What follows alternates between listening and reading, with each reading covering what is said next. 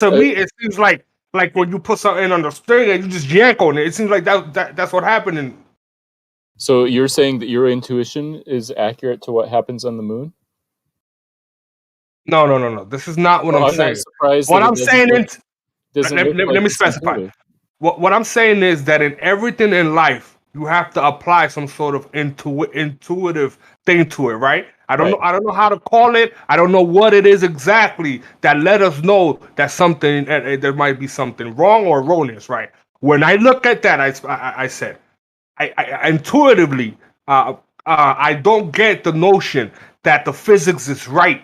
Right, it seems off. It's to me, it's kind of like them Indian movies, right, where the physics is way off. But I can't demonstrate it to you, right? You have to just know that those physics are off. Now, do you understand what I'm talking about? What I mentioned, Indian movies?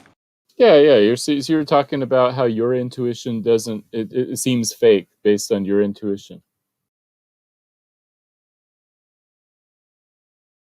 Sure. That in a sense, that's what I'm saying.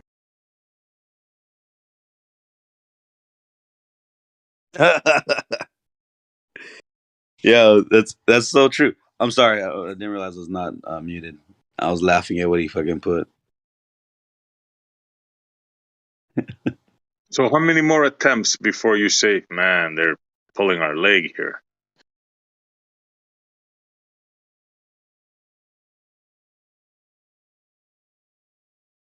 Five, 6 more times, 7.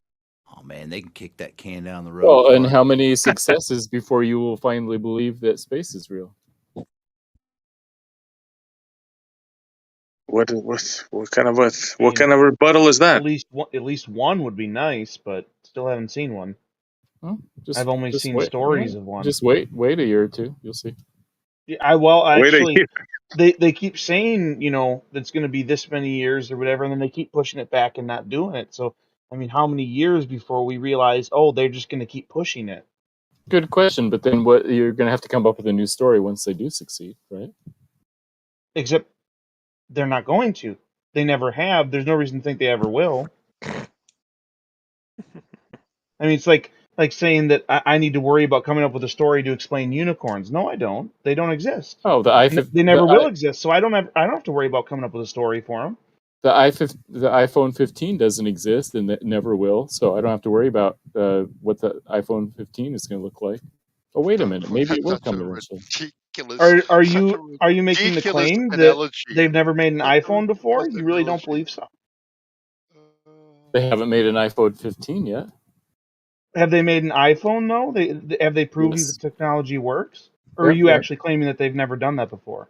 No, they have. They have made other. Oh, okay. So you do admit that that's different and doesn't apply at all whatsoever. Then no, they've made other kinds of rockets, and eventually they'll have a rocket that goes. And none of them have ever worked. We've never actually seen one go into space. We only see them go up into the sky, and then they switch to CGI cartoons. So whenever we actually see one actually go into space live, so we know for sure, then maybe we might start believing that they can do it. But until then, why would we? Because my GPS system works. More cartoons. So just to be clear, because cartoons, that's why science works and we go to space. I suspect that my GPS device runs on something more than cartoons. Well, you can suspect all you want, but you aren't demonstrating it. Cartoons for GPS? Oh, so let me. What is the thing about the GPS claim? Is it the claim that we can only construct GPS on some sort of spherical? Like, let's say, for example, we lived on a cube. You're telling me that humanity somehow could have figured out how to make some sort of GPS system on a cube, or on a donut, or on a rectangle, or on a triangle? Is this the claim? No, we could probably figure it out if we had that shape. We could probably figure out some kind of orbits that would work.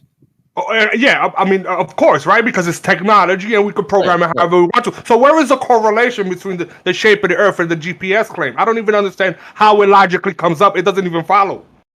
Oh, I thought he was saying that rocket launches never work, and what follows is that some people claim that rocket launches have launched GPS satellites into orbit and TV satellites into orbit, and you can verify that GPS works and that satellite TV works. plenty of Well, how do rocket you launches work. go ahead? I was just going to say, plenty of rocket launches work. You see them all the time. Right. And then we also see the evidence of what they launched, namely that satellite TV works. Satellite radio? The satellite that they build in a factory, and we may see them getting, there'll be a picture here and there of them, putting the payload in, and then, we can definitely see the rocket going up, and then kind of work its way downward again. And we you go see home and turn evidence on your of Dish the Network satellites TV. going up and hanging there on balloons and sometimes falling off of those balloons and causing destruction, right? That kind of evidence, right? Those are different because they No, move. all those are different. I'm talking about geostationary TV broadcast satellites where the Dish Network, every time you turn on your Dish Network TV, or even since the 80s, remember those ginormous TV satellites that rich people had? Yeah, I used to build those. They were fun. Yeah, With yeah, rods. you had to carefully aim them, right?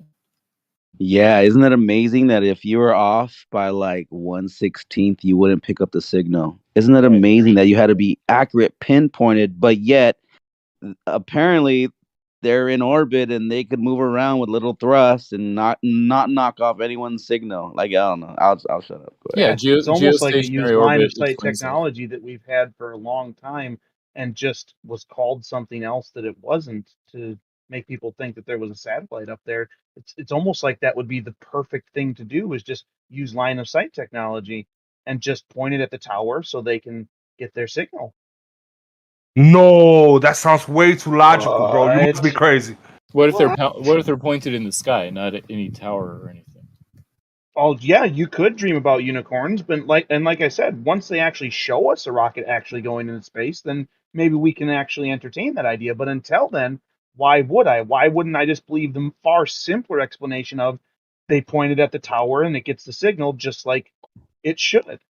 Satellite dishes are pointed at the sky, not at any towers, especially that's obviously the claim, but like the ones that I've seen, like on my parents' house, they don't seem to be pointed very high in the sky at all. It seems like they're pointed in a way that could easily hit a tower several miles away. So there are satellite dishes on the back of my building for my townhouse.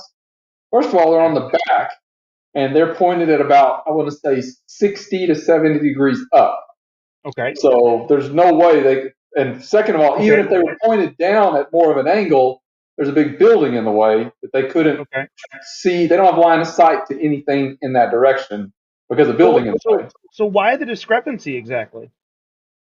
It's not a discrepancy. Well, why can some of them be pointed closer to the ground as if they're pointed at a tower, but those ones have to be pointed so far up? Why would there be a discrepancy if they're all using the exact same technology as claimed?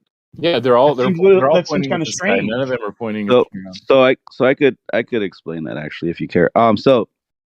So let's say you got to, like, let's say Dish Network is going to be on, let's say, like Galaxy 4. Let's say they're going to use that satellite on a certain transponder. I'm just saying. I'm just throwing out a satellite. It could be any name, whatever you want to name it. But let's just say it's called G5. It doesn't matter. I'm just saying there's a satellite in the sky for Dish Networks. That's what they use. DirecTV might have even the same satellite, just different transponder, whatever. When you aim a satellite, let's say you're in California and you live in Los Angeles, your dish is going to be pointed towards a certain direction of where that satellite is in what they call meridian. It was the meridian satellite system, right? So, and then if you live in, let's say, Arizona, you might have a different angle. You're both pointing to the same satellite dish using satellite. And when you're pointing at it, sometimes, let's say you're in like middle America and your satellite actually might be like just straight up in the air sometimes, like really angled, really crazy. And that's because that satellite is just so happens to be right above you. But if I'm in New York or California and I have to shoot it at that same one, then they're going to be like almost looking like they're shooting straight across because they're trying to angle to hit the one that's over Middle America, so to speak. But so you're claiming that some satellites would be pointing in a direction that would actually be towards, or some satellite dishes would be pointing in a direction that's actually towards a satellite that's over a spot on Earth that's actually possibly thousands of miles away. Correct. To answer and rebut that, hold on. I had some more questions real quick. No, he's wrong. How does no, that's not wrong. What are you talking about? I'm wrong. Because you didn't let me answer, and I can tell you why you're wrong. You don't even agree? To hear this. Okay. I want to hear this.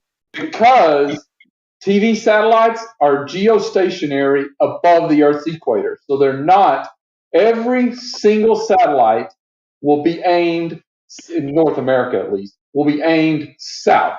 None of them will be aimed directly up because there are no satellite TV directly above any part of North America. They are all above the Earth's equator. Yes, now, they are. Actually. Hold on, not quite done. Good. The further north you go, the lower the angle. The further south you go, the higher the angle because they're closer to the equator. Okay, so look at the azimuth and elevation will change depending on where you're at, where you're fixing that satellite dish to point at it. No, it's going to be like you're saying, it's going to be a little bit lower if you're having to face towards to a satellite that's further down that. Well, maybe because you're only talking about only the TV stations. I'm talking about all of the satellites that are in the air. Apparently, like when I used to build it, I did for commercial broadcast. So we did work with Galaxy 3, Galaxy 5, all the different. I think there's 35 of them, something like that, or maybe more. But anyways, and yes, they were angled, some very low and some extremely high, depending on where you're shooting it. So let's say if I have DirecTV and I'm in New York, that dish is going to be pointing completely different azimuth elevation than someone in California, even though they're both at the same latitude that you would say that they're on. They still have to point completely different direction, not just south. Like both of them aren't just going to be south. New York's going to be south west, and California will be southeast because they're both pointing. Like, bro, I get what you're saying, but nice try.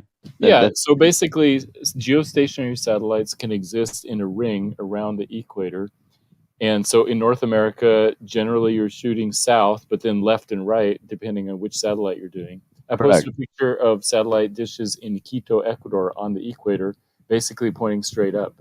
So if you're on the equator, then some of them are straight above you. Yeah, that's sometimes they would have to be like that. Matter of fact, when you're setting up satellite TV, like the old school ones, like someone was talking about, like rich people only had them back in the day. There, depending on the satellite, like when you tracked it from polarity left, polarity right, there was some satellites were completely flat, like, and if you lived close to something, sometimes you couldn't hit that satellite because it's like you're saying, like if the satellite's in the back of the house or whatever and there's a building blocking it.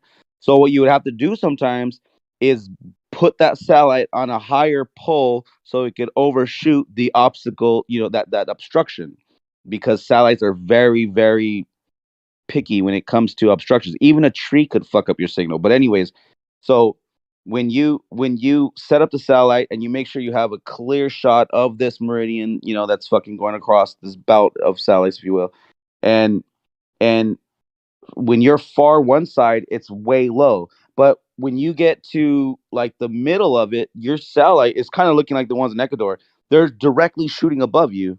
But a little bit tilted because, of course, it has a little bit. It's not as extreme as that, but because I'm talking about America, not in South America, and they're really pointing up straight high. But here's what I always trip out, because I used to think that we're just bouncing the signal off something, because there was a point in time that I remember even asking my uncle, who it was his business.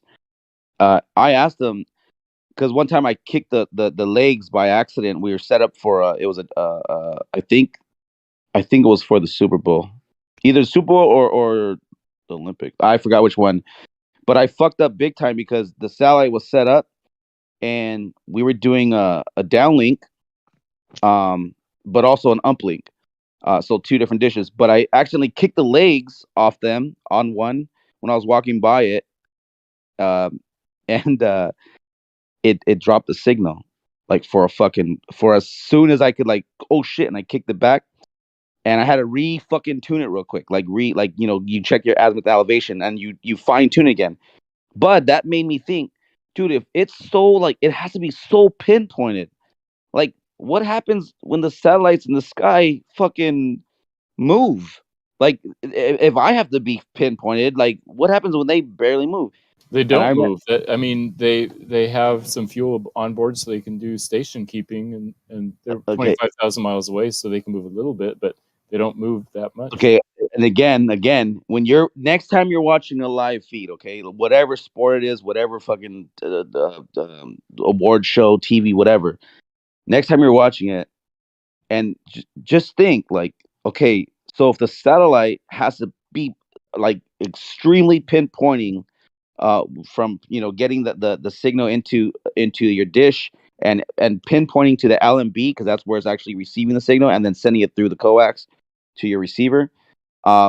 If that has to be like dead on, fucking within a 16th of an inch, even less, maybe a 64th of a fucking inch, to be perfectly tuned, then how can your little fucking readjustments not kick off any? It should knock everybody off. Every single satellite that's pinpointed to that point, it would have to. That satellite should be perfectly still. That's right. That's why they spend millions of dollars to design these things, and it's perfectly still. There's no wind up there, and it just so happens to work. It's a whole Goldilocks situation, guys. Everything matches, everything works. It's perfect. I know, bro. I'm telling you, it does. I mean, what's your story? That there's going to be a balloon up there in the jet stream? That hold on. Who says we need a new story, brother? Who says we need a new story? I think I would just go with exactly what they tell us, which is that it uses the same technology as radio, which is literally what it does. And they just say that. They just come right out and tell you it literally uses the same exact technology as radio. Right.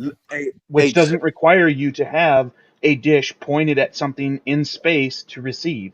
Yeah, because the signal's much stronger. It's like omnidirectional signal. Yeah, that's a story you can come up with to try and like explain it away. Except it just could not. It could just be not that. It could just be literally the technology they say it is, and it works because it's that technology that we already use. Why would you go with a more complex explanation when it's entirely unnecessary? You trying to play multiplayer, it's or just radio technology? You good with this? Why would you do that? Apocryphon just Elijah. told us how detailed we have to get the. Hold on, hey, well, Elijah, you're hot micing, brother. Well, here's what I would say though is that's why I honestly believe that. Okay, so I set up satellite dishes in California. Sorry, should I say the West Coast, and because we have gone up north as well, and also on the East Coast, and I've done uplinks and downlinks. Now, my uncle, he's been to every single continent, every single one, except Antarctica. Let me take that back. Your fake continent. He's been to everywhere. He's been to Europe, to Africa, to Asia, Australia, and North America, South America. He's been everywhere, right? And he set up satellite dishes for uplinks and downlinks for both. And I honestly, I truly feel like I would have loved to look more into it, though, especially now because now this whole movement's going on. But I honestly think that we're just up, like the uplink has to match the downlink, and everyone is kind of like tuning in to that signal. So like, in other words, like if I was to like shoot a bullet and ricochet, like a pool, let me say pool. Let me say if I was to like shoot pool and have to angle it off the bumper to go into the hole, then that's where I would shoot my. I'm sorry, what? Is someone hot micing or? Sounds like it. Okay, so now what? I'm just saying, like it'd be kind of like pool, like You just have to point the satellite dish at the right angle to bounce off and hit that pocket, and or to receive the signal or to send the signal. And I don't know, I just always would think about that, like, you know, like, man, that is because why doesn't it work? Like, okay, someone posted that picture that shows a satellite and it's just like this cone. That's what I was talking about earlier. There's this cone that goes down, and in other words, it's just broadcasting it. So everybody, as long as you fine tune it, you should be able to zoom into that signal. Yeah, listen. If I have a question down that road, real quick, Matthew, if you could please first, just for a second, quick question, then I'll go away. If you had the technology now, because I'm going to play what if game with Matthew, you know, he likes to do that, so I'm going to see if I can meet him where he's at. If we had the technology to get everything done that we get done today on the ground and not have to use satellites, why would we then spend so much money to use satellites that are hundreds, thousands, tens of thousands of miles from their target when we could just get it done locally with towers? But we do get it locally with towers. That's what I'm trying to say. Most of the internet traffic now goes on undersea cables and fiber optics. But satellites can be useful if you want to broadcast something to a place that has no cables, or if you want to take pictures, or if you want to do like mobile communications. So okay, one more question. Is that impossible with stuff that we could put up in the air inside the Earth? If you want it to cover the entire surface of the Earth, then you'll need something that is way above the surface. Is it possible? Yes or no? Not hard. Is it impossible? It is impossible because there are some valleys. And when did you physically confirm that? That's my last question. When I used GPS in the mountains where there's no cell towers. So you haven't then. Thank you. Appreciate that. I did. As you were, folks. No, you didn't build the GPS, did you? When I used the GPS device, far from any cell towers. How do you know that? Because it was in the mountain where there's no cell signal, but we could still get GPS. But you're assuming, how do you know that signal came from outer space? Because we were in a mountain valley and there was nothing around. It's the wilderness. Why would you assume that it uses the exact ssame tower as the cell phone? Wow, folks, just to let you know, that's how far people are. Hold on, I'm almost done. That's how far people are willing to go down this rabbit hole of belief. With evidence, you're right. Personal evidence. That's how far down the trail I'm allowed trying to go. Didn't work out, did it? Well, unfortunately, mountains equal space. Got it.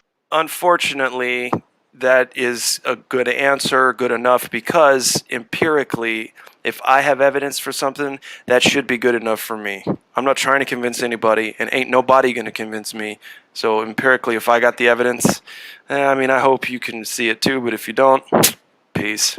Yeah, try using a GPS in the wilderness sometime. You're expecting us to look at our own satellite, our own GPS satellite. Yeah, the GPS with our own instrumentation from to radio. prove that the signal comes from space. That's what you're expecting. You won't take the suspension of disbelief and into consideration and think that maybe there is already a satellite up there and your GPS device is not pinging off cell towers, but actually pinging off that GPS satellite that's up in space. You're willing to not disbelief that you're not suspend your disbelief. You're actually going to say, I just don't believe in that satellite. Therefore, that evidence is no good. The obvious example is ships using it in the middle of the ocean where there's no tower.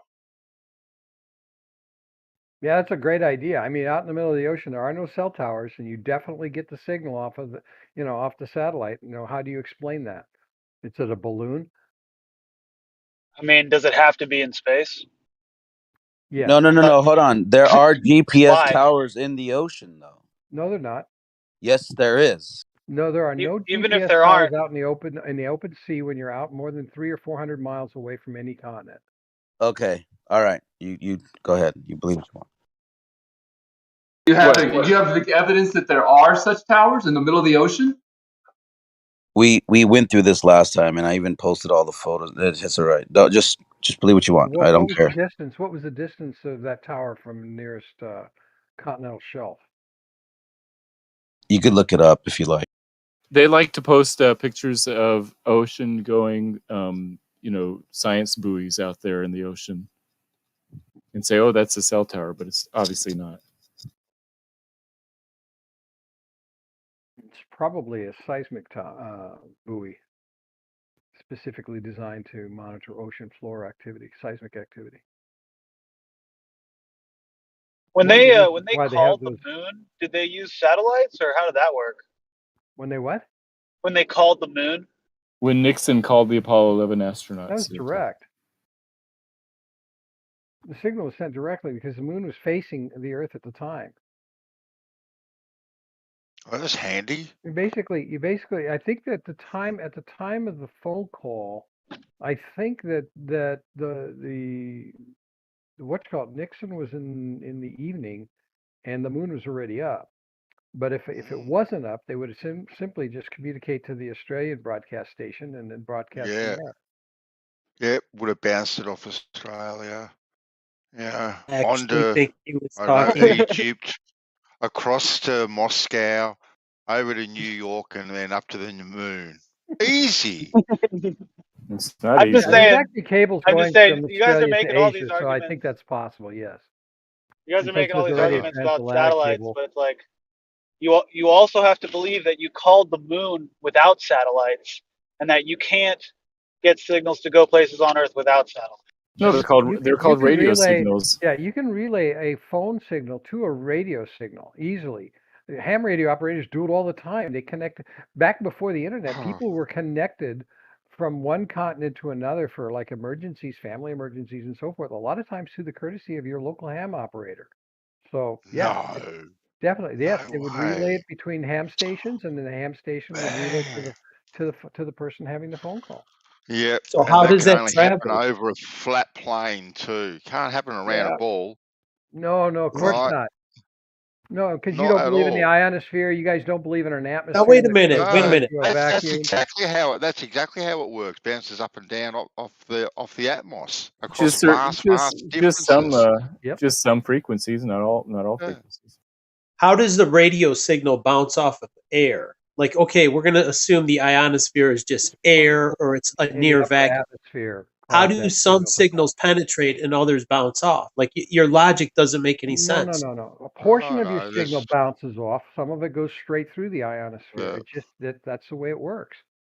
Bounces off I everything. used to do that. I talked to Electrostatics, Kingston, magnetic Jamaica from fields. Iowa. How did I everything. do that? Even on a curved Just like airport, I Marconi bounced did. it off. The radio No, I signal. actually used a Moonraker, which was a cross flat and vertical antenna that was aimed directly towards Jamaica and a little tilted up, bounced the signal off the ionosphere and talked to Kingston, Jamaica. Nothing. And I Okay, did that on what's your 31 belief? meters, which was the CB band. Did you ever go to a fireworks show and you hear a reverb? You hear an explosion and then you hear a reverb, right? Echo? You're getting a reverb off of the dome. You're getting reverberations. Your signals are actually bouncing off a solid structure. 3,000-mile away dome, because you guys already said the dome is at least 3,000 I don't know miles how above us. far it is. I'm just saying that there's something there bouncing the radio signal because it doesn't bounce off of air. It'll penetrate my fucking basement wall, dude. The noise fireworks makes is not radio signals. Those are sound I waves. was I'm picking up signals. I got AM radio that I could pick up, a handheld radio, a signal from Philadelphia all the way in Detroit in my basement from an AM radio. Or you said fireworks. You go to a fireworks display. What I'm talking about is radio signals, right? They'll penetrate my concrete wall all the way from Philadelphia, AM radio. Yeah. I'm like, yeah, I'm picking that up. And where are you living? I'm in Detroit, and all the way from Philadelphia, I was picking a radio station up from Philadelphia on AM radio. Yeah, those are Yes, what? How many 50,000 watt stations can easily I don't do know how that? many watts, but it's I couldn't believe an I AM picked it up. station is going to be 50,000 watts if it's transmitting that far. I used to listen to KAY Little Rock, Arkansas when I was up in northwest Iowa as a kid. 2 o'clock in the morning, listening to Beaker Street and Beaker Theater. That was the only time I could pick up that radio station because Okay, there wasn't all what that I'm interference saying from all the is, others. And it was if bouncing it off the traveled, ionosphere. hold on, let me finish my point. If it traveled all that distance, right, it penetrated my basement, it's not going to bounce off of air. This magic ionosphere is not going to reflect. It bounces off of ionized particles in the atmosphere. That's what No, causes the radio signals to bounce. But you don't have to take my word for it. You can read a basic basic, book on physics and learn how that happens. Just how radio signals bounce off.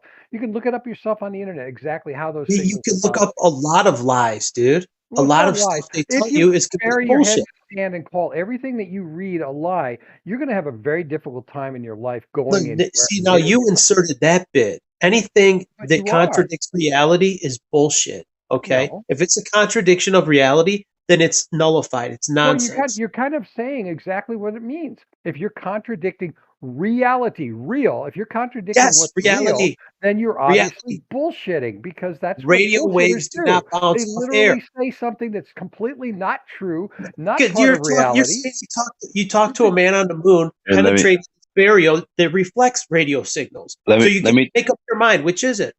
Let me tell you how radio signals actually work. They actually have to be relayed by a repeater. So when there's a mountain between, okay, so riddle me this then, brilliant genius.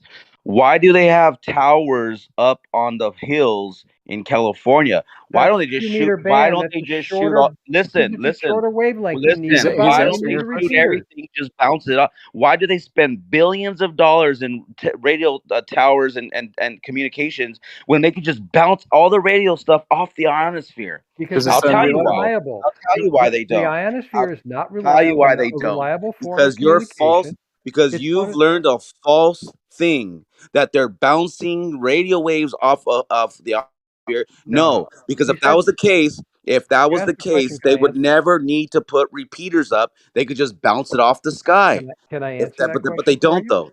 No, I already told you. They use repeaters. I already told you. You can't tell me. And matter of You fact, can't if ask you me a don't know the question and then repeater, not allow me to if answer you it. don't know the repeater, then you cannot communicate. If you ask a question, you got to let somebody answer the question. And I'm answering the question right now. The radio towers you're talking about where they're bouncing signals off is the 2-meter band. The 2-meter band is usually reserved for things like, fire rescue, shortwave communication between ham operators on short distances and so forth. That's why they put the towers up.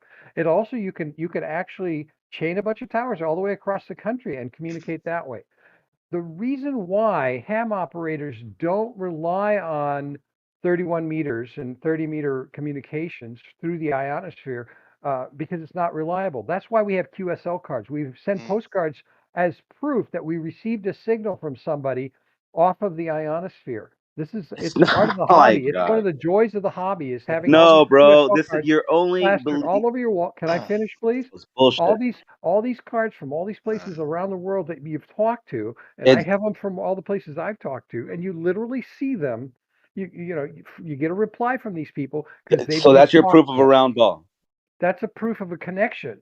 That's a proof Hey, how would he know? How would he know if we didn't exchange our addresses over the radio? Listen. And if the ionosphere didn't, if the signals weren't bouncing off the ionosphere or weren't affected by any sort of weather patterns, how come, depending on weather conditions and whatnot, affects your radio signal? Sometimes you can't even get a signal at all. Sometimes it's very weak. Sometimes it's very strong. So there is definitely 100% a connection between the weather patterns and the strength of the signal that you can either send or receive. Well, you're limited in ham radio as to the wattage you can use, but the point that I'm getting at is because it's not reliable, that's what makes the hobby so enjoyable for ham operators.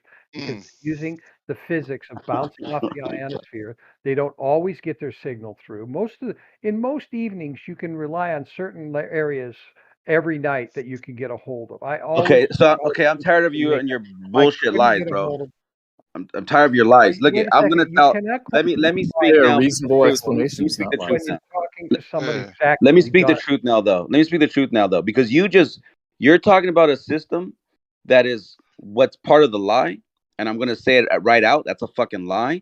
Because when you're in Hawaii and you're a ham radio operator and you're picking up someone from the States here, inland, right? And you're not relying on bouncing off the ionosphere. You're relying on the repeaters that's set up. And the reason why these repeaters are set up is because there are valleys highs and lows all across the land, and you need repeaters to sit all the way at the top, so that way that signal that's being broadcasted, like you're saying, like so it's not like you have a dish and you point it up and it bounces off. You just have an antenna. And it's Between not, Hawaii and the I mainland? guess I Where? understand now. I Where's guess I where's guess the I antenna in understand the why middle of this. the ocean? Sir, I no, guess no, I no, that's understand no, why no, that's the you thing. didn't That hit see, what I this had to is say. this is the thing. This is my point, bro. This is my point. Do you guys remember that old famous thing where they sent the signal from France to New York for the first time? And the reason why they did it, because they put the tower way up on top of the mountain, high enough to shoot to reach the other antenna on the other on the east coast side of America. That's because they needed the line of sight for these things to hit. Now, They didn't do it line of sight. if you take Hawaii to the west coast, there is a line of sight. The highest But mountain in France was if 6,400 you go high feet, enough, there is a line of sight. and when they transmitted it, that basic signal Okay. did go off the ionosphere, by the way. But let's go back to the point what No, I'm no, no. getting at. What? Let's No, go no. back to the point Why are what we I'm going getting at. back? Can I I'm finish? talking Can about I this. finish talking, or are you going to talk over me? I'm going to talk over you because we're You not gotta done have a talking about time this What are France you, a thing. mod? No, Are you allowed to talk over me? We're not talking about this France thing. So is that how it works I in here? don't. You Can know you what? make Hey, your I'm not going to point, stick dude? around. This is No, your This is bullshit. this is I'll bullshit. I'm let out him of here. answer. Go ahead and talk. Alright. I'll chat. I'll chat. I'm not going to stick Okay, around. You're lying right now. here's It's what. bullshit. Okay, No you It's one's can't call me not a bouncing anything liar. off the ionosphere. So You can't goodbye. call me a liar because it's Goodbye. you're listening. Because Alright. what you're not doing is you're not listening to what I first said the first time. I told you that those towers that you put up all over the mountains and so forth is for a lower bandwidth, 2-meter bandwidth compared to 31-meter bandwidth, which is a longer wavelength. It easily bounces off the ionosphere. 2 meters doesn't. 2 meters can't even reach more than maybe 50, 60 miles without having a repeater, helping the signal out. That's the reason why. You're not even talking about the same kind of radio transmission. Well, wait. And when You're you don't talking talk about the shortwave. same radio transmission, you have no argument. If all We're you want to talk talking about is 2 meters, shortwave. I'll agree with you that yes, they need repeaters, but there's a physical reason for that. Wait, you're contradicting now because now you're saying long waves. You're talking shortwave radio is what the ham operators use, shortwave, not long waves. Okay, at 2 meters, yes. At 31 meters, that's a longer wavelength. That's the meters is the distance from the top of the peak of one wave to the next, and that frequency is longer than the frequency at 2 meters. The overall band of ham radio is called shortwave, going from 30. I think it goes all the way up to 56 meters, if I remember right, and down to 2 meters. So all those bands are available. I operated on 31 and 30 meters because I bootlegged on 31 using CB radios, basically using ham radios to transmit to CB operators, and then I had a ham radio license for my 30 meter band. So my transmissions from Iowa all the way into Central America and Kingston, Jamaica, were real. My father helped me set up the system. It was his original, gift to me as a hobby. How tall was your antenna? The one on the house, we had 2 of them actually. The Moonraker was up at I think 65 feet, and the the broadband or the base station antenna for the CB radio was right on top of the house, which was 2 stories up, so 25 Were you feet. in Kansas, you said? No, Iowa. Iowa. Well, Iowa's pretty flat too. Kansas, Yeah, but Iowa. we were on the south side of the Missouri River, and so as the Missouri River came in, we were on the lip of the Missouri, so we were down in a valley. Well, the other one, if you're on the other side of the Rocky Mountains, you couldn't do that communication because you're not bouncing off the ionosphere. You're bouncing a straight line signal. As long as there's nothing obstructing your signal from A to B, then you're good. Yeah, but eventually curvature will make it impossible for you to get that signal direct. Most of the time, there is some bleed over with refraction that will give you maybe 100 or 200 miles in distance. The longest signal I ever got on my CB radio using sideband communications was about 400 miles. After that, without a linear and everything else, after that, it had to be bouncing off the ionosphere in order to be received any further out. I definitely think it's bouncing off the ionosphere, but you still need that line of sight to get that signal the furthest, 100%. It won't work around a ball. Can't Well, it see it. does. I mean, You haven't. Oh, globe people who believe in the globe Earth and people who've studied the the properties of radio signals and how they propagate, know that it goes off the ionosphere and it does go around the curve of a ball. Well, There how does are refraction examples. work in There a are curved? examples of ham operators who talk to Australia all the time, and that literally is Yeah, half I know. half the Yep, globe. yep. I've got a So that's neighbour. not line of sight. I've got a neighbour that does it. And you're He's a saying it's radio line of sight.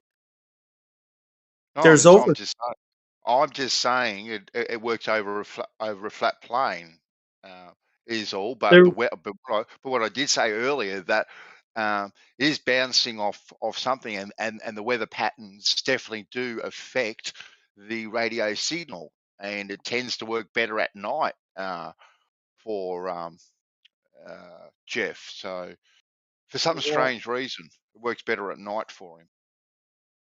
He did tell me the reason. I can't remember. did you know you said you could communicate 400 miles line of sight?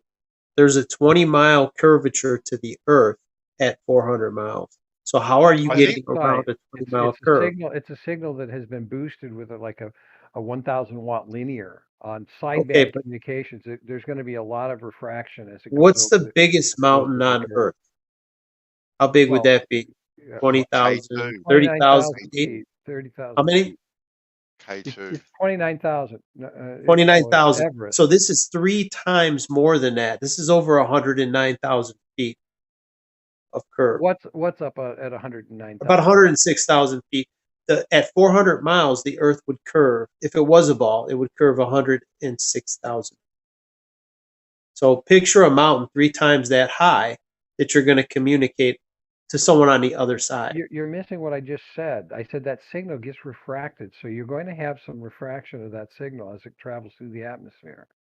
So I don't know where you get this idea that I'm going to have to worry about that 120 at 400 miles with that much of a linear behind it. That's a very strong signal. So you're not going to lose it. This is why AM radio stations at 50,000 watts can broadcast from Arkansas all the way up to Iowa and all the way up into Canada. I have friends in Canada. Them up on a handheld radio. I can pick up AM radio. Most of it has been bounced off the ionosphere. No, it's not. Well, you can say it's not. I agree. We're going to have to agree to disagree because you're going to totally ignore the fact that these longer wave signals are not going to bounce off the atmosphere. Can I ask you something? You got what is the wavelength? What did you say? How many meters? Which one? 31 meters? 31 meters? So you got a 31 wavelength meter wave, and it's going to bounce off of the air. Off of ionized particles in the upper atmosphere, yeah. It's going to weave right through them, just like it goes through my concrete wall. Air does not stop it. What's stopping it from going to Philadelphia to Detroit, going through the air? Bounced off of, if it hits ionized particles, some of those waves are going to be bounced back down, and that's bullshit. The other ends are going to be. Well, you can say bullshit, but it's a fact of life. It's illogical. It's completely illogical. How do you explain all these ham operators who have QSL cards from all the way around the world? Yes, physics, not illogical. How I would send those waves to your body, dude. To me, it doesn't work. Let's put it that way. How does refraction work in a curved density gradient, Angelo? How does what? Refraction work in a curved density gradient. Physics. It's not really a curve. The density gradients doesn't bother. It doesn't bother the refraction any. I mean, you're going to have, as it goes across the atmosphere and starts, bending downward because of the refraction, you're going to have some bleed that goes down and some that goes up. You're also going to have planes that are higher up that are not that might even be in line of sight of your radio station, not even picking up your signal. Because if you demonstrate, if you have a Moonraker antenna, you can go either flat side or vertical on your signal. And if you make your signal flat, it's only going to go flat and in a straight line straight out from your antenna and not bleed high up into an airplane, even with refraction. The airplane won't even hear you. He could be flying right above your tower and not hear you. You got to breathe occasionally, Angelo. Sure. Can you demonstrate what refraction will do in a curved density gradient? I don't have the what you call it, the expertise or the I don't even have the statistics on how it's done. I just know it does do that. So I suppose I could go look it up for you, or I could ask you to look claim. Yeah, well, yeah, no, I have, and you can find plenty of words and plenty of pictures what refraction will do in a curve density gradient, but can we see what it does practically? Because I can't find anything practically what either light, radio signals, anything will do in a curve density gradient. It's never been demonstrated. We've got all these wild theories to coincide with Well, the ball amount of and what density in an it atmosphere, does. the amount Sorry? of the amount of density gradient within the atmosphere is not that much, especially at the first 100 miles. You're literally, the air gets thinner at the first mile. At 5,000 feet to a human being, it gets thinner, but it's still fairly dense compared to up at 100 miles. When And most of those signals are within the first few miles, going straight out from your antenna. The ones that are going flat, Who's straight been out up from the antenna, 100 miles? they're within but a few miles of altitude. yeah, In other words, as they get yeah, beyond that, the regardless, signal's too weak anyway. see, this is this argument again. You know how much density grade is like? It's very, very little. Like you guys rely on refraction for every single argument, almost nearly No, every single argument, right? Whether it is long distance photography or things that we see further than what we should, or long range radio transmission, refraction is always mentioned in all these arguments, but never once have you guys demonstrated any sort of refractive properties, well, right, in Benzo, a curve density gradient. the only time I brought up refraction was on that short distance communication we were talking about of 400 miles. After that, I said everything is going off of the ionosphere, anything that's received. Mhm. And the reason why I posted the QSL link that I just put up is because this is why ham radio operators love their hobby so much, because you don't always get a signal. You don't always receive something Yeah, from sometimes you get a new place every night coming from somewhere else, as signals just literally bounce off the ionosphere and sometimes don't bounce back down to where there's a radio operator. And so you're never going to get heard. Or Oh, did sometimes you it teach just much goes straight class in through on BL? that night because there's not enough ionization in the atmosphere to cause it to bounce. So yeah. that's the reason why I bring this up. Did When you they teach were my new class in when BL? when you use a really powerful signal at 50,000 or 100,000 watts, you will The bounce off the igniter class. ionosphere some of that signal, and You leave people a will be trail. able to receive it. Who's talking over me? Yeah, no, I got it. I'll just ping him. That yeah, but even bouncing off the ionosphere, Angelo, has to be done round a curved ionosphere, right? Which is also too going to have some sort of refractive properties. Okay, so all these things that are done in all these curved environments. Okay, where's the practical demonstrations that these actually can actually be achieved? Isn't a What theoretical you're trying to ask, because if the curved ionosphere is irrelevant. Once a radio wave hits a particle, an ionized particle, it will bounce 90 degrees, in another direction, or depending on how it hits the particle, it will bounce in another direction. So whether it was a whole bunch of ionized particles that are curving or not doesn't make a difference. The minute it hits any ionized particle, some of that radio signal will start bouncing. And that's the thing. You As can long as say it's irrelevant. You can say it's irrelevant, but can you demonstrate that it's irrelevant? Because you have all these really, really big numbers and all these really, really little numbers, and you have all these words like irrelevant. Can you actually demonstrate any of this?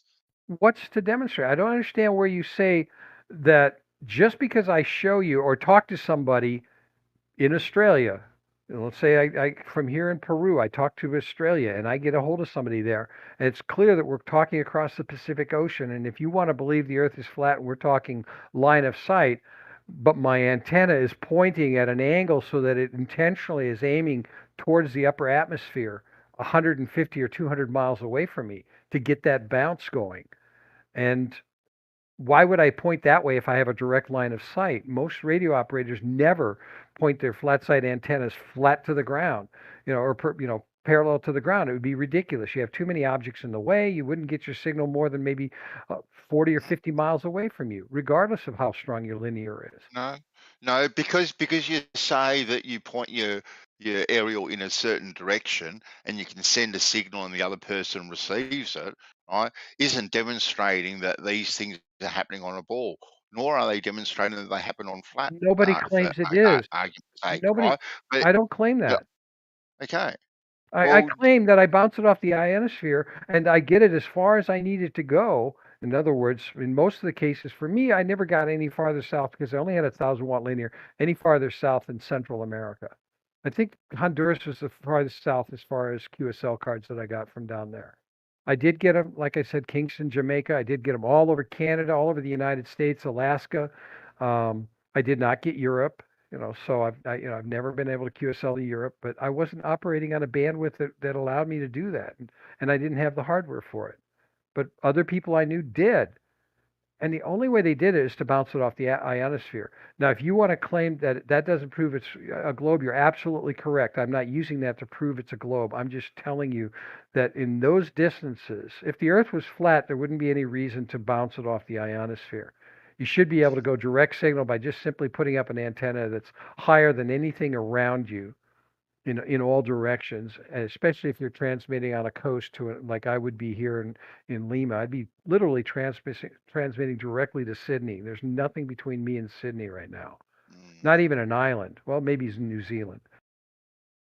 anyway, you're going to agree to disagree. I agree. Well, we can both agree on one thing. We're definitely bouncing signals off the ionosphere. It sounds like that's what you agree to, but you say that it's on a flat, only can be done on a flat plane, and I'm just saying I think it also could be done on a curved Earth. Well, yeah, well, I'm quite happy to run with the whole ionosphere thing, and that the weather patterns do affect the radio signal because I've actually witnessed it myself. So, and you can only put it down to the weather. Really, you can't put it down to anything else. It's not a bunch of pigeons flying in front of you or anything like that. So, carrier pigeons.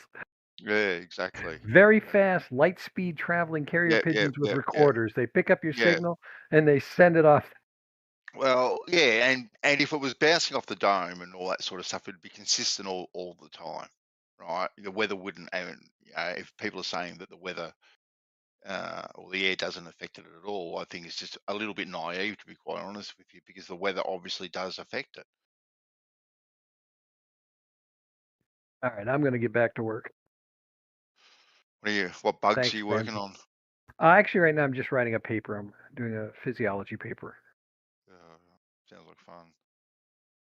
This one's not any fun. Thanks for the explanation. That was really interesting, especially with your expertise with the ham radio and stuff. Let's get back to when the first moon landing was.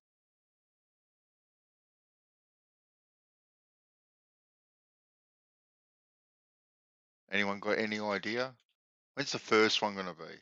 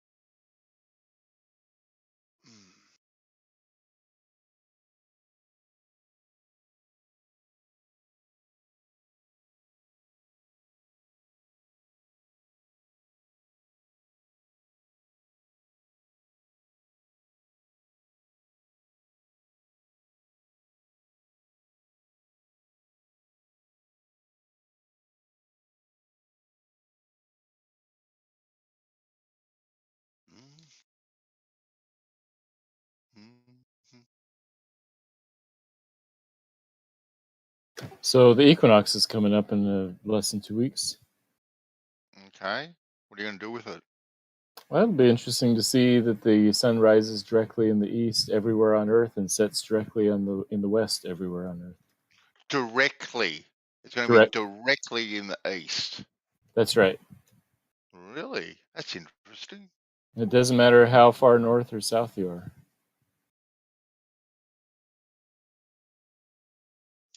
Mm.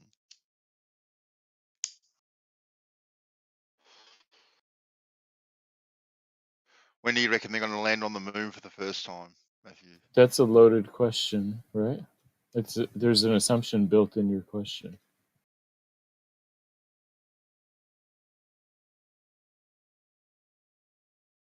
That they can get to the moon, exactly. Yeah, I am assuming that they can actually get there. That's one, and then the other assumption is that they haven't already.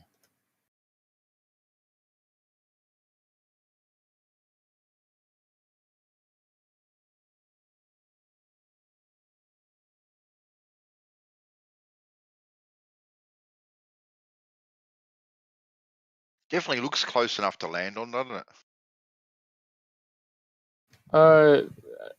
It's hard to judge how close it is because it's just so different than anything we're looking at. I mean, just by eyeballing it, it's hard to tell. Really, you don't think it looks close enough to land on? It's hard to judge things in the sky like that because it's so different. I mean, we do know that it doesn't change distance, like the full moon doesn't change distance all night long, right? Really? You don't think it looks like it's close enough to land on? No. Damn. Okay. Interesting. During a full moon, do you think the distance to the moon changes? Like, from when the moon rises to goes overhead to sets, is the distance changing? I don't know. Sometimes it looks quite large, actually.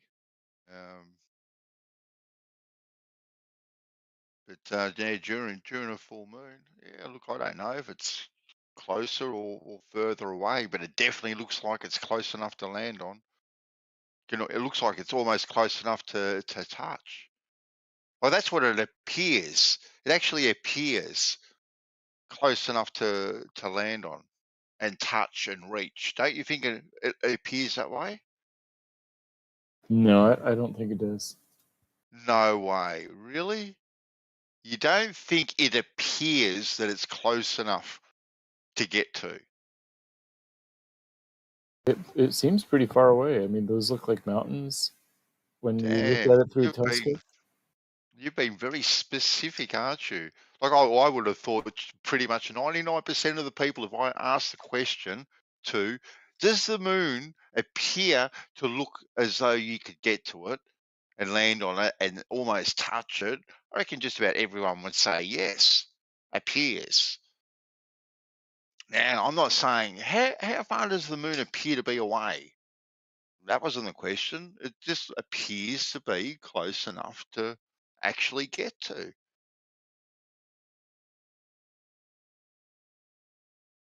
I mean, you're just talking about appearances, right? I mean, if you want to talk about reality and like engineering and all that type of stuff, it's a different thing. But to me, it appears like it's this otherworldly thing that's way off in the distance. Yeah, I was talking about the appearance. That's why I said it appears to seem as though you could get to it.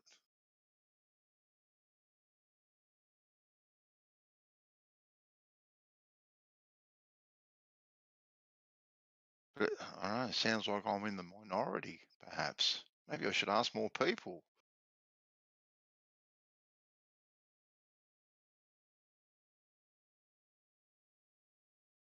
Might be surprised. Maybe a majority of people would say, no way does it appear like it's close enough to get to.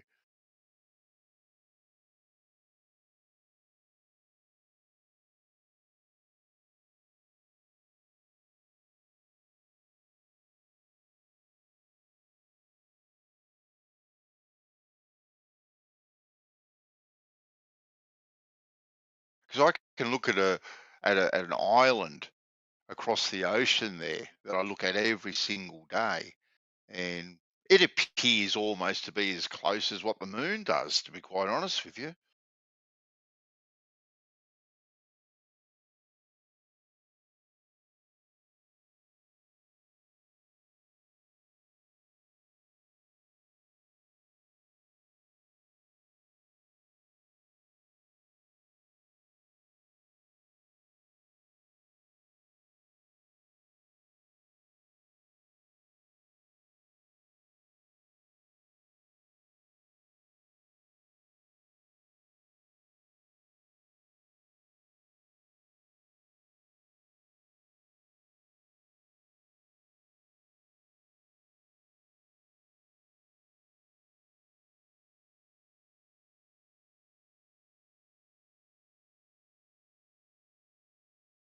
You think it looks like it's 250,000 miles away? It's hard to judge just because it's so different than compared to anything that we experience in real life. So I don't. It doesn't appear. It's hard to judge just on appearances.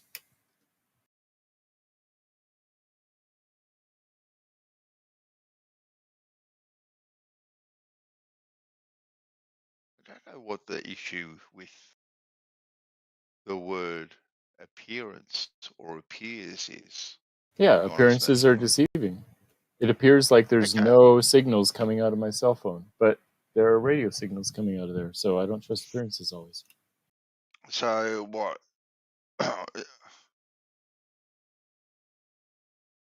So you look at it and you don't look up at it and go, "Oh, gee, that appears like I could get to it." You go, "Oh no, I've got to check myself. That will probably be really, really far away. My mind's actually tricking myself."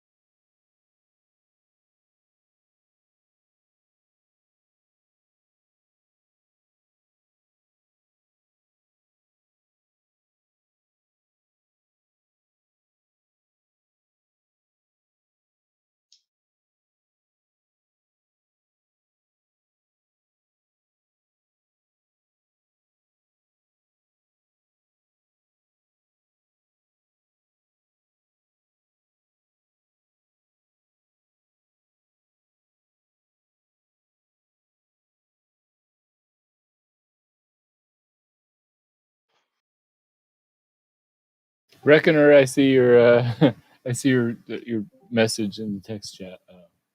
I don't know. I don't feel distressed, but it depends on what we're talking about. Where's Roland these days? I haven't seen him in a couple of weeks.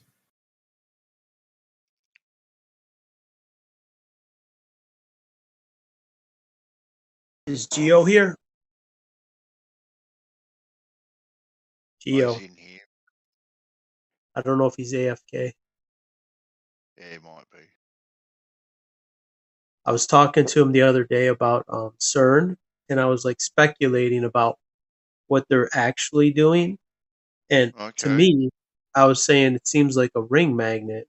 And when they energize it, they're probably trying to open a hole through the veil, through, let's say, the inertial plane, right? The hole that they're going to drill down through. They're trying to open a hole big enough to let spirits or entities or whatever the fuck.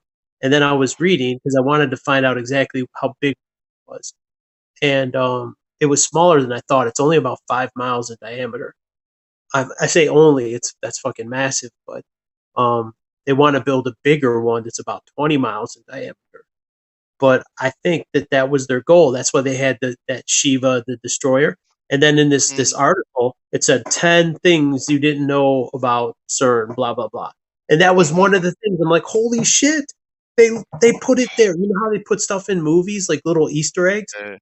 I think, yeah, you got to see this, dude. I'll drop the article. I'm like, holy shit. I saw something for about 2 months ago, maybe 3 months ago, and for the life of me, I cannot find it again.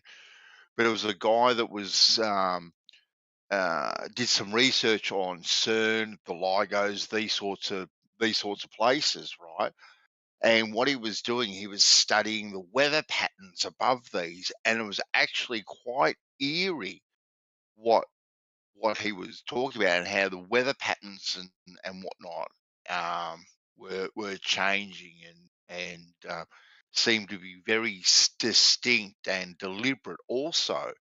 Not in the same realm as maybe trying to open up some porthole or anything like that, but whatever is happening there seemed to give the appearance that it was affecting the weather patterns directly above them. Sure. I think, you know what they're doing to affect weather? They're using the HARP. There's a HARP antenna. And those, I'm convinced, those are bouncing off the dome.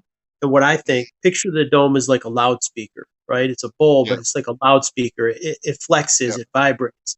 So over Fukushima, they were pressing the dome up, right? They were turning on the antenna, putting pressure against it.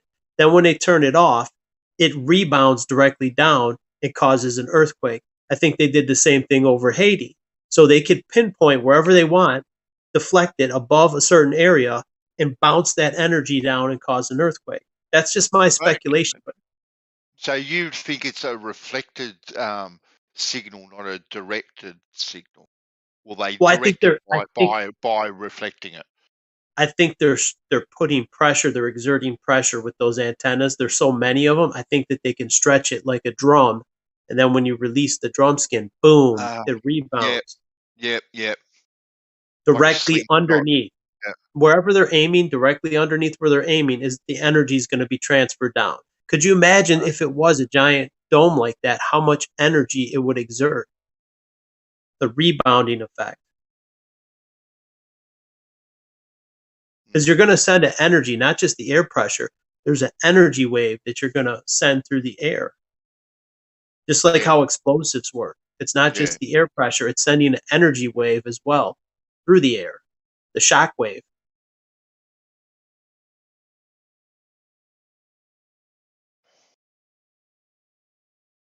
Yeah, that wouldn't surprise me that they're doing stuff like that at all.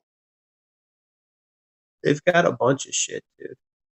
See, here's one of the this is one of them. One of the 10 that they listed, and I seen that and my jaw dropped. I'm like, holy shit. They're telling us, like in these movies, right? In these certain movies, they're telling us what, like encoded language, what they're doing. I'm like, it wouldn't surprise me. I'm like, holy shit. I must not be the only one thinking that if they put it on their list. Okay. So, other dimensions, Wolf. So No, I think directly beneath us, the underworld. You know, the flip side of the magnet. The flip side. We're on the north side. They're on the south side. The underworld.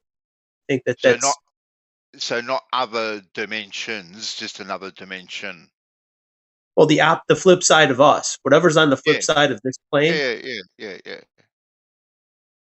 I mean, there could be a whole other world just like this. Everyone thinks they're right side up, and it's the underworld. I mean, for all I know, I don't know. There's a question mark on all this stuff because I don't fucking know. I didn't create it.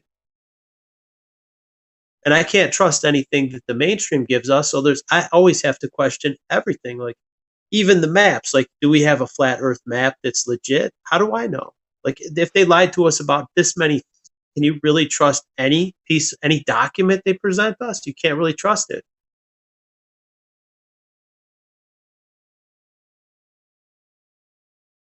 Well, there always seems to be the opposite of everything, good and bad, black and white, hot and cold, positive and negative. Inversions, yeah, an inversion of Exactly. Yeah. reality. Everything's an inversion. Uh, Like a stationary Earth, it's moving in uh-huh. multiple directions at once. It's spinning, it's rotating, it's corkscrewing, it's moving every which way you could possibly imagine, but it's not moving at all, right? That's the thing. Mhm. We're circling the sun. No, the sun is circling us. Everything they present to us is ass backwards. It's all ass backwards. So this other dimension that possibly could be under us, what sort Uh-huh. of world do you think it would be? Do you think it would be an evil, notorious world, or maybe just like another world? Definitely. So Definitely. definitely like 100%. Yes, definitely. Totally Because dark, grim, bleak, all that type of stuff. Yeah. probably hell. The hell Yeah. is beneath us, right? Okay. Heaven is Yep. above, Yep. hell is beneath. And Yep. it said the key to the bottomless pit. The bottomless pit is beneath us, and it's meant to be locked shut, right? So they have their demons on this side trying to open the gate to let their ass out. They're trapped beneath that plane that's impenetrable, and that's why they want to build a bigger CERN. They want to build a 20-mile diameter because maybe this one's not powerful enough. They're like, fuck, we couldn't rip it. We couldn't rip it open. Well, if there are demons here trying to get demons in here, do we have, for argument's sake, angels here trying to get in there and fix that place? I'm not sure. It's like an You know what I electric mean? fence. You know, the Yeah, electric fence, the cows don't fuck with it. Once they get poked by the electric fence, they don't go by it again. Maybe it doesn't need guarding. It's just like it's there. It's a barrier it's just continuous. And there's no way to shut the power off, so maybe they try to open it temporarily. Let's open the door and let them in, and then it'll slam itself shut. Let's open a hole, let them through the hole, and even movies like Ghostbusters where they suck up the ghost. The ghost is like a spirit, or they suck it into a thing. Some kind of electromagnetism. I mean, you know what? If it is a ghost, it's probably like a plasma state. So maybe it is conductive. Maybe they could do something like that. It's just all speculation because I don't really know. I'm just speculating that there are these entities because the elite seem to worship them. They wear these medallions and they worship these strange gods. You know what I mean? Like Helio and the Statue of Liberty. Have you seen that? What it is? What the Statue of Liberty? No, I haven't seen what the Statue of Liberty is, but I've heard. Yeah, I probably have actually, but it's a picture of Satan summoning his legions. Because when I've seen it, yes, there's a guy that founded Earth Brothers made a video, and he saw a picture. He's like, "Where have I seen this before?" It was Jacob Rothschild and Marina Abramovic standing in front of a large painting, and the title of the painting is called "Satan Summoning His Legions," and it is identical to a T of the Statue of Liberty, holding the torch, the crown, the arm, the pose. I'm like, holy shit. It's right there in front of all of us. The fuck Lady Liberty. It's not a lady. It's a man. He was calling it Lucifer, but it was actually Satan. It's actually a man. Well, it doesn't surprise me that it's actually a man. You know, just I knew it was a man before I knew it was Satan. I'm like, dude, this is a man. Yeah. This is like, I didn't know it was Satan, but I'm like, dude, this is a guy. This is a, it's not a woman. I knew that, like, I don't know, like when I got into the transvestigations, I'm like, wait a minute. Started looking at it. The arm looks very muscular. Maybe like 3 or 4 years ago, I figured this out. And then I found that video. I'm like, oh shit. That one made my jaw drop. And there's not a lot of things that surprise me at this point. Interesting. Satan is the light bearer. No, Lucifer is the light bearer. Luminosity. Lucifer. Yes, the morning star. Maybe that's what Venus, he meant. Lucifer. Well, yeah, I mean, I don't know if there's different entities. People use them interchangeable. I don't know if it's the same name for the same demon. I don't know. Yep. I imagine both are pretty fucking evil. I mean, I never hear either one being talked about in a good light. So, I mean, they're both on the same team. If it's not the same. They're definitely depicted as fairly evil, aren't they? Definitely. Yeah, and Are they any the more? people. Are they any more evil than actually human beings themselves, though? Because human beings can be pretty damn evil. Well, of course, they're influenced.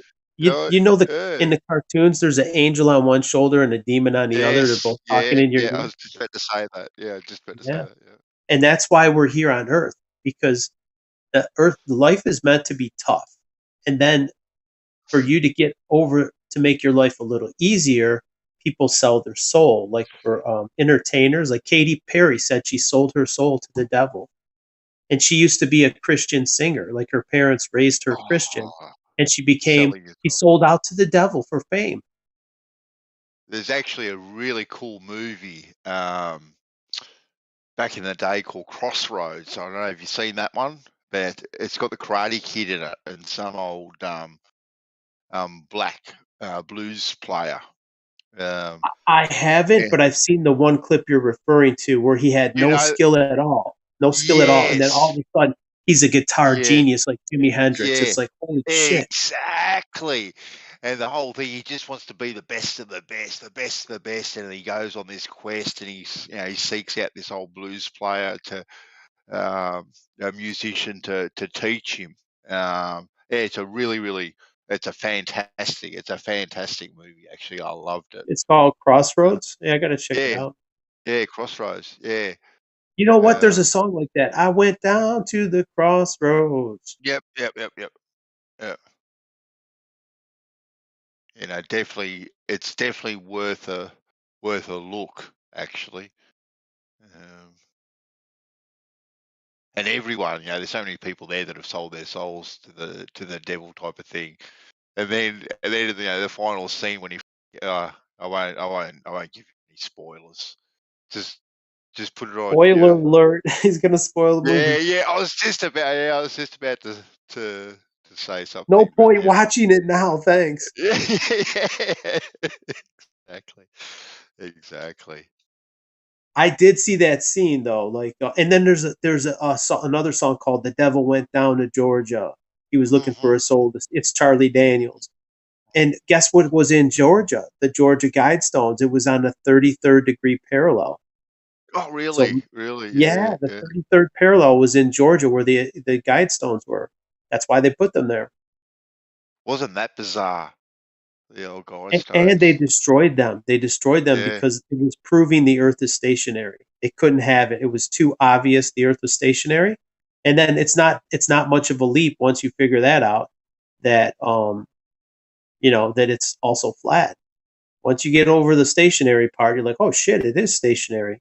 And then that opens your mind to the truth. They couldn't have it. And they put it right in our face. That fucking thing was there over 40 years before anyone made the connection that it proved the Earth stationary. And I think I was the first one to make that point to this kid. He was on 24/7, and I was telling him how you could aim your camera at the North Star and make star trails, and you could come back the next day or the next year and check your camera, and it'll still be aimed at the North Star. And then I found out about that hole through the Georgia Guidestone. I knew there were some astrological alignments. It also tracks the sun across the horizon. It also marks high noon every day. So it's like, okay, it's marking high noon of the sun. You could track its movement across the horizon throughout the whole year because it's like a slot. And then there's Polaris through this whole day. So it's like, wait, I thought we're circling the sun, but yet the sun is crossing this plane every day through the stone, and it's aimed at Polaris every single minute that Polaris is visible. You could see it through this fucking hole. So wait, Polaris is not moving, these stones are not moving, and the sun is moving across this slot. It's like it doesn't take a genius to figure it out. So they crushed it. They crushed the stones. I say good riddance. Good riddance to them. Everything's in perfect synchronicity. It is. Has been forever and a day. Just like what do you think of the Queen? Do you think that the Australians were under the rule of the Queen, but now I guess you guys are going to have to deal with Charles? Yeah. Look. They're going to are they issuing new paper, like new bills with his face on it? Oh, look! They probably will get around to that. I'm sure. What do I think of the Queen? Look, the royal family and the establishment itself. No, I've got no time for it. I'm sorry for her family. You know, her kids and her grandkids that they lost a grandmother and a mother and great grandmother. I think that's sad in any situation. But the establishment itself, yeah, no, I think it's pretty damn evil myself. Quite honestly. See the slot right there? This is the slot in the Georgia Guidestone. Someone painted graffiti. But if you look through that slot will track the sun's movement across the horizon. There was another one with a hole drilled through it at Polaris, so it's 33 degrees from there because they're at the 33rd parallel. It's at a 33 degree angle, and there's Polaris through that hole. And then there's another peephole in the roof. It would mark high noon every day. Uh-huh. And it was probably slotted as well because the sun goes toward you guys in the winter, goes toward Australia, and so it has to have like a slot like this, but a different angle. The slot matching due south. Yep. So that it can poke light through it every day. Yeah, we've got a shrine here that has a hole in it, and on the 11th of the 11th at 11:11, every single year the hole of the sun shines through this particular hole and beams down on a monument. It's pretty damn. You could see how impossible that was if we had all these different motions at the same time. Oh, exactly. Yeah. Absolutely impossible to replicate that. Here, we're spinning 1,000. Yeah. We're spinning 1,000 and circling the sun at 66,000. And it's going to line up every time once a year. Look, Get the fuck out. That is so impossible. And then they'll say things like with Polaris and whatnot, it's not actually in a fixed position. And yeah, you can see Polaris does make a kind of a little oblique kind of circular motion, almost like the eye of Ra. Actually, it's kind of in an eyeball or an eye shape, right? So yeah, it's not directly fixed in, but it takes the same path day in, day out, year in. It's a tight circle. The circle's so tight. It's like a quarter of a degree. It's in this little tight. Yeah. That's right. And it's like me. Let's say I had a hula hoop around my waist, and my feet are my feet ain't moving, but I got a hula hoop, and that's all that's happening. My feet ain't moving. In the center of that ring is Polaris at any given point. And they they'll tell you, oh no, they are actually moving. They're moving by whatever it is every single year. And Polaris ain't going to be the North Star forever. There's going to be some other star that takes it over. Okay, then that's all very, very well and good. All right, to say these sorts of things, but you can have these monuments that are put in place that have holes in very, very specific positions. Where, for the last, I think with the shrine, it's been there for 80 years, maybe 75, 80 years, and it's still exactly the same, year in, year out, does not change, never has changed, never will change. Yeah, the Guidestones were like 45 years they were there, and nothing happened. They aligned, all these motions aligned every year after year, day after day. Yep.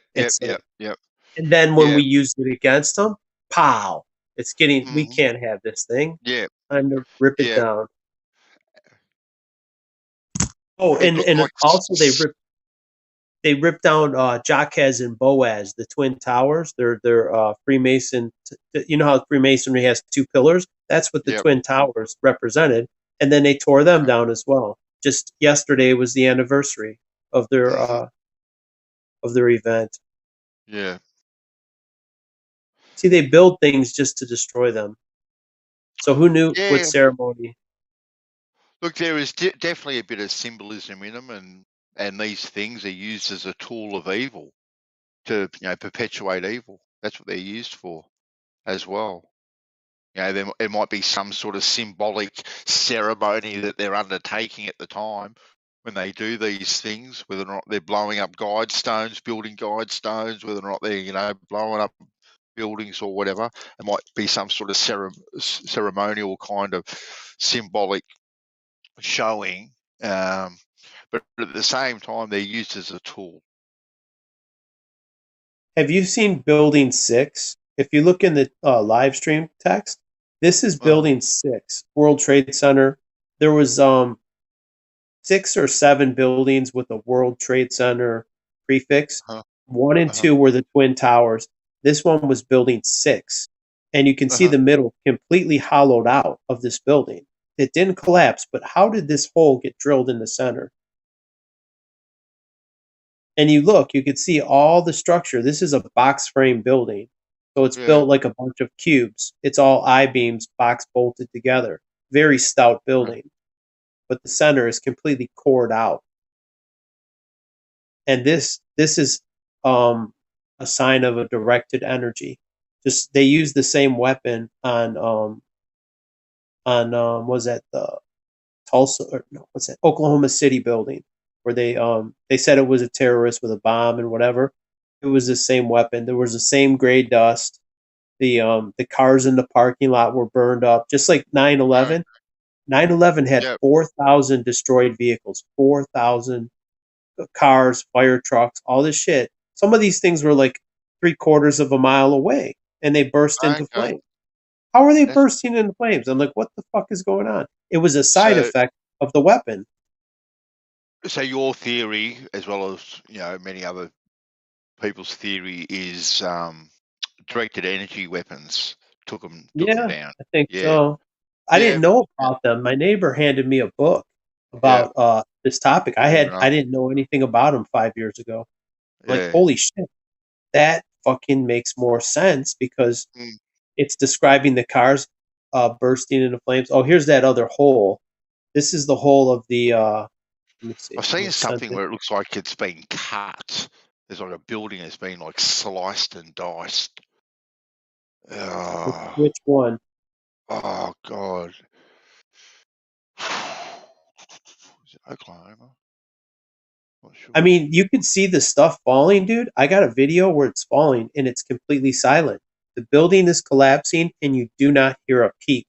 It's completely silent. You just see a big whoosh of dust. And this guy was a doctor. He was going out there in his scrubs and his hospital gear. And he was asking if anyone was injured. He wanted to give them first aid. And he was blogging. He had a little camera. He's blogging. This is before YouTube. This is in 9/11, 2001. So he's only got like a little camera. Anyway, he's going around. He goes to the fire chief. He's like, is anybody injured? I'm a doctor, whatever. He's like, no, but just stay here. He said, don't go near any high-rise buildings. And just after he said that, the fucking building comes down. The car drives past the street. You can hear the car tires move across the pavement. But then you see the building collapsing. He's filming it. And it's completely silent. You don't hear boom, boom, boom, boom, boom, boom, boom. You don't hear explosives. You just see it collapsing. And then within seconds, the guy is completely enveloped in this thick dust. And then after 2 minutes, he comes out completely covered in dust, like someone threw him in a bag of flour. Completely covered. Yeah, head just completely caked in dust, thick dust. The air is still, really thick, but it's getting a little thinner where you could kind of see. And a fireman's walking down the street. He's like, hey, can I take a breath off your respirator? He had like an oxygen tank because he had been suffocating in that dust. The poor guy, man, he's breathing that fucking dust. I don't know if he's still alive, man. That probably killed him. Breathing that fucking heavy dust. For me, if it was a directed energy weapon, planted explosives, whatever, to me it's all much of a muchness. It's all the same. The result was still the same. It doesn't matter how they did it. No, it does in a way though, because they're still using the weapons to fuck shit up. Like they're still fucking things up with that weapon, and they have a plausible deniability. They're fucking everything up, dude. Yeah, well, you've only got to look at some fires and whatnot. They're using them for fires too, man. Exactly right. You see the way things are. Well, the fires seem to be very specific, don't they? They've targeted, this house, that house, and you've got all the green trees all the way around them, all through the streets, bang, bang, bang, bang, bang, and all this greenery. It just doesn't make any logical sense. But the Jews seem to be a very, a real thing. out there. Oh, 100%. Here, I'll send a couple pics in the chat. Look at this. Look at this building on 9/11, how it's spread apart like that. And then look at that vehicle completely fucked up. Here's a vehicle from the fires in California. I'm not sure which one it was, if it was Paradise or one of them, but they had a fucking bunch. You see how half that van is completely fucked up? And then look at the line between where the metal is completely roached out. It's like ash, and then the paint is fucking white. Now look at some of the vehicles on 9/11, like this police car. The rear section is completely fucked up, and the back door the paint is still white. If that car was flaming hot, the sirens on the roof would be melted. Plastic siren is perfect. The car across the street with the ladder, see the van? They caught the edge of the beam. The van across the street, that front panel and the rear panel of this cop car, they caught the edge of it because they're in alignment. But if the car was on fire and it was hot, how did the plastic siren survive? They're not melted. Why is the paint not blistered off the door? Look at this fire truck. Look at the red paint. The aluminum ladder's all fucked up and melted. I say melted, but I don't know. It's all twisted and fucked up. But then the paint is fresh. Ladder 3. Look at the line, right? How abrupt the transition is from completely fucked up, and then the paint is fine. Like paint doesn't do that, dude. It's gonna blister off. It's not gonna transition from completely fucked up to no damage at all. It's just not gonna happen. You're not oppressed, Elijah. You're hot miking, buddy.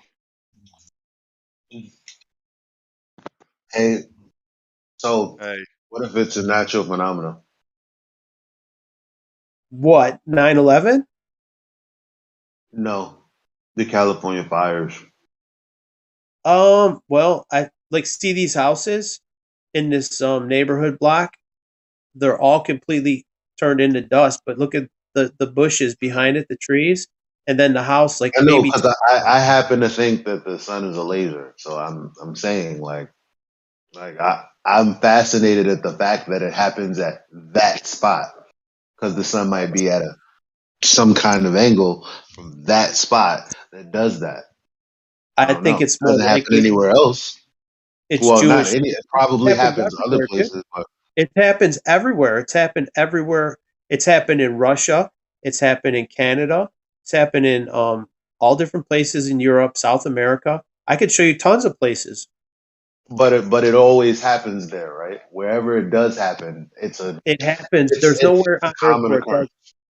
It happened in Spain. It doesn't happen here. Where's here? New York. Well, fucking A, I just showed you it happened in New York. Where? The Twin Towers, dude. No, you telling me that was a directed energy beam? 100%. It was. There's different versions of it. There's different versions. Let me show you something. Well, in that case, that's different. There's definitely different versions that supports the theory. Definitely evidence. Well, here's the ones that I know of. Right. Check this out. There's the kind they use in the fires in California where they set things aflame, right? And then there's the kind that are explosive, like this was in Russia. See the building with the holes in the roof? It's a white building with a yellow stripe. The fire this was an indoor, like a Chuck E. Cheese for children. It was an indoor playground. They caught the fucking building on fire, and the flames came from the roof down. And this is what it looked like. This is, Russia. This car was one of those fires. I don't know if the Campfire or Paradise, whatever. Then the one on that car, that silver car. And then there's this was the grain silo in Libya. It took a blast. They thought it was a missile, but there was ships on fire in the harbor. The steel was literally on fire, just like we saw cars on fire on 9/11. And then this, underneath it, is the building in Oklahoma City. Look at the cars. The cars are all fucked up across the street, but there was no crater. If you look at the picture, there's no crater in the road. The road is not burnt. There's no crater. And then look at the rooftop of the building across the street. It looks like a checkerboard. See how it's all burnt around the air conditioners or the vents on the roof, whatever those parts that are not burnt. It's scorched. So something came from the top hit this building, sliced through all the floors, pulverized them, didn't leave a crater in the street. If we had a truck bomb, there'd be a gigantic crater in the street. The bottom level would be more damaged than the top level, but you see they're all even. It's like someone cut straight down through them. A bomb would have the highest pressure near the ground level, and then 100 feet away, this building's 100 feet tall, there'd be almost no damage at all. And then the street, the roof across the street, why would it be burned? Why would these cars be all smashed up and just like 9/11? What smashed the cars on 9/11 in a parking lot 3/4 of a mile away? What caught them on fire? Dude, it's happening everywhere. I wish I could say it was just one place, but it's not. It's happening in Australia. They had those fires in Australia. What do you think it was? Here's one in Australia. Dude, they're blaming it on global warming. They're blaming it on global warming, dude. And it's eco-terrorism. That's why they're going to tax us on our fuel. They're going to say, you can need a $5 tax per gallon on your fuel. They want to tax the piss out of us. Load up. There's one in Australia. Look at the beam, Wolfgang. Oh, yeah. You caught it. Let me see. Somebody caught it. Fucking A. Look at that. You can see the fucking beam in the smoke. Dude, there's a guy, Dutch Sense. Dutch Sense caught one on his video live stream. This guy, he's an earthquake channel. He caught it, dude. It was going from Oregon to California. It was a fucking beam showing up in the infrared light spectrum. He's like, what is this? Because he normally just does earthquakes, but he was, checking out the fires on his radar, whatever. And then through the smoke, the smoke makes the beam a little visible, but in the infrared spectrum, he saw a fucking line, straight line. Like, dude, they're shooting it. Dutch Sense caught it. I got his video. See that one? Look at that. Let me zoom. Fucking A, yeah. Those motherfuckers. Red-handed, dude. They got now. See, this is different. This is a little different than the one that hit this building. Yeah. That there will set things on fire. That beam. This one has a pulse energy, and the side effect is these cars bursting into flames. That's a side effect. The one that hit Libya, that's a side effect where the ship was on fire. The steel was on fire. Yeah. And they used it in Iran, dude. 7 ships in Iran were on fire in the dock. Who do you who's the enemy of Iran? Who's the enemy of Libya? There's only one person, right? The people with small hats. They fucking hate Libya. They hate Iran. They blew up their grain silo. That was the grain silo for Libya. Now they have no food. They have no food storage for their fucking shit. Main grain storage bin. It's quite funny though. Well, not really funny, but like when you see these images in the newspapers or on the news or whatever the case may be, when they flash in front of you, you don't notice these things. It's not until someone has actually taken the time to go through things, right, and actually analyze it, and all of a sudden, bang, stuff is in plain sight. How do you even know what you're looking at? Years ago, I wouldn't know what I was looking at. I'm like, fuck, dude, that's a strange fire. I wouldn't know. That's right. I'm just seeing similarities. I'm like, where have I seen this before, right? Yeah. Just putting on my detective hat. Oh, I've seen this before. And they're all looking the same. I'm like, holy shit. Something's similar, and it's not good.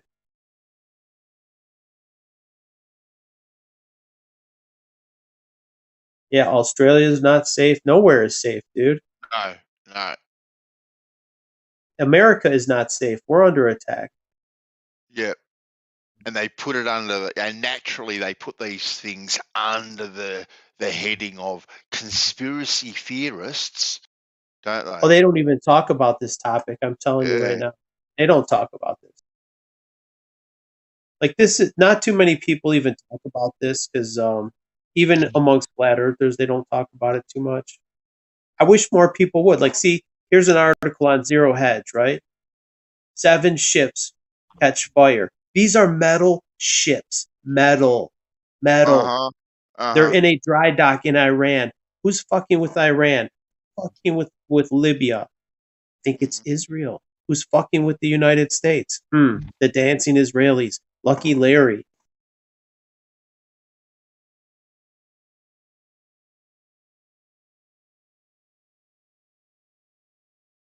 You want to see how old this shit is, dude?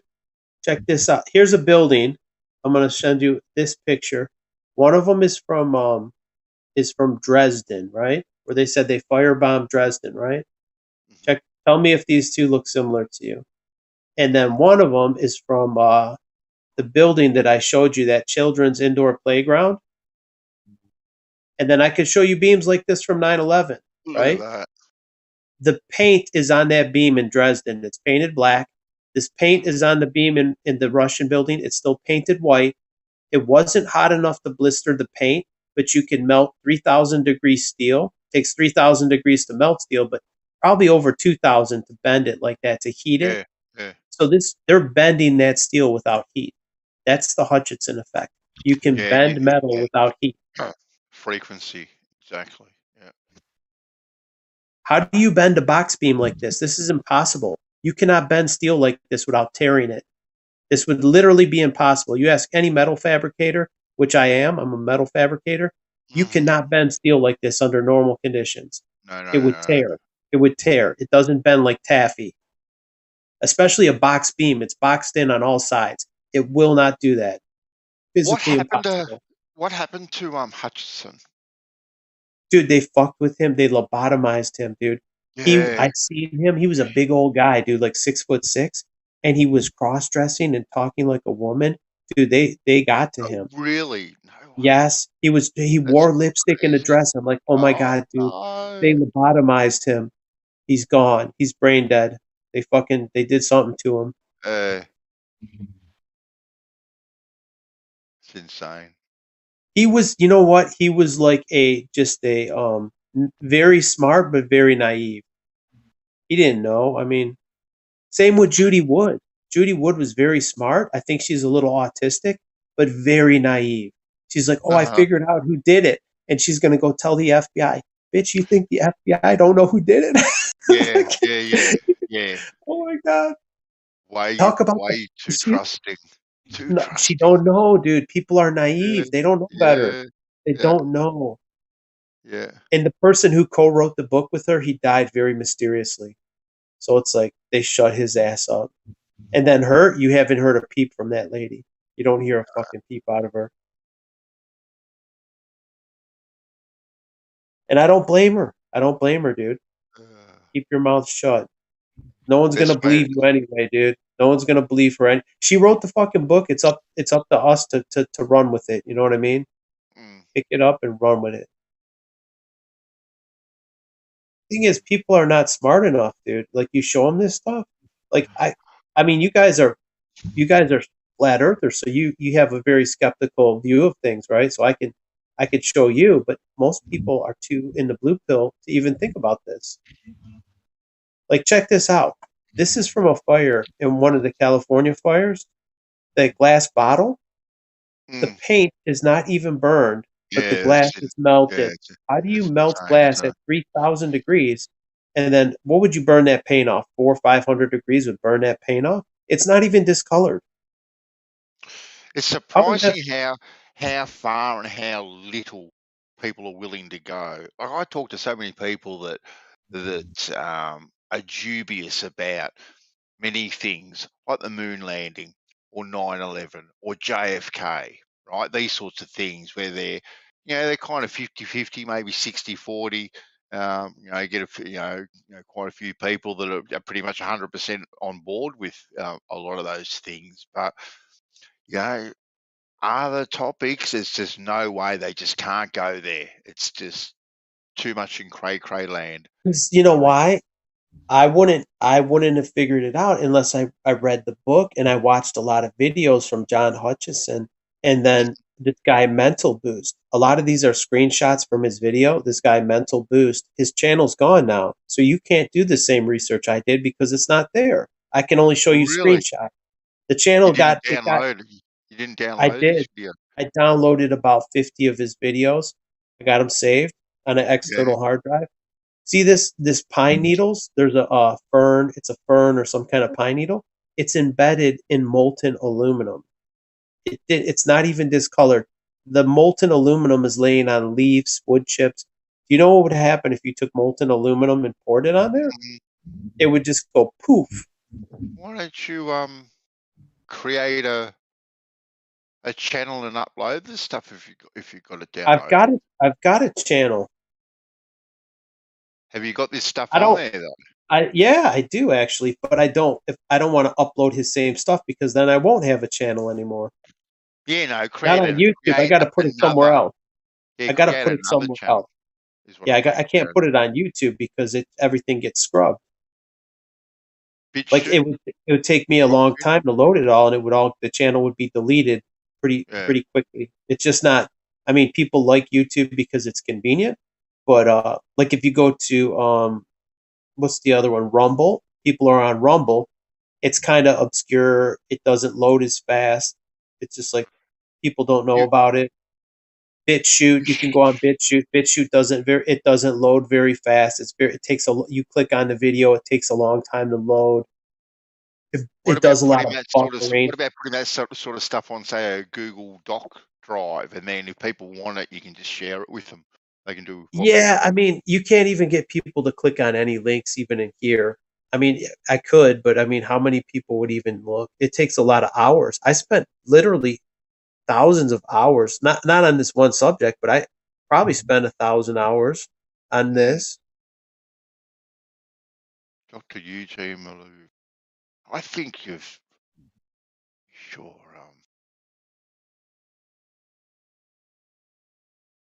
That's why I've got a nice collection of stuff, and a lot of people don't because they never really went down this rabbit hole too far. But now that when I see it, like when I saw that bombing in Lebanon, in Beirut, I'm like, what the fuck? You saw a massive explosion, and then the boat was on fire in the harbor, dude, a steel boat. We know steel doesn't burn. I say burning, but I don't know what else to call it. It was, is it really burning or what the fuck's happening?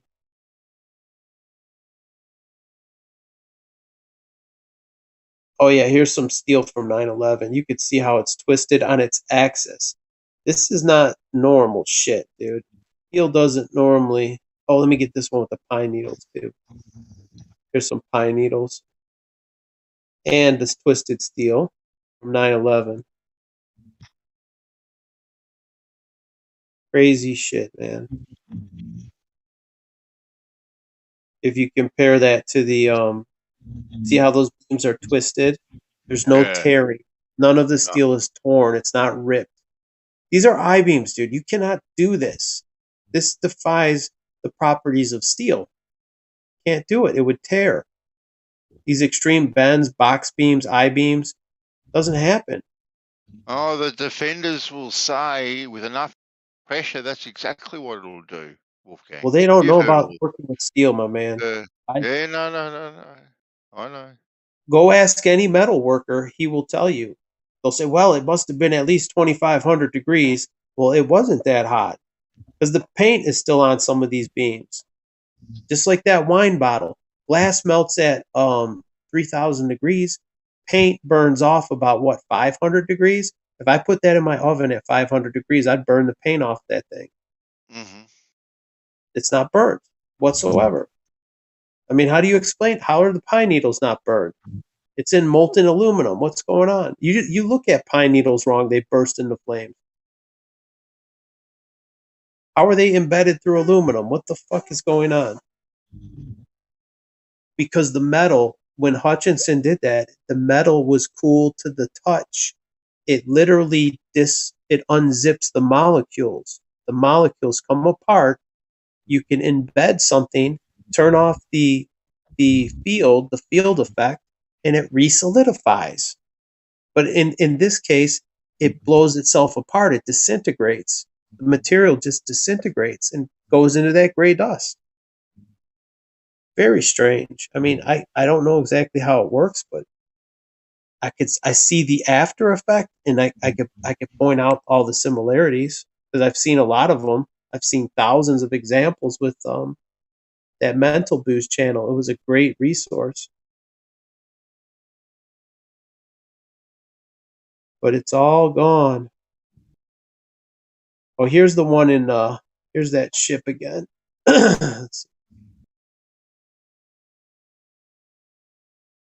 This is the ship in Lebanon where they blew up the grain silo, right? You've seen some of the videos. It was a very violent explosion. Check out this boat. See the metal? Doesn't that metal look just like the cop car on 9/11? The rear section of the cop car? And then you see flames coming off the steel. How the fuck does steel burn? It doesn't. But it does when you hit it. See, the ship was not hit directly. It was near the grain silo. This is just the residual effect. Just like 9/11, the cars are the residual damage. It wasn't the direct hit. Anything within that area, this shit happens to it. But then in the fires we saw in California, they're using it kind of like a laser beam or whatever. They're just setting things on fire. It's not setting off explosions. They're just burning shit, like a large magnifying glass. Just bzzz. And dude, and in The Simpsons, they had an episode where like a laser beam was cutting across the ground. Dude, oh really? In The Simpsons, yes. Predictive programming once yes. again. Yeah. I'm like, oh, this is fucking horrible, dude. They're putting it right in our face. The thing is, who can I tell? I try to tell people, but who's gonna listen? I'm fucking nuts, right? I'm a fucking nut. That's what they think. They think I'm fucking nuts. No. This guy thinks the earth is flat. He's fucking crazy. No, I'm saying if you're not a reasonable person, I can't enlighten you. It's gonna go right over your head. Wasn't there an episode of The Simpsons with a dome in it? Yes. A baseball hits the dome and a whale comes into the stadium. Yeah. He goes, oh, and this one goes high, and he cracked open the sky. It's like, dude, they're telling us we can only reach who we can reach, dude. I mean, the world is fucked. The world is fucked. We can't. I don't think we have the reach. You know what I mean? Like, it's only going to be just a few of us that know. And I mean, all the material's gone off the internet. Only one person. I can't fucking do a million things. There is a bit of a shift though, Wolfgang, in people's attitudes, in regards to the control of what the people have over them. You see there's a little bit of unrest. They're just kind of sick of it. See, they got you guys good, man. Australia got fucked up. Man, we got hammered. We got literally hammered, right? And people actually went along with it, right? Very, very easily. But I think they went too hard. Do you know Beck from Oz? There's a girl, Beck from Oz, and there's Becky from Australia. They both have the name Beck. One is Beck from Oz, and do you know them? They're flat earthers. Yeah. I know Becky. Yep. There's Becky, and then there's Beck from Oz. They're two separate people. Yeah, but they're both flat earthers from Australia. And I was the other Becky who I was friends with, I was trying to red pill her about the fires, and she got all triggered. She goes, "No, it's been dry here. That's why there's fires." I'm like, "No, Becky, those were set intentionally. They made it dry. They manipulate the weather to make it dry like they did in California. They made it dry, and then they caused the fucking fires. They keep the weather system, they keep all the rain offshore, dude. They're pushing it. You can see them. You can see the weather. They're creating a high pressure zone. The weather's going up into Canada. They're creating a drought, and they're causing the fire. And then because they want to push their climate change bullshit. Oh yeah. They're getting you, and then people in Australia are going to be more like open to the idea because we don't want more fires. You know, because of this, you have these fires, cause and effect, problem, reaction, solution. They're creating a fucking false problem. I mean, if they didn't have this, the thing is, if they didn't have this technology, or if people knew that it was being caused by some government agency, they knew what they're looking at, then they could replace their government. Say, you know what, all you motherfuckers got to go. If we can't get to the bottom of this, we're all whether it's guilty. fires or floods here, we get some pretty crazy floods here too. So they do it, both ends of the spectrum there. Dude, they did in America. They did Hurricane Katrina, Hurricane Harvey, all these hurricanes, these major hurricanes. That's them, dude. That's them with their weapons, their weather weapons, like HARP. Yeah. They're steering the fucking hurricane, dude. They steer it inland. They brought it back into the Gulf of Mexico, and then they slammed it back again. That never used to happen. Every time a hurricane would strike land, it would fizzle out. It went back into the Gulf, and then it slammed again. So all those people in Houston, New Orleans, it's called disaster capitalism. They fucked up two major cities, two major port cities. They fucked up really bad. Hey, Billions hey, of Ron, dollars. I remember, dude. I remember, man. Like that hurricane, it sped up when it got onto the land, and that shit never happens. It's like the first time it's ever happened. It sped up when it got to the land, went back at the ocean, and then fucking went back again. Yes. Insane. Never happens. My cousin lives in Houston. He's in Galveston, right by that fucking right where it hit, dude. Like usually when it hits land, it fucking slows down and peters out. This shit just kept going. That's a man-made storm, 100%. We don't get the hurricanes here. We just get like the torrential. You're lucky, man. Well, I don't know. We have some pretty devastating storms here, though. Oh, I'm not saying you don't, but I mean, how much damage was that, Riggs, in Houston? That was a massive Hurricane Harvey. Fuck. Oh, dude.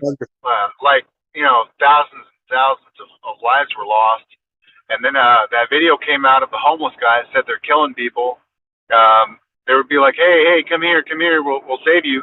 They stick him in buildings and fucking kill him. And then they opened up the levees. So they opened up all these like channels that were holding the water back.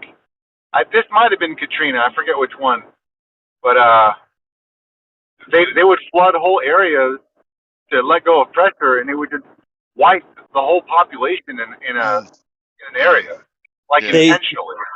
They did Katrina too because they blew up the levee. There was a levee holding some shit back. They fucking blew it up. That's what they did here with one of our dams. We had a torrential downpours, and they had to release the dam because apparently it was gonna breach, and it may well have breached too. But they put it down to quote unquote bad management of the dam, and they were backed into a corner. They had no choice, and it devastated a state and a half. See, because you can't hold them accountable. How do you hold the government accountable? And it's like, see, that's called plausible deniability. Oh, we didn't do it. They washed their hands of it. Yeah, they washed their hands of it by saying, well, how were we supposed to predict these things? It was a faux pas on our part. We didn't see it coming. We had to react. How do you hold them accountable? It's impossible. Like, there's so many people in the government. 99% of them have no idea. They're just regular people going to a 9-to-5 job, right? So I don't really. And it's not fair to hold those people accountable. Well, we can't. But how do you get the people? It's these black budget, these like CIA and people like that. They're the ones doing the sabotage. They're causing wars in other countries. These clandestine agencies need to go away. This is like. That would be a good start, right? That would be a good start. Get rid of them. Get rid of the secret police. Get rid of those fucking assholes. But how do They're the ones. Do that. How do we do it, right? How do we do it? Exactly. Not a chance. Not a chance. You're gonna. Well, that's the problem. Like we can't fix the system from where we're at. The system is too protected. It has layer upon layer to protect itself. Everything is designed. Even people like us talking, we're just conspiracy theorists. They got little names for us. Yep. And if something goes wrong, right, there's always a scapegoat to throw under the bus, which protects them even further. Oh yeah, like a Timothy McVeigh. Timothy McVeigh blew up the building. That was like a scapegoat. Osama bin Laden.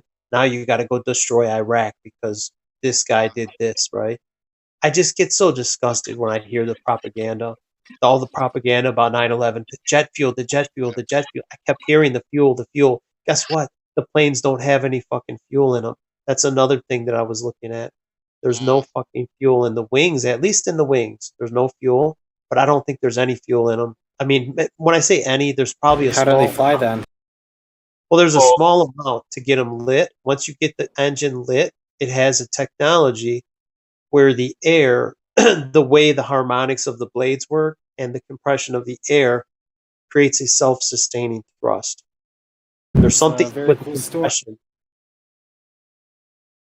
But then you go down the rabbit hole some more, and you're like, hey, but maybe there's not even planes. So there's no fuel.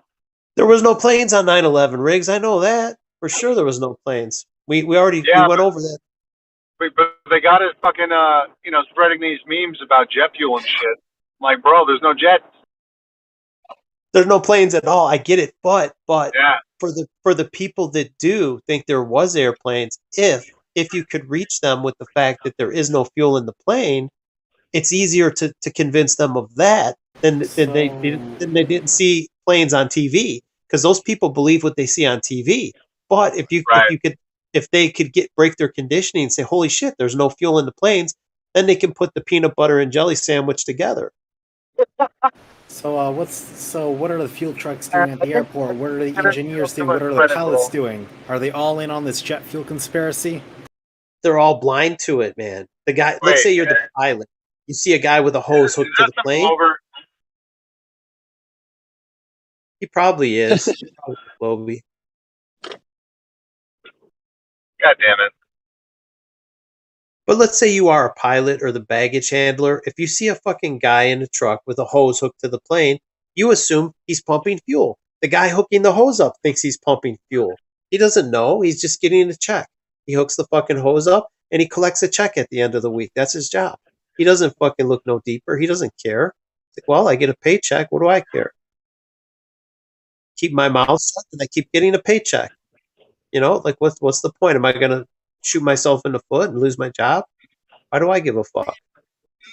So can you prove this like whole harmonics or air compression technology or whatever exists? I can't prove it to you here. You got to do a little legwork, my man.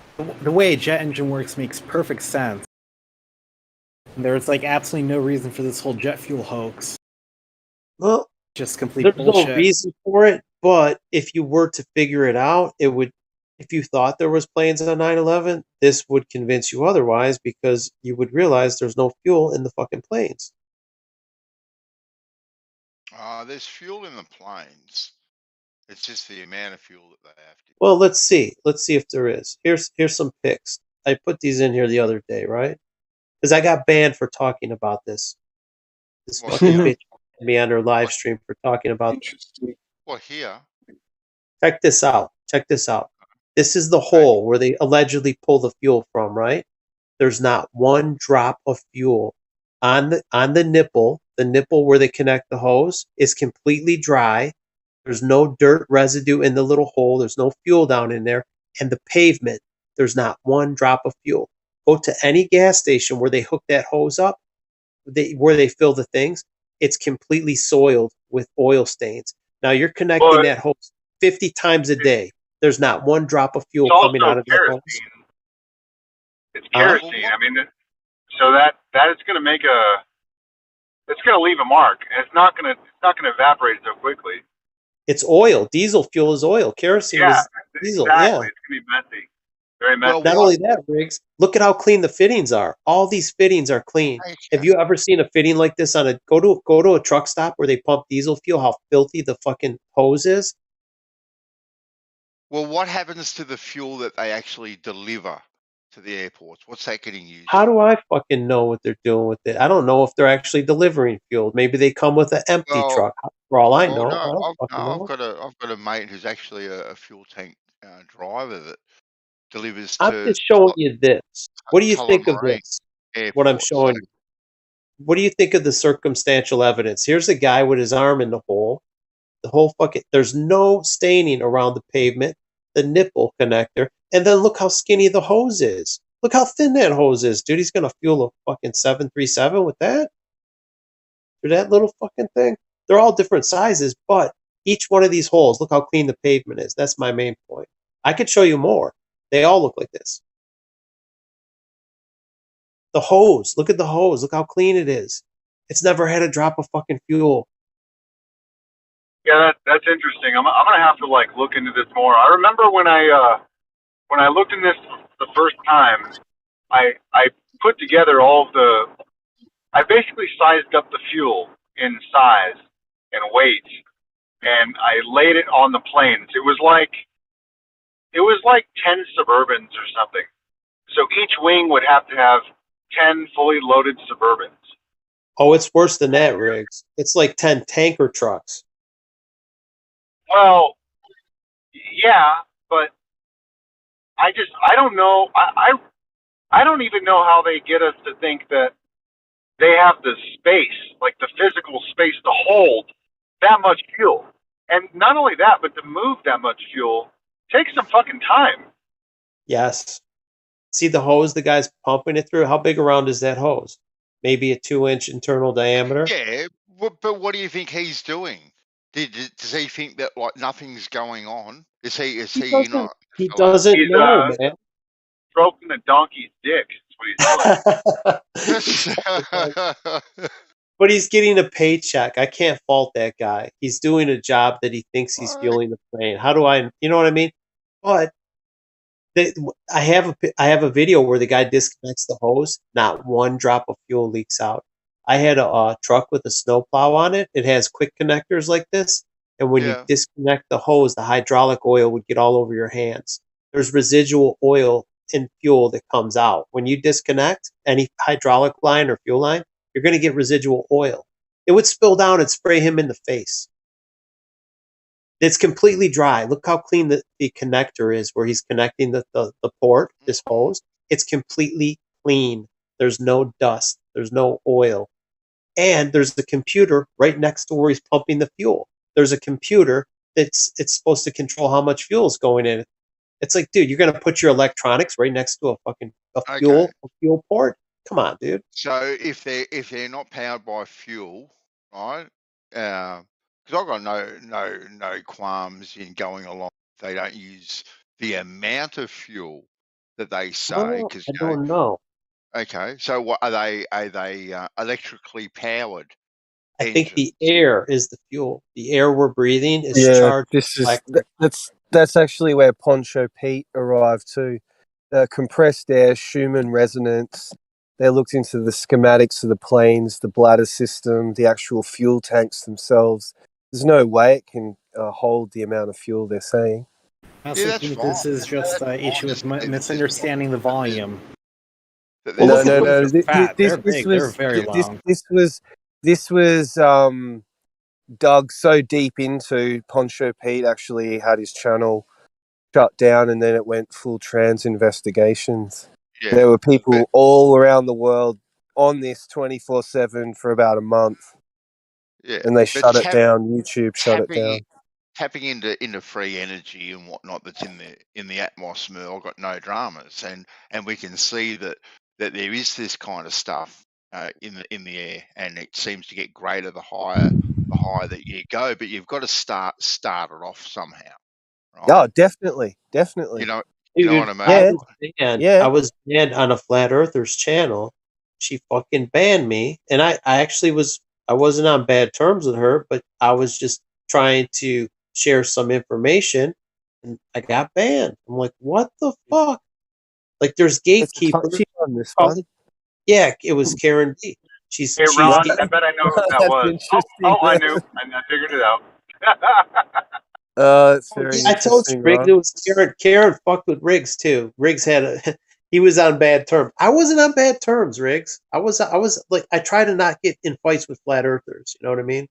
You know, I'm still banned from her server that Mike or Battle Mod is in control of now. He's still got me banned from that server.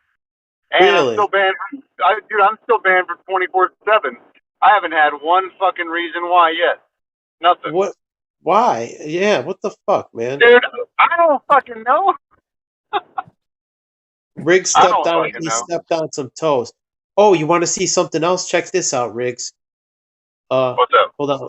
I want to send you this picture, right? Give me 1 second. I'm sending it over. I'm gonna send a couple. The Waco, Texas, dude.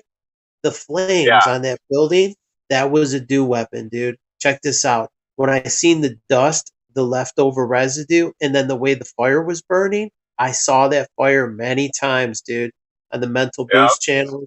Look at the flames with the black smoke.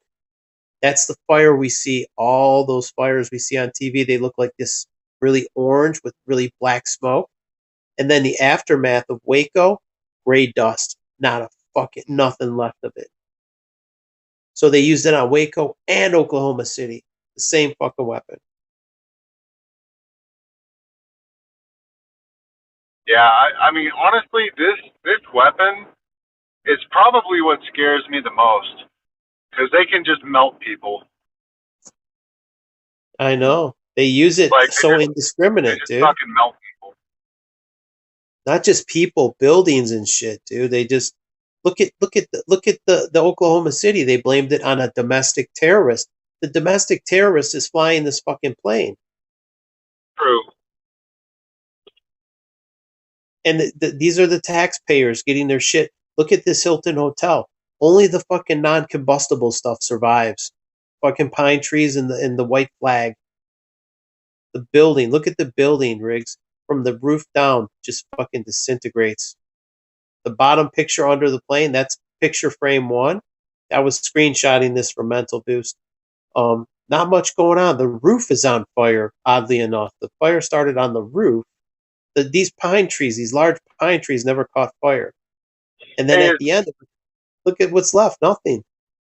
Is your channel still up? I haven't had a recommendation in a long time. They scrubbed him, dude. It's all gone. He doesn't have anything else? He's got a new channel, but he doesn't put a lot of this kind of stuff. He put something about 9/11. Like that's his thing, 9/11. He put up like the congressional hearing and some other stuff, but he used to put up what he does, he collects this from news clips. This was shown on mainstream news, but if you know what you're looking at, it's incriminating. Like the the pictures, the screenshots that I got from the people fueling the planes, that's all their stuff. I put my detective hat on and said, wait a minute, why is there no fuel on the pavement? There's not one drop. Why is the hose connector so clean? Because I work with shit, dude. I work with trucks and stuff, and I know how dirty fuel is. I've never seen a fuel line or fuel pump or anything that's that pristine and clean. If you're connecting that, let's say even once a day, it's going to be filthy and grimy. You could lick that thing, dude. It's so clean. All those connectors they're pristine clean. Yeah, I work in the oil field. I'm familiar with what you're talking about. Like, there's no way around it. If you're using one of those connectors, you seal the valve or even the valve. Like, there's just no way to get a completely clean disconnect. It's just not gonna happen. Yeah, I mean, even if it's a few drops, let's say it leaks out one drop. I mean, that's a big line. It would probably leak about maybe an ounce of fuel. But let's say it leaked one drop, and then you do that 10 times a day. Now you have 10 drops of fuel, and you do that 365 days, right? And I'm being very generous. I'm sure it would leak out. Most of it would go in that little well or whatever, but the hose is going to drip.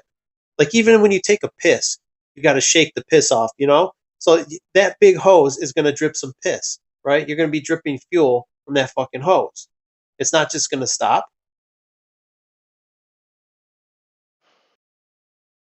I mean, you're not wrong, dude.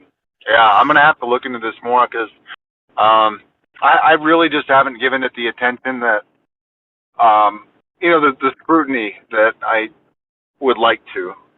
You know what made me, Riggs? After I got banned, I'm like, why are they trying so hard to disprove it? Why are they banning that?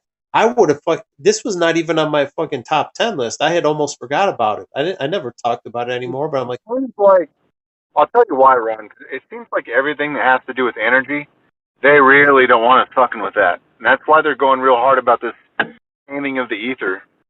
Because anything that gives us any kind of like special knowledge or empowers us individually, is a fucking no-no.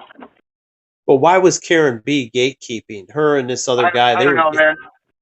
All I know is think that she's a shill, dude. I think she's for fucking 7 years, so you're asking the wrong person. Well, I know you know, but I think her. I mean, first of all, working with Mark Sargent, I'll tell you, all the people connected with Karen B are very suspect. Mark Sargent, what's that? Yeah, no Brian shit. Staveley. Brian Staveley said there's no do weapons. I just showed you fucking proof, all the proof Dude, you need to see. the documents are there. They exist. Right, and he said What the 9/11. No, the buildings were hollow. He's calling Judy Wood a shill. I'm like, dude, like without her, I would have never found any of this shit. All this shit I showed you, I would have never put the pieces together. Dude, if Judy Wood is a shill, she gave like 90% truth. She gave me So, I mean, all I needed, man. She gave me all I needed. The fucking Yeah. call her what you want. Maybe she keeps her mouth shut now because she has to, because she knows like she'll get lobotomized like John Hutchinson or her co-writer. you She'll be remember what's that guy? Is his name Bigby or the guy from Handy Sook? I don't know who that is. You don't remember that guy? What's it called again? Handy Sook. You know what I'm talking about. I can't say it. We're on YouTube. Handy Sook. Handy Sook. Nobody died at Handy Sook. Okay, I got you. Which guy? Yeah, are you what's his talking name? about? It wasn't Bigsby, was it? What was his name? There's Dr. Carver was the autopsy guy. Well, Robbie the guy Parker. that like took him to court.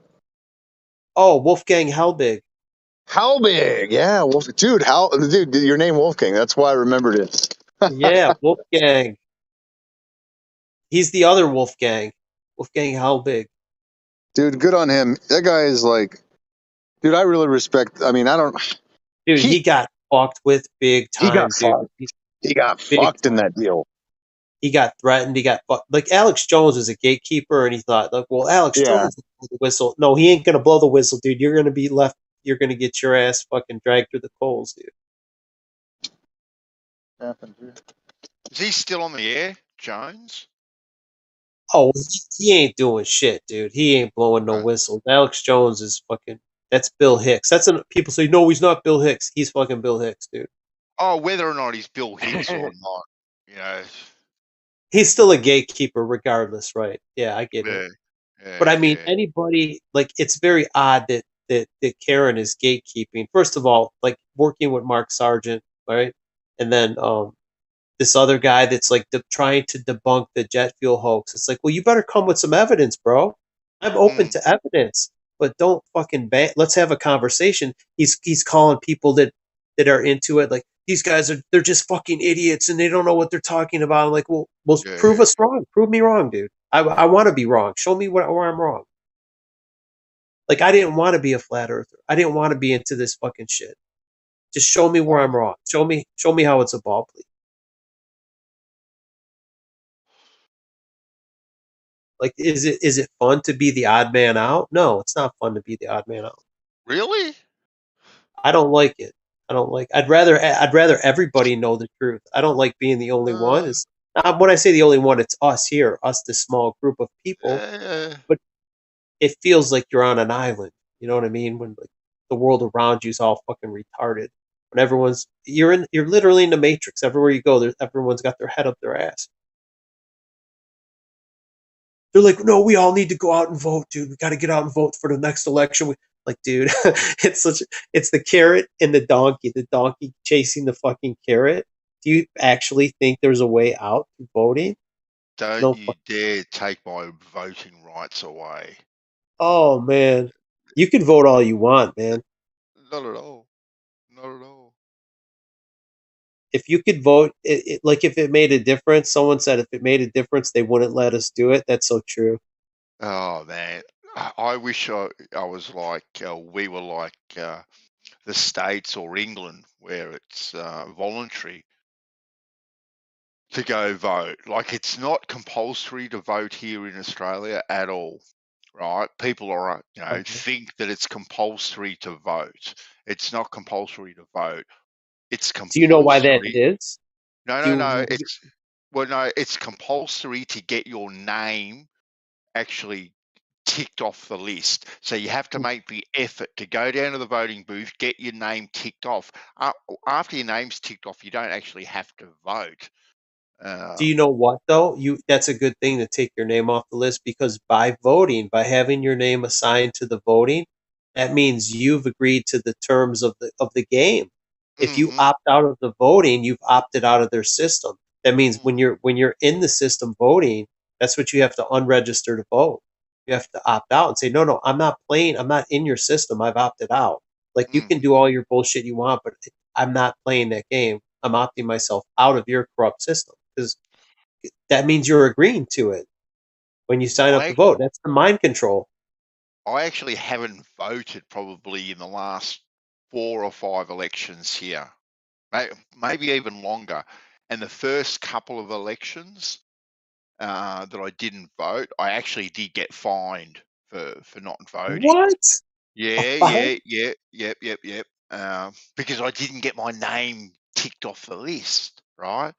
So I just ignored them, right? Never ended up paying the fine. How much did they try and get you for the fine? Oh, look, it was only $50 or $60 back then, maybe 70. That's a lot of money, dude. I would. Well, yeah.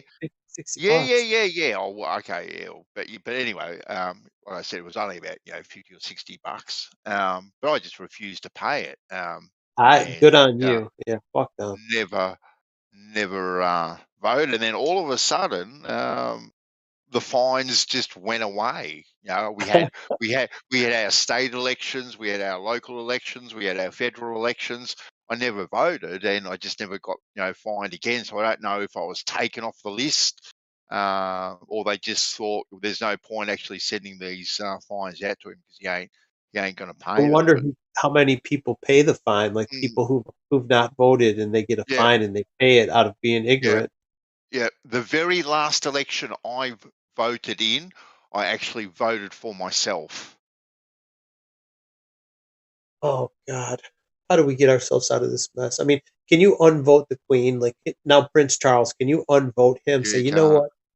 You can't vote. You know what? No one voted him to be king. No one voted the Queen to be queen.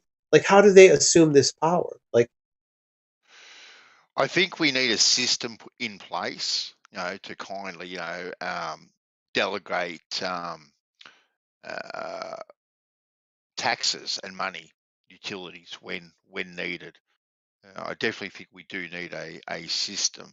But how do you change the system? Because you are never going to change the system. I don't know, man. You won't change it from within. You won't change we're trying to, like, the whole flat earth. We could change it because people would realize how fucking international and corrupt all these governments are, internationally tied at the hip. If you could expose that, then you can disassemble and reconstruct something better, because people would realize how bad they've been burned, and they wouldn't assemble the same government structure. They would do, hopefully, if they had a second chance, they could build something better. That's what I hope for, but I really don't know. It's not an easy solution. I actually think there are many good people that go into politics thinking that they can make a difference for the better, right? And many of these good people do actually get voted in. But once they're in the system, right, the system, they end up getting corrupted by the system, because you may want to achieve something, right? You may put a bill forward, right? Because you've said to your constituents, I'm going to push for this. So you want this, you want A done. But if you want A done and you want support for A, you're going to have to give us B, right? So now all of a sudden you're put in a position where you have to sell your soul to get what you want, right? And you're corrupted by the system, and that's how it works.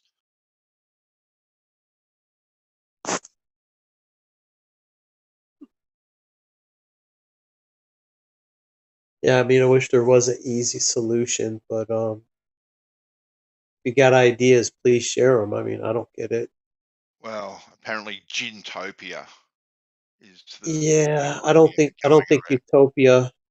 I don't think we're going to get. First of all, we got to get rid of the oppression before you get to utopia, right? There's a pretty big gap to fill.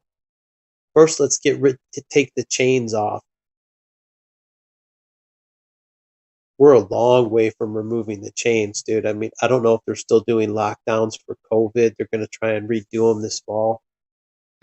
Oh my God, it's an optical illusion. Plane is behind the second tower. I cannot believe you said that, Clonk. It's the plane that is actually, oh my God. People just can't see what's actually presented in front of them. People have cognitive dissonance, dude. It's There were only two planes, Clonk. Only two, right? The first plane apparently hit the tower that is already on fire. Boom. Yeah, it's pretty Oh obvious. my God. Now And then you're the going wings, to appeal cut to a hole. authority. They're going to appeal to authority. how 10 thin million witnesses. Really, there were 10 million people standing in the streets. Okay. those wings are? Thin aluminum. They're not going to Oh chop my through God. a steel God. building, dude. Yeah, I cannot believe Clonk is actually suggesting that is an optical illusion and it's hiding. Let me show you something. Check the That is live stream. crazy. I'm sending a pic into the live stream. Yeah, what you're seeing here is a mirage. Yeah, it's refracted, Riggs. It's refracted. Check out the nose cone on that plane. It was damaged by hail. Look at all the damage hail did to the plane. You're telling me it's going to cut through this building like that? Like a knife? This is basically made out of Reynolds wrap. This plane is fucking... You could dent this with a baseball bat. It's like a little heavier version of a beer can. Not much heavier. And how does kerosene get to a temperature of 2,000 or 3,000 degrees to warp and melt I-beams to bring down a tower? How does it do that on its own? Well, especially when there's no fuel in the plane. That's another hurdle. No. Let's just give them the fuel, Wolfgang. You give them the fuel. Grant them the fuel. All right? Well, I understand that. Yeah, how does the fuel on its own, right, get to a temperature of 2,000 to 3,000 degrees? It can't do it. Not unless it's in a bellows kind of situation. You know, a forge, for Yeah, argument's you'd sake. have to have oxygen, extra oxygen. Exactly. So you give them what they want, right? Give them the fuel, give them fucking everything. Still doesn't work Well, out for them. yeah.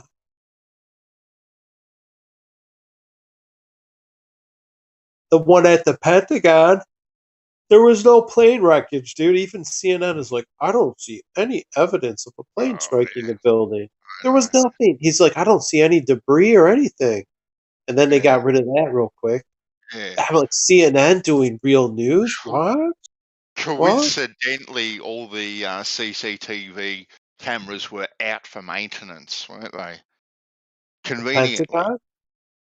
At the Pentagon. I think there's only one bit of footage from a 7-Eleven or something. I've got footage. You want to see it? I've got some Pentagon footage. I screenshotted it. Yeah, here we go. Let's check this out. Boom. Oh. You see the scorched building. There's no debris on the lawn. You see the glow. That's the dew weapon. You see the black smoke, the orange flame? Same thing. So Dude, you reckon okay, fair enough. They use that all the fucking time. Yeah. Because one of the common theories going around back in the day was it wasn't a plane, it was a missile, wasn't it? Well, yeah, just like the grain silo in Lebanon. It was a missile. Well, I think it was Jewish lightning. It was the fucking Israelis. Boom, they hit it.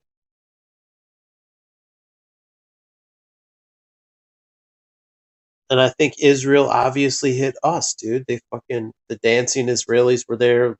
Larry Silverstein collected the money for the insurance on the Twin Towers. our greatest ally really hasn't been helping us very much. You know what they say with friends like that, who needs enemies? But I mean, like, Exactly. your greatest enemy is your greatest ally. It's like, what? What's that circle to CCTV camera up in the top? Let me see. I didn't circle that. Let me see what. Let me zoom in. Is that a Somebody camera? else. I grabbed these pictures from a video. Someone. Okay. I'm not sure what what's. But you see the car, the white car. That is all crumbled like the ones we've seen at Oklahoma City, World Trade Center. How damaged they are. It's just the side effect of the weapon. It could be. It doesn't need to be directly impacted to be damaged.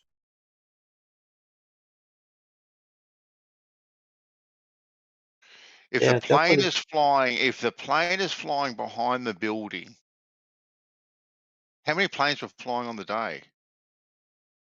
There was only 2 seen anywhere apparently near the towers, Clonk. Right? Just use some discernment. Use some discernment. Actually, there was a really good video where I got some of this information. Every event where they use this weapon, they put a water feature. And not 9/11, they got like a fountain. Oklahoma City, they built a fountain. The one in Pennsylvania, they have a fountain. All these places, the Pentagon, they put up a water fountain. It helps there's an after effect. After this is done, the ground is still breaking down. Like the ground is still contaminated, for lack of a better word, with this, I don't know, it's like a radiation or something. It makes the ground decay. Well, if you have water, the water and plants and the soil, it helps stop this decay process. It sets off some kind of decay where solid materials will just keep breaking down. There was a building called Bankers Trust. It was damaged only on the outer skin. It wasn't damaged very bad. They had they had to demolish the whole building. It just had some like cosmetic damage on the outside and around the windows and whatnot. They tried to repair it, but the building was decaying. It was decaying. It was just breaking down and slowly disintegrating. So it's like rot. It sets off some kind of rot, the steel, the concrete. It'll keep rotting and eating away at it. So even the ground where they strike it, like in Pennsylvania, they figured out the water process helps stop that.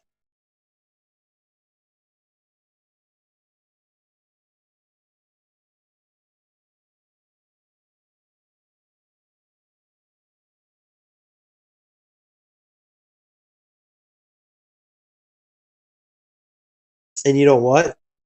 Have you guys seen that picture with the flying saucer where it's shooting a beam out the bottom? They drew a picture of the fires of 1871, and they had a flying saucer. It was a hand drawing. Like, say they don't have cameras in that era, but people witnessed, like an eyewitness saw something, and they just pencil drew what they saw. I don't know. I mean, it could be completely fake because I don't trust anything, but when I seen that, I'm like, dude, that's how they're going to pull off Project Bluebeam. They'll have some kind of flying saucer shooting a beam weapon because they've already depicted it in movies like Independence Day, where it's destroying large cities and shit. So all they have to do, if they did this out in the open, people would assume it's aliens, and that's their final card.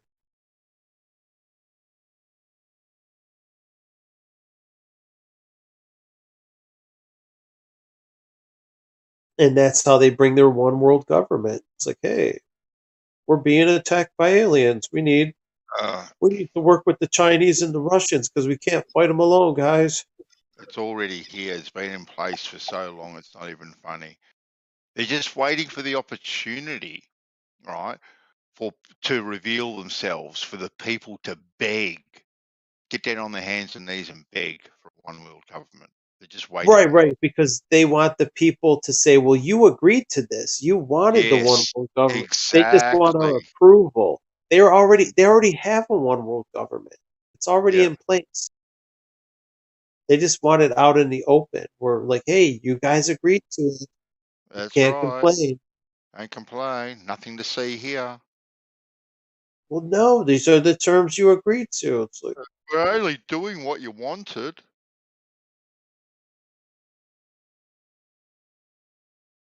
just want them off my back, please.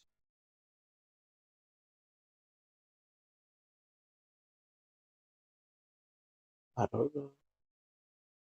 Look on the bright side, we don't live forever, so at least we get to get out of here sooner or later. But it's like, I'd like the time I have left to be more enjoyable. I'd rather not have to stress about this all the time. I'll live forever. What are you talking about? Well, I mean, not in the flesh you won't, but maybe your soul lives on. But I'm just saying the body you occupy now won't be here forever. Don't work that way. I mean, I'm not worried about it. I mean, I'd be glad to get out of here. Just not yet. I'm not Really? ready just yet. I've got things to Really? I won't be. Well, things are pretty cruisy. Pretty happy.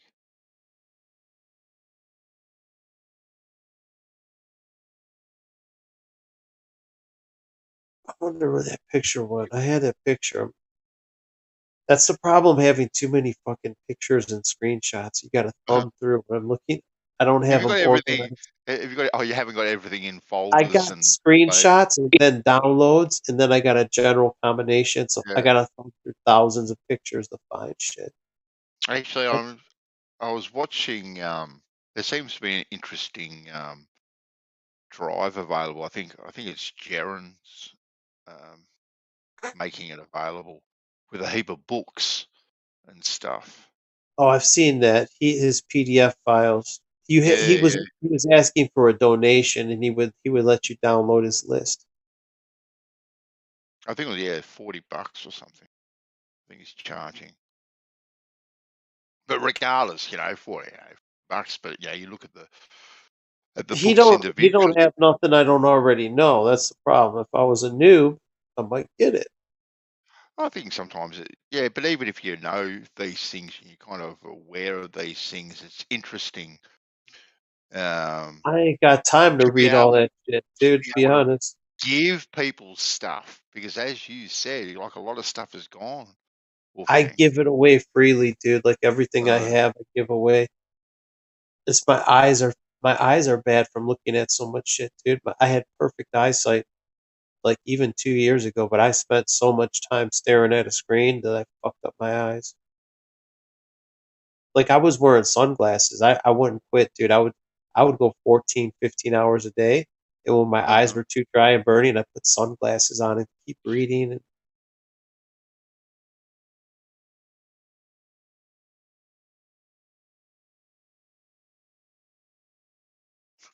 I like that.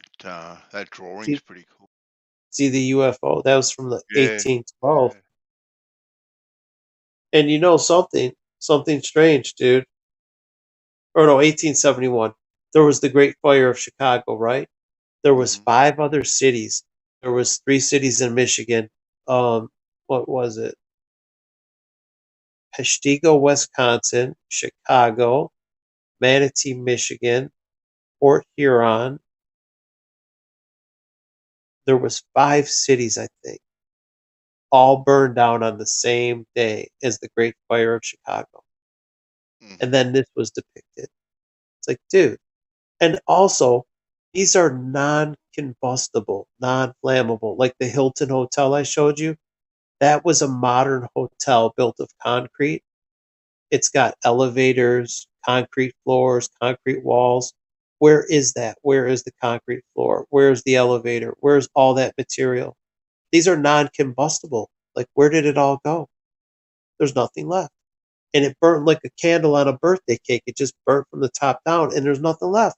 Where's all the concrete? Where did it go? Right. These are non-combustible. How is a non-combustible thing? How is a steel ship? A ship made out of steel is non-combustible. It's not a wooden ship. Steel. But the steel is a flame. How do you explain that? All right, Wolf, I've got to go do some chores. I'll be back a bit later if you're around. Good chatting, buddy. Bandy, don't run. Hang on. Oh, hey. Hey, buddy. Here's a Hey, quick fun fact. So Yeah. our American friend can tell. I don't know. You may have heard this. 1776. Does that mean anything? Is that a significant number into an American? Supposed to be Independence Day, but I don't believe any of that hogwash. Mm-hmm. Yep, exactly the amount of days. Yeah, something to do interesting. with the Queen. Also, the 4th of July, I think, is the on. real solstice. Yeah, yeah, that's right. That's what I heard. That was a fun fact. So you're always ahead of my curve, Ben. You never failed to disappoint. But seriously, bro, like, who's going to say that's a coincidence? You know? I know. Rewind it. What about 1776 and the Queen? I didn't hear it. So all right. So the announcement. So in these circles, there are some folk who will claim, and I maybe even believe, that the Queen actually died 2 years ago, 18 months ago, whatever. But her death was announced on Friday, which was 1,776 days after the first Q drop occurred. Yeah. The first what drop? Q drop. You know, QAnon, Q drop. The first time Q was heard of was 1,776 days before the Queen's death was announced. Now, you can just hand wave that away as a coincidence. I'm struggling to believe it is. That's crazy. What do I make of it, Bandy? Oh, I have no idea, buddy, but it's a funny old coincidence. I mean, I've got another, what have I got? 7 days of mourning to go until I can get over. Yeah, what is it? London Bridge plus 10 or something. There's going to be a big something, and there's this. Do you watch Cole Leibold? Are you in watch his stuff? Very, very occasionally. I have seen regular. Yeah, like, have you seen any of his stuff on Magna Carta? No, I don't think I have. So Cole Leibold, like, he's just gotten right into, like his YouTube is None2K, and he does a series with this guy Fitz on Magna Carta, which is all, everyone basically generically calls common law, but there's so many different versions of common law. I heard a funny thing from Ricardo Bose. He said all the common law people are so confused they can't even agree on the colour of an orange, right? But it all stems back to Magna Carta, 1215. There's various versions of Magna Carta that were bastardised, but 1215 is the original, signed by the barons or sealed by the barons, King John and the people. And any change made after that was actually illegitimate because it was under the king's seal. Anyway, blah, blah, blah, blah, blah. So, yeah, you might find him interesting. Like he's very much into or tapped into this whole, thing where you're talking about the days of mourning and London Bridge falling and all that sort of thing. So, the Voice of Freedom. Voice of Freedom, yeah, None2K. The Magna Carta stuff is fantastic. If you want to start at lesson 1 and work your way through, this guy, I'm sure they're just phony names, but they call him Fitz. It's Fitz. Oh, anyway, you'll see it. You guys are both Australian, right? Yeah, but are you under the subjects of the Queen, like you're subjects of hers, and she's on the money and everything? Like Canada's to the north of me. I'm in America, and they have the Queen on their money. So are you guys just subjects?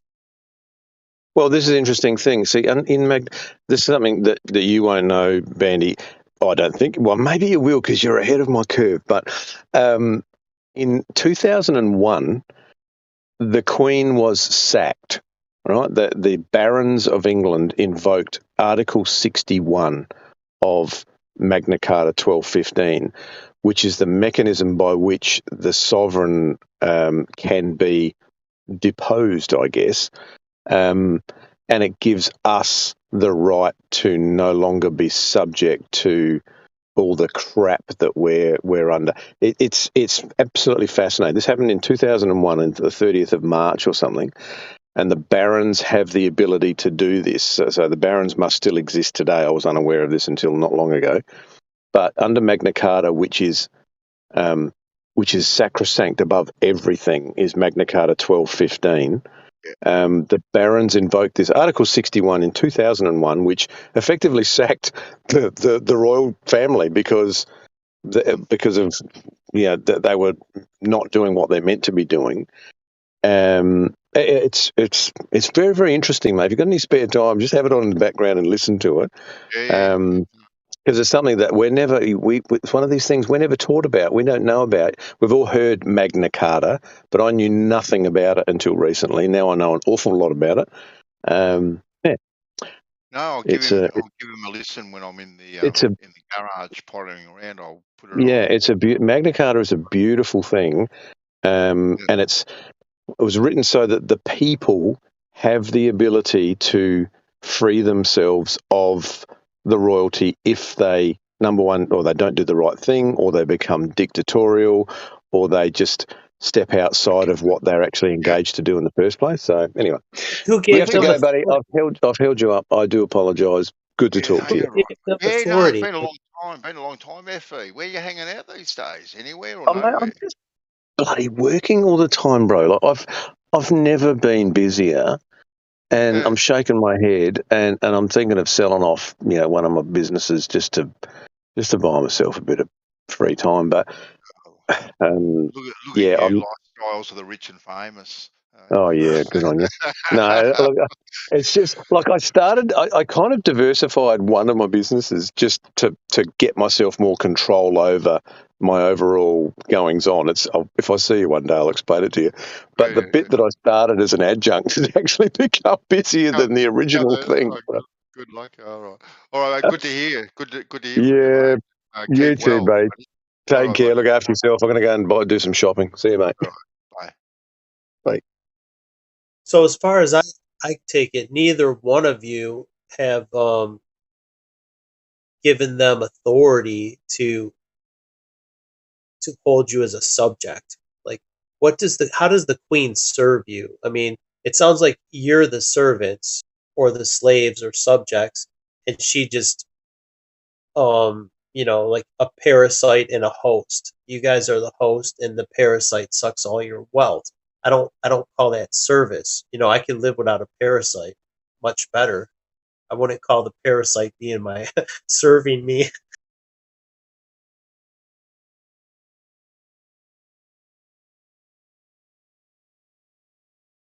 Oh, what happened to the Aussies? Did they leave?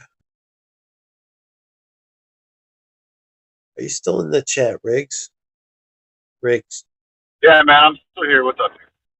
What do you think of that arrangement where they have a royal family ruling over them? I mean, the Queen rules America too.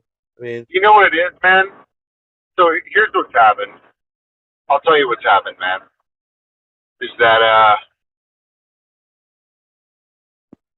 they're getting rid of like these older forms of government. They're kind of getting rid of the religions. They're kind of getting rid of like the kings and queens and all this. And the technocracy and science is taking over. Science is the new religion, the new government. So they all know this, and they're just kind of like dissolving all of these older systems so that the people think that they're winning because they have information pro-joy, and really they're just falling into their own trap because you get banned off Twitter, you get banned off YouTube, Instagram, all this stuff. Like, you don't have control over that, and that's just the beginning. They're gonna have swipe your hand kind of shit. They're gonna have your barcode. You're gonna have your social credit score.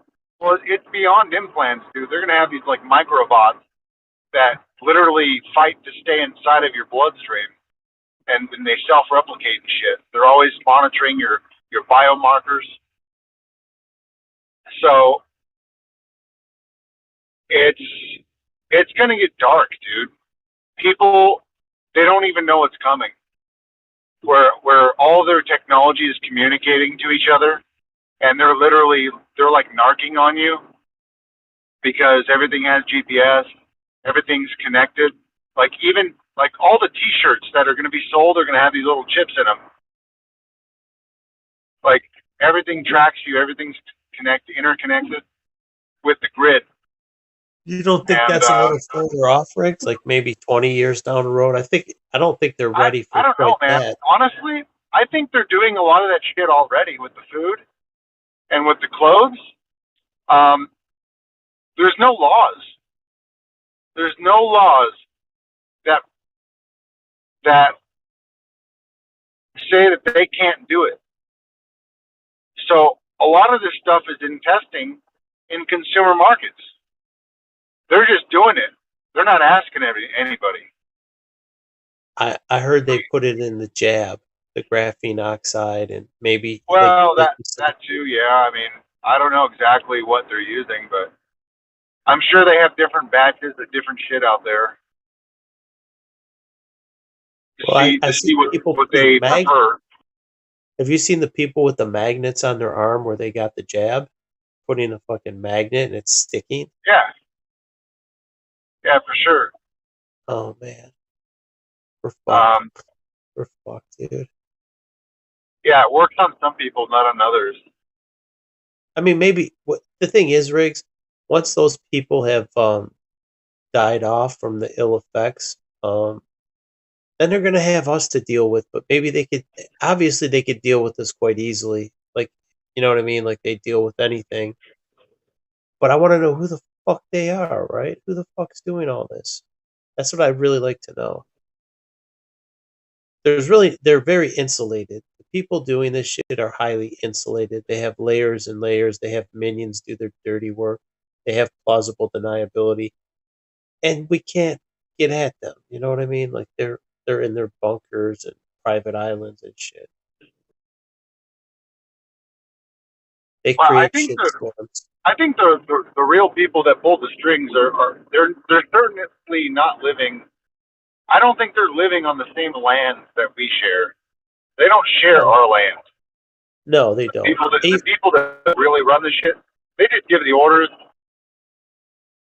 Well, they got private, dude. You know how much land they probably have that we don't even see on any maps. Like, man, it's got to be tremendous.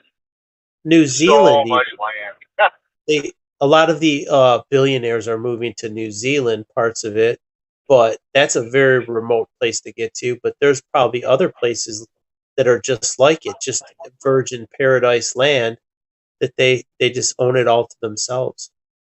Have you ever seen that map? It's an old Russian map, and it was actually, I think it was a globe, and it showed Russia in all the, like, basically all the east. And it was on the globe, and all of the Pacific literally had no land on it. All of the Americas weren't there. And it was a functioning map. They probably show it to their people. Nothing there but ocean, so the Russians don't leave. A lot of the stuff that we sort through is kind of like that, though, where, like, even right now, the Pacific takes up like half the fucking ocean, and I think it's very likely that there are massive fucking continents, lands, islands, whatever, still in the Pacific. They just haven't added it to the fucking map. Right, because as far as you know, it doesn't exist, right? I mean, how many of us have the amount of wealth it would take to own a private jet? Almost nobody. If you own a private jet, you're in their club. You know what I mean? That's the price. Yeah. You're one of them. So someone like Trump is one of them. He's got a private jet. He could fly over the Pacific and he could see the places, but he's allowed to go there. He's one of them. But man, you'd have to have a lot of fuel. You'd have to do scouting trips. You'd have to. What do you mean fuel? They don't need any fuel. No. Okay. But all these private jets, they don't have the same motors. We like don't the know technology. that. Oh no, I mean, I here's the have thing, Riggs. Let's say you have a yeah. private jet, right? And I tell you it needs fuel, and the pilot, he's looking at a gauge, and the gauge says he needs fuel. You come, and I hook a hose up to your plane, and I charge you $50,000, and I tell you I put fuel in it, and your gauge resets to zero, but I didn't do shit. I just hooked the hose up, and I charge you $50,000. You know, that's what I think they're doing to these rich fucks. I don't think they're doing it to the private jets. I don't know. I think they are. I think they're fucking everybody. I don't think so. If you could, how would you know though? Like if you're just a rich guy, if you write checks. I think the scam is for the commercial airlines, dude, because it's a very controlled setup. I don't think they're doing it to the private jets. Yeah, but Trump owns a commercial jetliner. It's not just a fucking. It's a commercial jet. Well, it's a Trump might have those abilities. I don't know. I have no idea. But John Travolta owns a jet like that. Hear me out. What? Look, I'm just saying, the Pacific is so fucking massive. Like, how without a fucking blimp and without like thousands of blimps, how are you gonna map and find all this shit anyway without getting shot down? You know, like the prospect of finding these lands and getting out of that situation alive, unscathed, is pretty much fucking non-existent. Like if you're a fisherman. Fishermen with the boats. If you get anywhere fucking close, yeah, but a lot of these things have been mapped out already, and they have like directions that you're supposed to go. And if you're trying to save fuel, you don't go against the tide because it's flowing this way. And there's all kinds of like reasons that you don't take certain routes. There's absolutely room for error to find shit that's like you're not supposed to see. Even the buoys can track you. The buoys have like sonar. They could listen into your propeller, and they know where you're at. They could track shit on the ocean. They triangulate. That's like next level. That's crazy. I mean, that's what the whales do. But well, they gridded it out. They have a network of grids, in the ocean, and water's great for listening because it's such a dense medium. The sound travels through it, and it's like they could triangulate your ass. Dude, that's wild. How did you know I was? I forget about all the water shit that they can do, man. That's crazy. Yeah, I know. And water, dude, is a mysterious thing. Water and air, dude. I was telling someone yesterday, or I don't know, whatever day I was here. I'm like, look, I have a machine called a plasma cutter. It takes air, the air we breathe. It's compressed, and it adds electrical current, and then out the end of the hose, this nozzle, comes a jet of plasma that can cut through steel, titanium, aluminum, copper, cuts through any metal. You can't cut through aluminum with an acetylene torch at 3,000 degrees, but you can cut with a plasma cutter. Something about cutting aluminum with acetylene, you can't do it. It just cools too fast. It just doesn't cut. But you can cut shit out of steel. It actually oxidizes the steel. And the flame is hot. You know what China's doing is they're actually building their own islands. Did you ever hear about that? Dubai did that. Dubai did it with sand. They bought Dude, China's going nuts with the ocean, bro. They're trying to conquer everything right now. Well, they're all part of the club, dude. I don't know that China is I don't think they're doing their own thing. They're part of the system.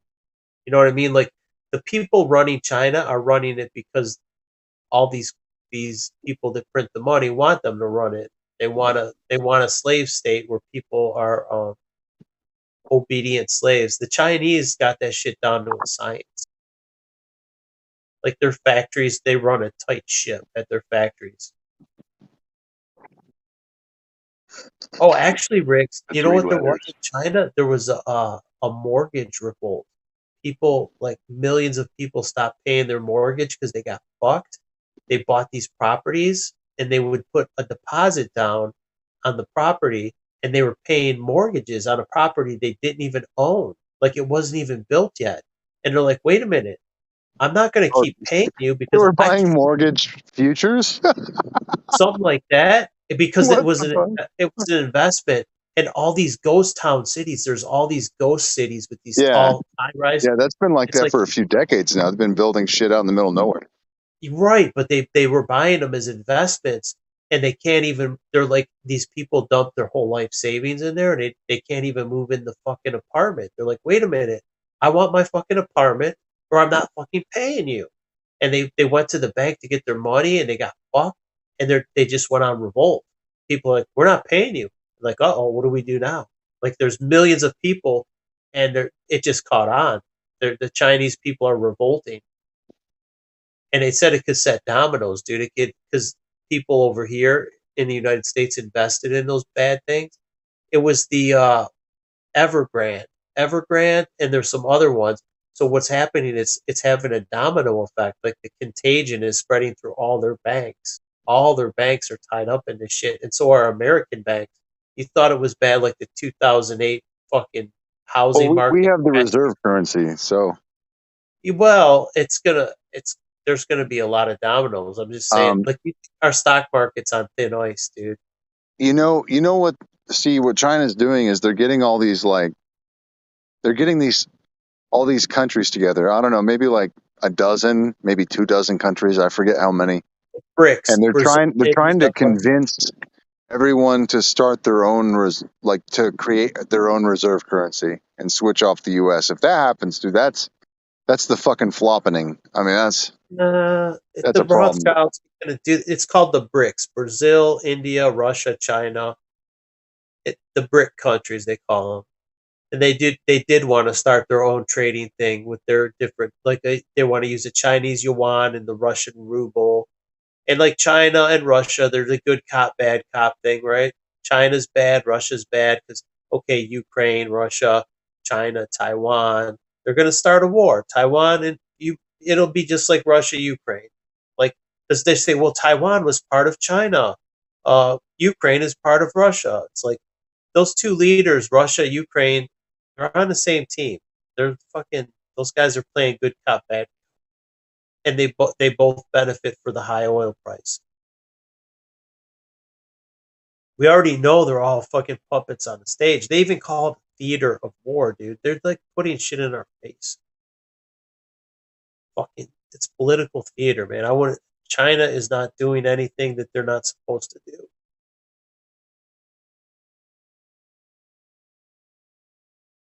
I mean, it's part of their bigger plan. It's not like China is its own independent, running its own show. They're being told what to do, just like all of these fake leaders.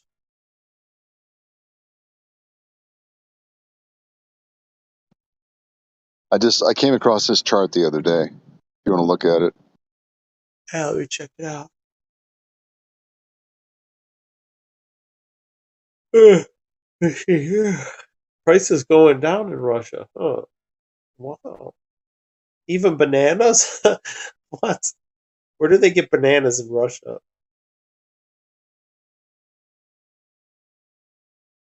Oh yeah, dude, the electric bills I heard were going crazy, man. In parts of Europe, their electricity is up like 400 or 500%. They're really getting fucked. I wish Russia was a benevolent place. You know what I mean? I can't trust any of these assholes.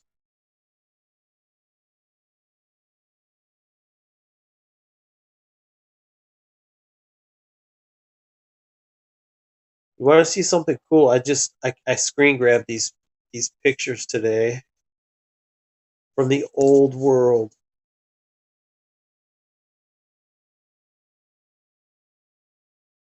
I know What you've were we probably saying? seen. What were we saying?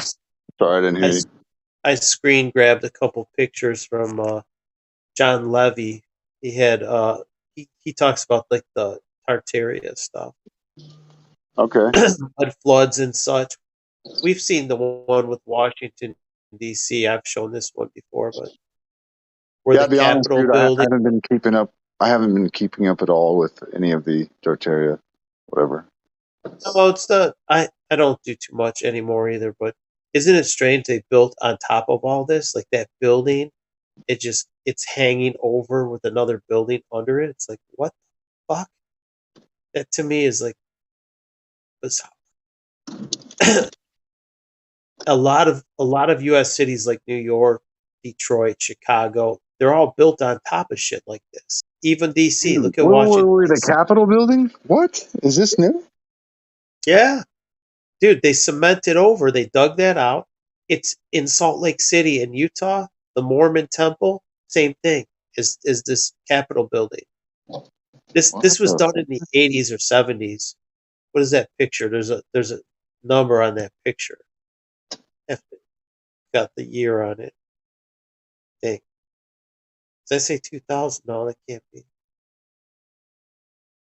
It looks like the truck tires painted red, but it's actually like a date on the photograph, or maybe it's not a date. You can see how old those dump trucks. This might have been in the 50s that they dug this out, and they see how old that dozer looks. And those dump trucks, they look antiquated. Hey, are you still on your tablet? Yeah. I'm using the same busted ass tablet, dude, but I need a new one. It's running slow. I need a new one. No, dude, it was running slow 4 years ago. What the fuck? I'm still kicking rigs. Well, the thing is, all the I tried a new one and it didn't have as good a screen as this one. Like the format's different. Like this one has a widescreen, and the text is big, and I have a UV blocker on it, so it's easy on my eyes. I went and got a new one. I'm like, oh, dude, the text is so fucking small, and I can only make it so big. It's just the way it's formatted. I can't make it so it's easy for me to read. My eyes are wrecked.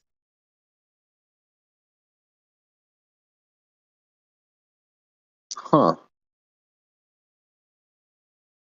Yeah, this one doesn't have a lot of memory. It's fucking old. I had this one since. See how old is it? It's like 5 years old, dude.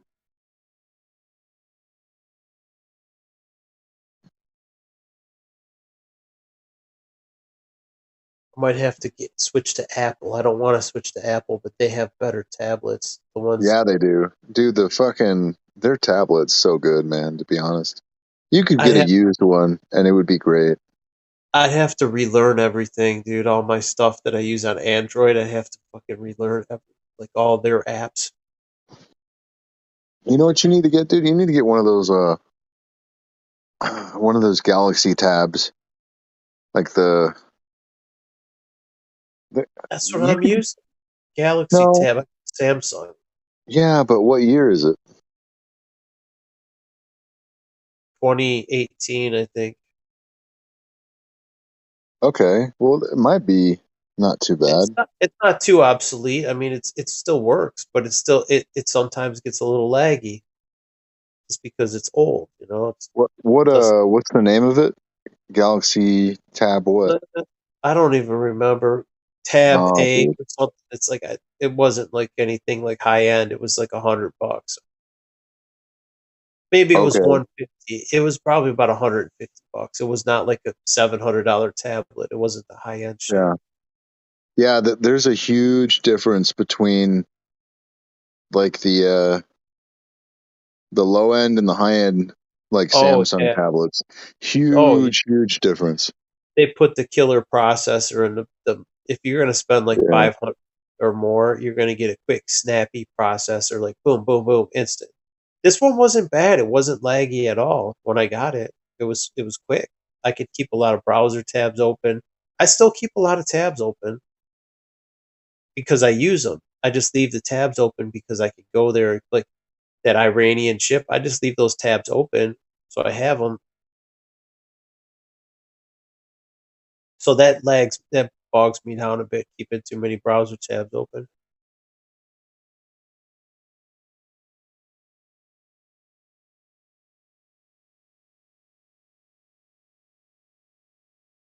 Dude, there's so many 9/11 memes. It's crazy. I know 9/11. The whole thing about 9/11. That's why the jet fuel hoax is important, because, like I said, for the retards that think there was planes, this solidifies how impossible it was already impossible and stupid, but Well, I've now always it's been interested in it. I spoke to it. I didn't tell you actually. I wasn't on Discord. I spoke to an airplane mechanic who works commercial, and he was actually a manager. He'd been in the industry for about 12 years. So he was in charge of his crew of mechanics, and I asked him what he thought about the possibility, because he knows them inside and out. He rebuilds them all the time. I asked him what I told him. I basically confronted him with the idea that the if air is fuel, would there be any kind of modifications that they could do to the motor, or is there a way that the motor could essentially run off of the fuel, the air itself, and use it as the fuel? And he came back saying, no, it definitely uses fuel, blah blah blah. He kept saying all this, and he's like, well, actually, and then he realized, wait a second, there's this auxiliary system inside some of their engines that they do inject more air, and it's used as like a like an afterburner, like a thruster. Like it gives you massive thrust instantly. And he said it was about 15, anywhere from like 10 to 20%. Yeah. It's called the APU. It's a auxiliary power unit, and it's in the rear. The rear tail section, right at the tip of the tail. There's a little jet engine in there, and that's what they use for the compressed air to start the engines. Okay. They run the APU, and it's like a large leaf blower. Picture a large leaf blower, and you channel it down a piece of pipe, all the air, and it spins a starter turbine, spins it up to speed. And then once it's running, the harmonics or whatever, it creates its own little vortex, and that keeps it sustaining. Now that APU doesn't have a bunch of fresh air being rammed down the front of it, so maybe it does require fuel. Well, it's funny you say that, bro, because I remember when I was growing up, I think it was Rolls-Royce. I was watching all these documentaries about jet engine, the history of jet engines and their production and their legacy and everything going back to all the world wars and their deadlines they were trying to meet and the objectives and all this bullshit. And they were showing the construction, like one of the shows showed the construction of these motors, and they were explaining that it wasn't just about strengthening and alloys, it was largely about resonance. And that they had to like sonically approve each fin, kind of like a tuning fork. Dude, that's what he said. My friend said that. He said every one of those. He said every blade is tuned like a tuning fork. It's tuned like a fucking like a piano. Yeah, like a tuning fork. Yeah, that's funny you said that. They told you this in the documentary. Yeah, it must have been like 20 years ago. I don't know. I was small. I was young. Can't believe they told you guys the truth, man. Well, it was a Rolls-Royce. I think it was on like History Channel or something like that. Go back and watch like old Rolls-Royce or jet engine history documentaries. You're probably going to find a couple people talking about it, but that's exactly what they do. They tune these motors with like a tuning fork. So that to me is very significant. Because you know what, the air, right? All this has its own vibration, and when you tune it, when you like a tornado, dude. You ever see a funnel cloud, right? What is it? It's a vortex, and maybe it has something to do with electricity, like all these ether fields and stuff. When you start looking into it, like how they depict outer space, they say the fabric of space. If you have the right vibration, though, it could be just like a bee. Like the motor could operate like a bee wing and create the right vibration where it just floats. I don't know. But dude, I think you're right. Like it makes its own bubble. A bee has its own bubble of energy around it, like a little force field. yeah, Because someone was saying they put transmitters, they glued transmitters to the back of a bumblebee, and there was a crosswind. The bee was flying from, let's say, point A to point B, and there was a 10-mile-per-hour crosswind. The bee didn't drift at all. point A to point B, right? Yeah, well, the letter B instead of the BEE. But you get what I'm saying. He's going from one place to the other, one to point two, and he didn't have any crosswind drift. Demlock, are you here? Are you here, Dem? Demlock's always here trolling. Dem, do you remember this deep dive on ponchos? The what is it? Well, do you remember when Poncho went a deep dive on this and started looking into the Schumann resonance and the jet fuel hoax and our Wolfman and Dave High and Felix and they all tried to Remember debunk when I it? invented the new tuning flute? Remember that? Yep. Long time ago. Yeah. Yep. Sorry, Ron. It's really interesting what you and Rig are talking about. I'm just having a flashback because, it was just the airplanes needing no fuel and all that. Yeah, we did it for a while. Yeah, and nobody believed us. Yep, and now everybody knows. And they're talking about the APU because you need it to prime. Yes, you need a little bit of gas, but then after it started, you need the gas to prime it. You know, like a primer on your lawnmower or for your car to like prime it. Once you prime it with the initial fuel, it's good to go. You know, even the motor. Yep. That's what the APU, whatever. Yeah. Yeah, there was a couple. There was two Victors. There's Victor Schauberger and there's a Victor Rabinnikov, and he invented the levitation. Rabinnikov, Russian bug guy. Yep. Yeah. And then the other Schumann resonance guy. Yeah. I would love to like research all this and then end up doing like a series of all the stuff we collect, all the information we collect about it. That would be really beneficial, I think. I need to condense some of this shit down because it's a lot of people won't sit through hour-long Bumblebee videos. has hair and 24 valves that vibrate and they resonate too. But it's got hair and the wings rub on the hair to create a static field like your hair. Just imagine you just had your hair, your lightweight, and then you got some wings rubbing on it. Yeah. You know what else? There's a beetle. There's a beetle that can fly and levitate and whatnot. It has, if you look under magnification, it's got little cone shape. The texture of the underside looks like a bunch of cones. I think it's called is it a scarab beetle? I think that's what it's called. Yeah. They're little domes. They're like a little circle like bubble wrap has on the top. It's like that. But then inside of it, it's got like a little hair or like a needle. And it resonates like brrrr, and it's got a lot of them. And they all vibrate. You got to look at it with like so many times the magnification. Only a couple This people had know a it. different texture. I think it's redirecting ether, like the cone. That's how it's redirecting air.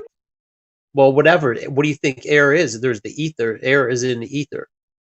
Well, I think air is intelligent electricity, but yeah, I guess It's all of it. I mean, there's none of it can be seen. You can't see air. You can't see ether. You can't see electric. You can't see magnetism. You can shock stuff with electricity. You can see You lightning. can't see it. It's invisible to your naked eye. Lightning It's there. You don't see it, but it's there. You mean the action and reaction from the intelligence? I mean, to look through it, you look through it, and it doesn't appear there's anything there. You don't see shit. You can't see intelligence. You're right. None of it. None of it. I mean, that's why something like the ether, it's like an abstract thing. How do you can't see it? You can't see electric. You touch a power line, you're going to get zapped. But there's electric in it. You can't see it. I mean, gauges can detect it. You can use gauges to detect it. You can use a Gauss meter to detect magnetism, but it's not visible to the naked eye. It's there, but you can't see it. And that's why these things are hard to discuss. Right, but electricity basically is everything that you just named. The air is electricity, and the liquid water, helium. They're just different things, man. They're all different. They're all interchangeable. Electricity and magnetism are interchangeable. Well, they're the same thing. They're different amounts of potential, just different amounts of electrical potential. Liquid, water, gas, air, whatever you want to call it, ether. Well, they're part of the ether. Yeah, that's like a different version of it. Some of them are magnetism. Some are electro, like the gravity, which gravity is like an electrostatic charge. Somebody made this little tinfoil thingy, like a triangle, and he made he put a positive charge to it, and it levitated. Because the Earth charge, if you make it the same, it's like two like ends of a magnet will repel. So this would repel. It repels itself up. And that's probably what they got, like a TR3B. It's probably running the same shit, where it has enough positive charge where it just repels itself. I'm not sure about how it directs itself north, south, east, west, all that shit.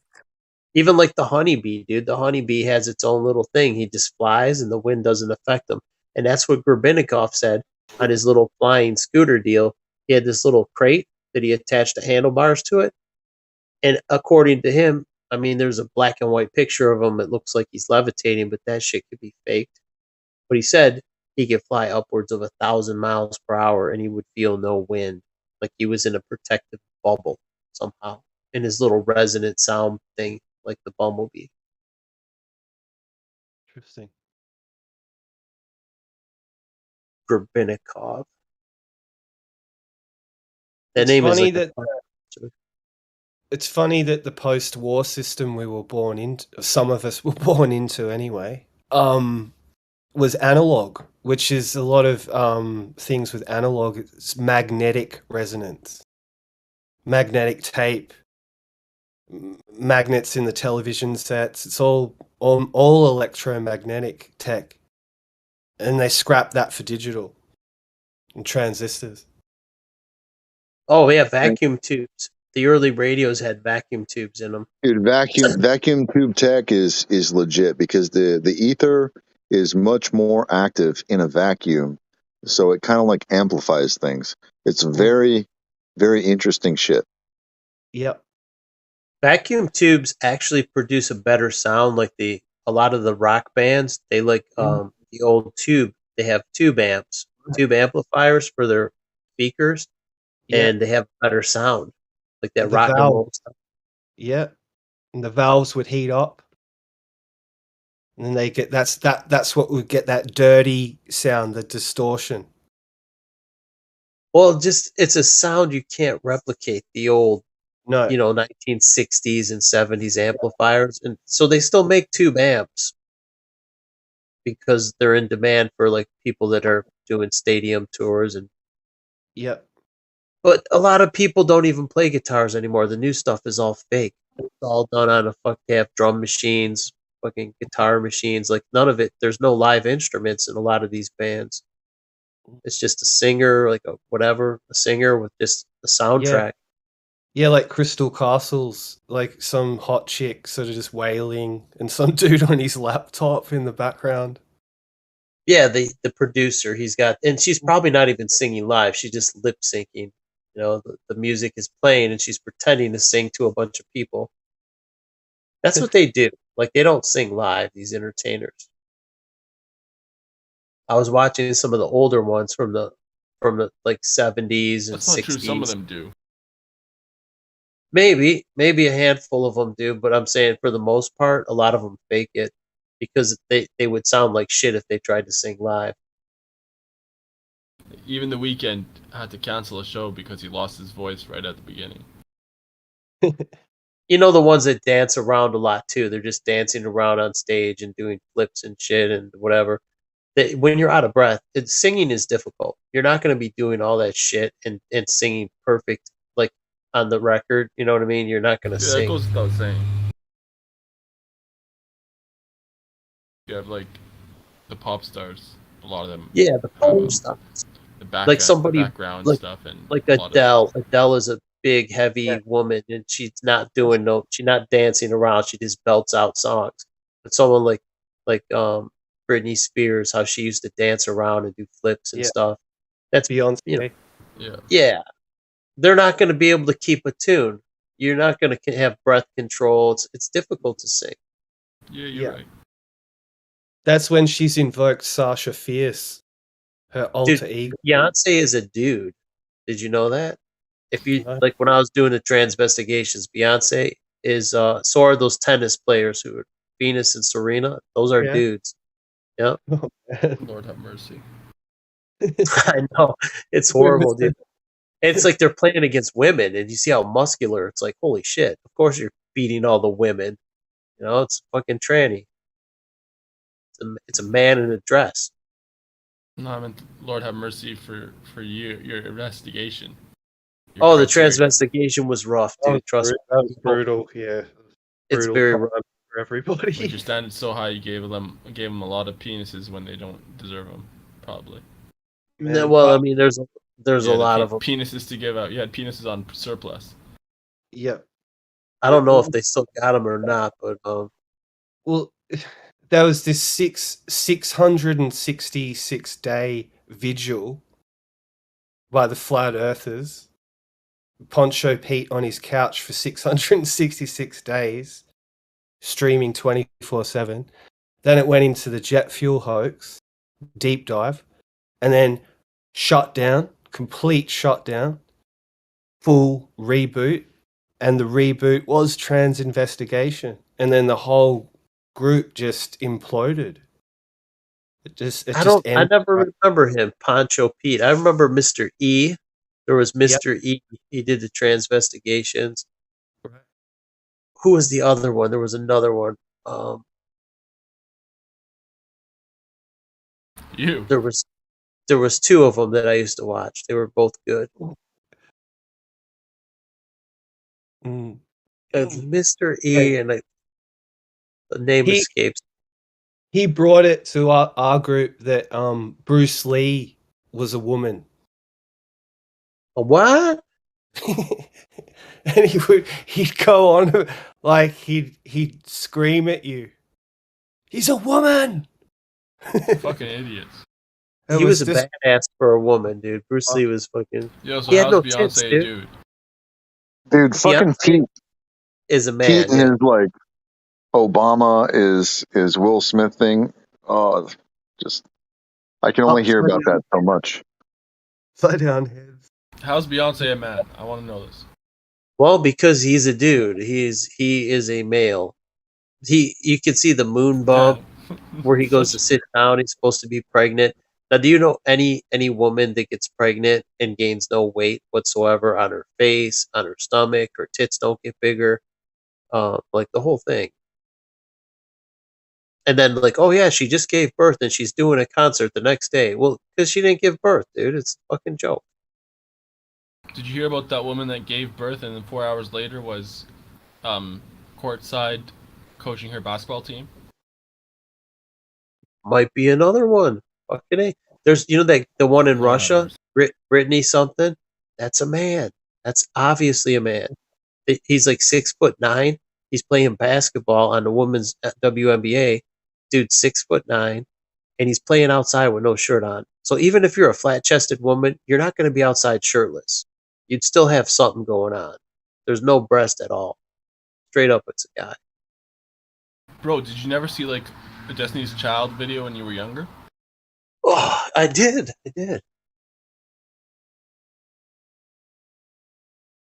And? Dude, you'd be surprised how many, dude. Taylor Swift is a guy. Lady Gaga's a guy. It's a lot of them, man. Bro. A lot of the entertainers that you think that would blow your fucking mind are dudes. No, this is Victoria's Secret. The models for Victoria's Secret, most of them are men, if not all of them.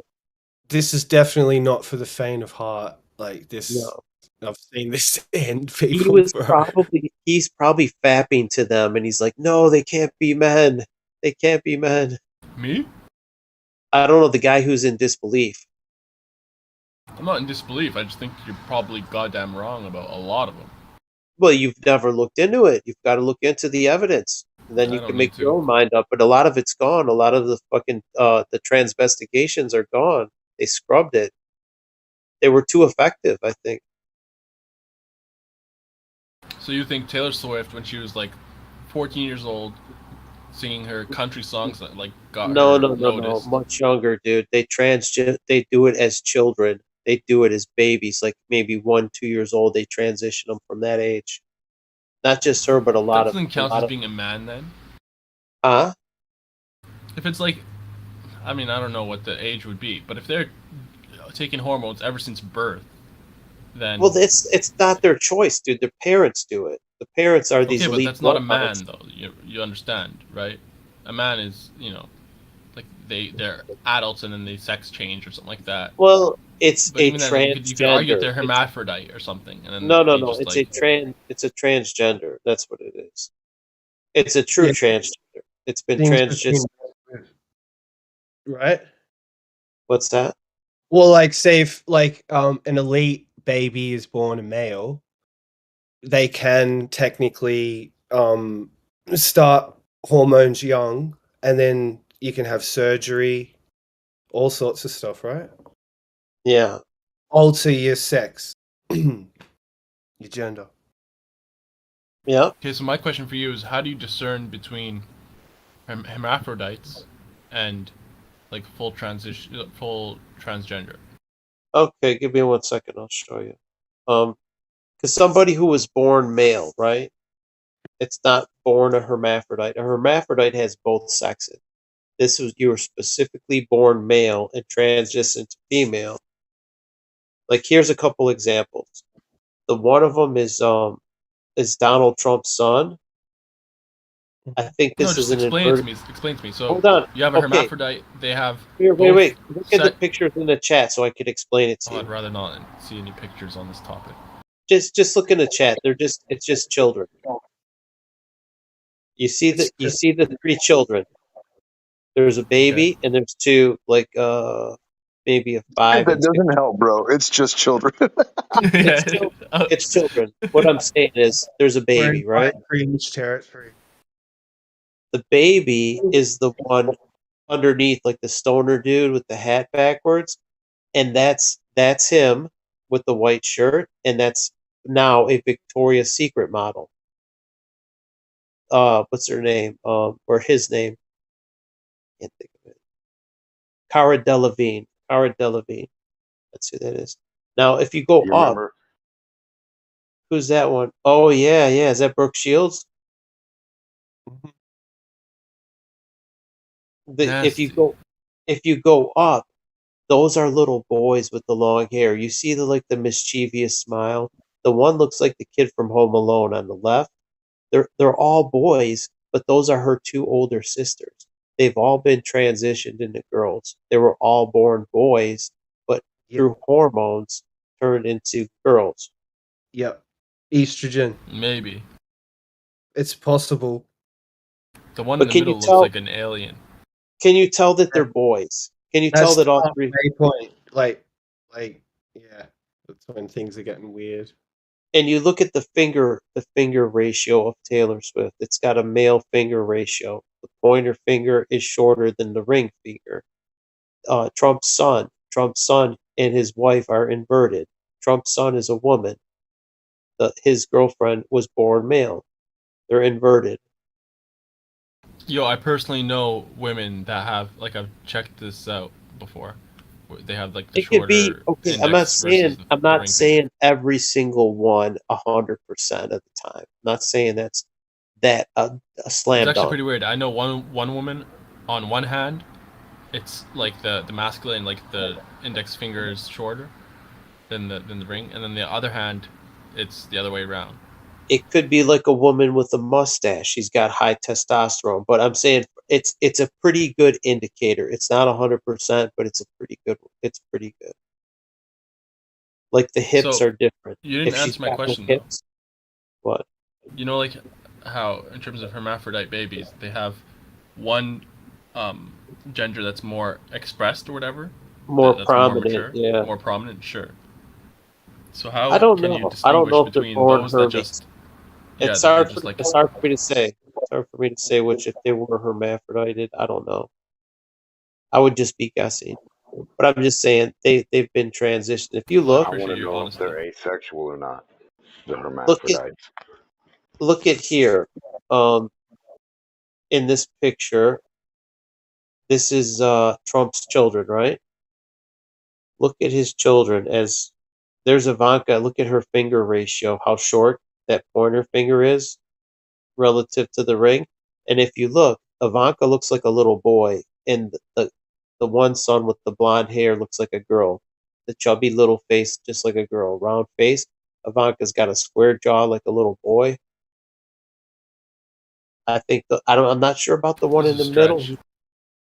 He could be a boy. Like, you don't think the one on the right looks like a little girl? Bro, I'm gonna be honest. Like, I'm probably the only guy who doesn't see it with the Trump family. I just don't see it. I'm probably the only guy though. Who's the dude in the middle? Because he looks like Trump. He's got like a Trump That's vibe. Trump. That's Don Jr. That's Donald Trump Jr. in the middle. He's so inherited the Trumpness. The other one is Eric Trump, but Eric looks like a girl. It's so In hilarious. my- You look like a girl. You just see like Trump in him. Crazy. I don't know. I think a lot of people, these elite families, like that one that transitioned, that's now a lot of them are famous, right? Right. Michelle Obama, he was born Michael Robinson. Okay, what is the book that he wrote? Becoming Michelle Obama, because he was actually Michael Robinson and he became Michelle Obama. Like, they put it in our face, dude. Yeah. Sounds like you got a smoking gun. There's a lot, dude. Oprah's another one. Oprah's a man. There's so many celebrities, dude. Like, celebrities that you would be like, holy shit. And that's why they're famous, dude. It's like normal people can never be famous. You have to be one of them. That's what Poncho started to look at. Like, I think, what's it called? The names are weird too. Well, they do it with cows. Somehow they can change the sex of a cow. I don't know how but he started looking into Freemasonry as well and how they invert things. They'll give you milk. The male cow. You're milking the bull. Don't try milking the bull, dude. It's got a particular name. I was quite shocked. It was really kind of weird science. Let's put it that way. Yeah. If you look at the childhood pictures of these people, like that gives you pretty good clues. Like, look at this one from Oprah. Got some pictures I'm early gonna be on. honest. Oprah's sus as fuck. Oh, not even sus. It's a man. And if you look at the no hips at all, given how beefy Oprah's beefy, but there's no hips at all. Right? Dude, Straight up. look at that fucking mug right there. God damn. Oh shit. But look at, there's no hips. The waist and hips are straight up and down. And look at the large bones, big head, but no hips at all. That's a dude. It's a weird name I'm too. not Like when convinced you at said all. Michael Robinson, Robin, And then you see, Robin the son. as a child, you could see that's a boy. No, you can't, man. Okay, but I'm what not about telling adult you, bro. Oprah? You're telling me adult Oprah looks like a woman? Or you're going to find one with no hips at all, with that big bone structure? No Yes, hips? Oprah is a woman. She does it with Dr. Phil and what's his name? She's got Dr. Phil and Imagine if Dr. Phil was a woman. Imagine if Dr. Phil was a woman. No, he's got a wife too. Like, that doesn't mean shit, bro. Look at Obama. Imagine if his and wife fucking is his Michael. husband. You know what a beard is? Yeah, No. Obama. Yeah, he's got a wife. I Two don't think dudes. he is a girl. Oprah's a woman, bro. I don't know what to tell you. Well, drink the Kool-Aid, man. What do you want me to tell you? That was Oprah Winfrey's plumber. I think Zanuck is a woman. He's got a big pussy. That's one of the Sopranos, big pussy. Yeah, I was looking into this. I'm like, man, there's the more I look, the more I see like they're everywhere. They're fucking everywhere. This is when you know you fell into the rabbit hole, man. Yeah.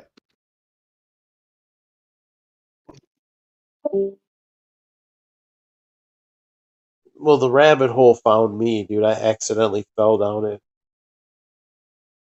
It's like, what did I get myself into? Another fucking rabbit hole. See, there's Michelle Obama or Michael Robinson. And that's one of Joe Biden's people. This one doesn't even, this is a dude that even pretends. I'm not, I mean, whatever, right? But you see the way she wears her hair now, which is kind of long, right? She's kind of dresses like the Queen in a way, like in a particular pastel or a color. Anyway, what's with the short hair? Like a dude. Was just going through a dude phase or something. You mean the guy with the lipstick on?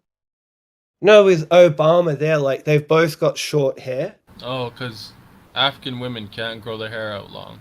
That frizzy Well, hair, no. it breaks easily.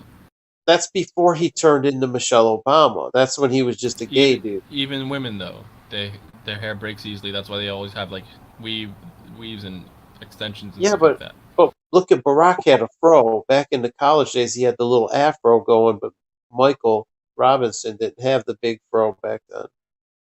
I just don't know why she'd be rocking a hairstyle like that.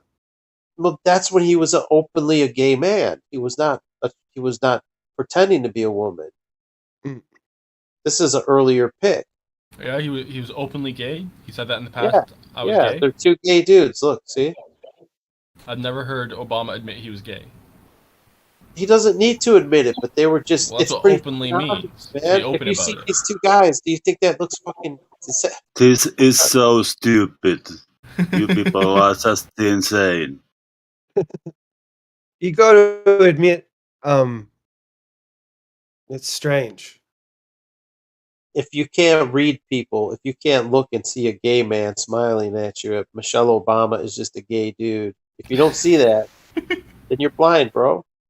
I don't know It doesn't what to even tell you, take. It doesn't Go take. fuck gay people, man. yourself. It's too fucking obvious. Like, maybe you need an intervention. Hey, who is that? Who is that chick? The old comedian lady. What was her name? Joan Rivers. Joan Rivers, dude. Joan Rivers knew. She told the fucking. She told the news. She's like, everybody knows Obama's gay. We already have a gay couple in the White House. You know, Michelle's a tranny. Everyone knows. And then what? She died like what? A few months later. Died suspiciously. Yeah, Joan Rivers. That's suspect. Actually, she's not dead. I seen her. That might be your best evidence yet. Explore that option. She was with Harvey Weinstein at some kind of party, and she had gray hair, but it was unmistakably her voice. You know that voice, that Joan Rivers voice? Oh, thank you. Someone got here, let me get the door for you. Oh, thank you. Oh, and it was no, her. that was totally her without makeup, dude. That was totally her. She didn't die. They fucking gave her a new job. They made her go away, though. No more joke. Go away, Jane. They took her they took her stage name and said fuck off. She lost her privileges as a comedian. So she's like, look, Joan, you have to go underground. Now, other people, some people who died, like Prince, and who's the other guy? David Bowie. David Bowie and him. David Bowie, Michael Jackson. A lot of people ended up getting fucking, they killed their character, basically. Yes. I think it was for financial. Kobe Bryant. They sell more jerseys or whatever. I don't know. Kobe didn't need the money, but I don't know why they do that stuff. Do you reckon they'd go to an island or go to some underground civilization, maybe? If he walked right past you, dude, like Jeffrey Epstein, he's obviously not dead. But if Jeffrey Epstein, if you were let's say you're at a Walmart or some big store like that, and he was pushing a shopping cart and he had a baseball hat and he could walk right past you. You wouldn't even know it.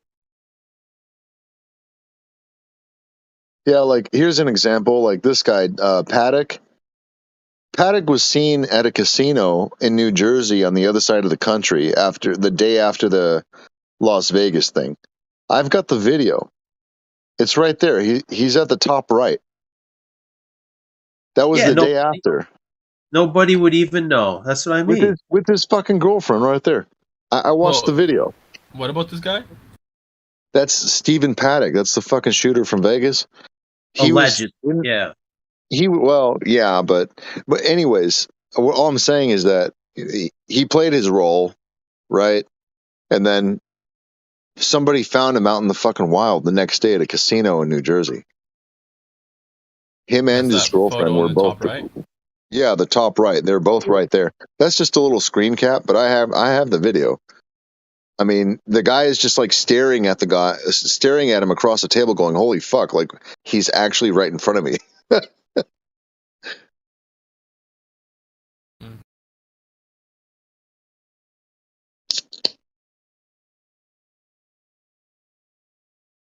So all I'm saying, I guess the point I'm trying to make, dude, is that people have identities, right? And there's this government agency called the Witness Protection Program, and I think what they're really doing is they don't really give a fuck about witnesses. They don't really care about justice. Let's be honest, because the rules aren't for them. They're for us. You know, the laws are not for them. They're for us. So they don't really care about witness protection, period. And most of the drugs, most of the crime that's happening, it's controlled by our agencies. So they don't care about that. But what they do is they have this thing called witness protection with all these different assets to create documents, to create like Photoshop, to create backgrounds, to create new identities. And so when it's advantageous, they just use it. No doubt. They just fucking use it. Yeah, it reminds me of the guy that killed. What's his name? George, whatever. Can't breathe. George Floyd. George Floyd. George Yeah. Floyd?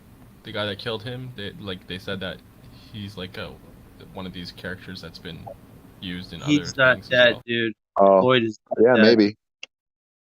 Yeah, No, I don't know. All I'm saying is that they use these people all the time. I mean, it helps them just push a story to get airtime, or I don't know where these people end up going. Some of them end up having new identities and then just reemerging in the same market. Like they don't always leave the market; they just get some, cosmetics done, and then they go back out there with a new name. Like Alex Jones, Bill Hicks. Like Alex Jones, like Bill Hicks, like there's a bunch, dude. I've got a whole fucking laundry list of them. There's a bunch of them, and that's what they do. They just play multiple roles. Fuck, man.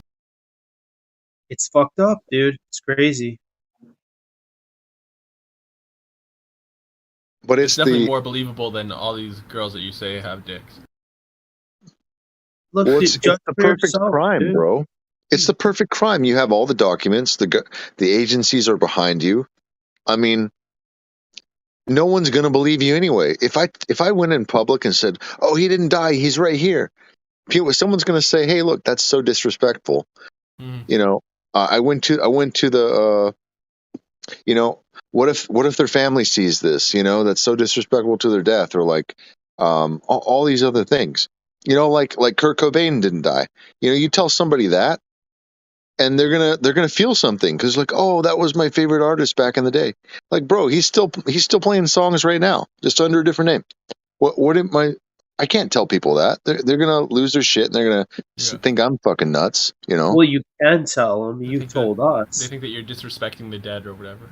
Yeah, you're disrespecting the dead. It's yada yada yada. There's all these, like, it's the perfect crime, and not only that, but it shows their dedication. So they're given more trust. They're literally given more reward. Because if you kill yourself, like, if you kill your old identity, your old identity, then it's the ultimate dedication to the cause. So they're going to trust you because it's a it's like a Freemasonic thing too. I'm not saying they have to be Freemasons to do it, but it's a principle in the satanic, like one of the it's like one of the rituals that spread across these different like secret societies and shit. Is that if it's like the self-sacrifice kind of a thing, and it's the ultimate way of showing your dedication to whatever you're To the involved cause. with. Yeah, it reminds me of the movie Tenet. In the beginning of the movie, the guy like he's in a mission and he basically dies. And he gets captured and they torture him and he dies. He prefers to like die instead of giving up any information, right? But the whole thing turned out to be just like this test. It was fake, and he had and like he showed his absolute loyalty. So they basically gave him a better position or whatever. They basically promoted him to this like really kind of a really high class kind of position, or I don't know how to say it exactly. So it's called Tenet, Tenet. Yeah, I think that's. Bro, I'm watching that because the funny thing is they're not writing these stories. They're literally just taking context from real life and then just making a movie out of it.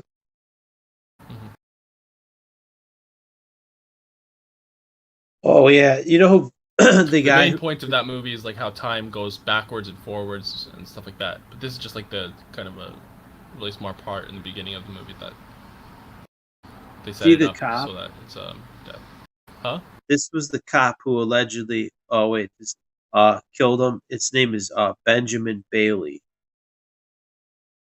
He's an actor. The guy. Yeah. And if you see the guy at George Floyd's funeral was actually George Floyd himself. He's wearing the mask, the hat, the sunglasses, right? Yeah, you can't mistake that tall motherfucker in the back. Like, he took that big family photo, and he's just standing there in the middle with the mask. I'm like, dude, you attended your own fucking funeral. What the fuck? The casket was like 5 feet long. He's like 6'6". This guy, 6'5" or something. He's like, and the casket's 5'5". It's like, what do they do? Break his legs and stuff him in there? No, what happens is when you choke someone that long, they just kind of deflate, so they fit in a smaller casket. Oh, right. They let the air out. What's his name? Floyd the Landlord. His porn name was Floyd the Landlord. He's coming over to lay some pipe. The landlord is here. Yeah, dude, this whole thing. He's got a Freemason tattoo. 33rd Street. Like, there's so much. Like, it was. And then what happened from this? Rioting. They're stage rioting. They were putting ads on Craigslist for protesters. They would stack piles of bricks. The whole shit was staged. There was a guy, Jacob Pedersen. He was smashing windows at AutoZone. He had this full face respirator mask, so you couldn't really see him. But his own girlfriend snitched him out. She's like, "I know who that is. That's Jacob." She snitched him out. So he was a cop, and he was dressed as a protester, and he was smashing the windows on an AutoZone with a hammer. They were causing fucking, causing chaos. They wanted this. They wanted people to be. I don't know why they did it, but they want They want racial strife. They want all this shit. That's why it was like a black and a white deal. Like if let's say George Floyd was white, and they did the same thing, no one would give a fuck. There wouldn't be a fucking peep. White cop kills a white guy. Hey, by the way, wasn't that like in the middle of the fucking of the lockdown too? And there was like no one wearing masks, like all of the stuff that came with COVID. Like there were people walking down the streets. There was no one wearing masks. There's no gloves or anything. Like all of the stuff that comes with COVID did not happen in that footage. So it clearly could have been pre-recorded, and they just weren't aware of the psyop upcoming. Well, no, the rioters didn't give a fuck. They're like, only when they didn't want to get caught. You know what I mean? But they didn't. Nobody said shit. I just think that they know the COVID thing was not, what they say it was. They don't need to wear a mask. Like Nancy Pelosi wasn't wearing her mask at the beauty shop, trying to beautify her ugly ass. But because they know it's not necessary. That's all. Hey man, Nancy Pelosi had some nice milkers back in the day. Just saying. I wouldn't know, man. Oh God. Her father was a mafia boss, crime boss in I think Chicago. Probably still is, man. Her husband was drunk driving and nothing happened. They're a bunch of they're all criminals, dude. Yeah, the mafia, the mob. The real mafia. Oh, there's Riggs' picture with JFK. I think that was one of yours. JFK was gay. Which one? I don't know if I got this one from you. Oh, JFK. you were looking at it? Yeah, I think you popped it in the chat. I think that's where I got it from.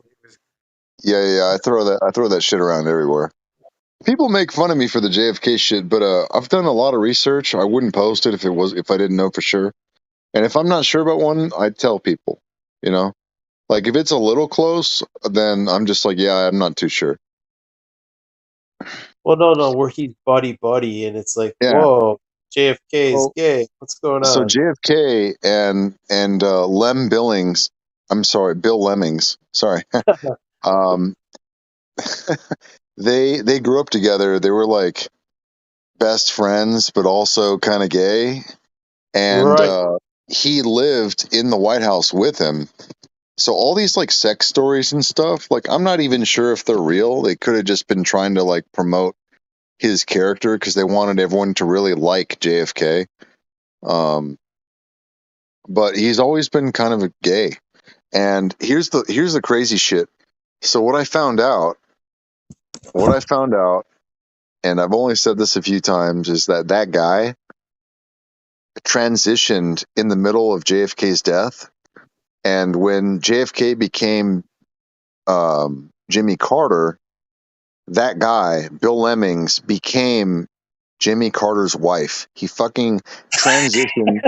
He transitioned into his wife. That is Jimmy Carter's wife. They've been together for like 80 years, 90 years.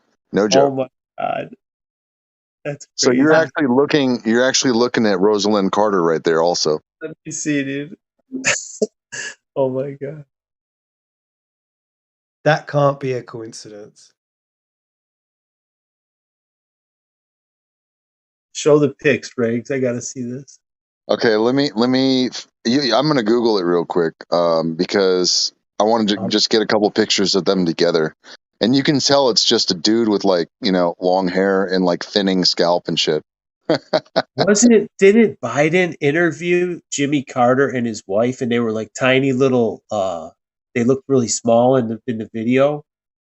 I'd like to see that. Like, so that's the dude. He transitioned into the woman. Yeah, that's hilarious. And so they had surgery done to the what's it called? The shoulder, not the shoulder blade, the clavicle, like the bone that connects the center, the bird cage that connects the shoulder to the chest. They shortened that to get rid of his stature, but it's still fucking him. Wow, that's creepy. And you can tell by the chin and the cheek and everything, it's the same fucking dude. It's crazy. Let me I'm trying to download these. Hold on, let me. I mean, yeah, he was a very masculine looking guy. How did they pull that off? Like, well, hormones.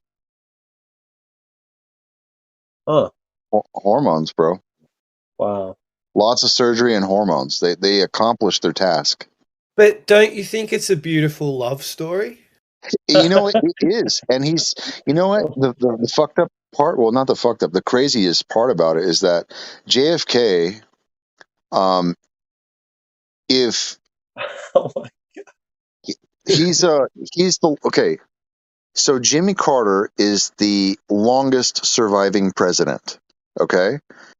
Jimmy Carter is. That's not including his time as JFK. So he's even longer than the longest surviving president. You have to add their tenure together. So, I don't know what's the split, like 13 years or something. So yeah, that's 13 more years than the longest surviving president or whatever it is. It's and they've been together since children. That's crazy. Yeah, Holy and you can tell by the hands too. He's got big motherfucking gloves. Wait, so is this saying that Lem is Jimmy Carter's wife? Yeah, that's what he's Yes. saying. Bill And Lemmings is his wife. And if you look at the pictures, because they try to pretend throughout the last, couple decades that Bill Lemmings is still out there like doing stuff, but it looks like a completely different person. He's disappeared. Yeah. Yeah. Now he's a woman. What the fuck? It's such an honest reaction. Yeah, like it's so wild. It's so wild to have come across this, because like I was just looking at him one day going, man, this guy's a girl, this guy transitioned, this guy changed identity. And I'm looking at Bill Lemmings going, well, whatever happened to Bill Lemmings? Because if they were fucking in the White House, they're probably still fucking right now. So I wanted to know what he looked like. And when I looked into it, I'm like, wait a second. Let me look at Jimmy Carter's wife. And I was like, holy shit. Holy shit. They're still fucking. After 90 years, they're still fucking. Oh my God. It blew my mind, bro. I was like, holy shit, I figured it. I felt like, like I fucking Dude, unlocked the Legend of Zelda. You win the internet. Riggs wins the fucking I internet fucking today. won the internet, bro. I solved like everything right now. Holy shit. Detective Riggs was on the case, fucking cracked it.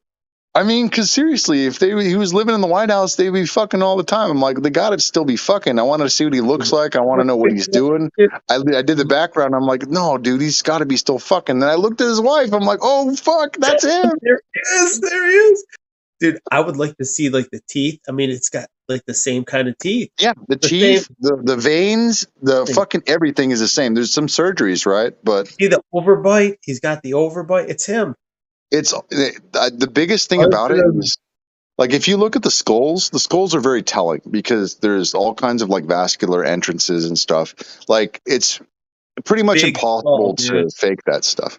That's a big skull for a woman. Yeah. Or That's I don't know, man. Head. It's a Dave, man's I'm head. sorry, bro. I'm drinking. I don't know. Bill Lemmings, whatever the fuck. I can never remember. Whatever. Yeah, man. You could see, that facial identity software that would crack this shit, man. If we had some of that. Well, I thought about actually going to like a sketch artist that works with like the FBI or the police or something, and trying to, I don't know, in some way like anonymously try to get them to verify if they're the same people. Like show them mixed images, assuming that it's the same person or something, and see if they notice. AI software. They got facial identity software, artificial intelligence. It identifies transgenders as men. Like it's good. Like the spacing of the eyes, and they don't like it. The trannies don't like it because it fucking outs them. Well, I'm happy to be told I'm right. I'm happy, because I'm not worried about it. I've already looked. You're right, dude. Like, I think you're I've right. already looked at all this stuff. Like I know it's him. Yep. So I think you're right, my man. I think you've cracked it. The fucked up part is what gave it away is I knew he was horny and I knew they'd still be fucking. Dude, the hand. Look at the hand. He's got his hand on there. It's like his man hands on Jimmy Carter. Oh my God. Dude, the American people are so fucking gullible, dude. The fucking Michelle Obama, this fucking creature. I mean, come on, dude. Can you blame them, bro? They drink tap water, dude. Yeah. Can you blame them? Dude, you know who else people won't want to hear it, but Melania is a man. They don't want to hear it. Dude, I don't know. I don't know about all this Trump stuff, dude. I have not. Dude, Dave, you're going to have to help me, man, because if this is true, you're going to have to help convince me. I have no idea. I've never looked at the Trump stuff and thought that it's like for sure. I mean, he's very sus. I think it's very sus. And the thing is, I used to like Trump, but I know he's just one of them. You know what I mean? But I used to like how he trolled the lefties, and I appreciated the trolling. So I did like he's the funny as hell. Yeah, I do like it. But I'm just saying he's one of the crew. Even the shit, enough is enough, the whole FBI raid, he's using the Illuminati card game phrase on his Yeah. fucking shit. It's like, come on, dude. It's like he's not on our team, dude. He's on team Illuminati. Like, I think he has a heart. He's a better slave owner than the other ones, but he's still a slave owner. Like, he's not on our team. He does seem to care about his employees, but that's just probably his public face. Like the Pope. The Pope has a public face where they're against abortion, but behind the scenes he's eating babies. You know what I mean? Allegedly doing that.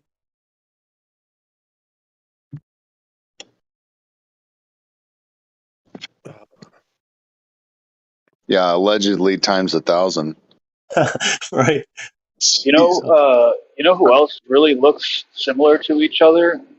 So I don't know if they're like I don't think they transitioned into one another, but maybe they're related. Is George Soros and the president of Ukraine, Zelensky? They look like they could be father and son if you check that out. Well, they're both Jewish. They're both Jewish, so there's a start. Somebody drop a picture. I got to see this.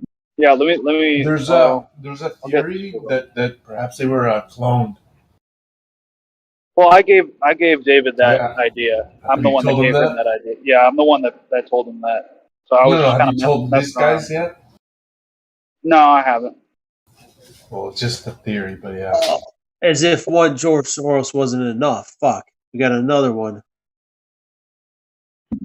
Elon Musk looks just like it. Wait, like have you guys shifting? have you guys heard about George Soros' son? Like I'm not Like he- saying they're clones, but they. I mean, wow. you tell me what they look similar. They Well, look related. You can change into like the only thing that's missing is the animal bit, like them being a snake or a lizard or a bird person or a cat. You know, they can change sex pretty well. They got no probs with that. They've mastered it, right? That's full shapeshifter. Soon they'll be go gadget leg, go gadget 3 arm. I don't know. I think it's possible they could be related. I don't know about them being the same person. Maybe just two Jews, man. They're just two. Go gadget baby stuff. Yeah. You can, like, plug it in. What the hell? All I can say is that they look very similar. I say so, yeah. They look like the type to rub their hands. You know what it is the head. The head shape is very similar. Dude, it's the hairline, the hairline, eyes, the mouth. Yeah. The chin's a bit different, but Well, he's older. yeah. I'd love to see an age progression on Zelensky. See if it comes out looking like Soros. I bet it does. George Soros doesn't have that big of a Jew nose. But they're both Jews, dude. Yeah. What is Dallas? Justin Castro or something? Yeah. Well, that's the Dave. Dave says that. Yeah. Castro and what's his name? Trudeau. Justin Trudeau. Yeah. You've seen these creatures, Angela Merkel, Theresa May, and then this other one. Do you see how they all knew each other as children, but they all grew up to be president or prime minister of their country, and it looks like they could be boys. I mean, Did they honestly all know each other as kids? Yeah. Well, they're on the couch together. Who the fuck they are? Yeah, I've got pictures of them all naked together, like running around in the field and shit. What? Too much information. I've got them right here, bro. No shit. No shit. It's from the same camp or whatever that they're at in that picture. It's all black and white. Yeah. Yeah, you don't want to show that because they're just kids. So yeah, you don't want to. I don't know. I guess maybe. I guess you're right. Yeah, I don't have those officially.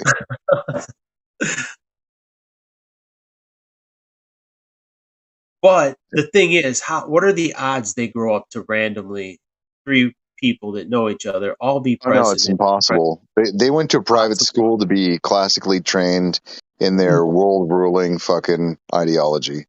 That just shows you they're selected, not elected. But are you sure this is true, or is just because that picture Oh, at the absolutely, top? bro. Hold on. That Absolutely. picture at the top could just be any three random girls. You know what I'm saying? Like for No, example, like Obama was like no, all these people, man, all these people who are running the countries, they were sent to another country to attend school and then sent back to their country to fucking run it. That's like right. These are like elite school training camps. He was Barry Satoro, and he went to Thailand or somewhere. He was Barry. Like some like Middle Eastern sheikh fucking sent him, paid for all of his college. Some oil guy. His grandmother and grandfather were communists. They lived in Hawaii, and Frank Marshall Davis was his mentor. And there's pictures of Obama's mom naked in Frank Marshall Davis's house, doing Well, like she was a CIA hoe. Yeah, right. Before porn was really like accessible and everywhere, that was their version of porn, just black and white nudes. And that's what she was doing. She was doing like porn.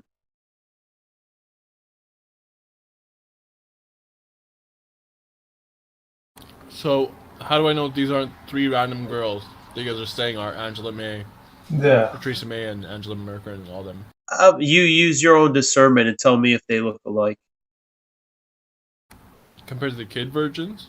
Well, I'll say this, dude. A lot of a lot of like the historical photos that I've seen that have to do with like these leaders and stuff. Or no, I won't say that. I'll say like these dual identities, the ones that have to do with like witness protection, you know, repurposing and stuff like that. All of their Photoshop stuff is kind of weakly done, like very poorly done. And you can point out how they're fakes. All of these are just real photos. I don't see any fucking editing. Like they're very crisp and clear. They're true to the nature of the time of when the photo was taken. Like I don't see any deception in these photos, and they look like those people identically. And I have more than that one. I have like many of these photos of these people. So I don't know, man. It looks like they're just actually in a camp together, performing some kind of weird rituals and shit, running around naked. And I don't understand like what else it could be. Well, in the biography of these female leaders, do they admit like that they went to a camp when they were kids? I don't know. Same camp? I don't know. Does anyone know here? Well, why would they need to? I mean, if you could. Well, to I went to a pinpoint camp when I was a kid. It's not a their big deal. Yeah, if they all went to camp, for example, then that would be like something they'll have. You want to see a camp? You want to see a camp of Merkel dressed in a Nazi uniform? I got pictures. Yeah, I was of just that. going to say that. I've heard that she has connection to Adolf. Well, the thing is, man, like the military set up camps, you know, even if it's not like some kind of elite thing, the military set up camps, you know, they can set up a tent and drug people and set them up with a video and MK Ultra them all at once in a big group. And they can do that over the course of a few weeks to be set up for certain triggers. And they won't even know that they're being set up or triggered because of the poisoning. And then they'll perform the task and not even know what happened because the programming's set up in such a way that it wipes their memory, and they're set up with false memories as cover stories. So even the people involved in a lot of this shit don't know that they're involved. They just end up doing stuff, and they don't even know about it. They're useful idiots.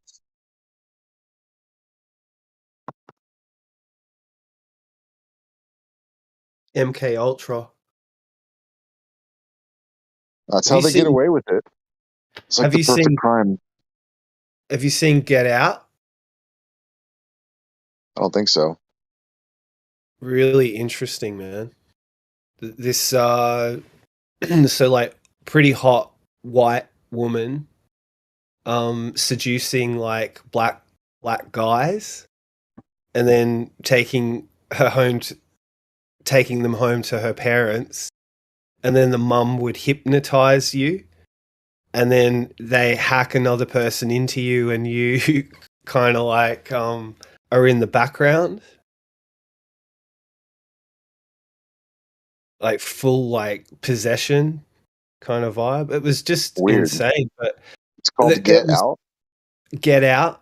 But the whole way it was happening was through hypnosis. That was the most interesting bit, I thought, because it's, you know, if done not, I think they can hack us if you're susceptible to it. Not everyone is. Exactly. They ain't hacking me, man. I'm too strong of a will for them. No, man, I promise you, they can hack you. I mean, you would be able to tell by missing time or being involved in being in areas that you don't know why you're there. But other than that, like scopolamine, they could literally just blow that shit in your face, and you'll become submissive, and then you'll just wake up like a day later and not know what happened. Hey, Riggs, do you remember a guy, James Munder? Yeah, the whack job. What about him? He died. Yeah, he was a little bit. He's getting a little. Whoa. That guy that was in Discord. Yeah, he died. He fucking died. Yeah, he died in a car accident. He claims to be poisoned with that. What you just said, that scopolamine or whatever it's called. When did he fucking die, dude? Maybe a month or two ago. Maybe about 2 months. Shit. Yeah, I know, dude. I was friends with him. I was like, how could you be friends with him? He's insane. He wasn't always. I don't know. He was just a guy on YouTube, and he was cool. I wasn't like best friends or nothing, but I was one of his mods, and I would go. I'd like this. I just liked him, dude. I don't think he was insane. He would talk about things no one else would. I mean, he did talk to himself a little bit, and but yeah, I don't know. I think he was driving a self-driving car, and it crashed because I heard him talking to the car. It's like, driver, I don't want any driver's assistance or something like that. Pedals off. He was trying to like voice program the car to. Wait, you were on the call with him when he fucking died? Watching one of his old videos. Like just before he died. And like he was in a rental car, electric car. It sounded like, because you could hear like zzz, zzz. You could hear the motor like doing that. It would like spool up and then go normal and spool up. He's like, I don't want any driver's assistance. And I'm like, holy shit. I don't know if he was intentionally killed, but I don't think he was like, he wasn't like some reporter, like the guy from Rolling Stone that was killed.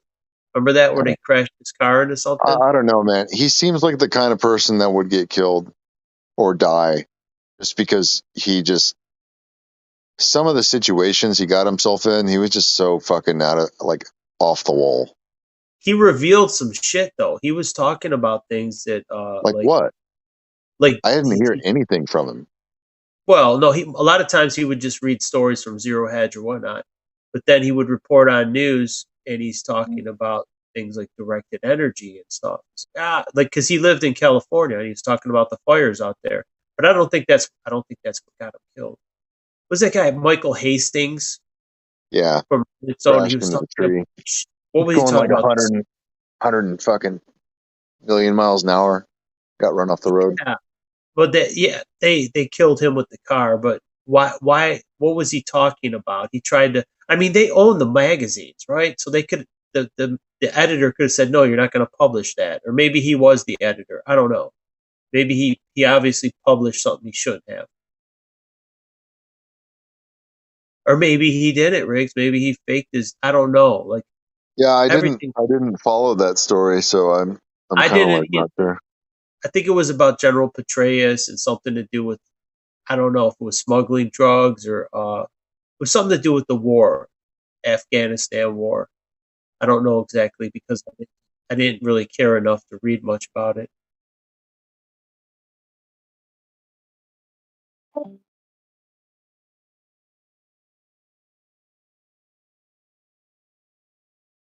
Michael Hastings. Yeah, I might have to read up on that a little bit.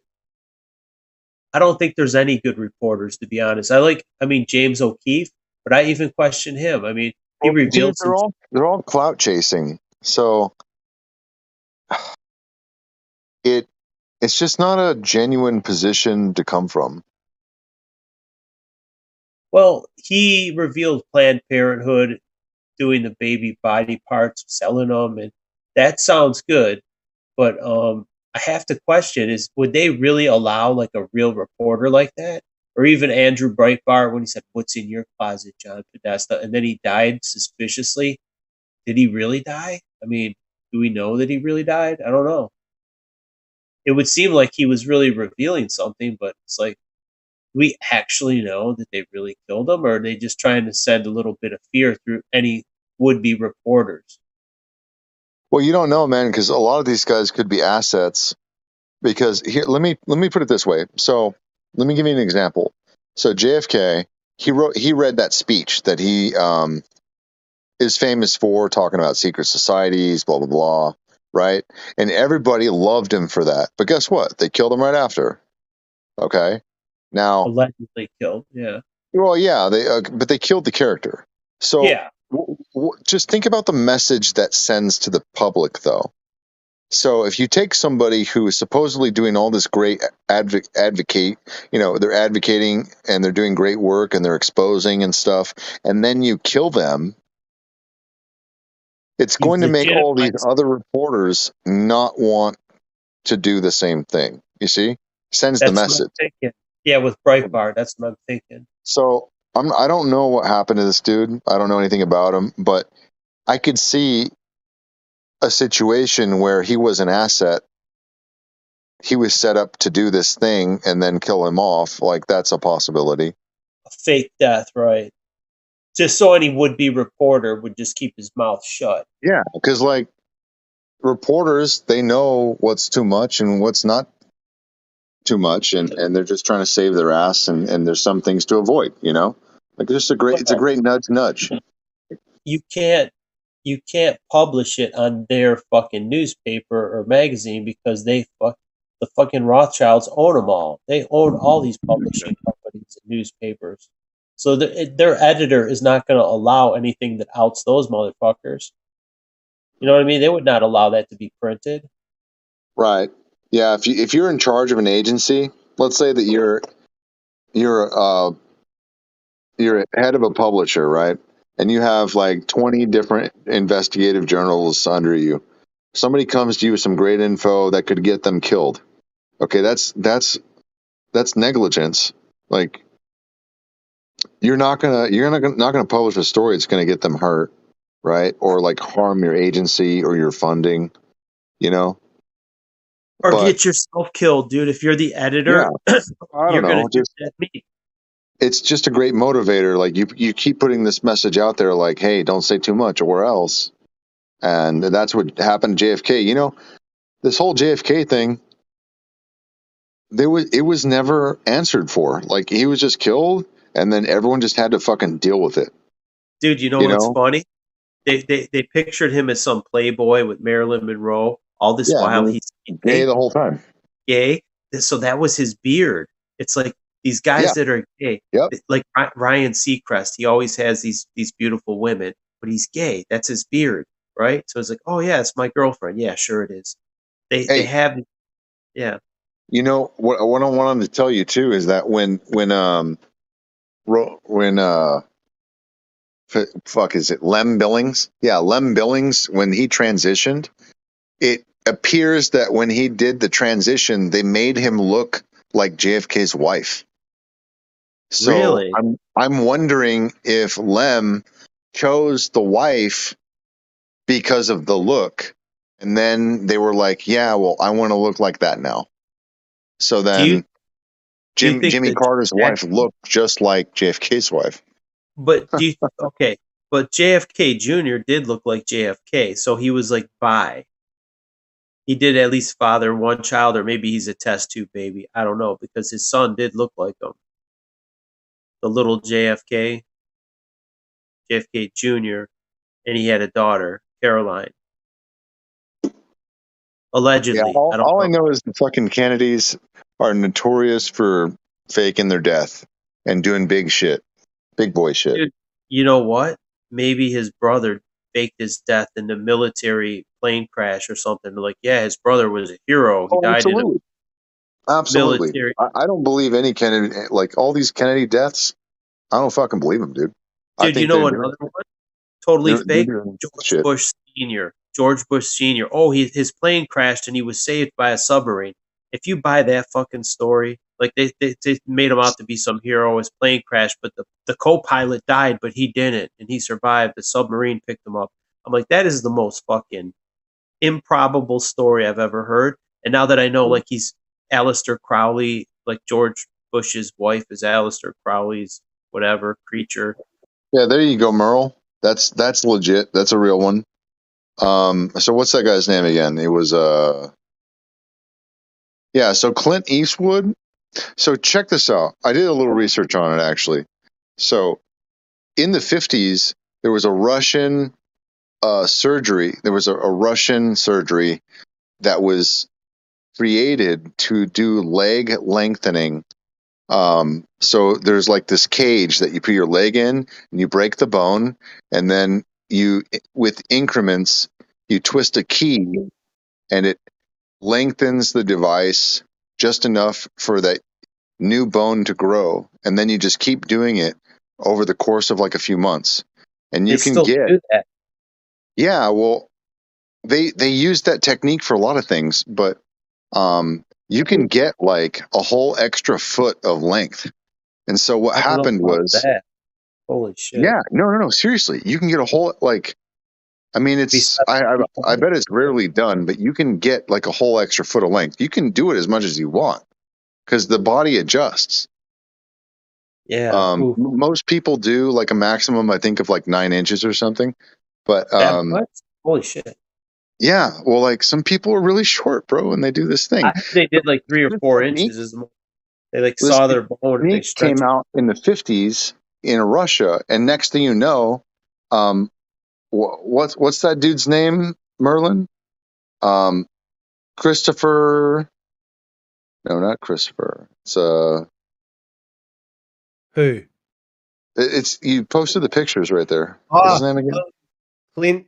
Clint Eastwood. Clint Eastwood. So Clint Eastwood pops out of nowhere, and he's known for his height, and he's in the right place at the right time, and they just give him this huge movie and a TV show, right? But it's actually, what's his name that died in a Porsche? James Dean. James Dean. It's actually fucking Really? James Dean. Yeah, Oh, they got the shit. same. They got the same moles, same bone structure. Everything's the fucking identical. It just made him taller because James Dean was kind of All short. they did was make him tall. It's the same person. All they did was make him taller. They leg lengthened. I don't know. I'm pretty sure they did his femur. I don't know if they did his lower legs. I think they just did his femur. Wouldn't his arms be too short for his body? Like, say he's like 5'7" and he's 6. Really? Never noticed that. Clint Eastwood. Yeah, it's just James Dean with like a manly persona. And James Dean was a huge Nancy too. He was like doing ballet. He was basically gay. But then here comes Clint Eastwood, and he's like super manly. He's like the manly persona, right? Now you're fucking can't believe that shit, dude. That's crazy. Dude, look into it. Like it totally matches up. If you go right now and look at like I'm the one that Wikipedia- discovered this one. Actually, I'll send you all the pics. Did you discover that one? I didn't know that. Yeah, this is what I found out on my own. Posted it. That was a tribute to you, bro. I know. I figured you were calling me in. Hey, I've got a lot to say about a lot of things you guys have been talking about. Huh? Merlin, he was the one. You win the internet too, man. You win the internet. Dave wins the internet Yeah, too. Like I'll send you so much proof on this one that it'll blow your mind. In fact, Clint Eastwood. Check your DMs. Yeah, I looked into it big time, but the thing is I started comparing them, and then And then I was What like, made you think that though? Like, what made you think? Well, because Clint they looked Eastwood alike. They looked a little bit alike, and I was looking into some of these kind of things, And I did a few comparisons, and then when I played the interview of both of them next to each other, I'll send you the two to compare, and it's the same voice, same mannerisms, and same way of interviewing. Did he always talk out the side of his mouth like that? Like Clint Eastwood kind of talks out the side of his mouth. Is that how James Dean used to speak, or did he? Yeah, there's only one interview you can see with James Dean, and it's just a PSA commercial about the dangers of driving fast on the highway. And then So 3 the weeks later, he propaganda- dies from driving fast on the highway. That's what they said. He died of his car accident. So that was all Yeah. just a propaganda story. Dude, I fucking love you, Absolutely. Dave. There's like no one else I can vibe with this shit about. That's awesome. Well, it's just so obvious when you look at it. And they didn't even have to increase his height, really, because James Dean was a lot taller than they said when they listed him at in Wikipedia or whatever. He was taller than that, and Clint Eastwood was much shorter than they said. And there's pictures, early Clint Eastwood pictures, where you can see that he's not that tall, as well as pictures that have been stretched out to make his legs look ridiculously long, like doesn't even make any sense. So they just took the average. I'll post one right now where you can see them standing right next to. You can see that they're obviously the same body proportions. I'll just post the masterpiece right away. Because this one's a mind blower, because You got a side by he side. became the most famous person in Hollywood basically twice. And the legend was created when they killed him off, and they waited to release both the movies, the second two movies that he did, till after the supposed death, which made him a legend, which made those movies box office hits. He was pretty People really young. didn't know him. Yeah, people How really old didn't he know looks who he like was he's until then. 20s, like early 24? 20s. Yeah. Yeah. And then you look at the car crash, and the car is just mangled, like, beyond belief. It's like there's no way that the other person survived if he was in that car, and it doesn't make any sense the way that just like a car in the middle of nowhere, there's only two cars, one swerves in front of the other in the middle of nowhere after he just got a ticket for driving fast, so that was like proof that he was driving fast and everything. This dude looks short though, man. Because look at the woman behind him. His feet are small. He looks short. James Dean. There's a woman behind him. Her feet are as big as him, and that bar comes up to the same spot on her leg. Yeah. So but then Clint Eastwood. Like short. Yeah. Right. That could also be making him look a lot shorter at the time. But look at that. Clint Eastwood's standing right next to Matt Damon. Matt Damon's only 5'10". Oh, okay. Well, Clint Eastwood's also like 80 years old, so maybe he shrunk a little. So look at this, True, man. but he This wouldn't be is 6'4" Clint or Eastwood. shrunk down that much. This is young Clint Eastwood right here. It looks just like James Dean. Sure does. Yeah, the hairline. Fuck yeah. Oh, wait till you see these. I went off on this because this was like almost like my litmus test for people, and for some reason I thought it was so obvious after I put these comparisons together that like it was just like I couldn't believe flat earthers wouldn't even consider it, because they just think of these guys as separate people. It really affected me, and my brain tried to shut it out. It was like my brain couldn't deal with it. Yeah, it's funny when a flat earther goes into cogniz about something else. Though? Especially, Who cares? I don't know. I think, like Dave said, two legends. I'm not phased at all.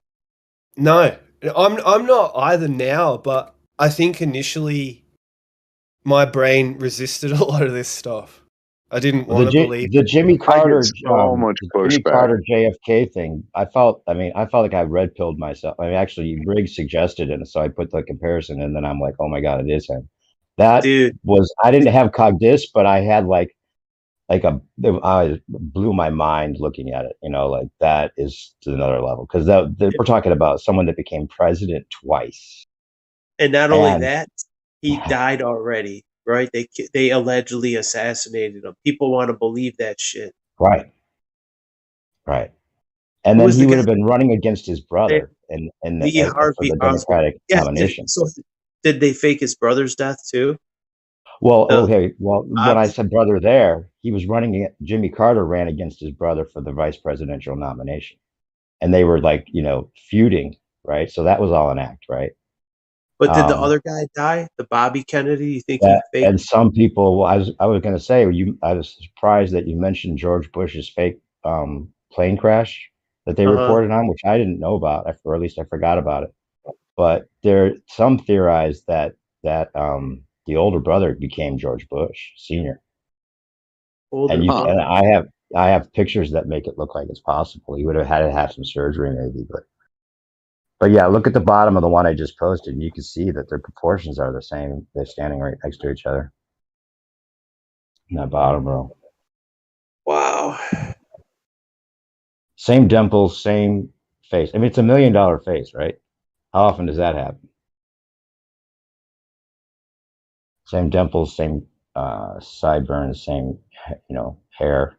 They pinned his ears back. You can see that Clint Eastwood has weird ears. Like they're pinned back and they look a little bit like formed almost, like they used to stick out a little more, but they weren't. Well, they had small ears. Now they don't stick out, and they also, you can see the scar under his lip where they thinned out his bottom lip, because James Dean had like a puffy, like a pouty lip and big ears sticking out, so they made him less cute, and they made him the quiet, silent type rather than the angst-ridden, emotional type. He always, and James Dean always talked about wanting to become a director and a movie and a Western movie star. That's what he wanted. And he openly talked about that. He was always walking around with his camera, like shooting stuff on set when he was acting. So that's what he wanted to do. But he got out of the military by saying he's gay, right? And he was bisexual. Probably didn't lie though. He probably told the truth. Yeah, he didn't lie. He was bisexual, right? Yeah. And he would fuck everybody. I guess it's well known that Marlon Brando, he used to wait for Marlon Brando for the girl to leave Marlon Brando's bed so he could go jump in bed with Marlon Brando. And Marlon Brando treated him like shit. So he kind of lived in the shadow of Marlon Brando. Like he even showed up to a party dressed like Marlon from the movie he was in with all leather and shit. And he kind of got made fun of, and he was like antisocial and very, he came from Indiana. So he was, there's a whole story about he was sent back from California. His dad sent him back from California with his mom's casket on the train to live with his aunt and uncle and be raised by them. So then when he came back out, he lived with his dad for a little while and was told him, he wanted to be an actor. And his dad said, not while you're living here, you're going to do this and do that, whatever. And, ended up, the one person he couldn't ever please was his dad, even after he had success, right? For whatever reason. And then I guess his dad said to him, well, your mom, before she died, she told me that you might not be my son. So it also gives him another reason to get out of his life. But TV was coming around the corner, right? TV was just coming around the corner, and people were going to know a lot about the people that were on TV that they're inviting into their homes. And if he had that on his reputation of getting out of the military by being gay, he could never be Clint Eastwood. Right. Yeah, that makes sense. Yeah. You mean he got court-martialed? You know who else? Mitch McConnell. Well, no, but he just said he was gay. So he avoided the draft because they weren't taking gays. Mitch McConnell got kicked out. He was court-martialed for sodomy. I didn't know that. Yeah, 1967, Mitch McConnell was kicked out of the army for sodomy. Well, this one's kind of a open shut case. Look at the nipples even match there. No homo. Good catch, man. You caught this fucker. You caught a red-handed. Sneaky. You're not posting it. You're posting it in the DM, right? I think I am. Okay. You're not seeing it? I'm not in the DM. Yeah.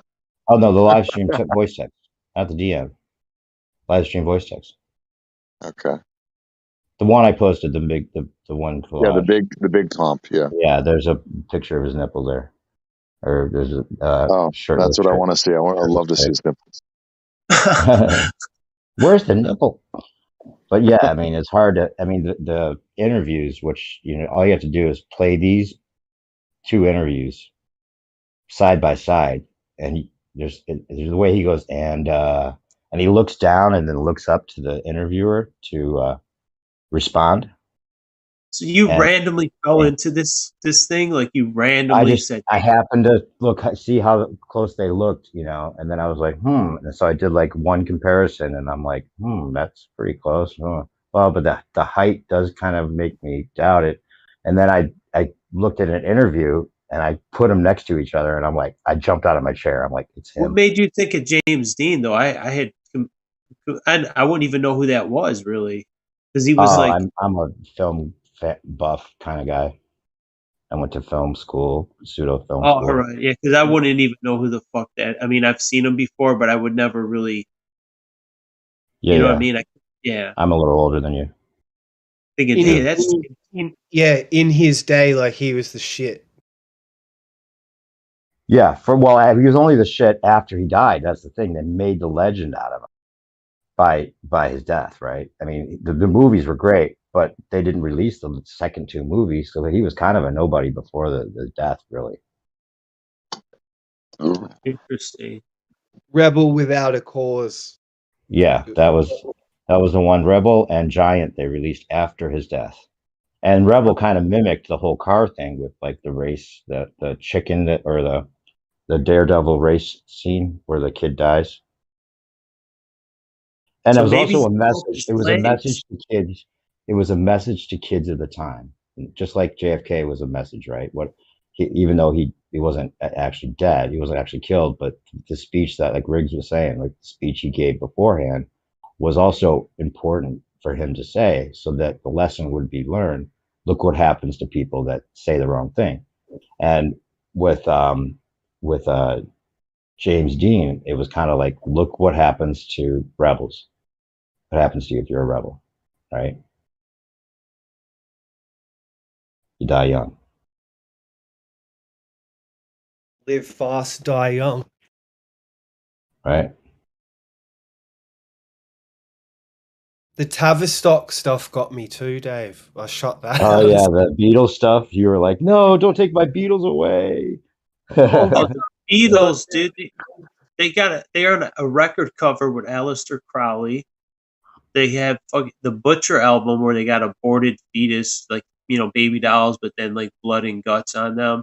Like, dude, the Beatles they were dirty, man.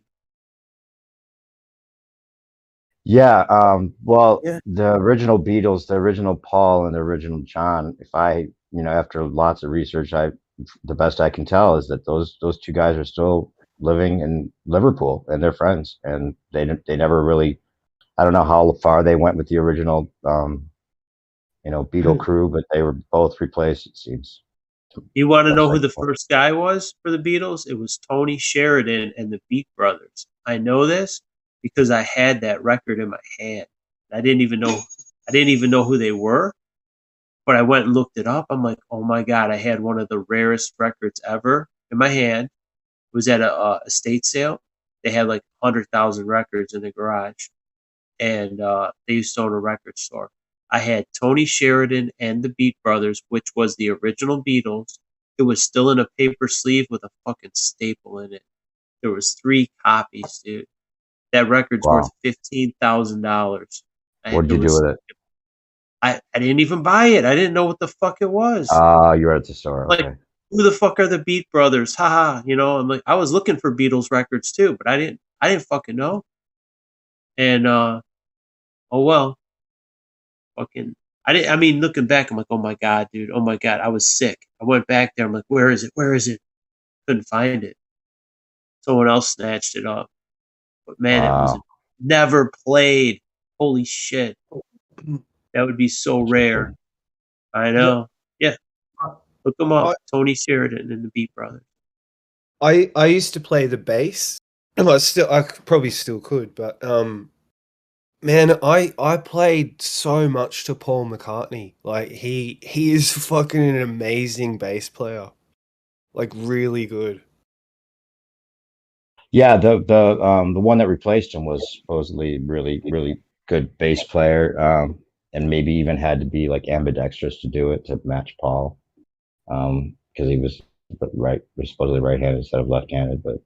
But the Paul was more like a ballad, more poet, and different type of person. Yeah. Did he play with a pick or play with his fingers? I think they both played with their fingers. Because the guy, some of these bands, they play with a pick. Some of them, and it's got like a more evil sound. It's more fat if they do it with their fingers. It's got more of a fat, beefy sound if you pluck them, but it sounds more evil if you pick it, like for metal and stuff. Yeah, they get and the whole thing about Paul dying was like maybe partly their way of like putting it forward so that they could say, yeah, we were telling you all along, if you ever found putting the obvious clues and stuff on the album covers, but also a way of covering up that the others were also replaced. People talk about that. People talk about Paul being dead, but most likely Paul is actually this guy named John Halliday that lives in Paul McCartney's boyhood home, and gives tours of Paul McCartney's boyhood home. He's the tour guide. He's touring his own house. Yeah. This is where Paul used to sleep. So now he's a tour guide. He went from being a Beatle to being a tour guide. Well, they probably made a deal where they get residuals, from whatever the Beatles make, to certainly get a percentage of some sort by giving over their identities, or, agreeing to not Michael be the Jackson person anymore. bought the catalog. So Michael Jackson owns it, and he faked his death. So maybe he really didn't buy it. Maybe they own it. They fell out over that. Paul McCartney and Michael. I don't know how he would buy it. Given. The Beatles had plenty of money. How would Michael Jackson, would he go to, hey, Mike, could you buy my catalog? I'm broke. Like, I don't. Yeah. Well, it seems like our whole lives have been orchestrated, right? No shit. Yeah. Hey, Dave or Merle, you guys, are you guys on board with the Mark Sargent, Dennis Luca thing, or no? Yeah, I did a lot of work on that. I did a lot of looking into that. It seems like they might be. Yeah, could be. Okay. It doesn't even matter because their Metatron's a thing, and regardless that he's a part of. So. Yeah. Well, I mean, there's so many connections. Like, it's actually kind of disgusting that nobody talked about it. What I wanted to add to it, though, I'm not sure if I told you, but I imagine since you're all here, I should do it now. I did some research on his mom, and I actually found out that Roseanne changed her identity also, and was actually his mom in Behind the Curve. So it's the same person. Him and his mom both changed their identity for the fucking movie, at the very least. Wait. Yeah, right. What did you say he was, Riggs? Who is Mark Sargent? Dennis Luca. Dennis Luca. I don't know who that is. Well, I posted the image up a little bit higher up. Let me go zip. So it's like a name change, and he's gone from a sort of like metal dude like Lemmy in a way to Leave It to Beaver. It just, I wish people would fucking open their eyes, because it's not just a resemblance. Okay, there's actually a lot of logistical connections.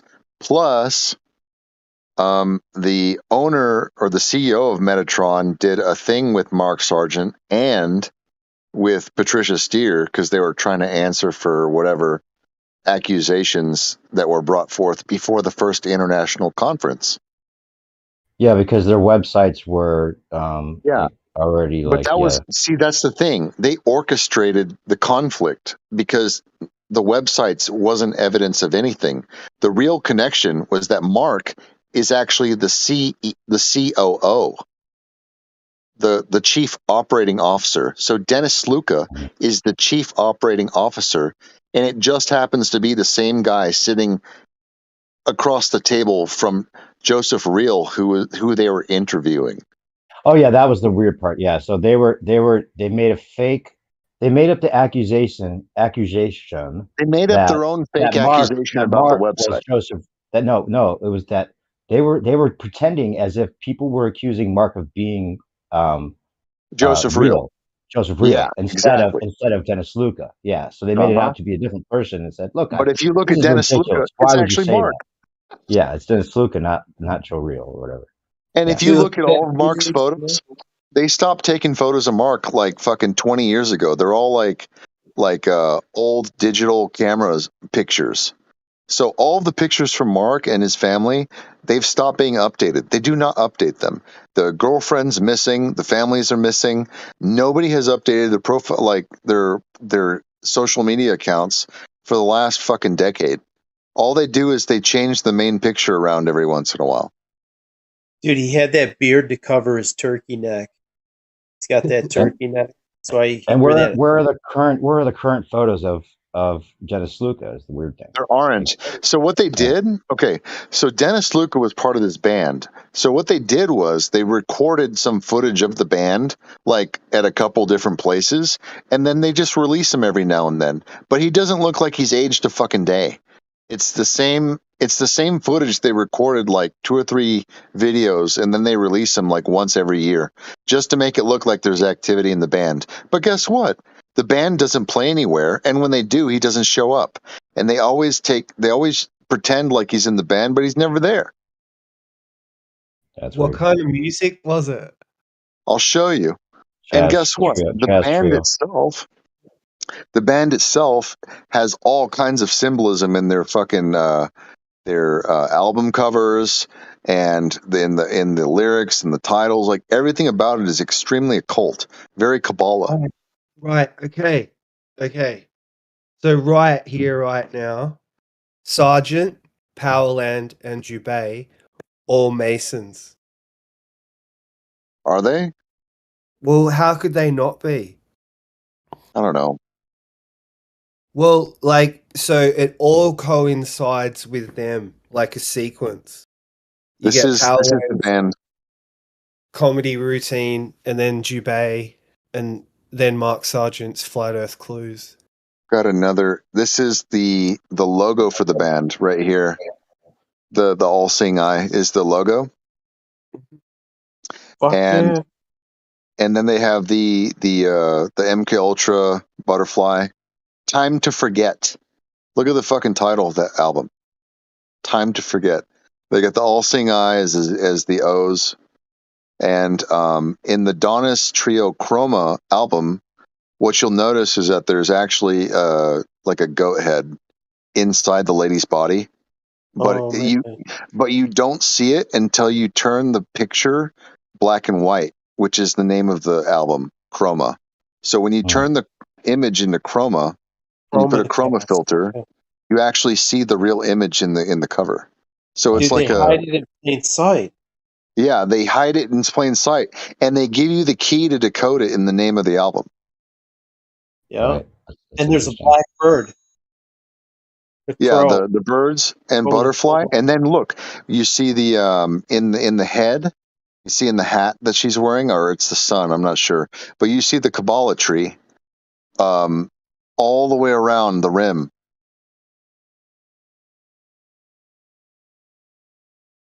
All the little dots inside of there. Dude, I fucking cracked the internet, dude. And what's fucked up about it is that I tell people that he's a fucking chill, and they're like, well, I just interview him and he seemed okay. Like, okay, man. Like, why waste my time talking? I have too much information on these people. I got way too much information. I got way more than this. It's just like, I don't know how to organize it all to actually tell a story.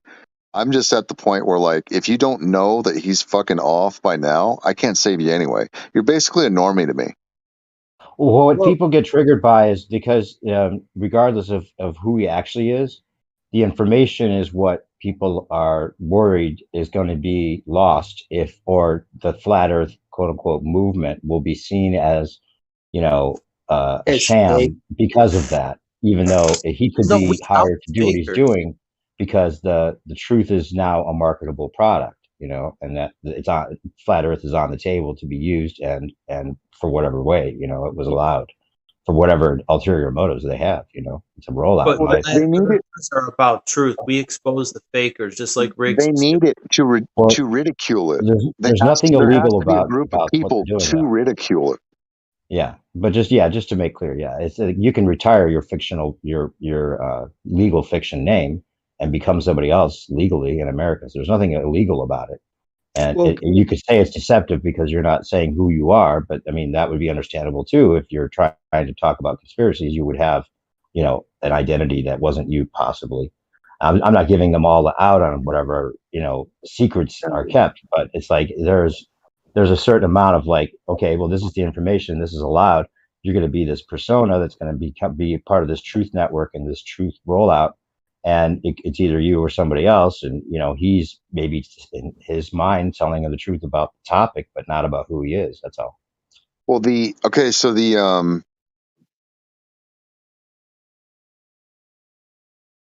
so basically this happened in 2009 when they gave him the role. When Dennis Luca basically just stopped existing and he went through all this transformation to become this new guy. 2009 is when it happened. But at that time, he was doing like this prepper. Like he had a profile online for like to be a prepper, and he had like a website about, you know, how to store shit. And he put his name, his email, his phone number, like that seems to be his. Like, oh, look at me, I'm all up front, so I'm legit. Like, I'm giving you my phone number on the front page of my website.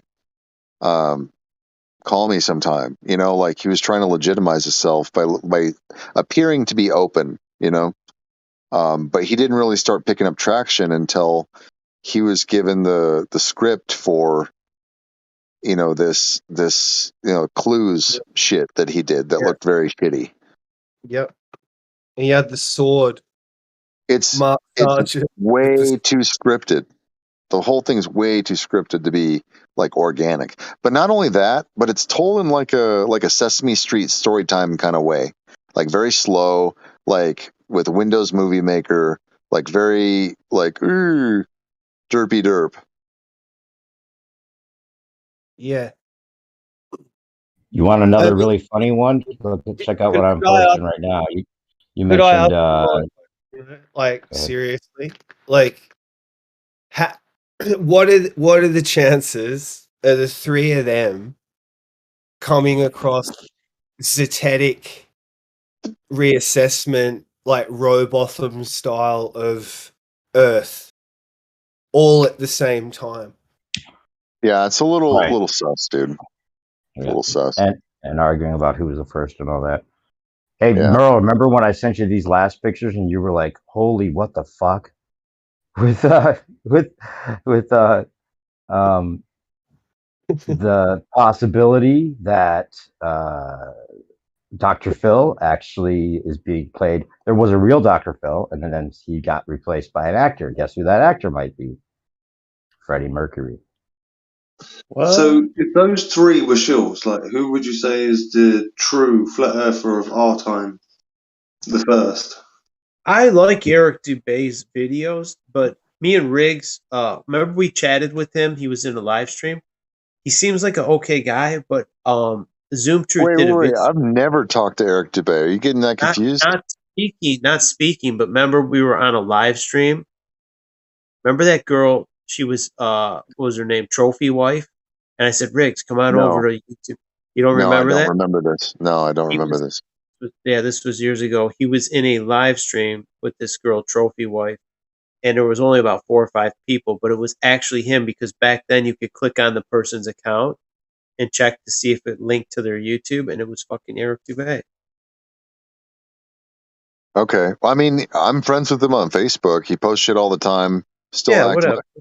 You know, I'm just saying, I would consider him a higher class of knowledge than Mark Sargent, but he might be an operative for the reasons you mentioned. The other guy, they came out at the same time. So Mark Sargent, like all of his I'm not sure he's like all the information he spits out. Like I think he's scripted. I think it's organized and he's given like what to say, what to put out, like what to intrigue people.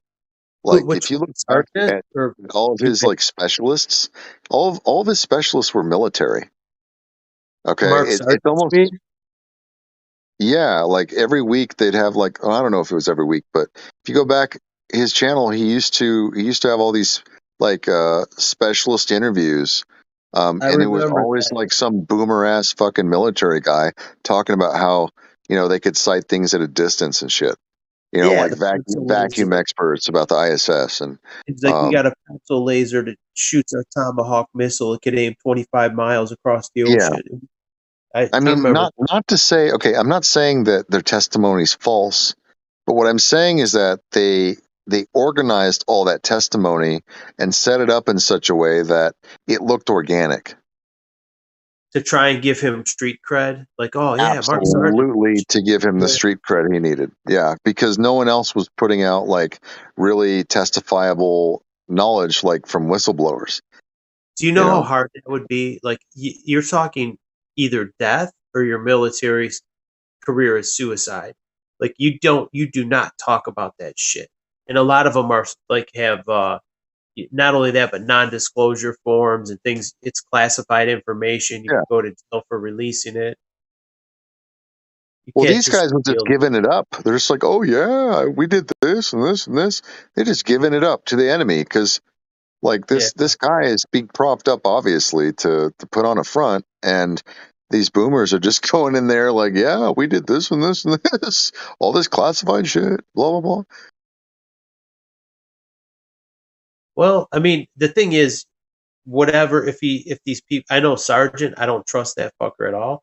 Eric Dubé makes good videos. I still use his stuff, and that's who kind of woke me up to this. But I don't know their agenda. Like, I mean, like sometimes I think about it, it's like kind of a curse. You wake up to this, and Powerland made this video. Powerland One is a fucking fraud as well too. Yeah, but one crazy notion kind of went where just like GM CDXX and Dave, like the Outer Ponds, like Powerland and Channel Q apparently came up with the infinite plane. Hey, wait! You said GM CDX. They didn't come up with it. That's not true. That's not true. The Wait, infinite plane is something that him? a lot of people. That's the first thing I thought of when I figured out it wasn't a spinning ball. I thought of an infinite plane. A lot of people come to that conclusion naturally. It's not like they come up with that idea. Hey, wait! They might have been the first place you heard it. But the Aussie guy, GM CDXX, that guy never really. I know him. He's not Aussie. No, he's not Aussie. Me. Yeah, the Aussie guy. Yeah. Oh, you don't know who Merle is? Merle. Okay. Is that your name, Merle? Yeah. I don't know anybody here aside from Riggs, really. Right. What was I going to ask? Okay, yeah, GM CDX. I sent you a bunch of DMs, by the way, if you don't know who I am. I'll check them out. I'm looking at my screen here on my computer. I was trying to create some crypto. I mean, like not tonight, a long time ago. Oh, you did send me some stuff? I'll check it out. Yeah. Yeah. Oh yeah, I was going to ask real quick before I forget because I'm half asleep. It's like almost 5 a.m. Oh, dude, I'm buzzing. I love this shit. GM CDXX. Yeah. He was just a nobody, just a random YouTuber. He didn't have like a channel with any real shit. But what did he do? He does some videos once in a while. He was I was friends with him a long time on YouTube before I was even on Discord. Yeah. Yeah. I think Wakey is one of the first early ones that I started watching. Yeah. But what did GM do? What did GM do? I missed the whole point. GM's just a friend of ours from back in the day that we used to be on our hangout. Me too, man. He was like an OG. He's yeah. He was there at certain times, even when I didn't really know him. But he'd just sort of be there, supportive. Just I don't know. He would hang out on YouTube all the time. And he was one of the there wasn't a whole lot of flat earthers back then. So I'm like, I would friend people who were flat earthers. I'm like, fuck yeah, I found another one. He was like, he would hang out on, what's his name? Justin Brown. Jamie Brown. Jamie Brown, that's him. Jamie Yeah. Brown. Who was the other Yeah. guy? Dell. And they would live stream all the time. And it's like you would meet other flat earthers there. That's kind of how I met them in those hangouts. Sweet. And he watched a lot of the same other streams. I'm like, oh, you again. He'd be watching similar streams, other stuff. Mm-hmm. I don't know what happened to him. He's kind of working and getting more He into. just did a video recently. Actually, he's done like short videos, short live videos recently. He keeps changing his channel name. Like I could send you links from his recent stuff. He actually did a thing about lost contact. I used yeah, to. he did a thing about Mark Sargent being what's his name? The guy Dennis. that we were just talking about, Dennis Sluka. Yeah. Hey, by the He did a way, thing in about that. the behind the curve, they really wanted to nail that shit to the ground. So they specifically made a scene where they showed who is that crazy Canadian guy, comedian that you guys just said his name a second ago. Matt He Palin. he was the guy who did Jim Carrey. no. He was the guy who he did a bit on people not knowing that the globe was of CGI and that he painted it. Mark Powerland, Matt Powerland. Yeah, Powerland. Yeah, so they specifically made Powerland do like a skit that talked about Dennis Luca, and they used it in the film, saying, "Yeah, people harass me online all the time, like this guy," and then they show the clip of him calling him Dennis Luca. Oh, I didn't know that. In the fucking film. Yeah. So like Powerland is absolutely in on this fucking shit to make us look crazy. And so's Mark, and this is just gross, dude. Well, I don't think it's out to make. I don't think it's necessarily out to make us look crazy, but it is like the truth is No, is it a absolutely. product. Do you remember the premise of that fucking film?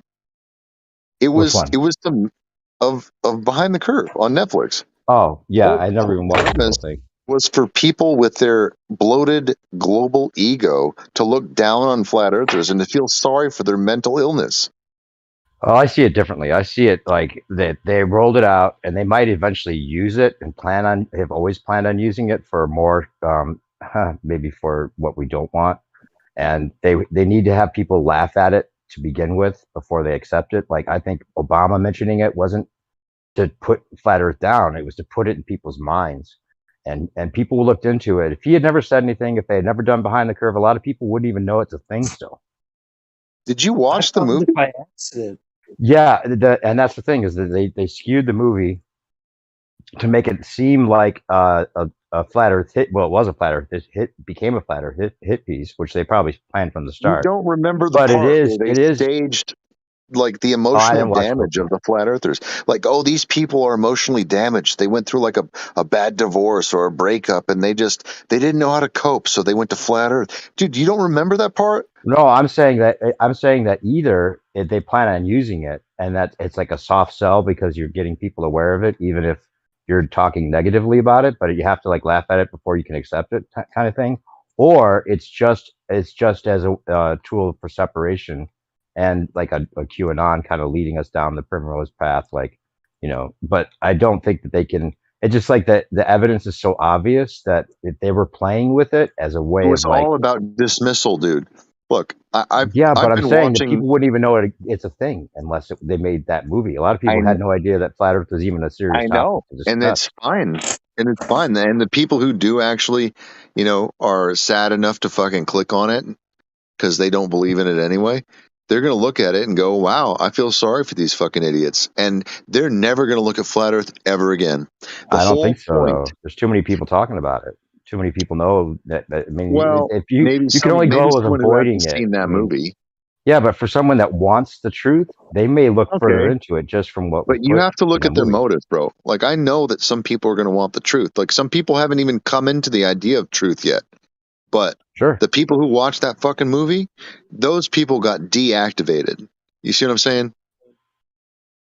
Well, I think that there was a lot of people that might have looked at. I think that the average that you would look at, I think there's more people that looked into it from that movie and possibly found out about it than there would have been if they had never made the movie. Is all I'm saying.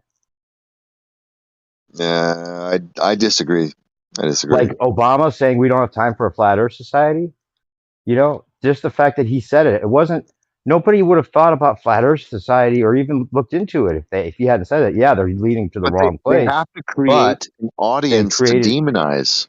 That's the Yeah, but point. they made it a topic of conversation. I'm not saying I'm right, you're wrong. I'm just saying it could be that they're making it a topic that is on the table for people to speculate about, and they've been putting a lot of predictive programming in commercials and cartoons and all kinds of stuff, basically telling us that the Earth is flat and the moon landing was fake and all this stuff. Like they're rolling out the truth and using it to whatever degree, even if they plan on absorbing it and using it against us somehow. You know, and maybe it's just to prosecute, maybe it's just to persecute the people that are actually aware of it. It could be that evil, or it could be that they're eventually they plan on having us win and saying, yeah, it's flat Earth and you're inside a dome and now the air is contaminated and you need to get in these smaller smart city domes to protect yourself from that, and God's real. We have a special connection to God and we know what he says, and we're going to start this religious indoctrination shit again. They could do that. I don't know. I think it could be a long plan. It could be the long play. You know, like Mark Sargent's whole shtick was to consume like very weak-minded people who believe in this, to make them to make them the popular flat earther culture. And then, yeah, but he's not bringing believers on. You only become a flat earther once you realize you're not on a spinning ball. It's not a belief. You know that. Thing is, it's not like people just believe it and start following a guy because they want to believe it. No one wants to be a flat earther. They just realize it's not a ball. I don't think I can get this whole idea out right now. No. So, okay, maybe I'm not. I don't mean to care what Rufus has to say. So yeah, of course you want to be a flat earther.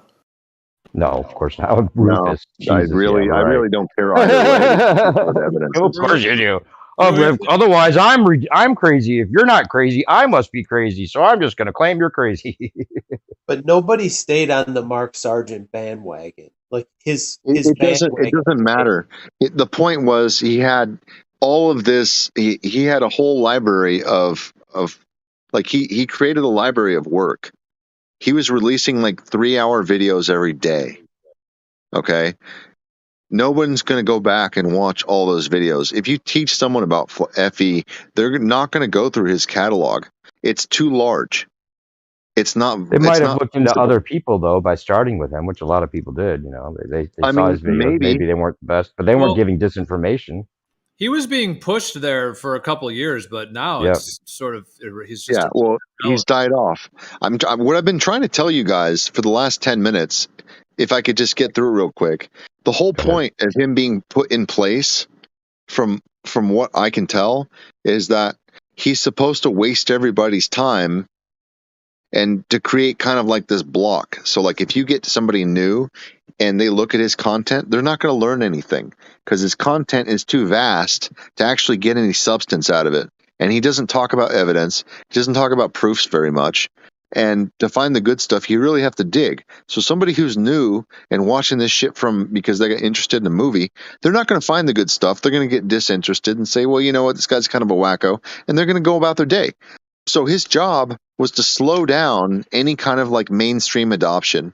His job was to waste people's time just long enough until their technocracy was able to perfect their algorithms for censorship. And they may have even used him to help calibrate those algorithms. I'm not sure exactly, but they absolutely coincide with censorship on YouTube and Facebook to the point where they can control the narrative whether you know information or not. Because now you can't share it because no one will see your fucking posts. Right. Or you've lost your account. Yeah, that's why that they allow his stuff to be still at the top of the list of Dude, what you look into. If you type flat Earth, his picture is the fucking front of YouTube, literally the top or the second image. Even now, for the last 7 years, his fucking face with the ABC fucking picture has been in the top of search results, and it's fucking disgusting. I'm tired of it. But my point is that if they wanted to kill flat Earth, they wouldn't do it that way. They would have killed it much more efficiently with algorithms from the start, paid off the leading flat earthers. No, dude, they can't do that. They can't do that because if they do it too harsh, then it's true. You see what I'm saying? Causes an opposite reaction. Yeah, I was going to make a comment on that behind the curve thing. I agree with you, Riggs. There definitely was a narrative, like, you know, oh, these crazy people, this goofy guy, this Mark Sargent guy that's sort of, so they kind of made, they kind of used him as this sort of character, as sort of this, a little bit just goofy guy that has a goofy idea. And they definitely had a lot of that narrative. Like they even interviewed that woman, talking about Dunning-Kruger and all that stuff. However, it does seem like the net result of that documentary, I mean, it for a hit piece, it kind of failed. I mean, it had a little bit of that hit quality to it, but actually I would think that I think it actually turned a lot of people on because it had a lot of like sort of documentation. You turned me on, Gio. Of like that conference and stuff like that. Like it had enough of that kind of documentation of the community in general that I think it intrigued a lot more people than pushed away. And one way I have to know that was when that Memulous video came out back on the original 24/7 server, and we got like 25,000 new members within like 3 weeks. A lot of people were coming in, and that was right around the time that movie came out. And a lot of them were saying like, 15-year-old kids or whatever, like, yeah, I saw the Behind the Curve and I'm kind of interested. So I guess I'm just saying that like, it seems like it had a bit of a reverse, effect in terms of it having that hit piece. Could have been a lot worse. You know what prodded me too? Maybe it's reverse psychology, but when Karen B, when she banned me in that stream and they were gatekeeping so hard, I'm like, why are they gatekeeping so hard? Like that made me fucking want to dig in more. I'm like, I don't know if they're using reverse psychology, like the Illuminati card game says flat earthers know something. Like, do they want us to know, and then they're going to subvert it somehow? Like this was disclosed. They have to manage the size. They have to create a community and then manage its size. And if it gets a little too big, if it gets a little too big, then they try to separate it a little bit with conflict. That's about it. 1 foot on the pedal, 1 foot on the brake. But I wonder what's the agenda, because everything they put in their card game, 9/11, COVID, the fucking flat earth. If they wanted to hide it, they could have done a lot better job. They're using it. I don't think so, though. What can they really do? What can they do? I mean, they censored it as much as they could on YouTube and stuff. And No. They could have censored it a lot harder, Gio. You know that for a fact. Okay, yeah, they have to keep some of this stuff up to keep it legitimate. Keep it. I hear you on that. I hear you, but if they censor it too hard, then it can cause an opposite reaction and more people. Exactly. But why didn't they? 1 foot on the gas, 1 on the brake. Like if from the get go, if none of us, we all learned from YouTube, pretty much all of us here. But like when we were learning, why didn't they scrub it back then? It's almost like they. Oh, they were suggesting it to all of us. It was at the top of all of our conspiracy suggestions. Yeah, you're right. They could have censored it back then even tighter, but I don't know what kind of algorithms they had built in. Didn't they? But why are they doing it? Is my point. Like why? Like okay, when I was looking into the Sandy Hook and stuff like that, it was like wait! Don't say that. They actually don't talk about that one by name. That one's a real tricky one. All right. Well, in 2012, right? That's when it was Barry Soetoro. He made a lot of vids about that, and Red Silver J, and there were some other guys. But dude, I fucking love Barry. He's like the funniest dude. I know, I miss him, dude. But YouTube he's on Twitter, bro. He's still on Twitter. Is he? Guys, I used to watch Mark Sargent's videos way back in the day, but as soon as he started doing that sort of like that inverted Hitler hand sign, that was me. I was out because that just resembled some type of a stupid cult. You mean the level hand, the sideways level hand? Oh, that's so stupid, yeah. That's a Masonic thing, to hold your hand like that. It's a Masonic sign. According to Russian vids, he showed the little black and white sketch of a Masonic guy holding his arm level in front of him.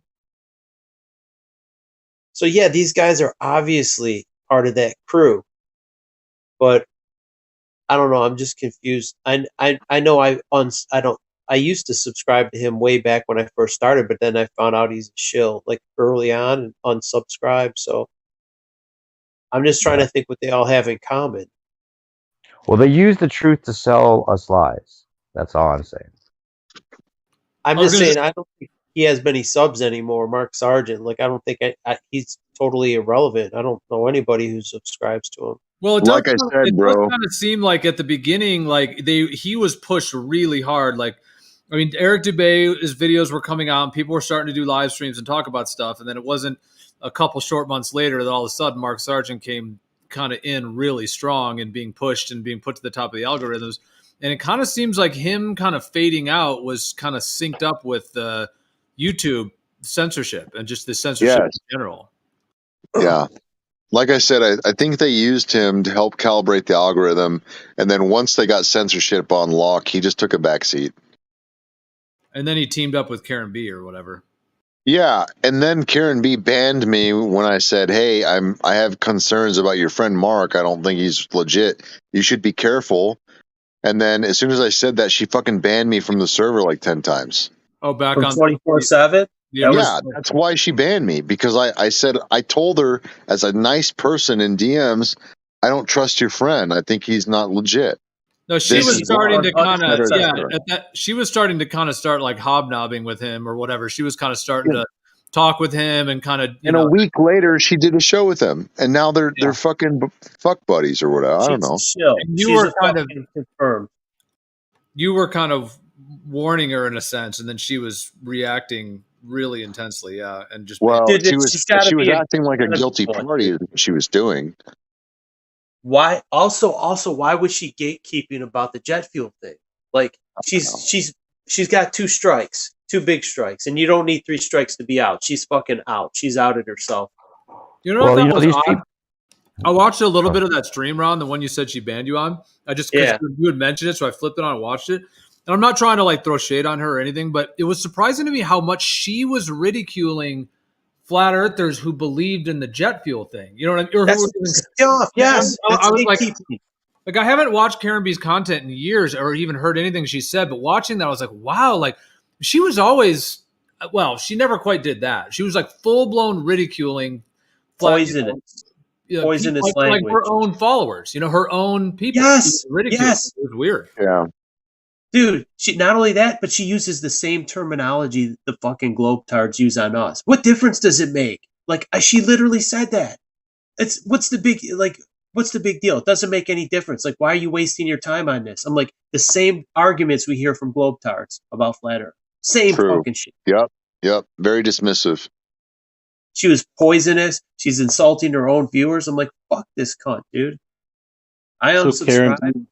But you know what she also did, dude? You know what she also did, man, is that back then when I was kind of like warning her as a friend and shit, and she banned me, like that's when all these accusations about me like harassing women started going around, and none of this shit ever happened. Like I've been asking for evidence for years, and I've got the stigma like I go around harassing women or something, and it all started with Karen B.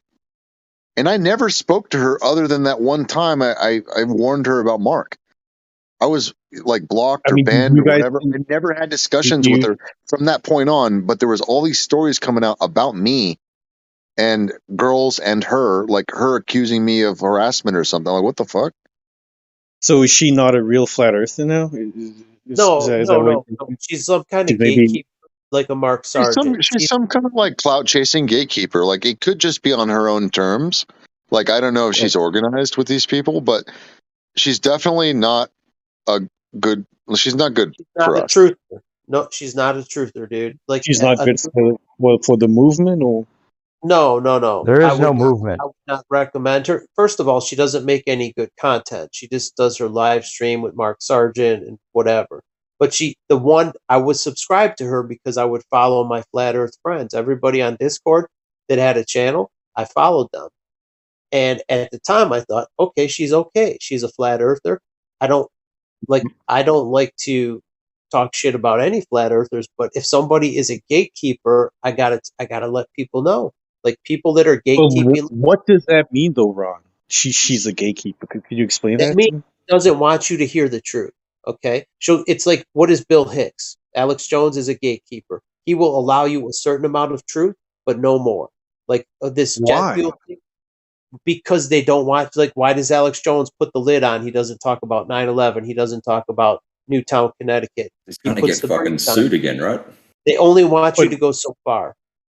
Like, why? We need the Globies to just not talk right now. Is there a reason they don't want you knowing everything? You're slowing because down progress, they bro. don't want you to see the full picture. You're only allowed to see a certain amount. Something that's There too must close be to an the top. underlying reason why. Do you think they're part of the cabal, She's maybe, working or for a government agency, I think.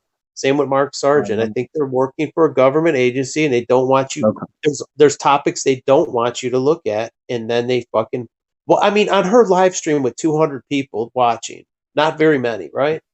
And most of them, like everyone there is a flat earther, and they're going to talk shit to flat earthers, like that are looking into other things. Like I mean, if you're a flat earther, you're skeptical of everything, and they're shutting down the conversation, using poisonous language, insulting your own viewers, calling fucking names. Like I'm like, what the fuck is this? Just show me the fucking proof. Don't You tell guys me can how literally stupid I make anything into a conspiracy. It's so good. Huh?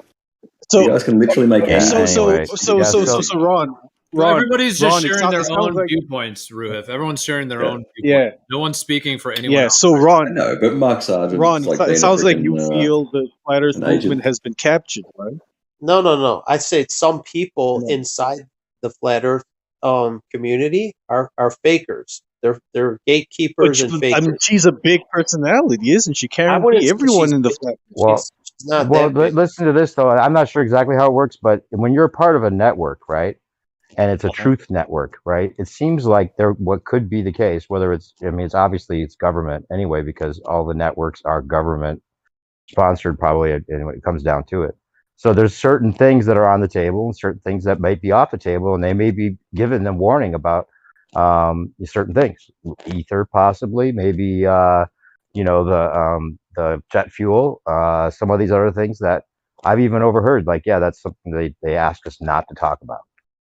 That kind of thing. Okay, but I mean, I just want to touch on what Ron's saying, because what Ron is saying resonates with me. That they are these individuals who are quote unquote gatekeepers within the flat Earth community that don't want the truth getting out to everyone else, right? So it seems the people at the top of the flat Earth movement control how information is disseminated, right? Because you said Karen, there are a few other names you threw out there.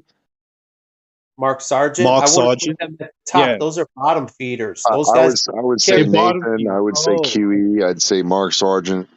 Yeah, but those are big names in Flat Earth. Like, they brought people into Flat Earth. Not on YouTube, at least. Jeremy from the server became a Flat Earth going to keep people because contained. of QE, right? Well, if you stay in their like maybe Owen Benjamin too, he creates a cult of personality, where anybody who disagrees with Owen, you're banned for life, right? He was a cult of personality. That's QE as well, right? Who is? QE, Quantum Eraser, Nathan Oakley, like these big. I wouldn't say. How many subs does he have? 1,000 subs? He's not big. He's. But he's bigger than most, like these are big. I have 1,000 individuals subs. in the Not Flat Earth nobody. I have over 1,000 subs. I would go as far as to say that if you were to ask every single flat earther in the world right now if they know who QE is, maybe 10% would know who he is. Maybe. I didn't know who he was. Only 10%? I don't know about that. You might be skewed, Nate, because you've been on Discord. Discord's different. There's only like a handful of servers, and like people talk about QE a lot, like just because he was on that 24/7 server, Nathan's thing. So you might have a skewed view in terms of that. I think that most guy people is don't know toxic. who he is. He is toxic as fuck. He's bad for the whole Yeah, thing. no, definitely. QE's toxic. But Gio, I just want to ask you then, globally, who are the prominent flat earthers? What globally? We don't use globally. You know what I mean, man. He was trying to trick us there. That was a good one. Internationally, I don't know what phrase to use, Ron. Maybe internationally. We're worldwide, yeah, worldwide. Who are the biggest flat earthers across the plane? I want to hear you say that. I think the Earth. Yeah. I think the Earth. The Earth is the biggest flat earther. It's Eric Dubé probably taught everybody here, I would say. Eric Dubé, he's like the big one. I would say he's the top. Probably, yeah. ODD, Jeranism, Eric Dubé, they have some of the most subs, I would say. Bro, I gotta be honest. Like, I know you guys throw Eric Dubé in there and maybe ODD. There's something in me, dude. I don't know. I can't fault them for anything. Like, I know people poke at him for a lot of reasons, but We weren't even calling. We were just saying they were the biggest. I've just never known for sure that Eric Dubay was a shill. I've always kind of like given him some doubt, and I was satisfied by like his refutations of a lot of the accusations and stuff. I was satisfied by like what he had to say. I don't know. My fucking red flags just never really pop up with him. Well, a lot of people had red flags about him because of his Hitler promotion type stuff, and like why would a lot of that stuff was coming out at that time anyway. I don't really see that as that big of a deal because he was basically just saying like, "Hey, there's a bigger thing going on. There's a bigger network." I know. No, it's just his opinions and viewpoints on some of that stuff. So people tried to say it as if he was trying to, link that in the. I'm just not sure that was quite what it was. I think he was just trying to expose as much truth from his viewpoint that he could. Yeah, and the thing about being like dressing up like Patricia Steer, like you could read that both ways too. Like, okay, so you're doing the whole transgender thing, but then that was just his way of being funny. You could see it that way. But also, that can be ego stuff too. Like he wanted to be, because I think there's to be an actual quote unquote agent, like somebody that actually works for the CIA or MI6 or one of that. I'm not saying that those don't exist, but I do think they're much less common than maybe some people might think. I think there's only really a handful of people that are actually that.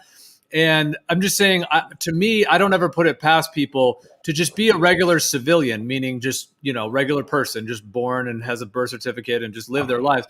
But to kind of be playing an agent-y role, you know what I mean? Either because of their ego.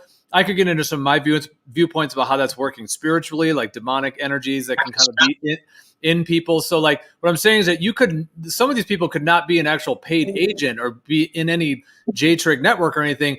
They just have a little bit of that demonic energy and they have the ego and they're kind of playing the role of whatever that might be, even though they're not actually in it, they're kind of just playing it kind of remotely. Yeah, Eric, if he was going to call out the shills like the way he did, and put them on his board and stuff, he would have been better off if he's real, not like, making all the other videos where he's, making himself out to be the antagonist rather than just saying these are the people that I'm not going to deal with, My sense of it is that he wanted to call everyone else shills because he wanted to be the guy, the one who broke which makes him look shilly. He wanted to be the celebrity at the top of the world guy who cracked the biggest lie in the world. I think his ego just was out of control. Maybe, yeah.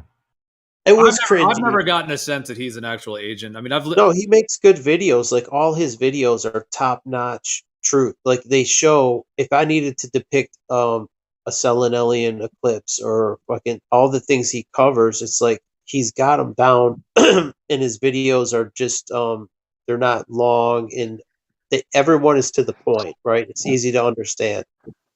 For like Flat Earth 101, ODD. Is this a recent phenomena though? Within the Flat Earth and Truth Seeking movement, all of this fraction and like these different groups and things. Dude, Eric Dubay called out all the fakers early on. He's like, "This is Patricia Steer." YouTube shut his channel down after the Hitler stuff. They shut him down like 3 times. He lost 3 big channels. He actually had his channel just like, bam, gone. Like he had 300,000 or 400,000 subs, poof, gone. And then he made another one. He got 150,000, boom, banned. And now he's on his 3rd one. And it's a lot smaller, but he put out something about the CIA yesterday or a couple days ago, how the CIA was planning on attacking American citizens to get into a war with Cuba or some shit.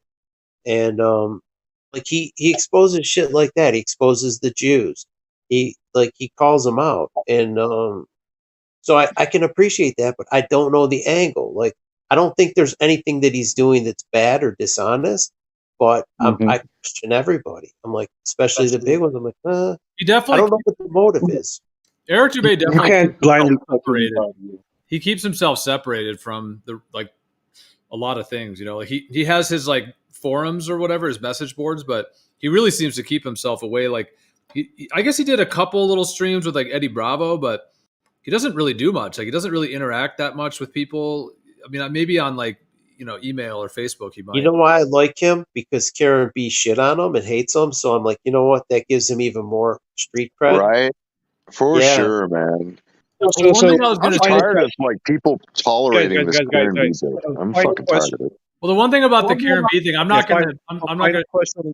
All right, go. Well, I was just going to say about Karen B. The one thing is that there is a way in which like there's kind of a clique. You know, it's like the Globe Busters, and even like Austin did a debate with her and stuff. So there's David Weiss, and they all defend Mark Sargent. So there is kind of a whole little can't trust them, dude. Can't trust them.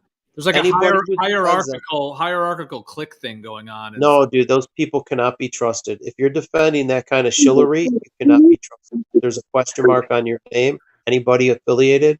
Well, then, are you going to question Austin then, since he just did a debate with her? All of them, yes, I do. He literally. Dude, Austin's not. You guys are for sure that Austin's for real. That's all I know. Okay, he's all right, but he literally. All right. That is what I was actually leading to, Ron. I was actually leading towards that. I wanted to know from you now personally, who are the flat earthers? If I was a brand new flat earther or truth seeker, who would you recommend I follow, and who would you recommend I stay away from? You know, where would people like Winston? Don't follow anybody. Don't be a follower. Being a truther is not following people. It's like taking it all in and then finding the best parts. Don't follow Eric DeBay. I would say that because, I mean, look at his 200 proofs. Yeah. I mean, it's just, he says 200, right? But the first, 20, 25 are the same fucking thing, but just reworded. And then he moves on, and then the next 25, 30, again, it's just the same thing, reworded a different way. Yeah? Yeah. And then he claims that's true. There are some that could be considered repeats, but he even states that his whole goal, he said his goal was to try to make there was 100 proofs, right? And he admits that he's taken most of this from Rothbaum, what's his name? Rothbotham's stuff. And, he wanted to make 200 from the 100. So a lot of them could be admittedly repeated. You know what that it doesn't make them less valid. It's different lighthouses, like all these different objects that could be seen from distances beyond the curve. So the Statue of Liberty, this lighthouse, that he uses too many, lighthouses. Well, he didn't say 200 different proofs. He said 200 proofs. Right. So it gets monotonous when it didn't, you could chop that down in half or even more and make your point.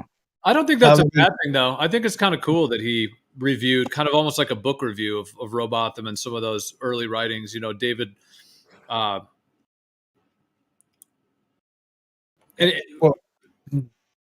Where else would you learn it, man? Robotham was the godfather. It's like. Sorry, I think my mic cut out for a second. Yeah, I was just saying, I think it's cool. I think it's just cool that he kind of like reviewed a lot of those. I mean, some people might call it plagiarism, but I think it's actually useful. I wouldn't call that. He didn't like plagiarize. He's just like he's using them as references, but it's like pretty heavily weighted in that way. If you don't give someone credit, then you're plagiarizing, right? If you try to pass it off as your own and you don't mention them, he's like Samuel Robotham did this and that, and like he specifically says that. But when you say something and you don't give someone credit, then you're plagiarizing. How many proofs do you need? One. Yeah, only one real proof, and there's plenty of those. And then it doesn't match up with reality. If you got one legitimate proof, you've proven it false. How many more do you need? It's like how many times you got to catch your wife cheating before you don't trust her? I got to catch her cheating 100 times before I don't. I mean, no, you catch the bitch cheating, she's done. That's what's up, Ron. That's what's up. All right, so are you looking? Nate agrees with us. The Earth is flat. Are you looking for a leader? My way? I said, are you looking for a leader? It's just my whole misconception. For a guru. No, it's just, Gio, my whole misconception as to how the flat Earth and truth seeker movement works was totally off. It was totally wrong. I thought you guys were like one united energy or one united organization, and everyone was on the same page. But it seems there is a lot of friction and different factions. Not even. It's the most disjointed group ever. We were all individual thinkers. We were all, not wanting to be a part of any club that had been put together in this quote unquote movement. You know, there that's are just clicks though. There are like there's like a David Weiss Glowbusters Karen B thing going on. There's like the Nathan Oakley thing. Like there are some different little kind of there's and some little people could say clicks. that's intentional too. Yeah, like the I'm fights and not a stuff. member Some of of them any could of be them. orchestrated even to keep like everybody separated. That's an idea. I don't know. I don't even care to be a member of their groups. Like it's like now that I know, I'm like these people I don't want to be affiliated with at all. Okay.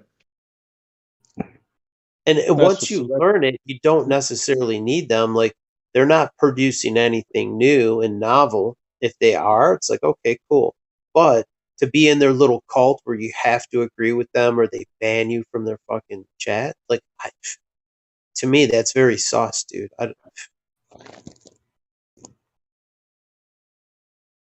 Right. Well, it all makes sense if it's a network and the truth is part of a network and the truth is part of the information age we live in, and there's only a certain truths that maybe they're allowing, and flat earth seems to be on the table, green light on flat earth, just to whatever degree, even though they're censoring it. People aren't like prosecuted for talking about it like some of these other things, like the name that was mentioned earlier where they had that fake trial for Alex Jones and all that. You know, that whole thing, like that's like a way to put it out there is like you could what do you mean a fake trial taken down. for Alex Jones? I think Why that was was the all. trial He's the patsy. He's the one that says what he's not supposed to on purpose, so then he could serve as the example of what happens to people that talk about these things. Just like we were saying earlier, you know, He's you the get persecuted, and you voluntarily become that person that gets prosecuted because he's out there telling you, you know, 90% truth and 10% lies to mislead people in the long run, but then tell you in the short run, tell you things that could be true, and then get persecuted for it, so that people can argue about, well, you see, he got sued because it must be true, or he got sued because, you know, like a truther would say, that's their way of of appeasing the people that are, you know, looking into this and doubting it. So it makes a conflict between the people saying it's obviously fake and the people saying, well, you know, it was put out there as a thing for him to say something about and then get sued, so that then the normies can say, oh, well, see, there you go, must be true. Of course he got sued. Those parents had a right to sue him because, you know, blah, blah, blah, you know. So we don't trust Alex Jones anymore. Alex Jones, no. I mean, I People never haven't did, trusted him for a long time. Dude, Hey, you know what Dave. he's good for? I think I was. I'm sorry, man. Go ahead. Go ahead. Well, Dave, what I was thinking is that I think that you know, you bring up Patsy, so like it's a very strategical position, and I agree with you entirely. But I also think that some of these events are rituals where they serve a purpose for like political reasons or whatever. But I think the you know, 2000, it was 2012, right? Handy Sook. I think that entire event was to create. I think it was. I don't think it served any purpose other than gun control and to basically itemize critical thinkers, because the whole event was fake. So anybody who speaks out against it is going to be sectioned off and you know, categorized. You know. Well, yeah, a lot of these things were seemed to be again faked poorly on purpose, so that it was like we were being masturbated. You know, we were being baited into talking about it so that they could have a reason to censor because of the sensitivity of it. Yeah. Because like, okay, you see all those pictures of the children, like, you know, you see the video at the Super Bowl, or you see the pictures of them in like, you know, graduating from high school and all these. They're 5 years older, so yeah, those are just pictures of them as a kid. Who do you think is releasing these pictures? They're mocking us, right? Yeah, they're doing it. They're doing it to incite this community intentionally. Yeah. They're trying to egg it on, but not just to egg it on. What they're trying to do is egg on this community in the wake of these trials coming forward, so that we could be mocked publicly. Well, also because the way it works, it seems, is that they give you the truth in plain sight, to create the conflict, but then also just that they have a reason to censor, they sensitivity about it, blah blah blah. But yeah, all of those things. I was getting to another point, then I forgot it. Oh, just that they use it as a way of monitoring the truth and controlling information. They don't want to kill any one narrative. Yeah, it's not like they just was keep, they just every want to once in a control them while. all. Every once in a while, they just flick the nipple to keep it hard, because they need you to ridicule. They need this community to ridicule them. Period. It's part of their plan to have these people standing up with just all of mainstream pissing on us constantly, and they're not going to do that unless they keep flicking the nipple. So they have to release these things over time to keep us interested, to keep us fighting, to keep us like wanting to be pissed on, I guess. Well, yeah, but and again, they might even use that truth. I mean, a lot of these things are done maybe obviously on purpose so that people will then look at the bigger picture and buy into some of the QAnon stuff and buy into bigger things like, even some of the anti-V stuff, seems to be like in your face out there, like telling you the truth and a lie at the same time. It creates the conflict, the Hegelian dialect to keep people separated, and then maybe have a movement in the other direction eventually where the truth app is like, the thing, and then Trump gets reelected possibly with this whole new truth movement and using the awakening to their advantage, because all these things have been obvious to anyone that looks into them for so long. And then the truth, the new truth, is now like, oh, we're no more fake news. We're going to ban fake news. And by doing that, then they ban any alternative to the news that they say is real. And it could be a reverse way of working it out. Now we have a militarized information network where you can't even say anything that's not deemed as truth. And that's the opposite of what you want. If you look back in the Google Trends, they spiked this term fake news precisely when the Pizzagate shooter event happened, and it was, I think it was, I mean, this is actually the moment I woke up, the whole Pizzagate thing.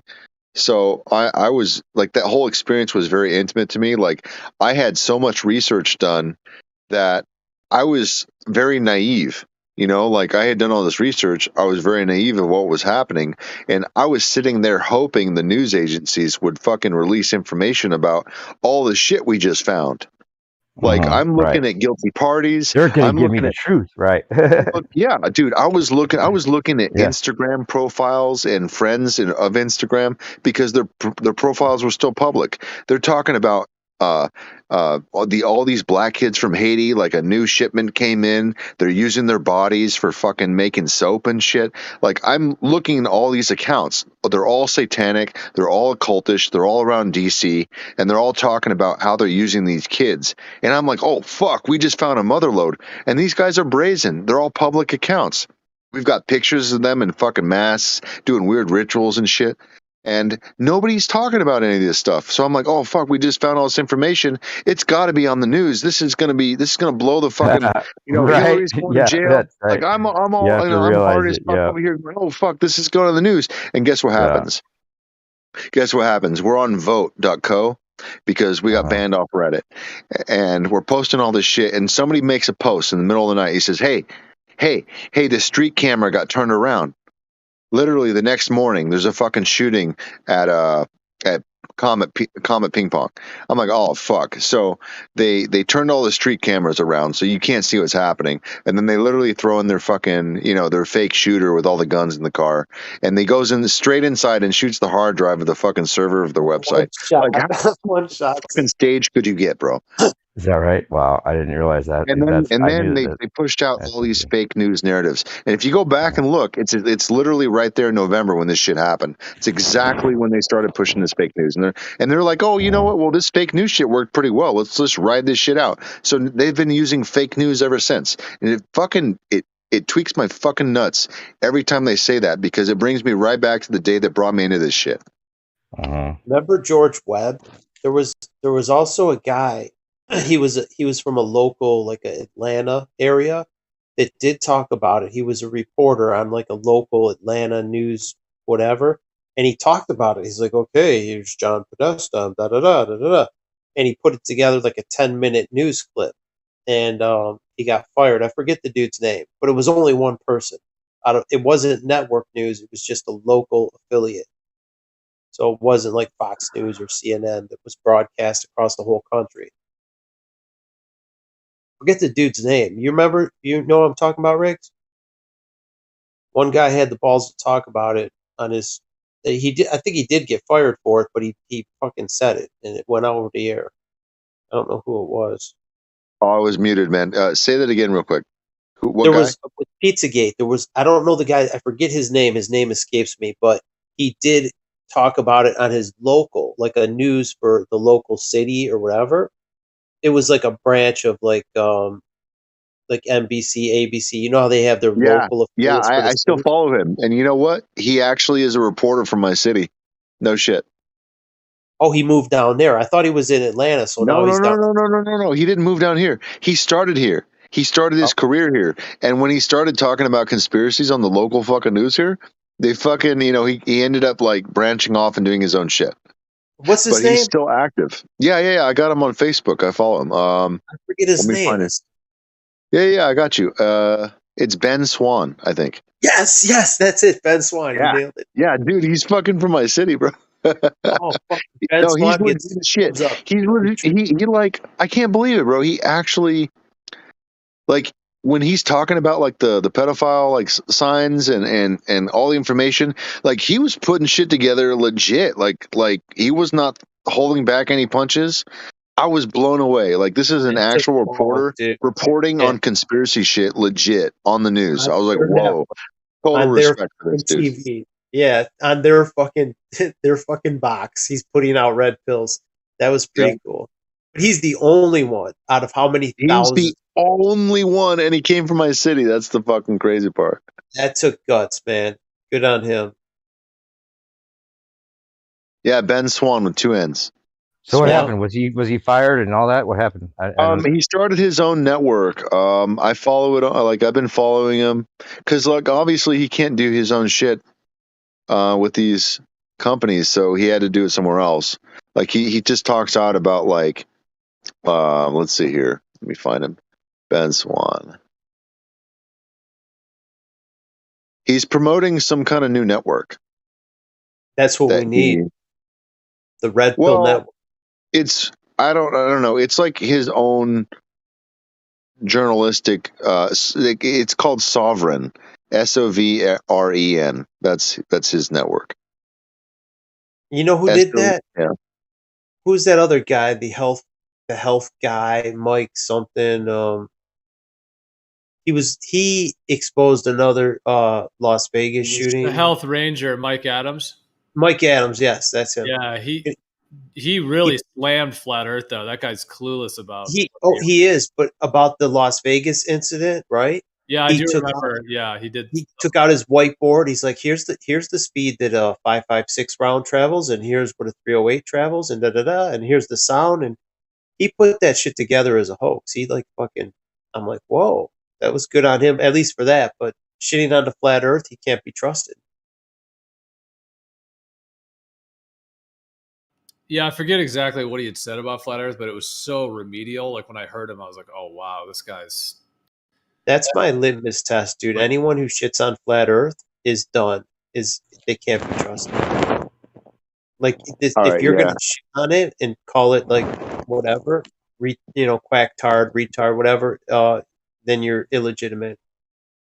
And it takes a lot of balls to fucking come out and say you're a flat earther. I get it, because it could be career suicide. I get it. I mean, it could be. I mean, this Ben Swan dude, he has a pretty extensive association with his work, so it's very likely that he could be an asset. I mean, we do have like military bases here. We do have FBI. We do have like lots of. I mean, it's a huge military city, so I don't know. I mean, it could be that he's an asset, but I was just really happy that for the first time ever, I heard legitimate fucking arguments with proper representation on the news. I couldn't believe it. He showed their symbols, like the Comet Pizza, the best of pizza with the triangle, and he put all that shit in his news report, and it was like right to the point, and it was detailed. Yeah, it was about 10 minutes, very detailed. Yeah, I'm like, wow, that's it. But like we said earlier, remember Andrew Breitbart? What's in your closet? Like, maybe here's what I'm thinking: maybe they didn't kill him, but they silenced everybody else who would speak out. Oh fuck, dude, I better not talk about it because look what happened to Breitbart. And well, Breitbart knew what he signed up for, bro, because Breitbart's a fucking Israeli, it's an Israeli news agency. So he knew what he was doing. He flew over to fucking Israel to start that shit. He knew what he signed up for. He knew he should have shut the fuck up. But when you have kids involved and there's like kids being eaten and fucking killed and sacrificed and shit, it's kind of hard to like shut the fuck up about that. You think he was legit then? You think that that was like? Yeah, I think Breitbart had a passion for the truth. He just, I think that the limits were a little bit too much for him, and he had to say something. Because there was also, they're saying, this is what I'm thinking, they try to scare people. They said there was a protest or an insurrection in Washington, D.C., and there's people still in prison from that event. And I'm like, first of all, there was no insurrection. There was no rioting. Nobody was burning and looting and breaking shit. It was just a peaceful protest. And they want to silence all dissent. So now anybody, like let's say I was married. I'm like, oh, hi, honey, I'm going to go to the protest. Oh, no, you're not, right? Right. Like, they're going to put the brakes on. Look, there's people still in jail. You're not going down there. I'm like, what the hell? You know what I mean? It's going to silence a lot of good people who would, all we have is our voice. We don't speak out against this tyranny. That's all we have. Now they've silenced any legitimate dissent. You're a white supremacist. You're a domestic terrorist. The language they're using over and over. Well, I'm white, so like, how do you disprove? I'm a white supremacist because I'm white. Like, they're gonna label you with these things. You believe in the ether? Let's fucking silence him. We're gonna get targeted, dude. If you're a truther, you're a domestic terrorist. You're an insurrectionist. Absolutely. All I'm doing is I'm revealing domestic terrorism, like 9/11. Like, would you think anyone like Tucker Carlson would reveal 9/11? It's like, bro, I was so disappointed when he fucking cucked over the 9/11 shit. Oh, I was so disappointed. I mean, I expected it, I guess, but what's he gonna say? There was no planes. There was no planes, jet. It's like Lucky Larry collected. Like, what's he gonna really say, dude? Right. The dance Israelis. Like, is he gonna? He knows what he signed up for. He knows what he signed. The fucked up thing about Carlson is that like he probably knows a lot of the shit that we know, but he just plays the game. I got to bring this up since you guys are talking about Andrew Breitbart. Have you ever heard the idea that actually Andrew Breitbart was originally Andy Kaufman? Look at the pictures I just posted. No, I didn't. No, I've never. Andy Kaufman. Andy Kaufman, yeah. Let me see. The comedian. I've heard the name, but let me see I'd have to see his face. That would be interesting because, Jim Morrison became, what's his name? Rush Limbaugh. Yeah.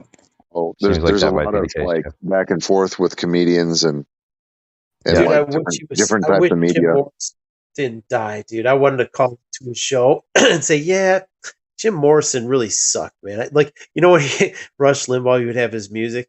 Like, if someone was criticizing him, like, yeah, Jim Morrison, he was his music sucked. And wasn't his dad like an admiral? And what, like, I would like to hear his reaction. The Gulf of Tonkin. What So what information brought you to think that Rush Limbaugh was Jim Morrison? Or vice versa, Jim Morrison became Rush Limbaugh. What did you find that was convincing for that? Very similar face. I'll post a couple pictures to begin with. Sorry, Rick. No, I don't know about Ann Heck. Anybody know? Or Hetch? Ann Hetch, yeah, I know about that. Yeah, I mean, there's a lot of people that are similar. So I'm just wondering, like, what? True. Just anything more than just looking similar? Yeah, there's a lot. I mean, I don't know all the details. They both use a gold microphone. Lot more about it, but the gold microphone might be a clue. I don't know. I mean, when there's people that look similar, and then there's people that have like the exact mole in the right place, that kind of thing. So that's a little bit maybe too coincidental sometimes. I'm not saying I'm fully on board with them being the same person. This one, but I think that if I had to bet, I think they might be. They do this a lot of times. Yeah. Anne Heche, I seen that she was on the stretcher and she wasn't injured. I seen Reckoner said something about her. Yeah, they had her fully covered up, like in a body bag, and then she's like breaking out of the body bag. Popped out of it. She popped out of it as they're putting her in the ambulance, and then they just keep shoving her in like she's popping she out. Ain't dead. She ain't dead, dude, for sure. No, you know what's weird though, and this is something this is something I thought to look into. There's an ad. I'll link it here after I post these Jim Morrison type pictures. But there's an ad not an ad, but a story. Part of the story is the woman whose house she supposedly crashed into. Yeah. First of all, the house is not positioned for someone driving down the street to crash into it. It's like set back in between two other houses. So it doesn't even make any sense that she would be able to crash into it. Plus, the roof was damaged. I don't know if they're saying that the car landed on the roof or something weird, but there's a roof damage. I don't get how that would happen in the spot that you could see from the helicopter camera. Anyway, so then the woman that said that it was her house, a woman who they interview, looks like it could be Anne Heche herself in a wig, acting as the woman that got the house destroyed.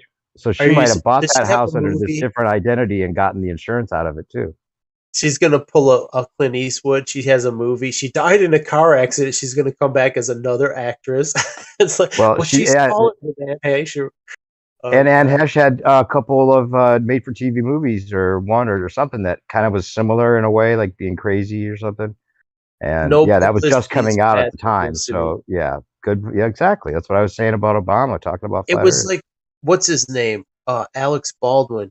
He shot someone allegedly with a fucking prop gun. It's like, come on, dude, you're gonna shoot one person and then you shoot the director. It's like, give me a fucking break, dude. It's like, it's so fucking. That story was that was all fake. That was fake as fuck. It didn't even make sense, dude. Like a pop gun doesn't even take live ammo. You would never have, and if it did, you'd never have live ammunition on the set. Nobody is that fucking irresponsible. Right, doesn't make any sense. There was more to it, but I can't remember exactly what the whole thing was with the connections there with the husband and all that. But yeah, it's weird, huh? Like that's the thing. Like, so you have to be a part of this, and have your reputation ruined. And that's just kind of like, I don't know if that's something you just is in your contract or something that you don't. I mean, a lot of these people, I don't think they care what the public thinks, because it's amongst their peers that they're playing their roles, and it doesn't even matter. It's all an act, right? So yeah, that was some fake ass shit. They're like, here's her car going 100 miles per hour, and then it crashes into a house. So she cut a quick left-hand turn at 100 miles an hour and slammed into a house. That makes no sense. Right. It was like I can't find the thing about her. Like, they wheeled her around in a weird way. Like they had her on the gurney and they were like going through bushes. I guess I heard they were like just making a weird route. They took her to the hospital where they said she died, and then they harvested her organs. It's like, what? We're probably gonna see the lady in the house looks like her. Come on. Yeah, it's like this was put out. She could have broken out of the body bag on purpose at just the right time for them to get that shot, so that the controversy about her being living or dead would be created and fueled. That's how it works. People play into these things. A new actress that looks just like her will be coming out. Yeah. She'll be like the Clint Eastwood. Speaking of actresses that look alike, have you ever seen the Brittany Murphy one? Yeah, she die some years ago, but maybe you're saying she's not dead. Oh yeah, it's like crazy. This other actress who's totally famous now looks exactly like her. Started a career right after she died. What's her name? With a whole new image. I'll post a picture. She was in 8 Mile with yeah. with Eminem. Eminem, yeah. They filmed that in my city, dude. I don't live too far from there. Dave, did you ever look into Janis Joplin being what was that? What was that chick's name? It's comedian chick. She had a TV show on like Comedy Central. Oh no, yeah, I have looked into that possibility, but actually, Amy Goodman is who it seems to be. Amy Goodman. Yeah. So here, I'll post it. I actually was scrolling through my pictures, and I happened to be scrolling right by that list of pictures there. Okay. So I could post it right now. These are Tracy Ullman is who you're thinking of, though. Tracy Ullman. Yes. Yeah. Yes. But it looks like it's actually Amy Goodman. Possibly. You did a comp on it? No, I just posted some pictures I had downloaded. Oh, okay. That looks like a dude, man. Yeah. Hey, I was going to say about the dude thing earlier. Like, we had a friend of ours go overboard with that a little bit, and Mr. E, I think, is probably 50%, maybe 50% right. But I looked into this pretty heavily when this happened with our friend Pete, because it was such a big deal and everyone was getting banned and it was all fucked up. And what seems to be the case is that there actually does seem like there is a from birth hiding of some of these people's identities, and maybe there is like a cult of people that like you gain power by playing the opposite gender your whole life. That does seem to be the case in some cases. I don't think it's the case in all the cases you were mentioning, but a lot of it also is that it depends on the hormones that are in the pregnant woman's body at the time, like more estrogen or more testosterone. It could be also done by the doctors on purpose, who knows? But if you have too much testosterone, you can have a girl baby that it has a lot of manly traits, because the bones being formed with too much testosterone at those early ages can make a woman look very manly and a man look very womanly. And I've known some very manly women that are not men, in my family, in fact. I mean, they're not all, oh yeah, just because they have a certain bone structure. Some of them you can tell for sure, like the belly button's a big one. The belly button's a big one. And the celebrities also play into it, is the other thing. I think that's part of the game. I think sometimes they're totally women, and they make it seem like they could be questionable as a man, as a joke on the public, and that's part of the psyop, just like Mandela effect, where they play into it and they manipulate it the public doesn't mean a thing when you're in this club, and they don't care if you think if you're pointed out to be a man and you're actually a woman. They don't give a shit what you think. It's all about being in the club. And I think a lot of these women, I don't think Lady Gaga's a man. I don't think that I don't think that Serena's necessarily a man. I don't think that either of those women are men. I wouldn't know about Michelle Obama's very iffy, of course. I'll give you that one. But yeah, I mean, I think some of these are played out and played into, and they go overboard with it, and they make it seem ridiculous because so many, and there are big ones, I'm sure, that are true. But I'm saying they're not all true, and I think that's part of the game that we're being roped into with that whole subject. I don't. And the testosterone and estrogen make a big difference in the early ages of being a baby.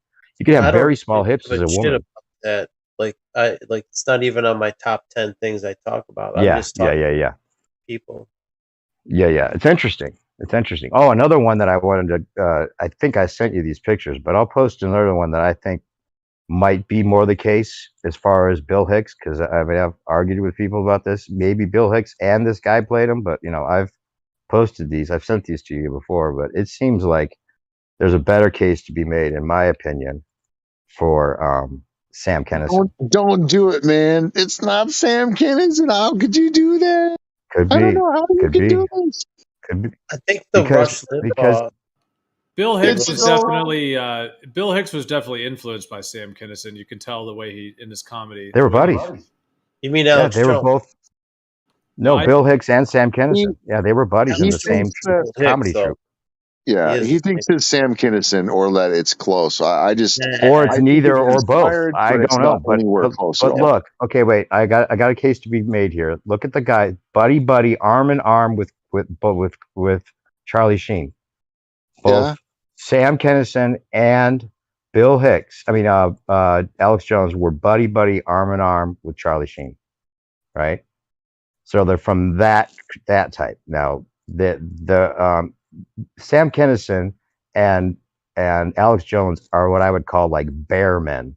They have that husky build, you know. I think he faked his death, if it's him, and did this age regression type, you know, shake that they can give you, got in shape and became the man that he always wanted to be, that he never was, and is still preaching like he always was, like his father was a preacher.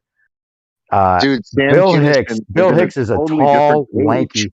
Bill Hicks is a tall, lanky man, right? Yeah, but the age is off anyway, right? Even if he's Bill Hicks, the age is way off. He's like 13 years different. He's like an age. Yeah, but you know, Sam Kinison, it could be doing the potion thing. He had high connections. I mean, their faces are identical. What is the fixation that Alex Jones has to be someone else other than just whoever he is, like himself? Well, because there's so many weird pictures of him being different when he was younger. There's like tons of evidence. That's why. But, I mean, I've looked into virtually everything I can. That I've looked into in terms of the Bill Hicks and Alex Jones, and to me, I'm 100% sure they're different people.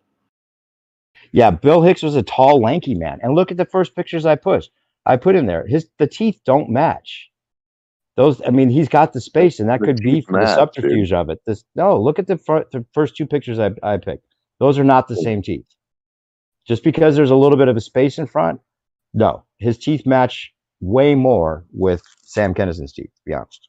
I'm not saying that's for sure thing either, but I mean, if you look at the comp I put together there, the nose is exactly the same. You guys. So, look, I'll just give you Bill my Hicks anecdote. was way taller, by the way. That's fine. He could have been way taller. I'm going to give you my anecdotal, okay? Look, I didn't even know that they were different people. I came into this finding out that they were different people. I always thought they were the same person. Meaning like their actual name was the same? I mean, Bill Hicks. Bill Hicks's comedy. He asked me a question. Sorry. I didn't know his name when I knew both of them. I didn't know their names. I always thought it was the same person. And when I came into this, I was like, "Oh shit, they're different names." That's how I got into them being the same guy.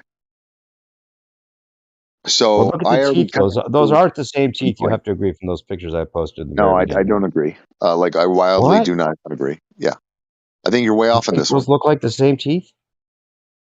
Absolutely not. No, I'm saying do like the Bill Hicks picture and the Sam. I mean, yes. No, it's the same those teeth. Look like the same teeth. It's the same teeth. It's the same person. The jaw on the right side is larger than the left. It's the same orientation. I had jaw surgery. I know how this works. I've already did the comp on this guy. It's the same fucking guy. Teeth look shorter on Alex Jones. They look like shorter teeth. Down. Yes, you're right. They shaved them down. Okay, then they would have had to shave them down, right? Okay, well that's possible. Yes, but the spacing's different too. What they chopped out a piece of his legs. I mean, and some people the teeth just get shorter, like as they age too. They get shaved down naturally. But so you at least agree they don't look the same in those pictures. No, they absolutely look the same. I don't know how people don't see this. This is like extremely obvious to me. Yeah, I mean, to me, they just have totally different voices, even though there is a similar kind of way that they scream, I guess. I think Alex Jones kind of modeled his character on perhaps both those guys. Like, there's no doubt that Alex Jones kind of had vocal cord surgery, dude. The length in the cords. All right, sure. Well, he kind of modeled his style. I mean, how could you even claim that vocal cord surgery? Now you're claiming that you think is something. He absolutely had vocal cord surgery, and they did a bad job. Yo, can we come back to sanity? This is like Pete Shea times 10 right here. No, it's not. It's very, very obvious, actually. Well, either way, even if it was neither or Sam, if it was Sam Kinison or Alex Jones, or Bill Hicks, it's brilliant because he did a stand-up. Alex Jones did a stand-up, and it was terrible. Like, I mean, he's not funny in the natural, witty way. he So you never would have had to was. hide. Yeah, you would have. But Bill Hicks and Sam Kinison are Bill both Hicks really was funny, not funny. naturally funny He men. mocked the Yeah, he was. audience. He was. He wasn't funny. He was funny. He didn't tell good jokes. Go back and watch. All he did was do revolutionary shit where he made fun of the audience and told people how fucking naive they were. That's all he did. He was doing edgy shit for the time that he was out. The stuff he did wasn't funny though. He didn't have good jokes. Even so, he's making some important points. Okay, let's say this. He was making important points. Let's just say the possibility if it was Sam Kinison and it wasn't Bill Hicks, because Bill Hicks was a hero for a lot of like conspiracy-minded people. It's like they like to steal our heroes. So the idea that he's Alex Jones could be that they want to steal that idea so they can steal our heroes in a way, give us no hope, right? That could be one philosophy about it. I have matched up pictures that do look like Bill Hicks. It could be Alex Jones. I will admit that too. I do not know if that was the intent, but what I do know is that according to an interview he had where he was basically talking about his transition he's going to make, he said that he was offered the position and that he decided to take it. So from my understanding, this was something he had a choice to do or not. And then he decided to do it. He did it. But the role that he was going to play wasn't totally up to him. He could choose the character, but the narratives were not going to be decided by him. So he said he was working on a character that was very much like Rush Limbaugh and mixed together with someone else. And that's the place that Alex Jones filled. Like he was very much like that kind of like angle, like radio show kind of talking about stuff that's very political, that's outspoken. And then as far as the narratives and his purpose being there, it's going to be controlled by someone else.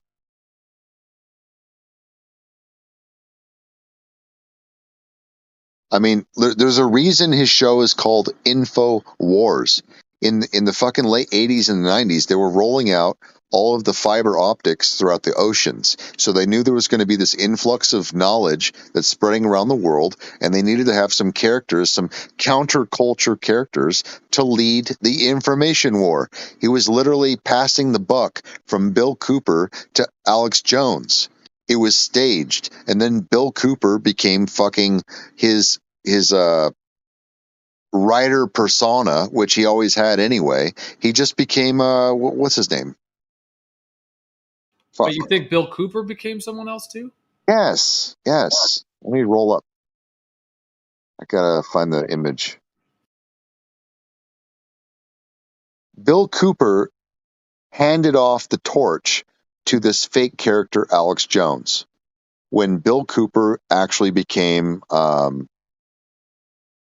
this other guy. I don't think that Bill Cooper. I don't think that Bill Cooper became Jordan Maxwell. If that's where you're going. Absolutely, he did. It's the I'm same. not saying 100% he didn't, but it does seem like Jordan Maxwell was actually that other guy. They staged the Church of Satan guy. I don't. Yeah, I mean, you could try. I'll show you. I know you showed me some, but I think you're off on this one too. Look, they staged a controversy between Bill Cooper and Alex Jones. It was totally staged. The whole idea was to move Bill Cooper's audience into Alex Jones's audience because Bill Cooper was going to disappear soon. So they needed somewhere to go for the same kind of entertainment. Okay. So he was filling a position that the agencies or whoever's designing this shit was going to fill anyway. And Bill chose to accept it. And that's what he did. And that's when he disappeared for a few years and came back as this new person. They put him on fucking testosterone or Tren or juice or whatever. They got him to work out, lose a bunch of weight, get healthy. And then he started his radio show.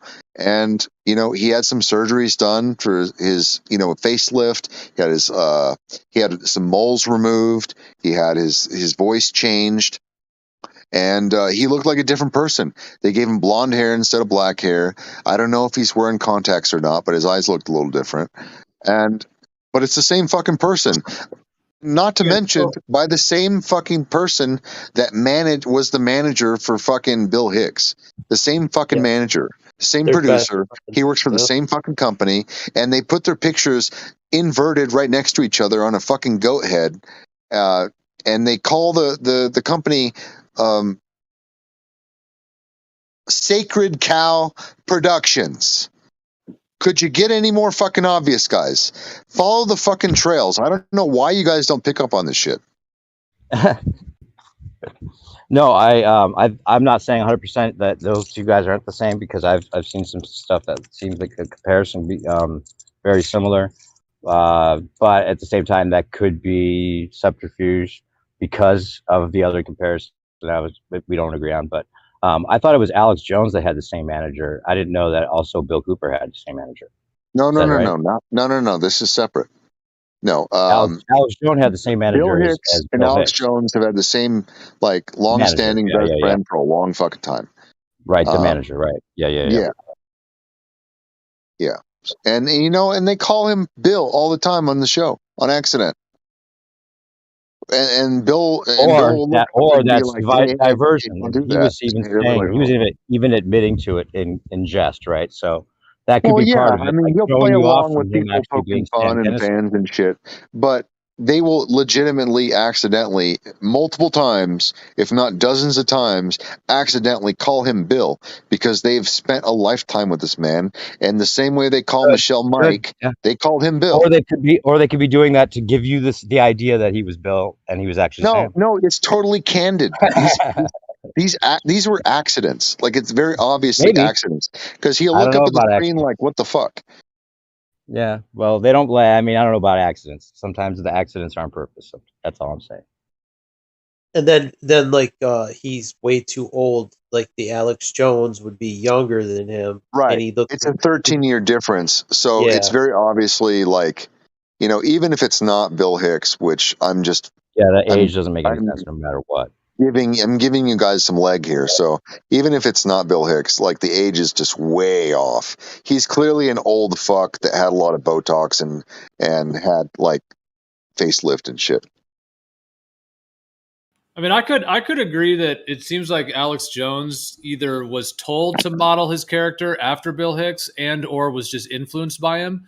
I mean, Bill Hicks's comedy sounds similar to Sam Kinnison's as well. So these guys, it's pretty common that people are influenced. It even happens like in, musicians, like, a guitar player plays a little bit like Jimi Hendrix or whatever because they grew up playing Jimi Hendrix licks, So I wouldn't be surprised if that's the case. Like if Alex Jones, in whatever his true history is, whoever he is, he's clearly a character that he's playing, at least to some degree. I saw that one like dinner. It's like him and Eddie Bravo, and they were at dinner, and you could just kind of tell that Alex Jones was being a little bit more like himself, like just sort of a normal dude. Whereas when he's on camera, obviously he's screaming and yelling and the dramaticism. So in a way, that's some kind of character, some kind of a screen personality or whatever. So I could agree that there does seem to be some correlation, and if there does seem to be some evidence that they had a same best friend or whatever, like it would make sense that Alex Jones might have kind of been influenced by Bill Hicks's style in that way. But as when I've looked into it, there's nothing that indicates to me that they're the actual same person, but there does seem to be some like character similarities. You know what? I used to watch Alex Jones and listen to him and stuff, but before I was a flat earther, and he taught me a lot of terms like a false flag. I'm like, what the fuck is a false flag? I didn't know. Like I was just learning this stuff. And he wasn't all bad. It's just if you stay in his gulag, you're never going to see the full picture. That's what gatekeepers do, right? If you think you found the bottom of the rabbit hole and you stay on Alex Jones, you ain't going to know shit. You're going to be blind. You got to leave the camp. Don't stay in the gulag too long. Take what good information he has and move along. I mean, to me, like Bill Hicks was like clever and interesting. He was like a poet, and a lot of the thing, like the way he spoke and his timing and stuff, he was actually like talented. Whereas Alex Jones is just sort of, he's got more of an immature energy to me, just kind of spazzy and not very convincing. Like his whole style. So to me, like Bill Hicks to me is like a real artist. Like he actually has But what if he's playing an act? Like, okay, Bill Hicks. Yeah, that's you're not impressive. gonna- If Bill Hicks is playing Alex Jones, it's an impressive performance. That's for sure. Because people do act like, okay, Jim Morrison turned into Rush Limbaugh, so now he assumes a different identity and he talks like this. You know, it's like, Yeah, I agree. You can't put it past someone's acting abilities, but yeah, too bad someone didn't come in and talk shit. Because you know what? I think I used to listen to Rush Limbaugh too, and I think he used to play some of the Doors music, like Jim Morrison. Like some of the songs, like in his intro, when he would intro after a commercial, he'd play a little music, like a play-in part, and that would have been funny if someone called in talking shit about how bad Jim Morrison. Oh gosh, that guy.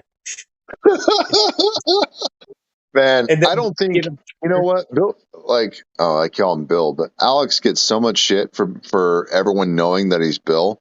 Like, he gets harassed so much, but not one person has ever harassed Rush Limbaugh for being Jim Morrison. He got away scot fucking clean, and he fucking died. Just that good job. Someone should have trolled him, Riggs. Well, here's the thing. I'll tell you guys right now. I mean, I've said it before, but I confronted Jordan Maxwell, and he failed the test. I got him on live stream when I called in, and I put him on the spot. And I'm like, look, motherfucker, I know you're Bill Cooper. I know you faked your death, and you're full of shit. And he yeah, I got it recorded. I fucking confronted him in a live stream, and he failed the test. And guess what? His handler was there, and she tried to cover for him too, and they both failed the test. You're like Riggs is like, you're actually his gay lover. He's like, dude. Well, you know what? I'd love to meet meet Jimmy Carter and just say, hey man, I actually really respect how you pulled this shit off. Like, it's actually pretty amazing. He'd die of a heart attack right there. He's not dead yet. He's not dead yet. He's close, but he's not dead yet. I'd love to, like, if he's like meeting with the public or something, or signing books or some shit. I would love to meet with him and say, man, I highly respect the fucking deception you pulled by faking your death and becoming this new person. It just blows my mind. Like, and people still haven't figured it out yet. You know, you and your boyfriend. Did you say you respect deception? No, I respect that he was able to pull. Like, dude, if somebody like robbed a bank and people didn't figure that out for like 100 years, that's like really fucking amazing. Like, what a task. You know I do respect his charity, the Habitat for Humanity. I respect, but it may be part of the thing. You know how they got to say do good deeds while they're doing all these other bad shit. Well, I don't think they're totally responsible for what happens, but they're definitely the people that are using the front. You have to understand, man, like, these guys were groomed as children. They did not know any better. They were raised inside of a system that pushed them into these narratives. You know, they were raised to be gay lovers. Well, he's from a bloodline. The Kennedys are one of the 13 families. So, yeah, he's an Illuminati family. He's not an average person. So, anyways, I'm just saying, like, it's just an amazing feat, and I would just be candid in front of him and say that's just fucking amazing. Like, a lot of people haven't figured it out yet, but I mean, what? I was the guy who figured out, like, his wife is his boyfriend from fucking 90 years ago. That's like, that's an amazing thing to find out. Like, I gotta give him props. Like, dude, like, what a great job. A lot of people didn't figure it out. That's amazing, you know? That's fucking crazy, dude. That's like, oh my god. Now, what happened to the other wife? Like, okay, here's the thing. He fathered allegedly 2 children, right? The John Jr. and Caroline, right? Are they actually his, or are they test tube babies, or what the fuck's going on with that? I'm not saying. I don't know. JSK's wife had an active life, like, far after his supposed death, so I didn't really follow exactly what she was up to, but she seemed to be, like, pretty active and, like, public figure. No, I'm saying the children. The children. Oh, the children? I don't know. So he wasn't. He was bisexual. He wasn't 100% gay. He actually fathered 2 children. I can't confirm that. I think that's probably the case. Yeah. I can't confirm it, to be honest. You don't think they're his? Maybe it's like Michelle Dude, Obama. look at Obama and Michelle. It's clearly not theirs. So I don't know exactly how this is working. So I'm not going to just make a claim like that because I see them using too many actors. I would guess that JFK had some kids with Jackie. You know, whatever. You know, it's probably bisexual or anyway. Is there But proof of her being pregnant? Because I heard like Mr. E said like Jackie was a man too, but maybe he's confusing that. That's the thing. I think that they go overboard. Maybe sometimes it's true, maybe it's not. Maybe I don't know. But it seems like Jackie's a woman. Yeah. There were people that were saying, and I haven't looked at this at all. I thought it was kind of interesting when someone told me, but that Jackie was actually Marilyn Monroe. No. Nah.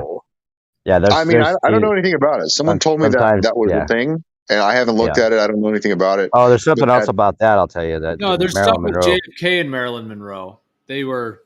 Yeah, well, and that's another what thing. I'm saying is That's that like publicly known. That was publicly Jackie. known, so it would cover up him being gay, right? Right, They made that's him out his to be beard. this. Yeah, That's his beard, beard. right? Yeah. Yeah. I have another set of pictures here I'm about to post right now that makes a case also for the possibility of Sam Kinison being Alex Jones. At the very top, you have the Bill Hicks and Alex Jones as kids. No. Then you look at the picture of comparison of Sam as a kid compared to the Alex Jones as a kid that they're showing. You don't know that those are Looks Photoshop? a lot. No, but I'm saying that he looks a lot more. If these are the real kid pictures we're given for both of them, it's more likely that the kid picture we're given for Sam Kinison is the same kid that we're shown for Alex Jones. Hey, Reckonor, why don't you bring your Nazi father in here, huh? Look at the You're kid. gonna call The me kid looks you're gonna call just me the a same. disinfo agent? Fuck you, dude. I've been too nice to you, bro. You got some fucking shady family lineage, bro. And you want to just call me out like that? It's not a joke, man. What did he call you? Whatever. Look, all of those child photos of Alex Jones are Photoshop fakes. They are not real people. All of them. Could be, yeah. But if they the decided red to shirt, use a pink shirt, kid picture, these are fake photos. Could be, yeah. Right, but I'm saying All it's of them. interesting that his kid picture looks like it could be the same kid that Alex Jones is using as a kid picture. Sam Kinison, Alex Jones, same kid picture. That's all I'm saying.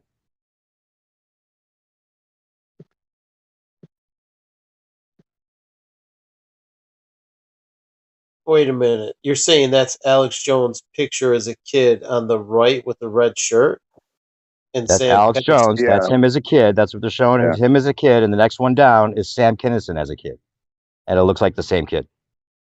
Look, I'm just going to keep going down the path of truth. I don't care what you guys think about any of this shit. Like, it's interesting. I'm glad you're into it. But, like, I know what I know. Oh yeah, but you can't say that yeah, but we can all be convinced one way or another. I'm even giving you the benefit of the doubt saying you could be right. I'm saying if I had to bet on one or the other, I would bet Sam Kinison just because of what I've looked into, which may not be, something you agree with, but it's not about like your truth versus my truth. Oh, no, We're both seeking a truth. That's fine. That's what fine. about this one where the singer looks like a dude? That is it Janis Joplin, right? That looks like a very manly face, like a square jaw.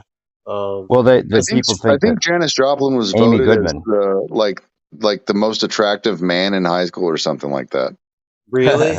Yeah, I think there's some kind of factoid out there about Janis Joplin being voted as like the most manly something.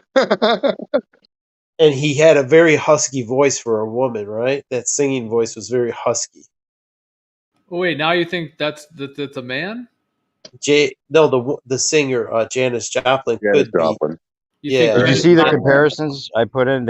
People think that she became Amy Goodman, who's very famous. Amy Goodman, let me see. Yeah, the pictures I put in the chat there. I don't know. No, I don't think so. I mean, Amy Goodman, is that her? But they do look similar, but maybe. It just doesn't inspire me. Like I mean, I have to look at it some more. Yeah, it seems like it could be, but she would have had to refine herself a lot because Janis Joplin's interviews, she was pretty unrefined. Ugliest man on campus. That looks more different. Yeah, it looks like she got younger. I don't know. That's funny.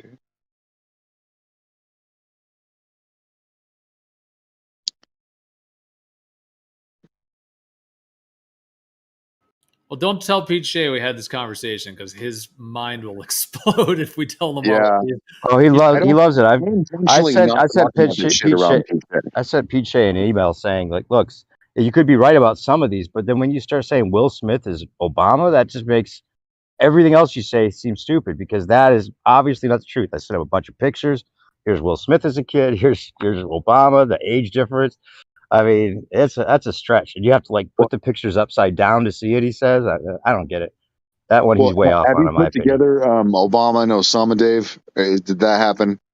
Yeah, the Obama. It seems I've like looked they at the could have taken a hands. I've looked picture at the of veins. Obama. I'm not saying they're the same person, but I think that Yeah. Obama might have posed as Osama for a picture. Yes, absolutely, absolutely. He definitely posed or stood in for the role as. Yeah. It is crazy that we like right after 9/11, we elected a guy named Hussein Obama. You know. Do you don't think that was planned, dude? His name is Oh, Barry yeah. Soetoro. It's But Barry I'm not saying Soetoro. we elected. He was selected. Oh, absolutely planned. They were planned to have a similar name and then be the same person. Yeah, and it's then interesting. he announced his own death. Ted Kennedy called him Osama bin Laden accidentally. Like, it was really? Yeah, he accidentally That's funny. fumbled because they made the name sound so similar. It's like He went on TV and announced his own death. Like Obama announced Osama bin Laden's death on TV. He walked down that big red carpet down the hallway, and he told everybody that, well, we captured him, SEAL Team 6, you know. Oh, man. SEAL Team.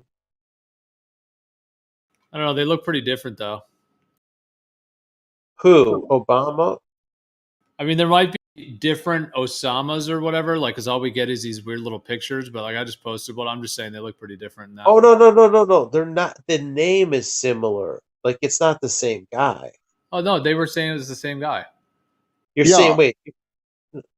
No, the name was meant to sound like him. That's all. No, they were No, saying. Toro. Ron, you did not picking it all up. What I'm saying. It's like 6. Oh, okay. What I'm saying is that Obama, who's a different person, is a CIA agent asset. His mother was CIA. His father was an extremist, maybe an asset as well. Okay. He played the role Osama bin Laden. No shit. Let me see. No shit. If you look at their hands, you look at the lines on the hands, if you look at the veins on the body, if you look at the size of the wrist and the length of the fingers and the body lengths, everything is identical. He played the role of Osama bin Laden. The teeth are the same. The cheeks are the same. The eyebrows and the distance from the eyes are the same. He had a little bit of cosmetic surgery because they were going to run him for president. They had to make him more attractive. They had to make sure his teeth were in a certain way. They had to move his ears a little bit. He had a little bit of ear surgery. Okay. They popped his ears outward. They're more flat. Bin Laden. Yeah. But it's the same person. That's the thing. And you see that shit around the nose, those big lines around the nose? That can be accentuated with Makeup. makeup, but inflammatories. So like it was very swollen. Let me see. Bin Laden. So that could be a mask. The brow looks a little different, but yeah, I mean, he's wearing a turban, so it's hard to see the hairline. Yeah, Platypus has it nailed.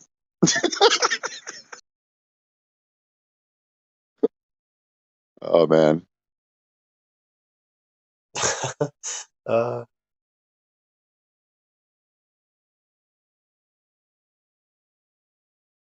The one that has the most evidence that I've seen is the Paul McCartney swap out. That one's there's a lot of evidence for that, like actual voice prints and like that voice print.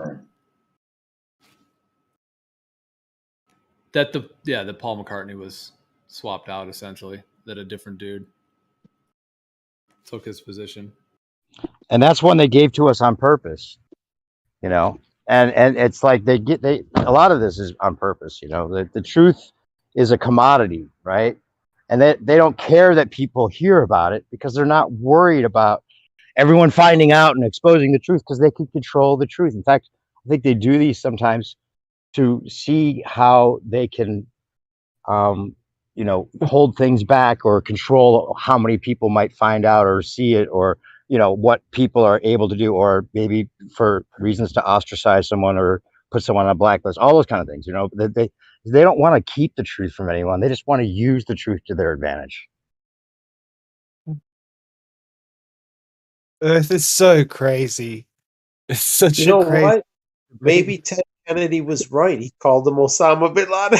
Wait, okay, hold on. If anybody here has any last, reservations about the Obama-Osama, ask yourself this: why did Reuters, the news source, come out with a fact check on it? But trying to debunk it? Just ask. Trying to debunk. Check the chat. Fact check. False claim. Just think about that. You do know people can look like each other without being the same fucking person, yeah? What? You do know two separate people can look like each other and not be the same person. Yep, You do that is totally true. That is totally true. We're not saying everybody that looks alike is the same person. That's not at all what we've been saying at all. Right. We're saying Correct. certain people seem to be another person for a lot of reasons, not just because they look alike. Right. Which means that there are other reasons, other things that coincide. You know, maybe they have all the same best friends. Maybe they tour with the same exact bands, etc. Like there's reasons beyond just, hey, look, they have the similar cheeks, buddy. See that? Yeah. I've still not seen or heard anything that makes me think Obama is Osama. Well, if we were right about that, the Earth might be flat. So it's kind of hard to. I gotta check that article. That's funny, dude, that they would try and debunk it. Well, you got to get ahead of it. Well, that's usually they're outing themselves when they do that shit. Well, they're fueling the fire, the political fire. They don't care what is said. They don't want to hide it. They just want to use it, even if it is true. Like, they wanted to create the QAnon movement. They had to have a lot of reasons for people to dedicate themselves to that, and a lot of it has to be true.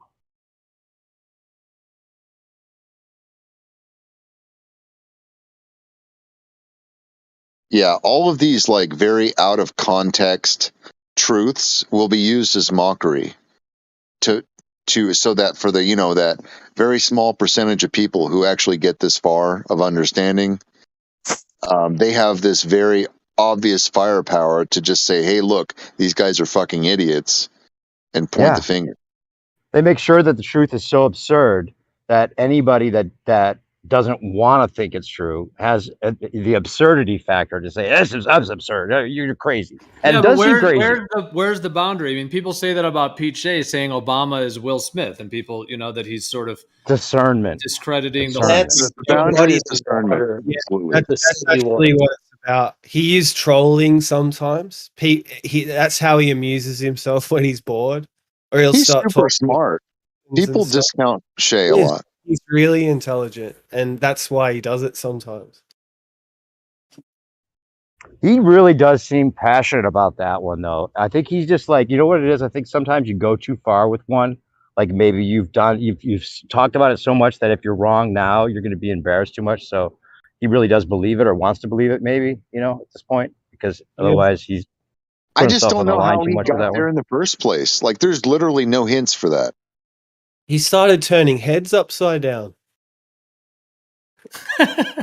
Well, not really. Everyone turns away. he started turning heads away with that one. No one was at all impressed with the Obama Will Smith. I don't think anybody on It's not even Flatter's close. side or the Glover's side was ever entertaining that seriously. There's no data on it. It's not even close. They don't look alike. There's no shapes that match up. Like their travel dates and like events. Like there's literally no shred of evidence. Like why would he ever come to that conclusion in the first place?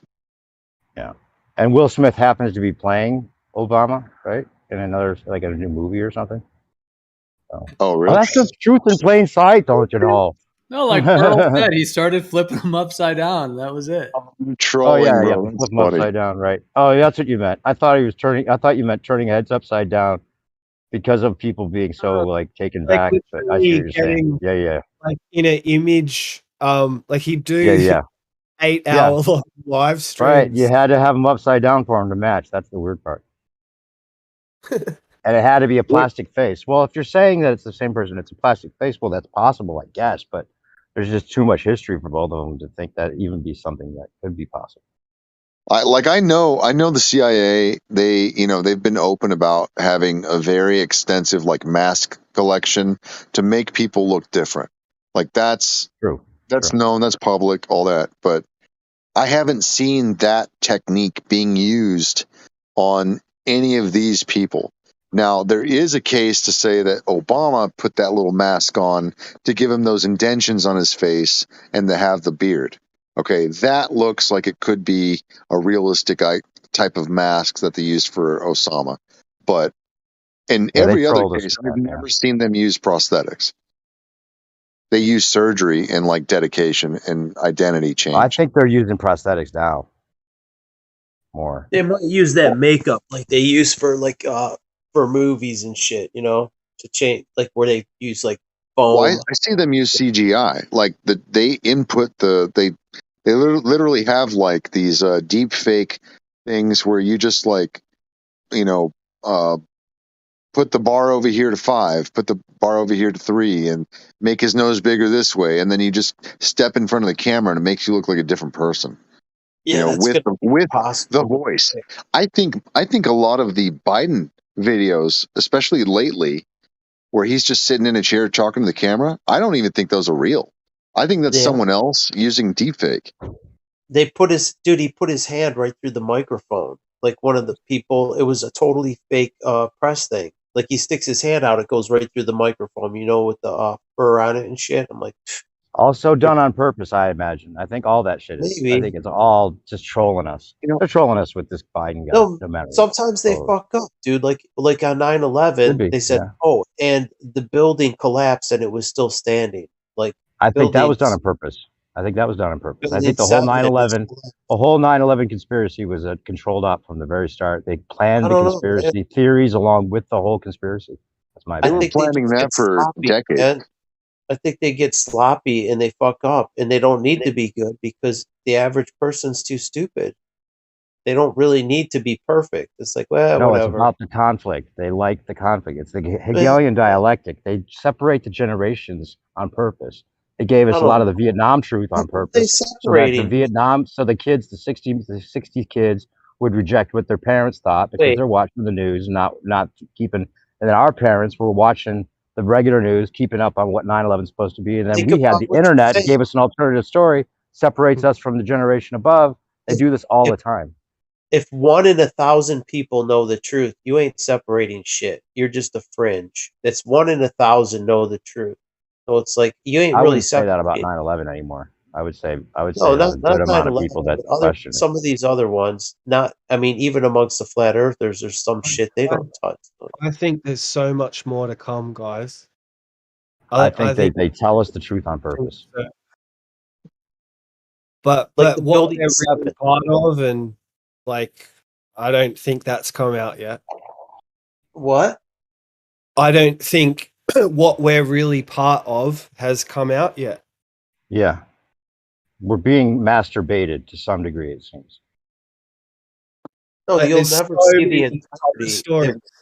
Like the dinosaurs, and it's 14.5 billion years old. Well, like I told you guys before, it doesn't matter what we know.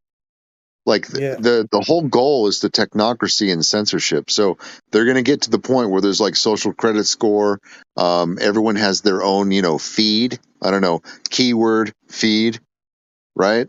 And anything you have to say, anything you want to share, you're not going to be able to tell anybody anyway. Okay, Twitter has a certain limited number of characters. Facebook is highly organized so that you only see shit that you want to see. The same with Instagram. Like everything is fed in a certain way that you only see stuff that interests you, and then everything else gets knocked down to the bottom because of disinformation. And no one's going to see your shit, and if they do, it's not going to be interesting because you're too fringe. Well, I think that, like I said though, but I think they play with the truth because they know they can control it, right? So they allow the truth enough. Yeah. Maybe they'll go totally communist with it. Maybe they'll go like you can't even share anything that's not approved. That could be the way that they go, But right now, at least, and maybe even in the future, they like the conflict that it causes. They like that some people know the truth and some people don't. When they've beaten out all discernment and all critical thinking of every single person, I don't know, maybe next 20 years, maybe, yeah, it'll be totally easy for them to say, you know what, fuck these flat earth people, just delete them. Delete their fucking social security number. They're not going to have an account anymore, and they won't be able to have digital money. They'll just die. It might be like that one day. I think they consider themselves brilliant enough to tell us the truth and lie at the same time, control it, use it as a way of generating income for whoever, also generating the conflict that it causes, keep people separated, fighting over little, things that don't really matter in the big picture. That's what they play with all the time. They have the media, right? They have the government, so they can afford to let shit slip through the cracks, and then just you're a conspiracy theorist, and then use the mockery, and then the outcome. I mean, it's been 20 years, 9/11, right? What the fuck has happened? Millions and millions of people know the truth, and we haven't been able to do a fucking thing. Yeah, but what do we care about mockery? They know we can't truthers do don't give a shit about mockery, though. That's the thing. We don't give a shit about mockery. Like we know the truth, and what the fuck can we do? The whole system's rotten and corrupt. No, you're not going to change the whole system. No, you're not going to change it. Knowing the truth is a win. So that's all you're going to get. You're not going to change. You're not going to get them to promise to tell you the truth by calling them out. Some of it's about patience. Because once you wake up, right, once you've been red pilled, that although you're awake and there's that almost like a fever at first, you're just so hungry for more in a way as well, even though you've fully been sledgehammered. You just I don't know if I can only speak for myself. I couldn't rest for a while. I was scrambling. It's addicting, isn't it? And part of this is also part of this is learned helplessness. If you realize that they pulled off 9/11 and that most people still believe the mainstream story, no matter how bogus it seems, people that do realize the power they're dealing with, and it's learned helplessness. How are you going to fight that? They can do that. Fuck. It's not even that. It's not helplessness. It's just trying to wake up people that are fucking brain dead. So then what's the ultimate goal? What's going to happen? When you wake up enough people, what's going to happen? Revolution? People are going to put down their phones and pick up a gun and overthrow the government? And what's going to happen? The government would default. The government would dissolve. You don't need to pick up a gun because it's already shown to be illegitimate. The emperor has no dissolve, though? Because the government's illegitimate. Who's gonna defend it? When everybody sees how illegitimate, who's gonna defend an illegitimate system? Nobody. But they could just tell you that that's not the truth in the mainstream news and say that this many people believe it, even if that many people don't believe it. Even a dog knows when you kick them and when you trip over them, right? He knows the difference. How are you gonna actually change anything though? Because they don't actually count the votes anyway. But you ain't gonna do it because the average person's too fucking lobotomized. I'm not saying you can't change anything. Don't get me wrong. I'm not saying it's hopeless or helpless. I'm just saying there's only a certain amount of people that are gonna get. They're already telling you the truth in so many words. They already know this. Faking it poorly on purpose. They're not worried about losing power. Is what I'm saying. Their programming has been more effective than the truth. The truth community has been nullified through censorship and mockery and all this shit, and we've been relegated to talking to amongst ourselves in a small room And who are we really reaching? I mean, But I'm right now, saying that they're brilliant enough to make the truth part of the programming. That's how brilliant they are. But sometimes it's important though to reach. It's important. I'm not saying it's not for sure. Yeah, but even to reach each other, because Yeah, I think, and it's good to check each other's we've sanity. already won. And Just the fact that we're having this right? conversation, we've won. Getting your mind back and contemplating probably things you never would have if not for this. No, I'd like. They could even want us to. They could even want the government to dissolve and blame it on us. That could be their ultimate plan. Who knows? That's how crazy brilliant these people probably are. It needs to dissolve, but they'll be ready for the replacement. They'll have their cronies. Yeah, exactly. So and- all planned. We fell into the trap. We generated something that caused the destruction. We get blamed for it, and they get exactly what they want. Just like Germany went down and Hitler escaped to wherever, and they sold out their own country for whatever, and we're the cause of the reset. You know. Dude, that was into their hands, possibly. dude. Even, you know, I don't know. That's the thing, the psyop, dude. Hitler was part of it. He was part of their fucking thing, and they already knew the outcome. Like all sides, Stalin, Hitler, they were all on the same. To say they don't know the outcome of the truth movement? Yeah, they were on the same fucking team. Like they're like, no, but Hitler called them out, dude. I'm like, so what? He called them out. Yes, he did, and I don't disagree with what he said, but he was working with them. It was not. He was working with the same people he was calling out. And it just seems like they have their hands in everything, no matter how true it is. Well, that's how it's kind of a spell too.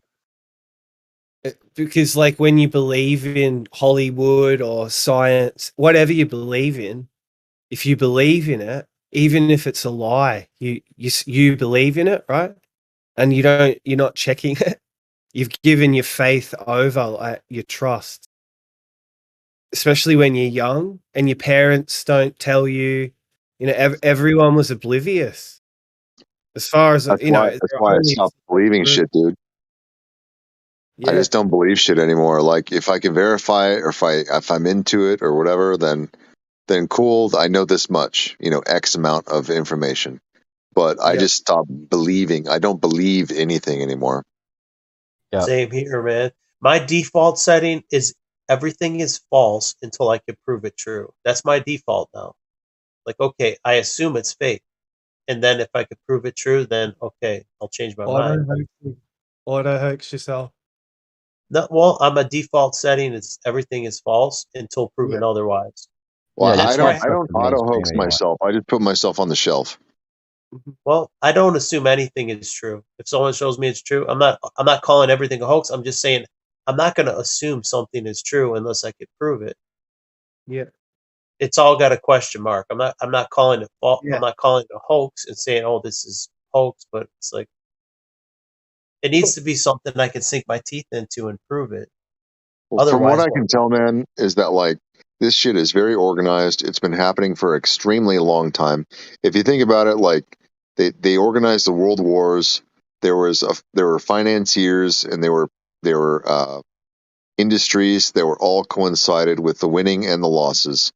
And just man, the organization is so rich. I don't know of any organization that could topple what is already kind of like in place other than God himself. So just get right with God, and love the truth, seek the truth.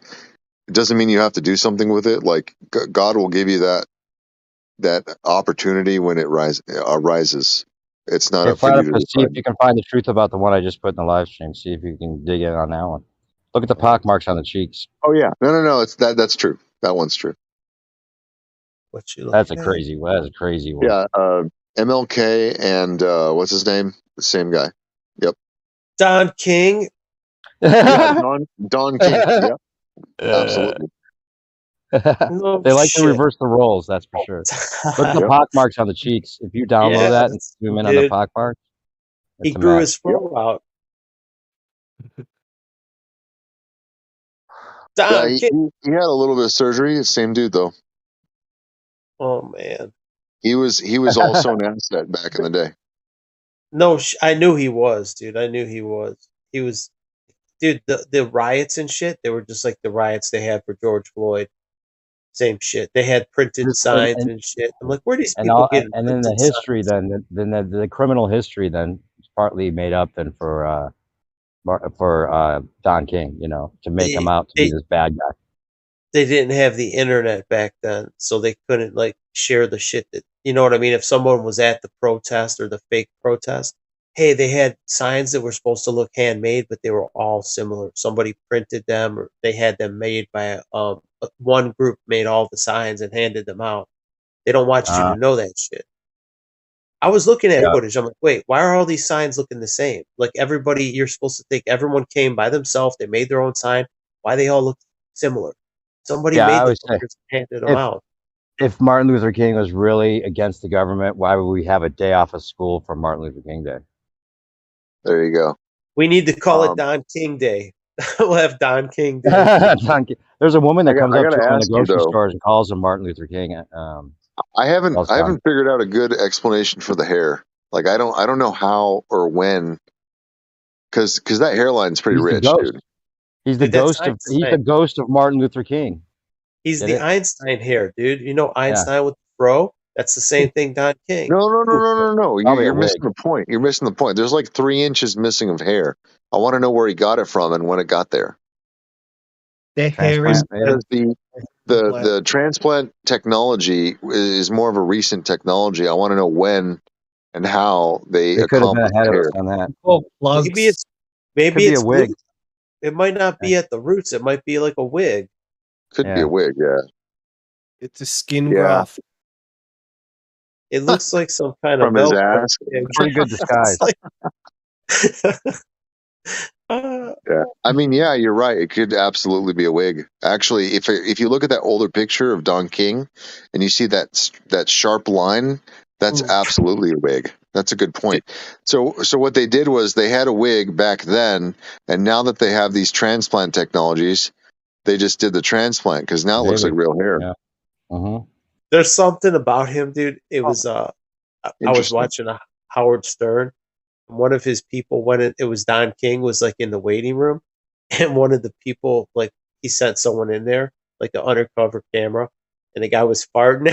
He was farting in front of Don King and like and acting all nonchalant, and Don King is like he didn't say shit. He's just sitting there whiffing the farts. He didn't do anything. He didn't say anything. Whoa.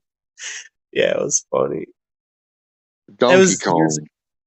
Oh man. Sorry. That's just what popped in my head.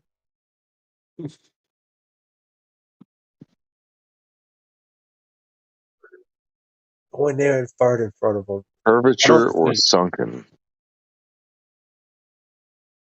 Just perspective, man. Just perspective. The water is going to fill the space here of the view in front of you. Period. Yeah.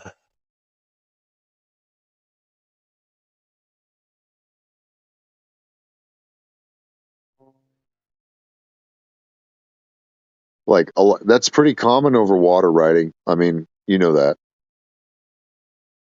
Line it up with the edge of your phone. Such a funny picture. Like, what? Curvature that close? I thought we could never see the curvature because it's too big. But you're saying curvature would be that close? It makes no sense to even claim that. Oh man, people are just it's hilarious. I mean, look at the waves in front of the boat. You can see like 3 or 4 swells. Also, it's pretty clear. I'll show you 100 or 1,000 pictures of. And if that's not a swell,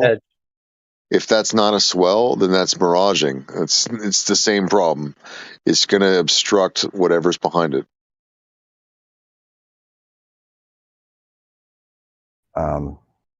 Here's an interesting one. Or it is atmospheric magnification. I see it more with clear weather than with when haze is there. So when magnification happens, the build-up to the apparent horizon will be sooner much closer. Oh, the humidity, you get atmospheric levels. So the challenge for us flat earthers is to make a difference between swells and magnification, and I think both can happen.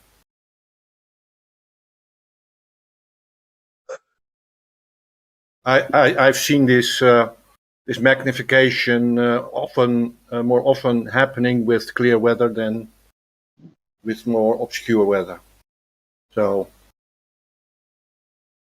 well, it depends on the humidity level, and that's the kind of the problem with water, right? When you get the miraging, even over like a lake bed, like a dry lake bed, you get miraging when the ground is hot. It looks wet. but it can also happen because the energy above the water is different than above the land. So it makes the water more rising because it has to fill the space of the land, right? Yep. The first one who ever mentioned that without any proof of, but he saw something when Ranty, for all people, looked from Blackpool to that point, but he regularly did. I forgot the name about it. In it, and it has from Blackpool to the first point, the lighthouse has water, then a small piece of land, then a piece of water, and then another piece of land. So, and I think that's happening a lot. I for the first time I worded it now that the rising water of the from above the water can fill in the more drier land rising energy. There is less water rising, so it fills it up, and so there is a kind of a bend in it, probably.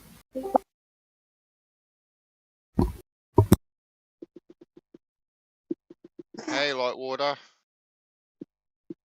Hey, Bent. How we going, buddy? I'm on a swell. Yeah. I'm on a wave. You're on a wave, on the crest of a wave. Right, riding it in. Well, I hope you miss the reef. You don't wipe out. That's why I shut up a little. Not hit reefs. Exactly. Many different consciousnesses battling with each other. Yeah. Exactly.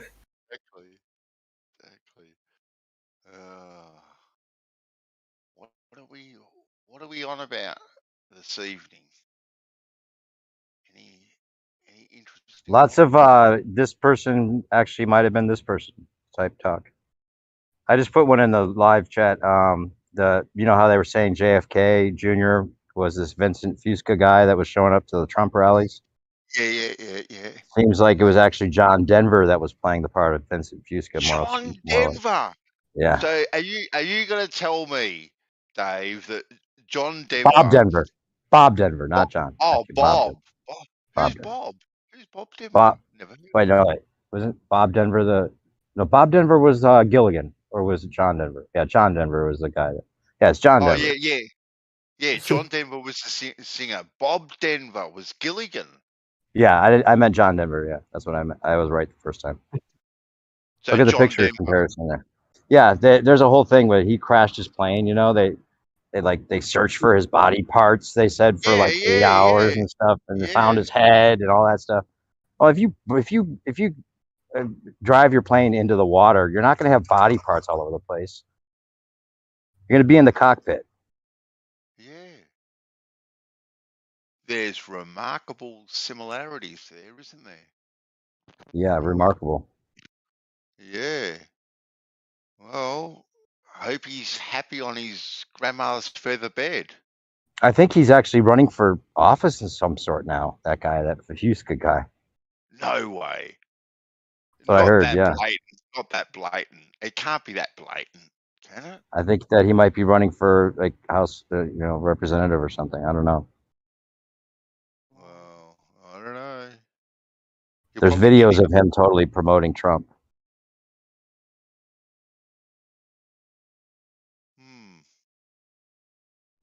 I'm looking at that comp and I'm feeling like it's way off personally. Really? Which one? Which one? The John Denver and Vincent Fusca. Tony Hawk is so great. The Kennedy. Oh.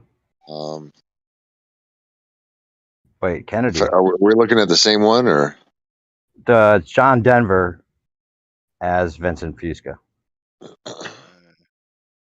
Not Kennedy. The JFK thing was wrong. That was subterfuge. That was throwing us off. He's too short to be JFK Jr. It's actually John Denver. Well, that's where I know this guy from. I don't know this guy though. John Denver was a famous singer. Look up Miles Mathis. I know that much. But who's the other guy? The Vincent Fusca guy that was showing up to Trump rallies. Vincent Fusca is the Trump rally guy. Okay, I didn't know that he was Vincent Fusca. Got it. Yeah, they were saying that it was JFK Jr., but then you see how short Vincent Fusca is, and it couldn't be him.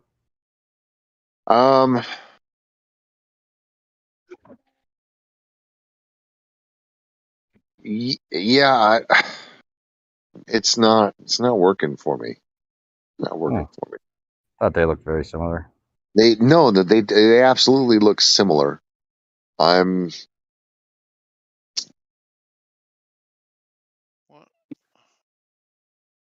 Oh, here's some more of the possible comparisons for Morrison and Rush Limbaugh that I just found. Yeah, the Tony Hawk Bill Gates, that looks nothing alike. No, that's a joke. He's fucking joking. Yeah, some of these are put out there on purpose that are wrong. We have to be careful with it. They're wrong on purpose to make all the other ones look stupid. But the craziest thing is most people say that when you talk about this subject, they're like, oh, you probably think Elvis is alive still too. But Elvis is, in my opinion, alive, and it's the most provable, most obvious one ever. If you haven't seen it, he became, in my opinion, Reverend James Joyce, or no, James. Right. Yeah, I think James. that's likely.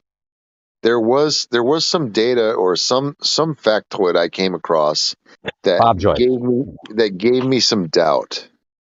However, Bob Joyce might as well, Bob Joyce is so perfect. He might as well be Elvis. Fuck it. Yeah. Like, even if he's not Elvis, he might as well be Elvis. The guy, and he denies it too. Like he doesn't try to say he is. He just so sings good. all his songs and everything. And he's a pastor. Yeah. It's like what you would expect Elvis to have become if he faked his death, or if they faked his death, which is usually the case. It's not these guys doing it; it's the powers that be that do it. You know. You know what? That's the one. Okay, the Bob Joyce one is the one. I don't even know what we call these, but it's the one situation where there's a little bit of like me wanting it to be that person. All of the other ones, I don't give a fuck. I just go by the facts. But that one, it's like, that would be cool if, Well, obviously his death didn't make it. He needed it out of his life. He was like on his last legs. He was having a lot of problems personally. He got out of his contract that way. And his son is an Elvis impersonator. That's the funny part. Yeah, and he sings better than his son. Yeah. Of course. If he's Elvis, right? Well, I reserve doubt. That I'll be honest, that's one I'm not extremely certain on. It's very close. And he does an amazing impersonation. But he's not even trying to, he's trying not to be him. Like he's denied it many times or whatever. Anyway, but there's one speech where he talks about giving up everything he had. I'm trying to find it. That's kind of like a big clue. Like he gave up everything that he had. Like what did he have if he wasn't Elvis?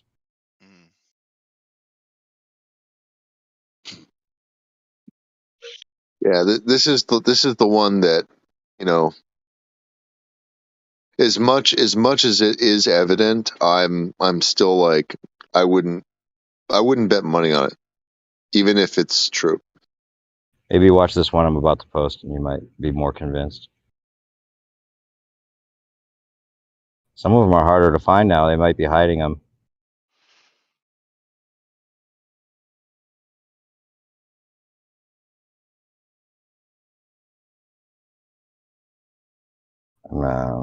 Okay, I think this might be it.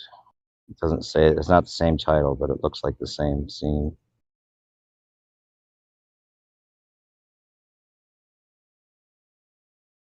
You know, it's getting to be morning. People are going to start arguing about flat Earth pretty soon. I can feel it. Yeah, we don't need to take over the stream with this. All right, longer, I'm clicking on this one. I want to see this. What is it over there? 4 or 5 in the morning? 4 o'clock. Yeah, I gotta go to bed soon. I got five here. You guys have done an all-nighter. Boom. Stamina.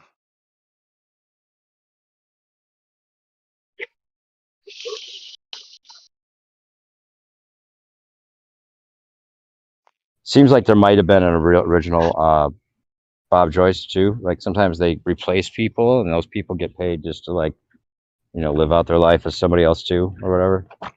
So that you can just take over like someone with a history, like they might have done with Dr. Phil or whatever.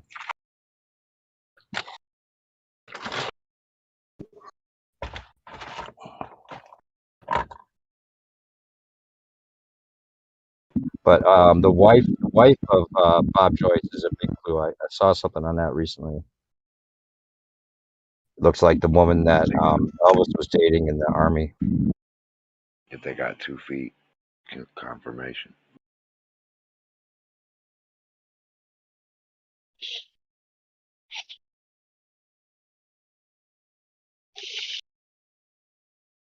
Repeat.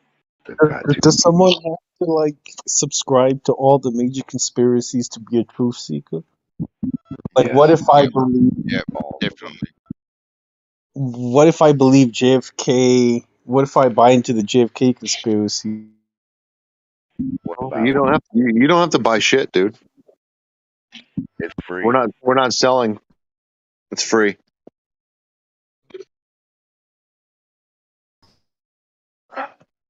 Hey Dave, before we end this and everybody goes their own way, have you done any historical research on Bob Joyce to compare any like childhood photos or anything like that? Because like I said, there could be a real Bob Joyce that he took over for, maybe. Maybe, That but I could mean possibly that be. would be the real smoking gun, though. Like that's what basically solidified it for a couple of mine, and that would really help me come to a more like they're definitely up to some bullshit, you know. Well, look at the wife. I guess that there was a picture I think I downloaded. I can't find that was Bob Joyce's wife. Looks a lot like the woman that Elvis fell in love with in the army. Okay, well, yeah, I'll look into it. I've literally never searched into it. I've only looked at like his singing and just ancillary things, not really any research at all. That one seems pretty. When you watch enough of it, you're like, that's got to be Elvis. If not, that's pretty the thing, crazy. man. I get just right near I go all Memphis. fanboy. I'm like, I hope it's him. You know, he's right in the right area and everything. He's got a lot of money. Like, how did he get all that money as a pastor? Doesn't make sense. Sometimes the movies will tell you how the CIA does it. Like when they create a spy, they'll take a person who, like a child, a kid that passed away, and take his identity.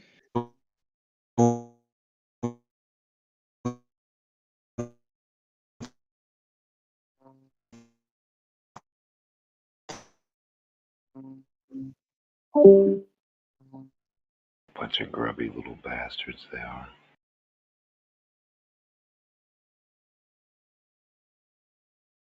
You know, like the DreamWorks when they sit up on the moon and the little kid fishes off the moon, he like throws his fishing pole out.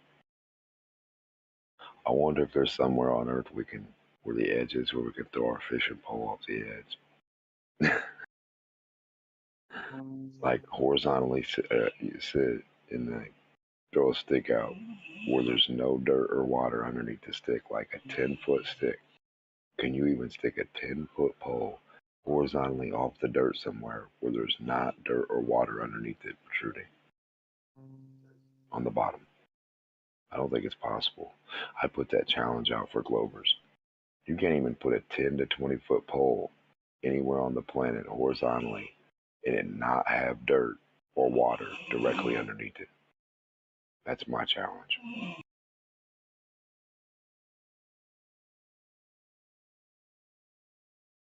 What kind of stupid challenge is that? One you can't compete, one you can't do, a challenge you can't handle. You 10 want to 20 me foot to stick stuck in the dirt, stick it out sideways with no dirt or water underneath it on a ball should be simple. Huh? How should it be? If I'm standing here and I'm holding a fishing rod that's 20 foot long, Let's get right? it done. Jeez, do you ever let anybody finish? Right? If I'm What's standing stopping you? here where I am, right, holding a 20-foot stick straight horizontally, right? Of course, there's still going to be ground underneath me. Yeah. I mean, why would there not be ground underneath on a the ball. stick? Because there wouldn't be on a ball, It's buddy. only a 20-foot stick.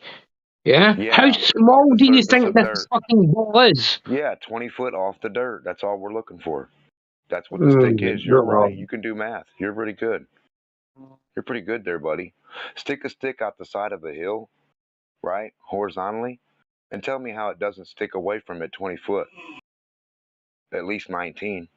Stick it in there 1 foot. So you're going to have a horizontal stick sticking out of your hill horizontally. What are you talking about? Nobody's contesting that. You stick a stick inside of a fucking hill, Where's the edge of your right? globe? And it's sticking out 19 foot of the stick is sticking out horizontally. Exactly. You're pretty good. Nobody's saying it won't be sticking out 19 foot horizontally. You're pretty sharp. Let's get it done. Let's see where the edge of this globe is. And you think 20 foot is going to find the edge of a ball? Listen to what I asked you. That's several thousand miles in circumference. Yeah. And you think 20 foot is going to fucking make any difference? Oh my God. Listen to what he's saying. Listen. Highlander, go get a basketball and stick a 3-inch toothpick off of it. And it's going to be a 3-inch toothpick sticking horizontally off that basketball. Do you comprehend or not? There's not going to be basketball underneath the stick. It's going to protrude away from it. So on this earth, horizontally, we need to stick our little toothpick off of the earth. We only need 20 foot though. So if we scale the earth down to the size of a basketball, right? No, you don't got to do that. How big would our stick be at the size of the earth to match the inch stick sticking off the fucking basketball? It would have to be way bigger than 20 foot. No, that's all we're looking for is 20 foot with no dirt or water, buddy. No. Yeah, you've just shown you have no idea of scale, no idea of scale whatsoever. Yes, and you think that sticking a 20-foot stick in the side of a hill debunks the fact the Earth is a globe when it's only a 20-foot fucking stick. You want a 1,000,000-foot pole? Right. You need to breathe, Highlander. You know how ridiculous this sounds. You're getting too worked up, Highlander. You need to calm down. Calm down. I didn't know a 20-foot stick bothered a globe so much with all their technology and 3,000 years of science. I didn't think it was nobody else is pointing out and even the flat earthers should be telling you that this is ridiculous. Are you all right? Why would they tell me that? Why would they tell me the most brilliant thing they've ever heard is ridiculous? Stupidest. That's the most stupidest thing I've ever heard in my life. You know what, Highlander? Ignore it. Ignore it, Highlander. If it gets you that worked up, like it's not good for your heart, right? I'm really concerned. Right? You just should ignore it. You should ignore it. Ignore it. Ignore the 20-foot stick that you can't produce. Listen to what he's got to say. If you don't agree with it, don't agree with it. But to get so worked up, like so early in the morning or late at night, depends on where you are, could be the middle of the day, but it's not good for your health. You need to go have a cup of tea and relax. Just ignore it.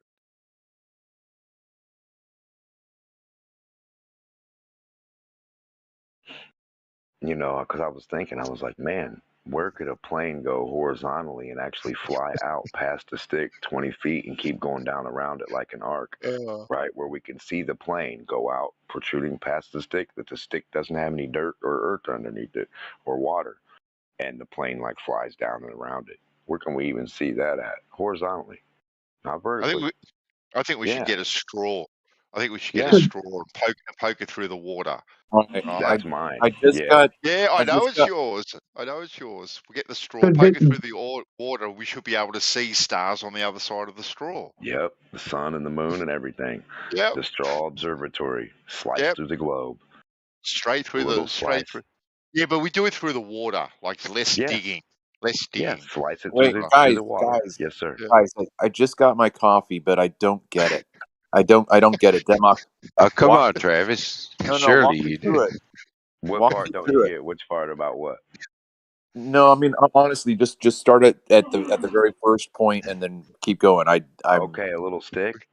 yeah. Okay, if you go to to any spherical object and put Yeah. any size stick on it, whether it's a millimeter, 10 foot, 1 foot, 20 foot, 2 inches, Yeah. it's gonna protrude off your stick horizontally, sideways, and there's not gonna be any of that ball underneath that stick.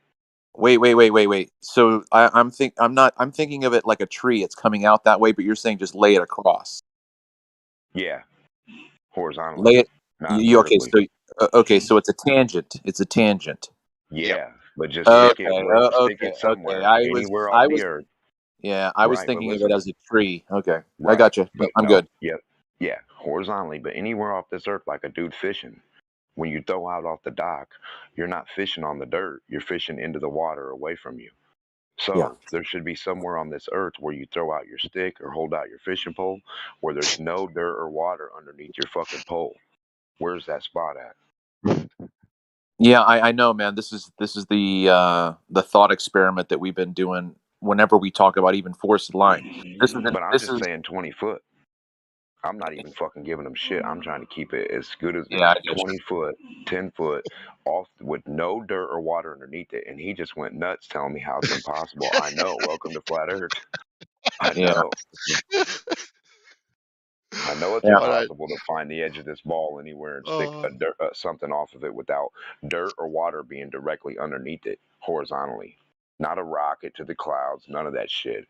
I challenge any glober to stick any size stick, 1 foot to 20 foot, off the dirt somewhere on this planet Show me where you there's no sticking your water or fucking no 20 dirt foot stick underneath it. off the edge of the No flat earth water then. or no dirt Oh, underneath it. Do no, you you can't do that, understand, Come can you, on, D-Mac? Highlander, man. There Come is on, no man. flat earth. need There's to no understand. edge to your fucking Hey, flat you earth, got all is the there, D-Mac? science. You got all the technology. No. You got no Huh? pictures of your flat earth Where's either, your do you, D-Mac? Where's your You ain't got your stick, vertical D-Mac. stick? Apart from absolutely ridiculous Vertical. signs. What do you mean? You can't do it? You can't stick the 20 You foot, got no 2 foot evidence. stick off there? You got no pictures. You don't even have a fucking A stick. picture? Yeah. Huh? You want me to get you the stick and mail it to you? Highlander, I've got over 800 videos on my channel of the flat Earth, man. A stick, man. All we need is a 10-foot stick, Highlander. What about a basketball hoop? You know the pole that puts it together?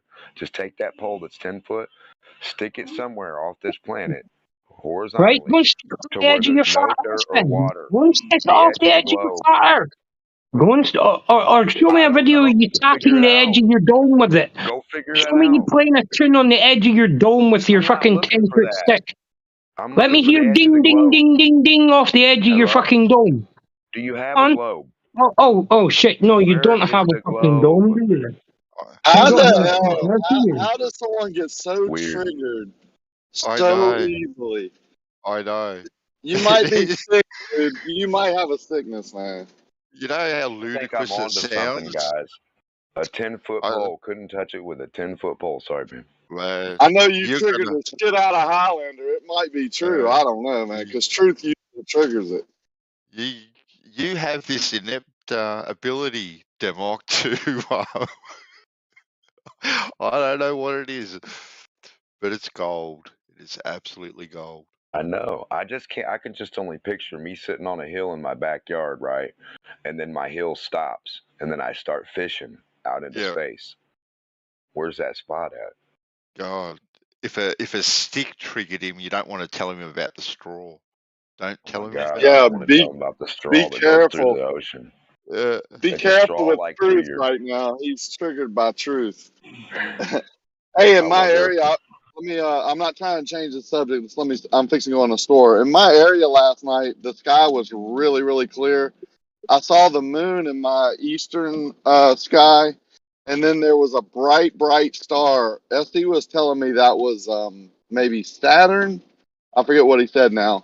But when I wake up this morning, and that star was in the top right corner of my sky above the moon, to the right of the moon and above it. And this morning when I wake up, the moon is in my western sky, and that star is in the bottom right corner. I don't know if some of you smart outer space minds can think about that, but it looks like the sky, and I can see it in my videos, but it looks like the sky is turning above us, and it's kind of rotate, it kind of goes, well, in a dome. Yeah. Well, if it's moving around in a dome, get DMARC to tap it with his stick. Well, you're just assuming, just to be mocking, that you can even reach the dome and that it's a physical plate that might just be a what we've talked about before, made of helium gas and be a superfluid. So be careful assuming things. Why don't you get DMARC to mix it up with his stick then? Surely he should be able to wave his stick around and mix up the gas. Well, I'm not going to mess with your triggeredness. I mean, if you Enoch. want to enjoy your triggeredness, if that's what you want to do, and keep assuming things. Assuming things is where you got yourself in trouble in the first place. So I would be careful with that. Yeah, assuming globes is really bad when you can't find the edge horizontally. Vertical. We need a vertical stick. Assuming the flat Earth is dangerous if you can't fucking show any pictures of it, or you can't Oh my fucking God, stick Highlander, stick come over on, the edge man. of it. Well, hold on. Yeah. I agree. A globe is a ridiculous thought. I agree with you. It's odd trying to find the edge. It's really hard. Yeah, I mean, it's just as hard as finding the edge of the flat Earth. I mean, why can't I sit at the edge of the flat Earth and dangle my feet over it while you're fucking sticking my fishing rod out? Oh, Well, really? you give me 10,000 no, years. I forgot the You give me armed fucking 10,000 years of penguins stop us science, from going there, and don't I'll they? stick a stick on the flat Earth for you. Okay. So in your flat Earth, there's an edge where you can dangle your feet over the edge. Interesting. Tell us more about your model of the flat Earth. Yeah, because I'd never seen a flat Earth like that before. Yeah. Tell us about it. Draw that for us. Yeah, I'm keen. I'm keen to hear about this one where you can dangle your feet. It sounds like a really relaxing place to kind of sit, really. Like sitting on the edge of a pier, kind of like the edge on the flat Earth. Like, tell us more, Highlander. Tell us more. I can't. You need to get DMAC to go and show you and stick his stick over the edge of it. No. He's the one that wants to stick his stick over the edge of things. When did Demok ever mention an edge of a flat Earth where you could dangle your feet over? He's never said that. So you're the one that has said that. So tell us more about your model, Highlander. You seem to have, We've never said anything about sticking a stick over the edge of a ball, have we? What are you talking about? What's that got to do with? What are you talking about? You okay? Well, that was your claim, wasn't it, DMAC? Sticking the stick I over the said, side of a where ball. is on a ball? Where is your edge to stick the stick horizontally off of? Is what I said. Do you have that location or no? So you think the ball has an edge to it, do you? Show me a ball with an edge. Show me a ball that keeps going. Show me a ball with an fills your edge. whole room. Show me a ball with an edge. Show me a ball with an edge. That's your claim. You said you want me to stick my stick over the edge of a ball. Show me a ball with an edge. Show me a ball with an edge, DMAC. You can't do it. You can't do it, DMAC. Can you guys hear me? Can you guys Just- hear me? Can you guys hear me? Shut Can the you DMAC. guys, everyone stop. One at a time, guys. First warning for today. Let's see how many we can get. You have wrecked Jeremy's breakfast, guys. I'm sorry, Jeremy. I apologize. We don't need warnings at this point. Just one at a time. I mean, one at a time, guys. Come on, you're sitting here talking over each other. I know you can hear each other. No one can hear anything. It sounds like shit. You're not saying nothing. I mean, this whole thing is nonsense, what you're talking about. That was my whole point. Look, Start. No, it's not. Not what I'm talking about. Maybe what Yes, you're it talking is. about. Absolute You always nonsense, talk Enoch. about That's nonsense. all you ever talk. Absolute nonsense. Because you At the end of can't the- do it. You can't find the edge of your ball. It's not my problem. Hey, Show me Highlander, a do you have ball an with an egg. original? Oh, come on, Highlander, do you have an original thought? He can't afford it. Just calm down, Highlander. You know, you're so excited. Really. I'm perfectly fine. No, you're coming in like pretty wild, actually. I don't know why. He's just been making me laugh. I don't know why it gets you so worked up, to be honest with you.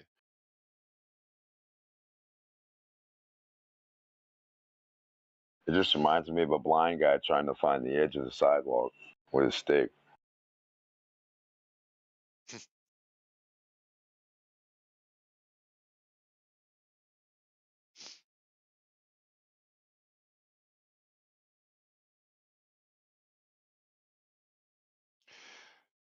So you know how we've been talking about light is everywhere, right? It just kind of has to be activated. We've had this talk for the last week or so. You know, just depending on what wavelength it's in. Do you think light also, Travis, is not only like in the space around us, but also in things as well?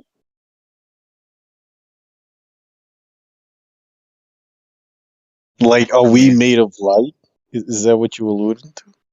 Well, yeah, light's in us, like, because we've been talking about this, like the light. Energy. Yeah, exactly. Like the light is everywhere. So in a dark room, the light is already there, but you just go in there and you activate it, right? How do you activate light? With a frequency. You activate it with a frequency. All right. What do you mean? Electromagnetic charge when you flip the switch. Yeah, exactly right. So the switch does what? Like, walk me through it, guys. It activates the light. Okay. All right, so we are in a dark room. In this dark room, there's already light, right? Yes. There's 100%. already charged particles interacting with each other. Or okay, let me not say that because you guys don't believe in that stuff. Let me just ask you to walk me through it. I'm in a dark room. There's already light. How do you know there's already light in that dark room? Close your eyes. You can see colors. Look around. You can see colors and flashes and stuff. Little dots of light. You can see little red circles, green circles, shit like that. What do you mean? But my eyes are closed. Like, how am I seeing this? I know. Yeah. You don't see that? So that You don't see little red my flashes eyes are and yellows closed. and oranges? What are you talking Yeah, about? but even if the lights are listening to on, me? if I close my eyes, it's dark, right? So closing No, or opening my eyes, that's No, it's not. that's a non sequitur. Demok, That has stop nothing to clipping do him. with this. Demok. Yeah. So I go into Two a in dark 5 room. minutes, not even. How do I know there's light there already? Well, we know there's different spectrums of light, don't we, Nate? Okay. So we've got the visible light, and then we also have the non-visible light. Okay. So when you're in a dark room, okay, then so when it's dark, well, it's just the non-visible light that you're looking at. But then, right? Okay. But then it gets. I gotta stop you there now. Yep. I gotta stop you there. Go. So the non-visible light is only invisible to our eyes. There are other animals that can see this non-visible light, or we have machines that could detect these non-visible lights. Now, I enter a dark room. Even if I can't see infrared or UV, I could have a machine that detects UV, infrared, X-ray, all of these spectrums of light I can't see. But my detector isn't picking up anything in this dark room. So there's no visible or non-visible light in this dark room, according to my detector. What now? I don't know. Have you done it? It's been done plenty of times. People enter caves with infrared guns, and they're not picking up any type of radiation, right? Okay, so The only radiation they pick up is thermal radiation, which is just heat, leftover heat. Yeah.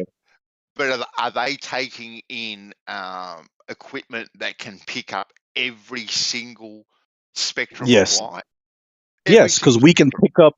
We can pick up every single spectrum band, so we know all the spectrums of light. We've detected all of them. Yeah, all of the different types of electromagnetic frequencies that are on the spectrum. We've detected all of them. We know all of them. So if I enter a dark room, I have all the equipment I need to determine whether or not there's light in that room, even if I can't see. But now you guys are saying maybe you need to clarify here now, Benzo. When you were saying that there are spectrums of light we can't see, are you saying those spectrums we can't see are unactivated light? Am I? I'm asking. Actually, you know what? I don't know. I don't know how. I don't know how the light gets activated or inactivated. To be quite honest with So why do you believe that then? No, I never said I believed it. Don't say that I believed it. There's been a conversation about this, in the last But week you or take so. it serious. Isn't this a Witsit idea? Yeah. I don't know Yeah, whose idea it is. Yeah. I've heard Witsit say, I think. Yeah. Okay, but the thing Bandsaw, is, Demok, you guys take this idea Hold on a seriously. second. I'm trying to understand why. When you close your eyes, what do you see? Do you see Nothing. blackness?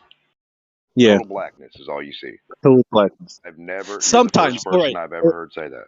Okay, Demok, it depends. If I'm in a bright room and I close my eyes, I will see flashes of light, but that's just like no. the afterglow left. Yeah. Why? Why do you see that afterglow? What's Because going I on was inside your just eyelids? in a bright room. I was just in a bright room. I was just outside underneath the sun. It's just. Because I can't tell when you're done sometimes. I'm sorry. So because I'm you're in a sorry, bright go ahead. room, when you go inside, your eyelids are like what they hold the energy from the sun and pack it with you in your eyelids, and then you see it inside. What do you mean? I would say because of the way the eyes work, we pick up information from the source emitting light.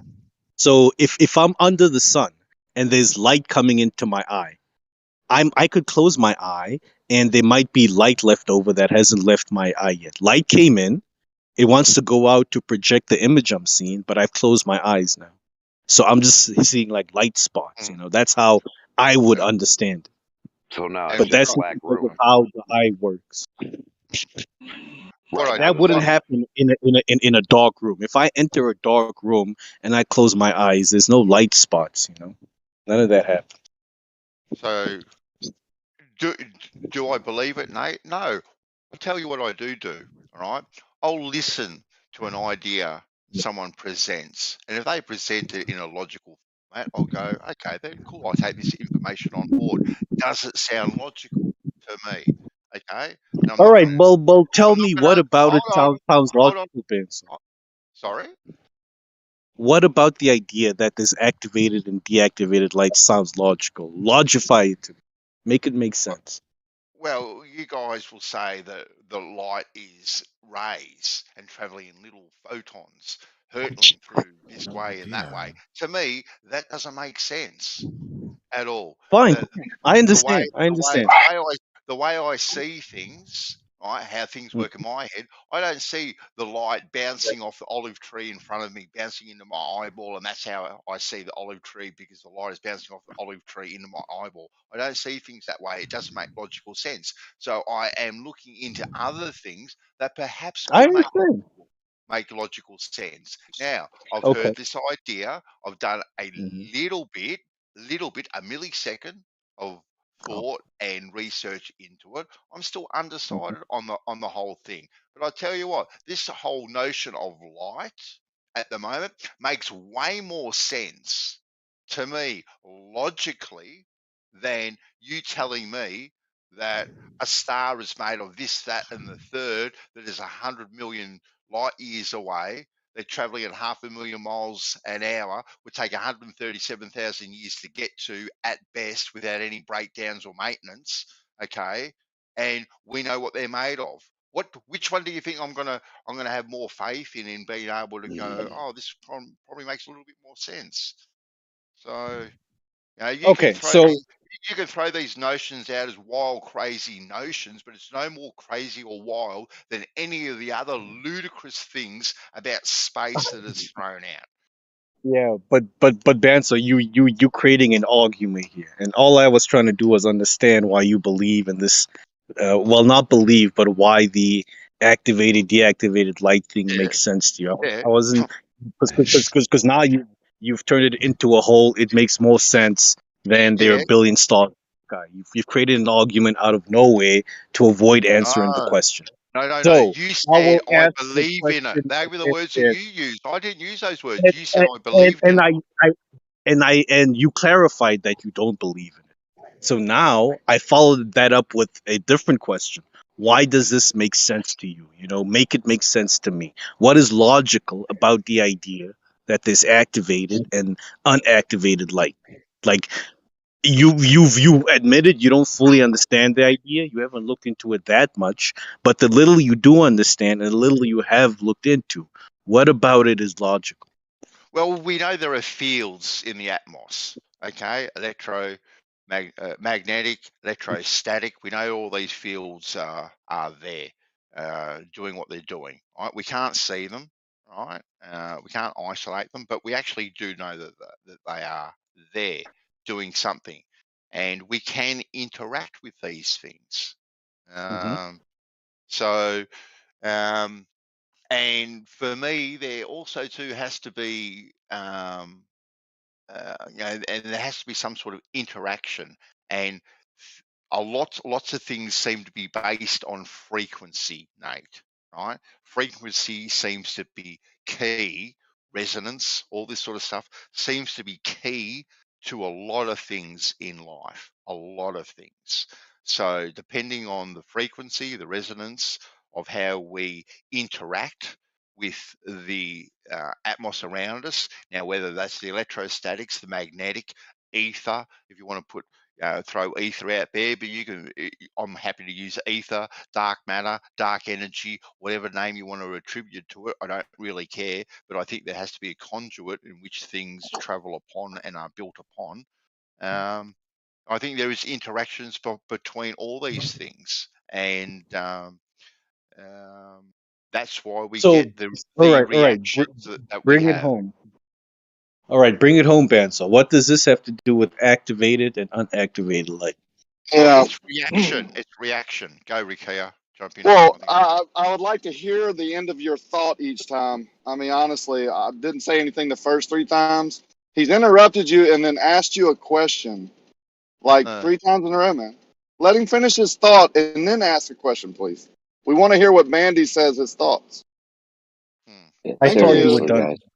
I interrupted you. I do apologize. Carry on. I can't remember where I was now. I lost. You were talking about interactions. Yeah, there's interactions between things. We know there's interactions, right? We might not be able to see them, but we can see the effects of these interactions. Okay, we can demonstrate these interactions, right? We can use things like compasses and whatnot. We know there's electrostatics in the air. We can interact with these things.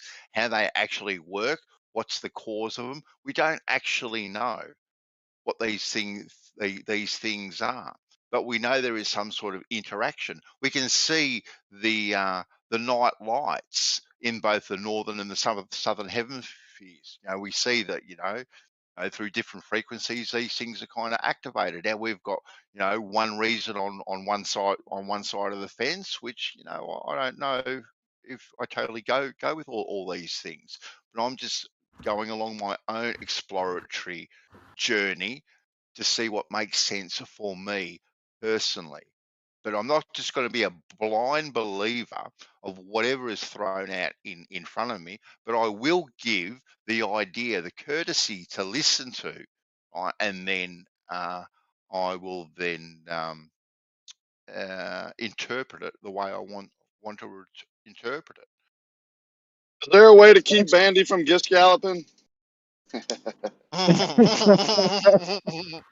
Yeah, I mean that's why I did keep interrupting because Can Banso's someone kind of please interrupt him? Yeah.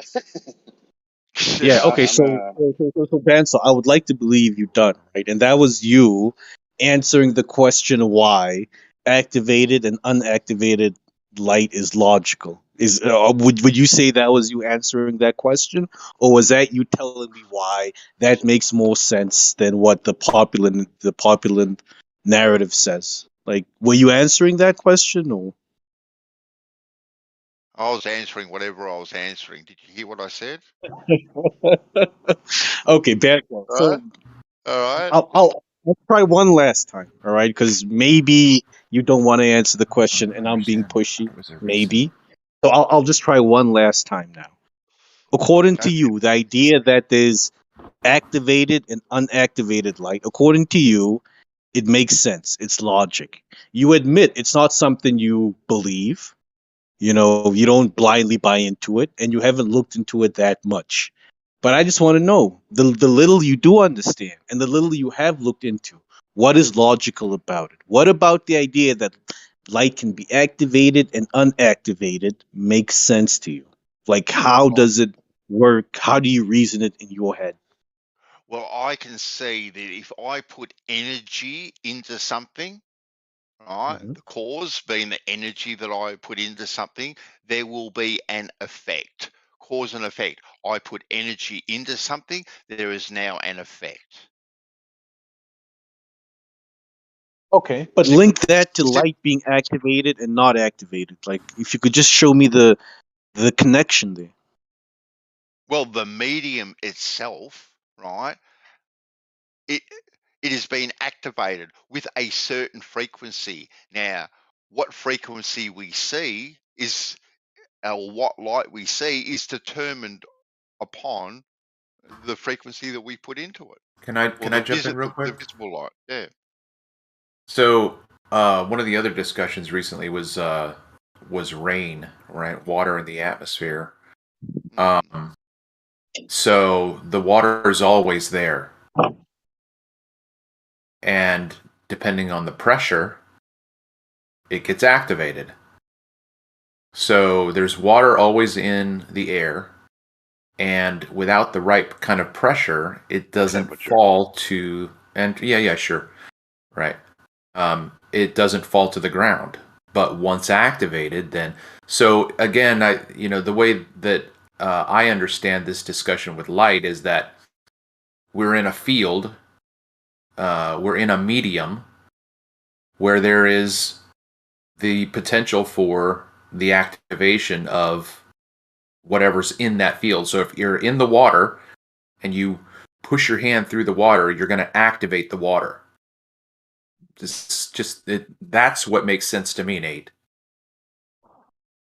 Light is there, and without the appropriate frequency, it's not going to be activated. Just like when you see a sunrise, and there's purple and orange and yellow and red, and then when the sun gets to a certain altitude, those colors go away.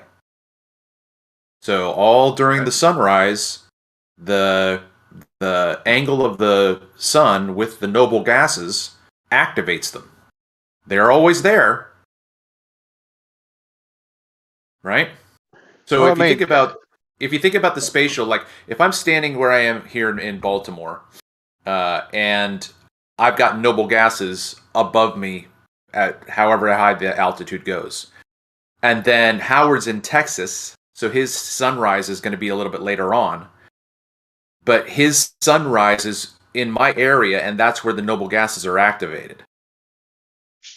Why are you referring to noble gases? Like, our atmosphere doesn't have that much. Like, the content of our atmosphere, the noble gases, I think it's less than 1%. Like, why are you making reference to them? Where do you think the light of orange and red and purple comes from in the sky? I would say nitrogen, oxygen. Do you have proof? Do you have proof that nitrogen and oxygen emit color?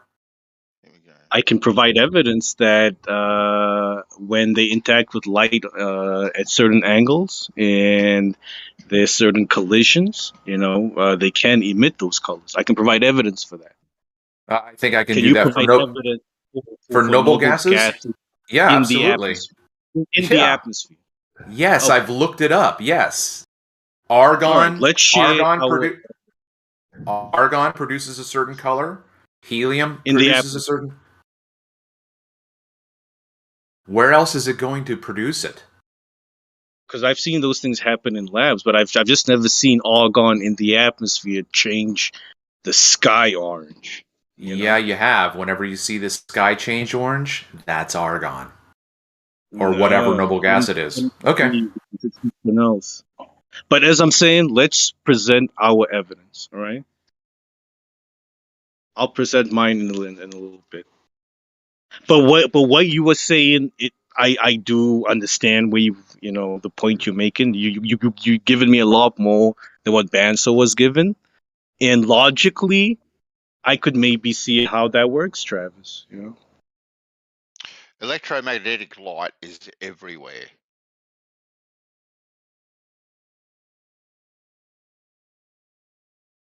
I may be coming in a little late, but it seemed like was Travis's point that it could be the gases being excited that's being lit, or was that? That was yeah. And that's that is logical. Yeah, I'm not going to that sit makes here and sense, say right? It makes sense. Like then you don't have to see light as traveling from the place of the light to the gases. The gases are excited to emit that certain type of light, and they're already there because they stay in their layers. So that light didn't travel from A to B to get to those gases to excite them. The light excited the field that those gases happen to be within. Argon is purple. Neon is orange. Are they? But you even had your colors mixed up, Travis. But as I'm saying, the idea Travis is posting. You're not gonna pin me to the wall on that one. I'm just being generic. Yeah, I'm teasing, Travis. I'm teasing. All right. But I'm actually giving you props because the idea you have is logical. It just needs to be tested.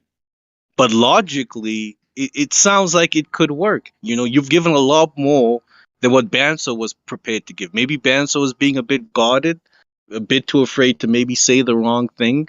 But that's what it is to try and seek the truth. You got to be brave and be willing to say something wrong. Oh no, I'm playing your game now these days, Nate. I'm being very guarded because you can't say the wrong thing. That can't be pinned into a corner. Right? They're your words, not mine. Be very careful when talking to people. I remember that. Hey, be very, very careful with what you're prepared to give out in an open forum with the enemy inside. Yeah, but that was because of Jeremy. I'm only like that because of Jeremy and nobody else. Because Jeremy and I, it gets a bit personal. But the rest of you, I don't care if I'm wrong. If I'm brave enough with the rest of you to say something that might. All right. So with Jeremy, Hold on. I We'll gotta ask him a be. question. We'll see how. Can science prove things, Nate?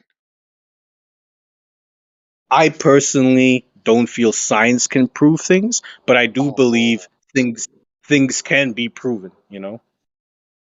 But I wouldn't use science to prove anything. I would take some other path to prove something. I'll use logic. You told me if we were sitting around a barbecue and I was asked you, can science prove things? You would say you would have no hesitation in saying yes, science can prove things. What I said is I would tell you without hesitation that things can be proven. Like if you and I were sitting around a fire and you asked me, do I believe that fire 100% exists? Can you prove to me that fire exists by putting your hand over the fire and having your hand burn? I would tell you 100% that is provable. Beyond a shadow of a doubt. Yeah, but I wouldn't say that in science. That's just basic logic. No, it's not. So science isn't logical now. It's a different process. Science does rely on logic, but there are outcomes and evidences we obtain from the scientific process that defies logic. Definitely. Scientific process doesn't prove anything, but you can prove things logically. Oh, amen, brother. Come over to Bev's. That's pretty much what we think. Yeah. That's what I'm saying. I can logically By the prove way, to you that Oh, you wait, exist. don't leave here to come to Bev's. Stay here. But if you ever don't want to be here for some reason, which would be ludicrous because this is by far the best place. That's what we discussed there is logic over the scientific theoretical nonsense. hey, I got to hang up real quick. When you guys were talking about the gases being excited, one of the best channels to see really good demonstrations of gases being excited is a Dan Dimensions channel. But I'm looking for it. I think he might have been taken off of YouTube because I can't find his channel. If anyone can help, Yeah, maybe. What about that cave you said there was no light in? They'd bring all their detectors down there and couldn't detect Hold on, light. maybe But if you bring a flashlight down there and introduce energy, never mind. then what is that flashlight lighting up? It's sighting. It seems like flashlight. Oh, sorry. Go ahead.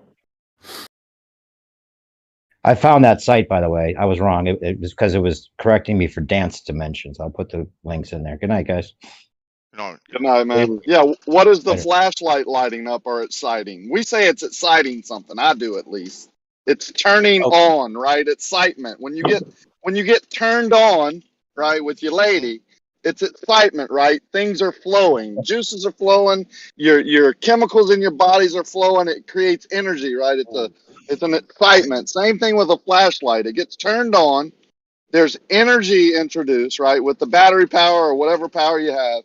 Now, what's making that light appear through the medium in the cave, which you said didn't have any light?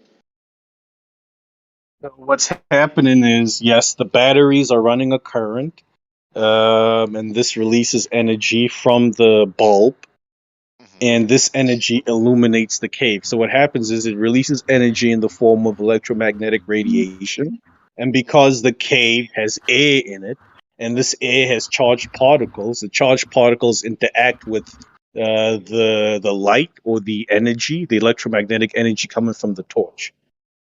And they carry on, they transport this light from the torch towards the rest of the room.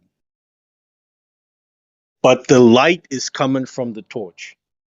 It's not coming from, it's not that the cave had light and the torch just activated it. No. If you switch off the torch, the light is gone. So the bulb carries the whatever you said, the light. Yes. Right? The torch itself releases the light, yeah.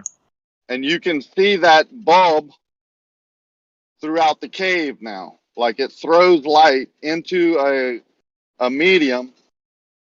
So is it exciting that medium? Or is it just, I don't, that's the question, right? Is there, you said there's particles that are getting excited and they're being illuminated. That's exactly what Bandy said. I'm pretty sure that's I would say, yeah, but this is the thing now. Bandsaw saying that the light was not activated, and then the torch somehow interacts with the medium and excites the medium in the cave, which is a bit different from what I'm saying. What I'm saying is there was no light in the cave to begin with. There was just this medium of air. There was air, and then the air interacts with the light from the torch. The air didn't have light beforehand that wasn't activated, got excited, and became activated. All of the light you were seeing was coming from the torch. It just interacts with the air around it. That's all. What I said was that spectrum or that frequency of light wasn't activated, and then we activated. That's what I said. We activated. But that's what you're not explaining to me, man. Nate, What Nate, is this activation That's what I said. No, yeah, you said it, but you need to go into detail now. What is this activation process? That's not what you was said. there light That's beforehand? what you said. You just need to detail it out. It's exactly what he said. Yeah, what the hell? It's exactly Yeah, what he this said. is- That's why Yeah. I brought up your cave example when you said it didn't have light in it. Because I knew you would have to say what you had to say, and it's exactly what Bandy's saying. It's not what Bandy's saying, because Bandy's saying there was light in the cave before the torch entered the cave, but the light in the cave was not activated. Then it got activated or excited. Yeah, that's Yeah, exactly and I'm what I'm saying saying. I don't agree with that. There was never any light in that cave, whether it's unactivated or unexcited. There was no light at all. Yeah, the visible light wasn't activated. That's what I said. I'm sure I said something very, very similar. But anyway, Rakia heard me. He understood me. No, but I'm agreeing with Rakia. That is what you said, but what you said isn't the same as what I'm saying. Not You at said all. like 5 times that wasn't what he said in the beginning, and then you said it was what he said. He just needed to explain it further. You seem a little confused to me, but I'm not What going to I'm argue about saying, that. I'm not going to argue about yeah, that. Let's just say that that's what he said, right? There, it's unactivated. And when you bring that energy source into the cave and turn it on, you activate the light that was already there. Now I'm going to share my screen. This is a twilight sunrise on the Chesapeake Bay. Hold on, where are we?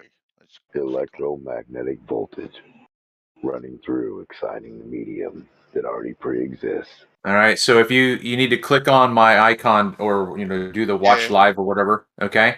Nate, are you looking at this? Because I'm trying to do this for you. I mean, why? I already understand the idea. I've seen the videos.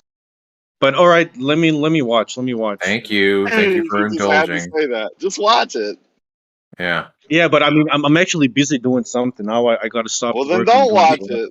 Okay, but look, so I'm trying. But I'll watch what Travis is doing this one. I think that this is a reasonable analogy. So to the right, can you guys see my screen? So it's black, and then to the left there's orange. Can you see that?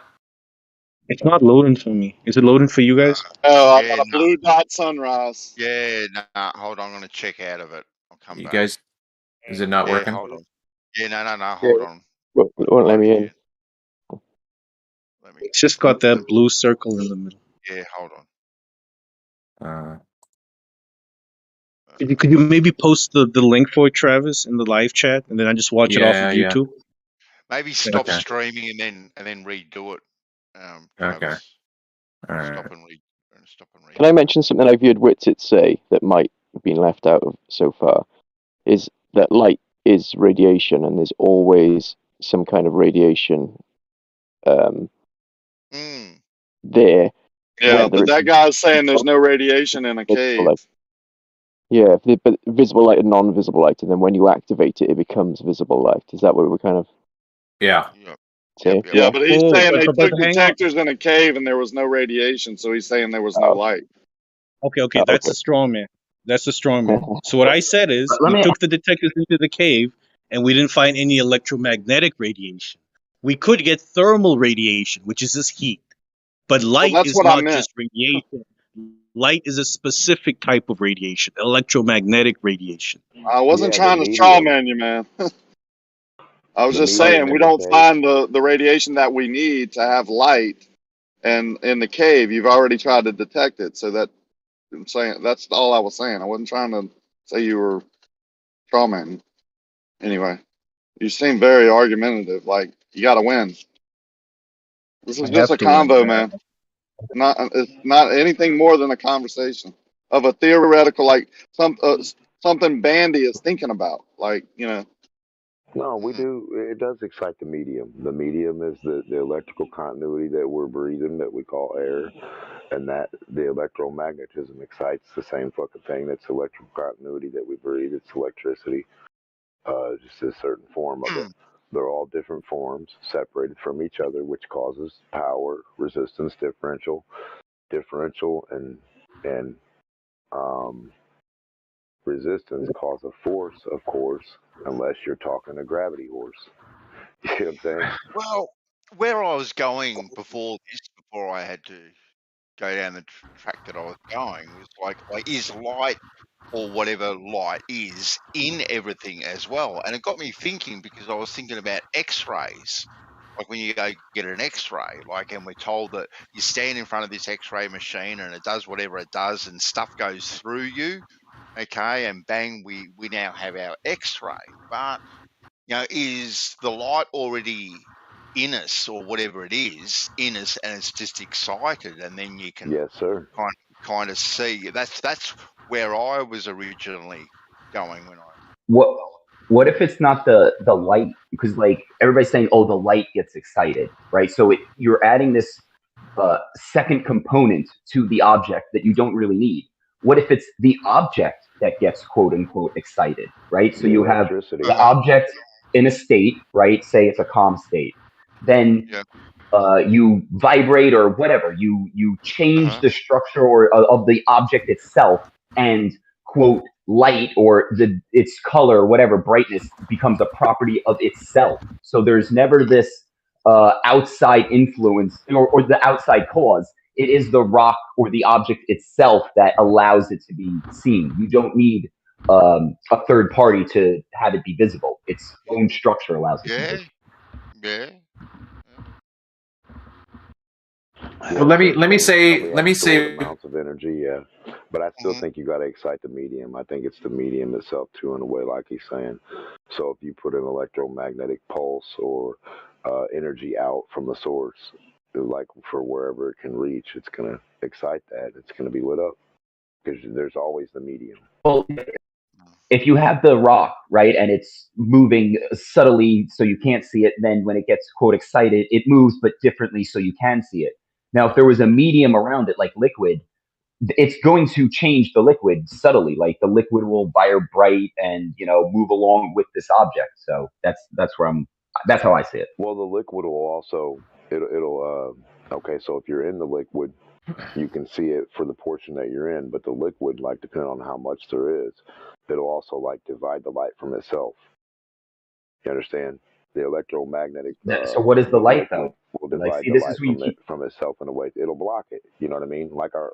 I'm just pointing out to the people who believe in a globe that think things can't block things without being dirt or water, hills in the way.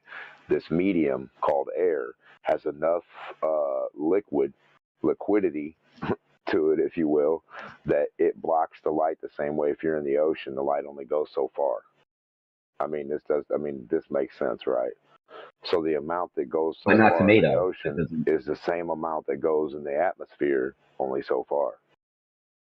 All right. So, but if the rock is moving, it's vibrating in a certain way.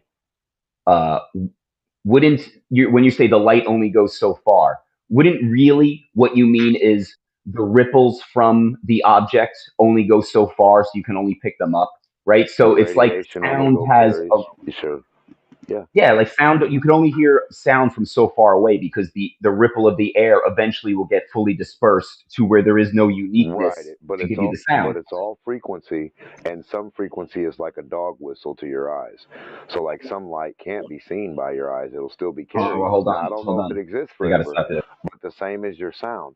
A dog whistle can't be heard by your ears, but a dog can hear the motherfucker. So maybe you can't see certain spectrums of light, but maybe a bat in there or a day glow night spot worm or something can pick up a different wavelength that we can't pick up. I think Bansal was trying to say also. So maybe there are spectrums that are still exist in that medium. Okay, so we have the rock, right? The rock is vibrating. You have the medium. The medium is vibrating. Now, what is light? This is again. This is the point. There is no. It doesn't have a place. What do you mean? There's no reason or place to put it. Sent from the source. No, but that again, you're just saying electromagnetic pulses. Look, we have my eyes. Hang on. Listen to me for a second. You have your eyes. Your eyes are touching the medium. The medium is moving uniquely because the object is moving uniquely. Right, and that is what's creating what you're talking about. I need to see what you're talking about first of all. You need to. Okay, can you visualize a rock? I need to visualize whatever the hell you're making up. I visualize a rock, right? Then visualize liquid around it. Then visualize you're in a pool with a rock. The rock shakes. It moves the water in such a way that with light, dude. Come on now. But again, why do you keep saying light now, not just in a cave that's open like we started in a dark well, you cave. can be now you got to hold on, bro. You got a problem not calming down. If you want to have a conversation with me, I got to be a part of it, right? It's going both ways. Yourself. It's going both ways, So what guys. I'm saying is, so I'm in a cave. This is what we started with, buddy. Just stick to the cave, could you? We're in a cave. We have a medium. Don't take the rock. Take your Now stick, you're Prima. taking us Take to your stick. water and a million different things. How are Highlander. we going to get anywhere? I'm not done yet. How are we going to ever get See to a how I trigger conclusion him? if you want to go 30 different 100 million places? Okay, so we're in the cave. Okay, maybe you can stop talking. So I'm in the cave. There's air in the cave. Okay, and the everything is black because quote it's not vibrating, right? So then you strike a match, which then vibrates the match, which will vibrate the medium, which vibrates the rock, right? So what is light? I didn't say anything about vibrating anything. Again, you're saying these waves. You're saying electromagnetic. You keep saying it was I a see the flashlight light with batteries and hold on. electricity running through it, and the filament of the thing gets lit up, and then it's inside a little bulb, and the bulb puts off the light. What the hell are you asking me, dude? What are you talking about? Okay, all right. I'm trying to find out what light is. You I'm don't trying know to how find a out what light flashlight is because works? we let me. Okay, so we live in a 3D world that Flashlight in is. a cave, bro. No, this is Highlander, bro. You got to let me speak. Holy moly! I literally sit and listen to you speak. You guys are clipping. Yeah, hold on. You guys are clipping each other. You just got to just a little bit of No, space. it's not you guys. No, it's not. See, Jeremy did this shit last night. Hold on, let me speak. He said it's you guys. You guys are both clipping each other. Look, on the hand, don't take it so personally. Seriously, get off your high horse. All right, I'm just saying. Well, don't take it so personally that I'm calling out your bad modding. Don't take bad modding personally. You Just know be a better what? mod. Call out the problem. Too bad, so sad for you. Just be aware of clipping each other, guys. Yeah, be aware that there are people that aren't called right the hand that interrupt and cause problems. And instead of just going, come on, everybody. Right? The whole room. Yeah, but it wasn't the whole room. It was Highlander. So maybe you should address the problem. No, it wasn't. Everybody. There was Highlander. There was Demok in there as well. So there was actually more than one as well. There you go. Now you're doing better. See, you named two people. You named the problems. Get off your high horse. Let's move on. Move on. Seriously. Why am I getting brought into it? I'm on mute. Right? Take it easy. Move on. Right the hand. You really had to mute me? Was that like, were you so triggered you had to mute me? Yeah, you're getting triggered. Don't you think that's a personal issue? Just a self-control issue of you? Move on. It's hard to move when the mods have self-control issues. I feel like your self-control issue should be a discussion that we should have. No, let's just move on with the light conversation. You're in a cave and you got a match and a light bulb or something. Where were we? Torch. So there's a beam coming out. Okay, well, it's going to be hard. It's going to be hard to have the conversation if people won't address the problems. But I'll try. I'm going to try for you guys, for the audience. Well, so I'm in a cave. Hold on, man. I'm trying to talk about the cave. I'm in a cave, right? Now, everything in the cave is a 3D object. Me, the air, the cave. The match, I strike a match, okay? So everything I've done is in 3D reality. The match vibrates, air, walls, all that movement. So what the fuck is light? The exchange. The exchange. So when I slap somebody, that's an exchange. That's an exchange. And when you have an exchange, if I give somebody, hang on, if I give somebody $1, that's an exchange. There's no light. You're not creating a third thing with an exchange. If you have two objects, one object hits the other to exchange objectiveness. There is no light being exchanged. Okay, can I jump in real quick? Okay, hold on. Let me just address that. So again, and just like yesterday with whoever, they come to a question: how do you see? So they don't know how you see. So they invent this mechanism of light, that doesn't know. which they can't explain. Hang on. And they say light. It's not a physical object. It lives in a fourth dimension, but it can influence the third dimension. And when you ask to prove it, they can't. So they just go, well, how do you see? And this is where it comes to. It's just a big how do you do? So thanks for the big runaround. Just real quick, if I can, I just posted a still shot of the twilight, right? So if you can look in the chat, it's at 10:05. So for me, everything that's dark is the cave. Okay? And you've got a clear Terminator line in the sky.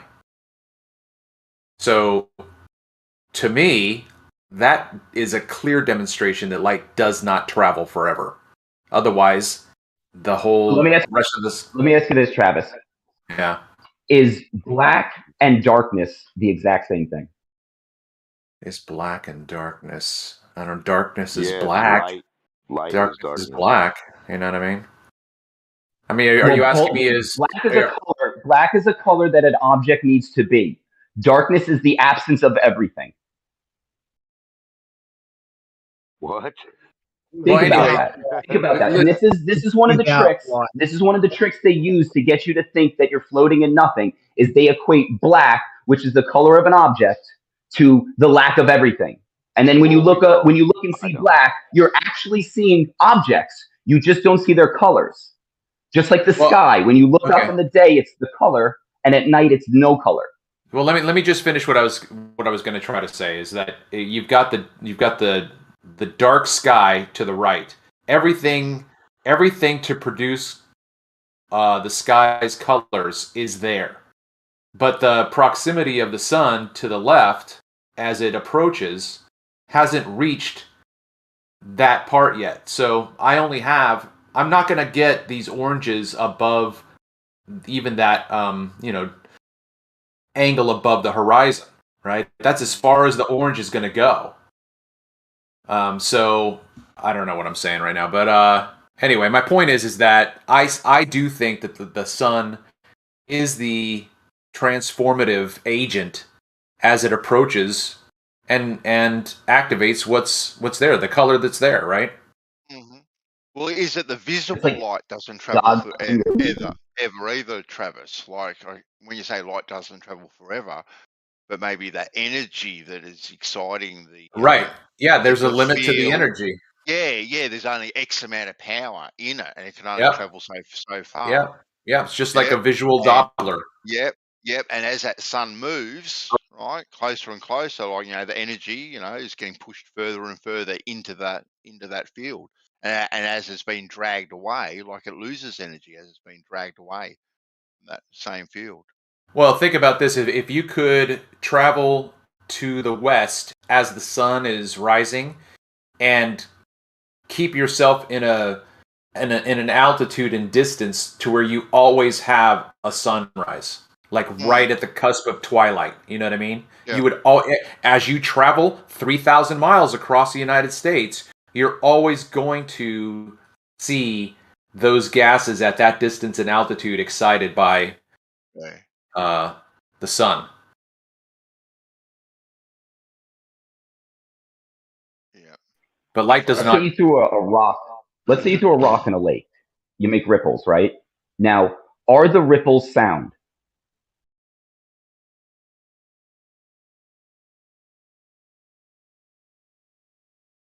Well, they will create it once they hit something, right? Will they create a thing? Do they create a third thing sound, or are the waves what we are actually describing? When we say sound, we're literally talking about those ripples, really. Action and reaction, yeah. So well, think of and it's the same. It's this. So when you think about that, visualize the rock hitting the water, and like to show how there is no quote sound. There is no sound in that equation. You're like the ripple hits your ear. There is no sound. Now just change that to light or how you see, and there is no light. There is sound. What are you talking about? But there isn't. When you say sound, you're talking literally about the physical medium touching your physical ear. That's literally what you're talking about when you say sound.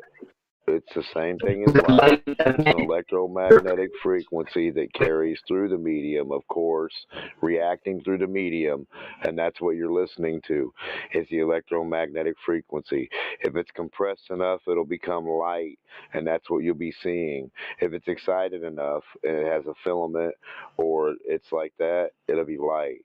If it's sound and not enough excitement the way the light is, it'll be sound. But if you focus them enough, they can both do the same thing. A frequency can be a sound and a light.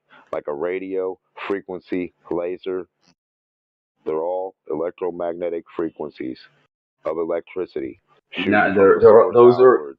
They're not nothing. Sorry, I'm done.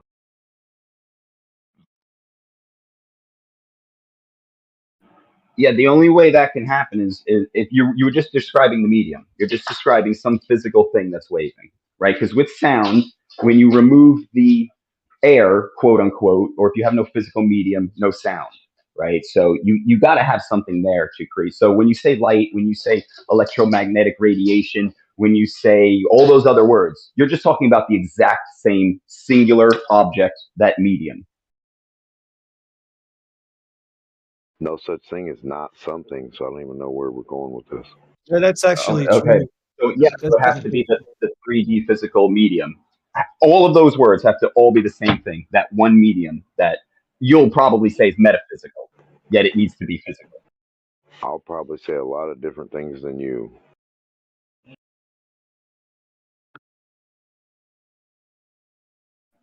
Yeah, but that doesn't change the fact that this medium needs to be physical to have all those properties.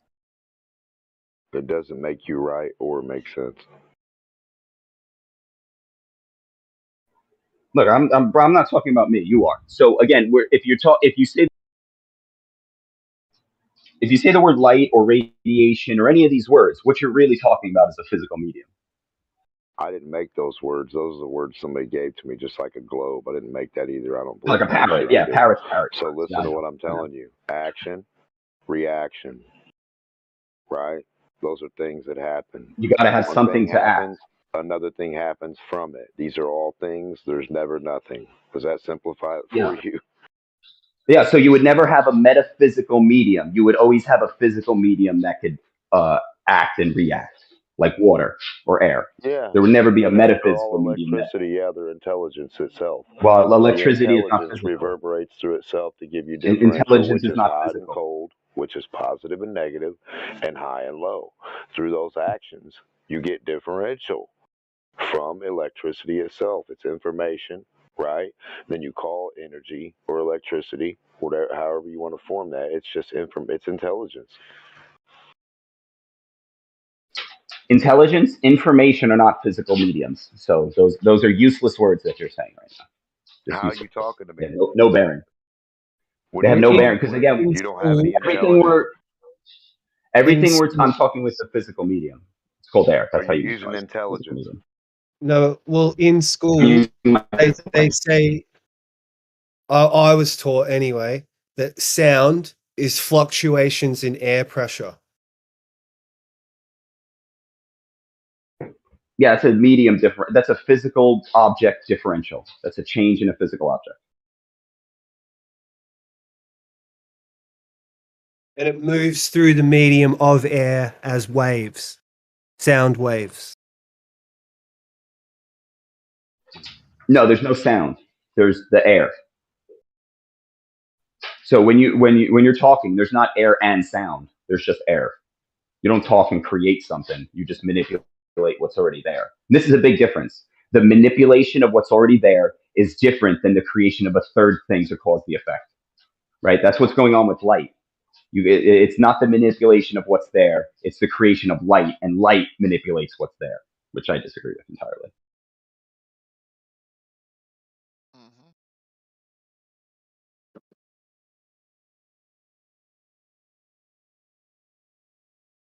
But sound can become physical.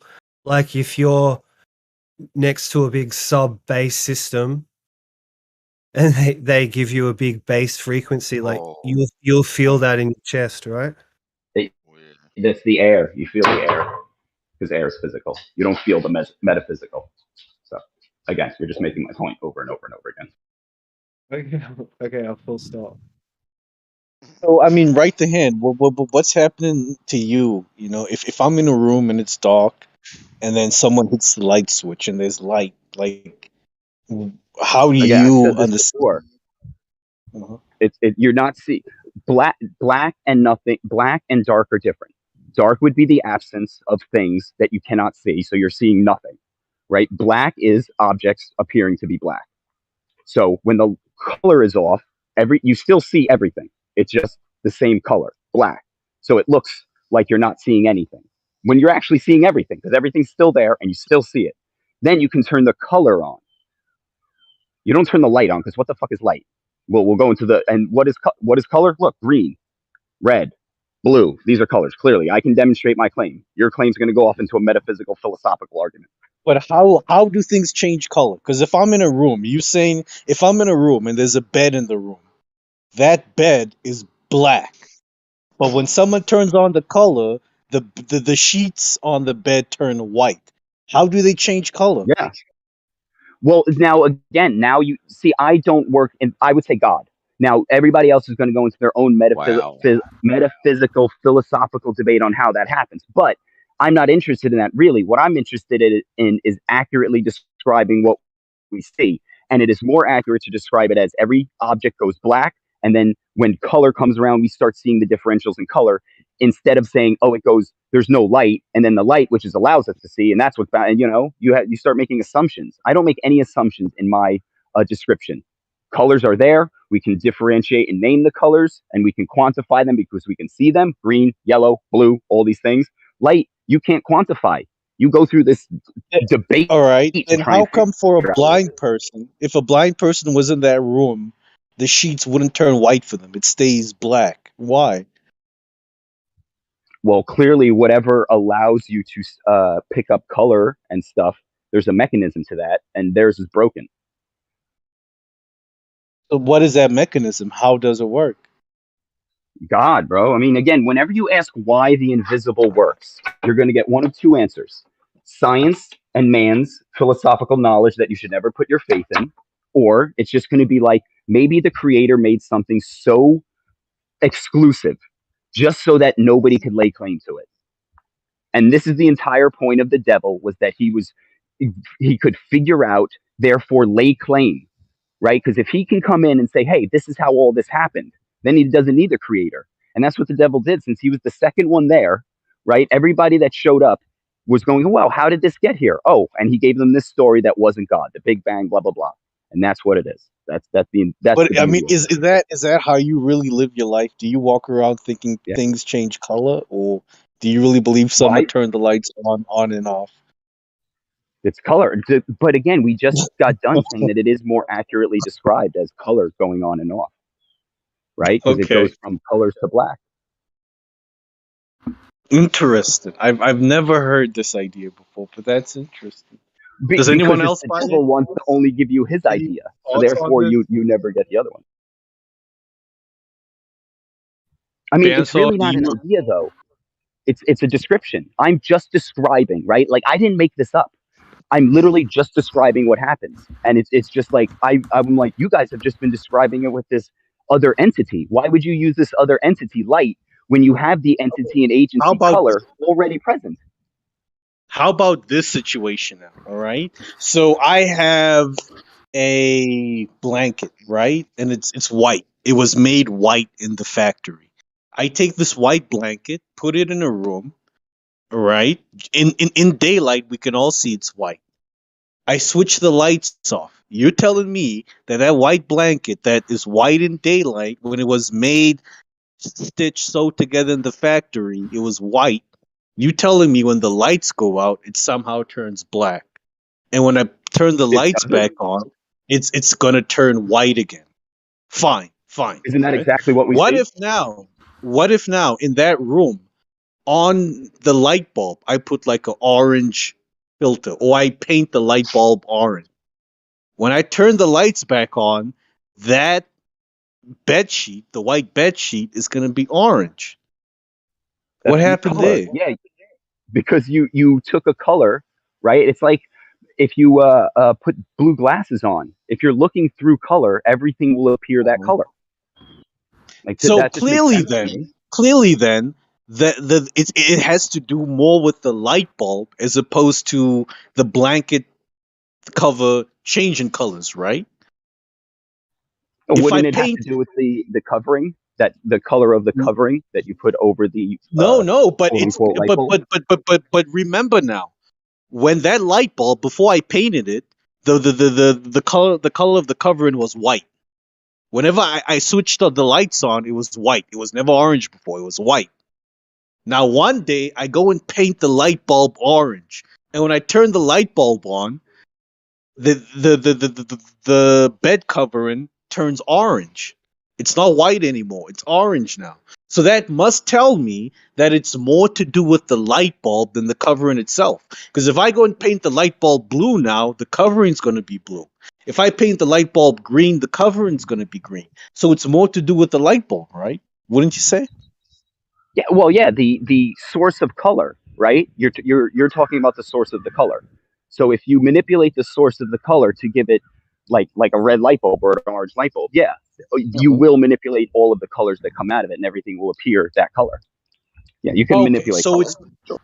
Okay, so it's so you weren't saying that it's the blanket itself changing color, that the blanket changed from black to when there was no lights on to white when the lights were on. You saying it's the source of the color, the source of the light being changed, or the source of the color, right? It's more to do with that. Yeah, whatever the mechanism, like you'll say it's light, I say it's color, but there's an invisible mechanism, right, that we can't see going on. Now, whatever that is, that's what makes things look different colors. And they'll say it's the waving of this physical thing. I'm with you now. So according to you, it's not light, it's colors. Well, okay, so what we see is colors. This is why this is very important, because a physical object has the property of color. They separate light from the physical object.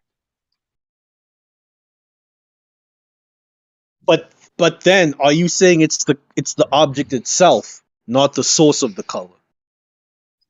So, well, because right now I thought we were agreeing that it's all to do with the source of the color, the light bulb. The light bulb being the source of the color, the object is just a slave to whatever color is being emitted from the light bulb. Or is it the object itself that has this ability to change colors? What the fuck? The light bulb is the source of the manipulation. So it's the light bulb will do whatever it does, move, vibrate, to manipulate everything around it. The object that the light bulb is shining color on has no choice but to be whatever color the light bulb decides, right? If the light bulb is green, then the bed covering has to be green. It's not the bed covering that decided to change its color. It's because of the color source, right? The light source. Like, let's just agree light and color, we're saying the same thing. So if I say color source, I mean light source, right? Yeah, we're talking about the same thing. We're trying to, and this is why it's because you can't, to physically think why I can see things, why you can see them, and then why they appear different colors. It's just, that's so philosophical.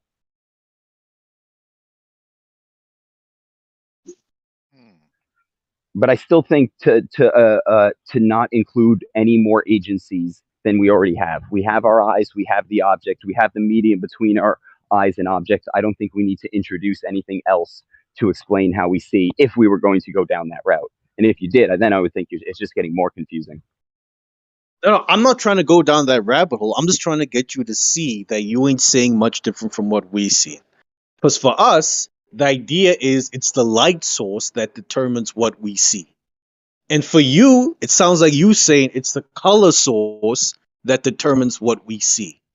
If the light bulb is blue, then things around us are going to look blue, according to you. It's not the things themselves deciding they want to be blue. It's all based on the color source. And we say the same thing. If there's a light source, we're going to be able to see things around us. It's not the things around us that decide to be activated or unactivated. They don't decide we're going to be dark when there's no light. You know, it's due to the light itself. And according to you, it's due to the color source itself. So I don't see what you and I are saying too different, right? What if you got Because I don't yellow room, and then like I don't blue separate light from. would everything become green? Go ahead. I'm just saying, for me, light, there's not an extra component.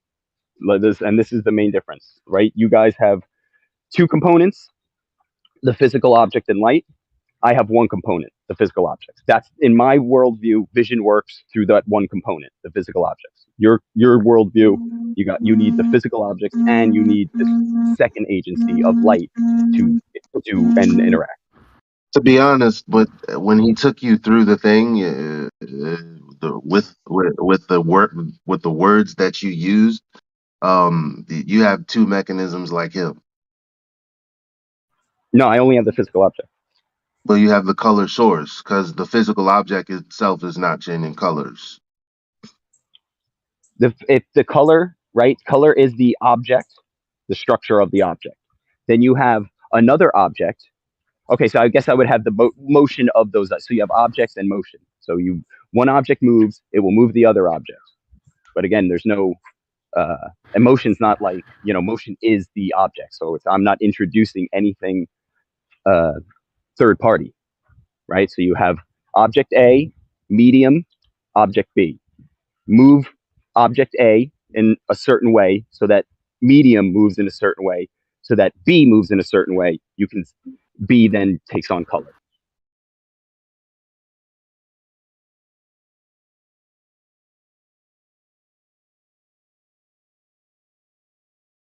We know that when light is coming out, when you're looking at something, something's going to your eyeball from the object, because we can measure. Because we can. I'm gonna tell you why. We know that. Because you can manipulate the medium in between, and then change what you see. You see something different. Yeah, okay. So that you're, again, eyes, physical object. Medium, physical object. Object is an object. You change the medium. Yeah, it's going to look different. That doesn't introduce a fourth light. You know what I'm saying? Well, they're not saying anything different either, because you have a they light. Are. Listen. You have an object that emits energy. You have there you go. See, that's different. That's different right there. That's different from what I said. Why are you interrupting, man? It's not different, because you have object, because the object is not doing anything. You're not gonna sit here and say I have object A and then medium, because in order for there to be an interaction, there has to be an emit. So no, you move the object. You're not saying anything different. I said. I'm sorry. It is different. I never said energy. Let him finish, though. Let him finish. Yeah, come on, guys. Yeah, I'm saying energy because it's no different than what you're saying. If you're saying there has to be object A, and then there's the medium, and then there's a reaction, well, first of all, object A has to emit something. Okay, so object A is touching the medium. Why aren't you seeing the object on the medium, Jeremy? Right? When you say that we're looking through this medium, right? But now you're thinking that this object that we're looking at is passing through the medium to our eye. Why aren't we just seeing the object actually on the medium itself, in place, exactly where it is? Well, because the medium. I don't understand. You see where it is. Was that to me? That was directed to Jeremy. So you got the object. Mm-hmm. Whatever's coming from the object to us can get manipulated by the medium in between. Yeah, of course, right? Naturally. But why aren't we seeing it on the medium itself, or on the piece of glass? Like it's a reflection on the medium, or the piece of glass, or whatever you are looking through itself. You could just be looking at it in the open air. What's up? What's the question? You're suggesting that what we're looking Are you at. saying why we don't see it on the glass? We see it through the glass? Is that what you're saying? Like, why do we see the image if it's coming off of the object through the glass? Why don't we see the image on the glass, not like off in the distance through it? Is that what you mean? No, well, we see an object. We know the object is in the distance. Okay, so if we look through a piece of old float glass that's made in the 1920s that has all the imperfections in it, and when you get up close to it, right, you can see how the image is actually distorted, like a magnifying glass or whatever. Okay, but which affects how you see. Okay, so that image could actually just be on the piece of glass itself. We're seeing it in place, obviously, different size and all that sort of stuff, and it's distorted in place. Well, this notion that stuff is traveling through the air, right, to our eye, and then getting refracted by 7/6R and all that sort of stuff. I just don't see that at all. I don't see it happening. We see things in place as they are. Okay, they're not traveling through the atmos to get to our eye. We just see them in place, exactly where they are, and we see them through whatever lens that we see them through, and it gets distorted in place. Hey, can I jump in just real quick? I completely agree. So I just posted a 2-pane image. Jeremy and I had been talking about this. So I think that I've provided enough evidence that the air does magnify, and so it's been tough to find the right images. But Hey, both let's of see these, we need 2 images. I did, images, Jeremy. The raw I was data. was I breaking up? Did I stop talking? Smudge. Just kidding, Jeremy. I'm just messing with you. I sent it to you too, Jeremy. So it's in your DMs. So what I'm trying to explain to you is that both of these images are taken are screenshots of a video, and the video is, or the camera is, full optical zoom. Okay, so it's the same focal length. You have the raw data. No, listen to me. Okay, Jeremy, I can Please show let me you. interrupt. Right, go ahead. I'll wait. I can wait. I can show you the raw data for still images. When the P900 takes video, it does not record the raw data. All I'm telling you is that I can vouch for the camera has extended the lens to its full optical extension, okay? And I can show you in other instances the data for similar images. This is just right now for a quick presentation. You can clearly see the difference between the left and the right. There is less in your field of view on the right. Why? Before we go on, can I just stop you, please? Okay, Jeremy, go ahead. Nobody's going to believe you. They're going to say you didn't hit the zoom all the way. How do we know that this is actually the same focal length? What you need is, I've explained this in detail. It's simple. 2 pictures and the raw data. Okay. I'm going to believe you, bro. You know what I'm saying? I believe you, but... Bro, I mean, you can almost see, like, on the picture on the left, the air, if you picture air is like water, it's still. I mean, even look at the water. The water looks stiller. Then on the right, look how turbulent it is. Like, the water's choppy, the trees are choppy.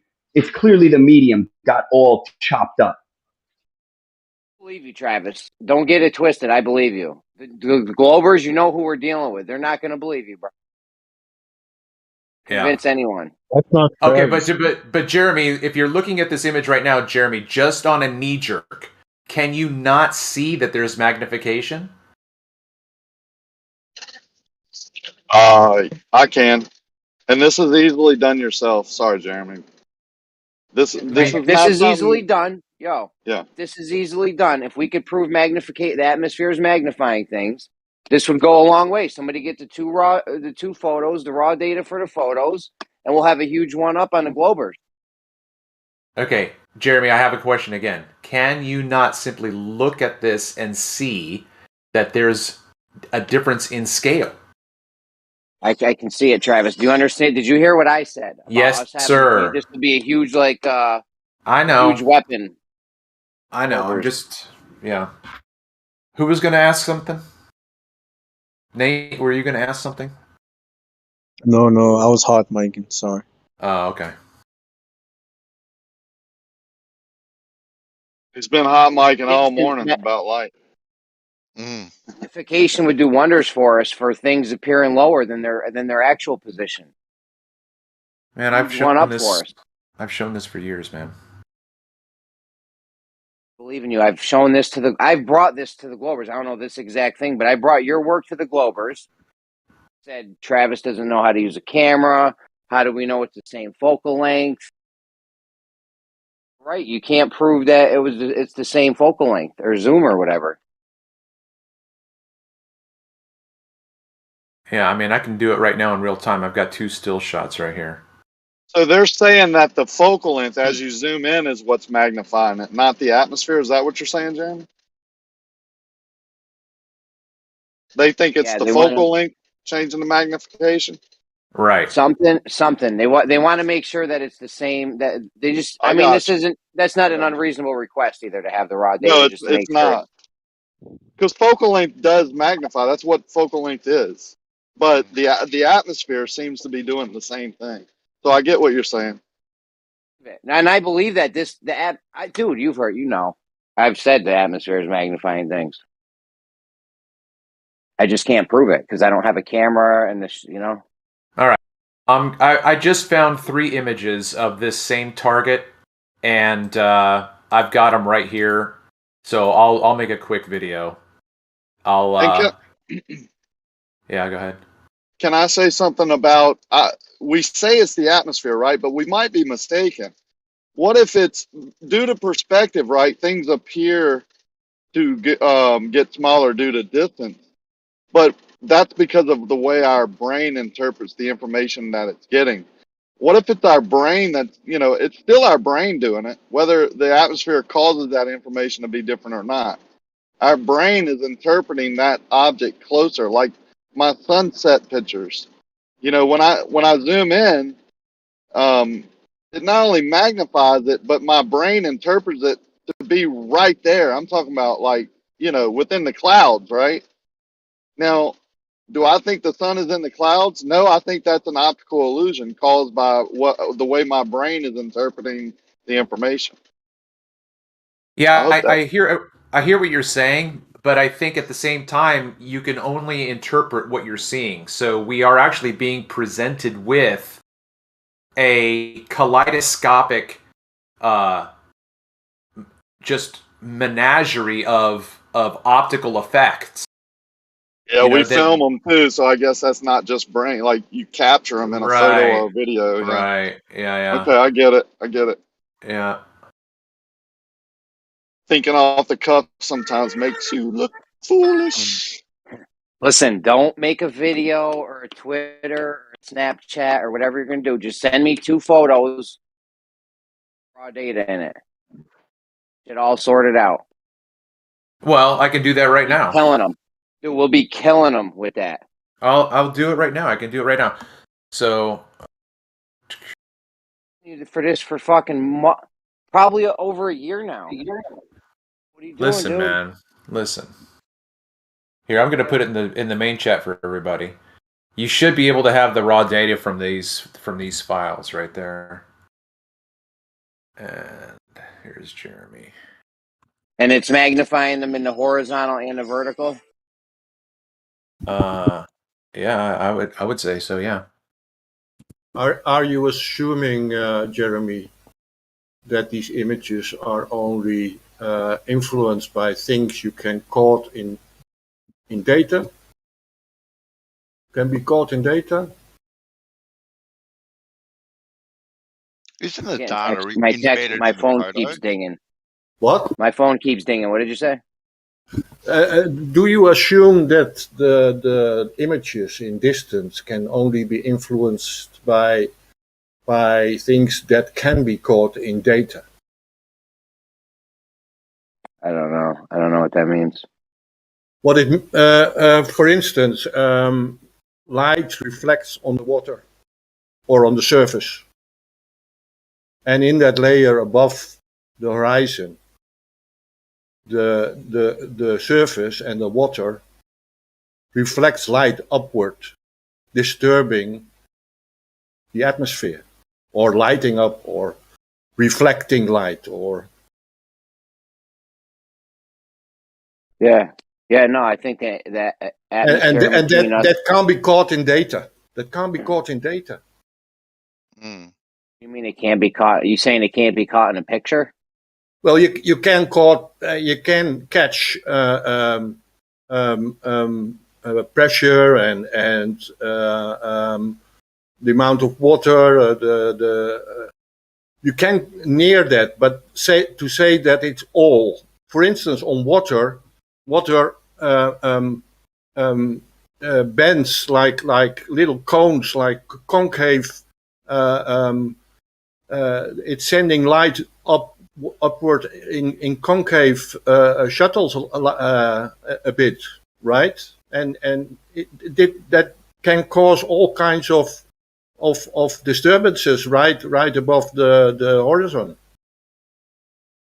And yeah, the amount, the atmosphere, what's in between you and the thing you're looking at can affect the thing you're looking at. Yeah. So the direction of light can be a part of it, and it's all a collection of things. And to assume that everything can be caught in data is, so you must. When I said raw data.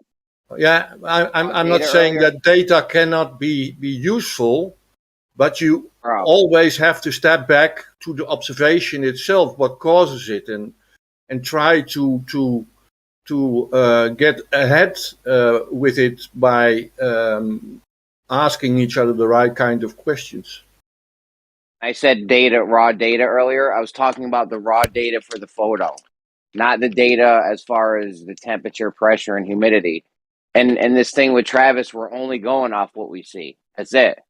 Okay. Nothing to do with anything else. Just no. Is what we see is the atmosphere magnifying thing. Yeah. Here, Just I can what send. we see. I'm going to send 2 more. Send me. Listen. What? One's getting 2 photos. One's getting magnified. One's. Yeah, I'm set. There. Check your DM.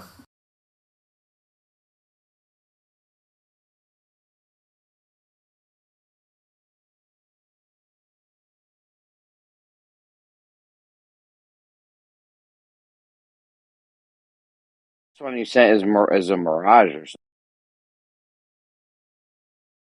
Like the same. You have less in the field of view. But you can see a clear, like, mirage or whatever you want to call it. Yeah, that's right. But that's got another variable. It doesn't matter. It doesn't change the fact that you have magnification of the target. Like a reflection thing going on. Isn't anything that data magnified? Isn't that data you want embedded in the photo already? That metadata or whatever you want, Jeremy? In the photo, yeah. Yeah. So I don't see anything. Why can't you get it? It's called he was trying to use videos. He was trying to use videos, and that raw data is not in video. Oh, Yeah. okay. With video files, they contain the EXIF data. Oh, fair enough. Yep. Travis, I don't see anything magnified, bro. You don't see anything different in the field of view in any of those photos? It's highly different. There's a mirage going on. It looks crazy. I don't see any object actually being circle it.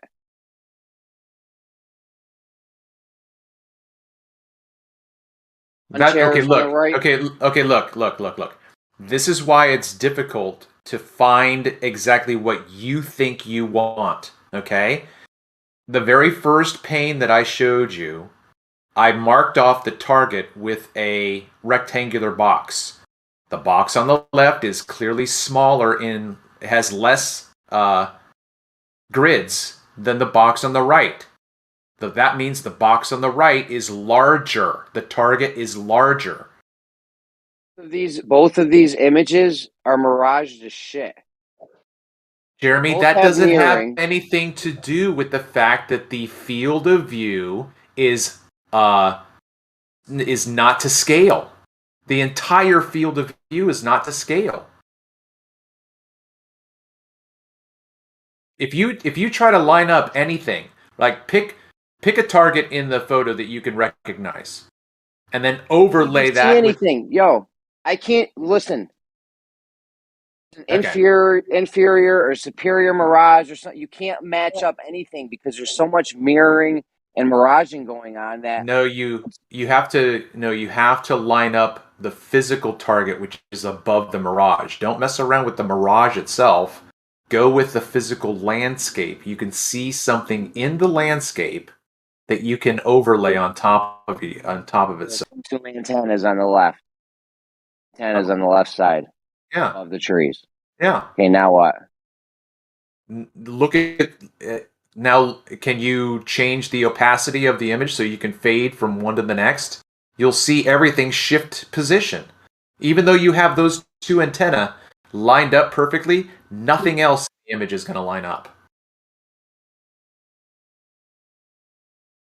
Yeah, because there's all kinds of mirages going on and shit. Oh man, you want me to? Okay, fine. I'll find you a. This is why it's a tedious task. You need something getting magnified on the horizontal and the vertical. So, are you saying that the two towers and stuff, everything looks the same except for all the stuff around it? No, it's not that they look. It's not even that they look the same, but they are two fixed points that you can overlay. You know what I mean? I don't know what that is. Is that sticks or something? I don't know. I don't know what that is. Whatever those two little antenna thingies are sticking up on the left. I mean, I don't on the picture on the right. I can see those on the picture on the left and the picture on the right, but I can't tell what's going on.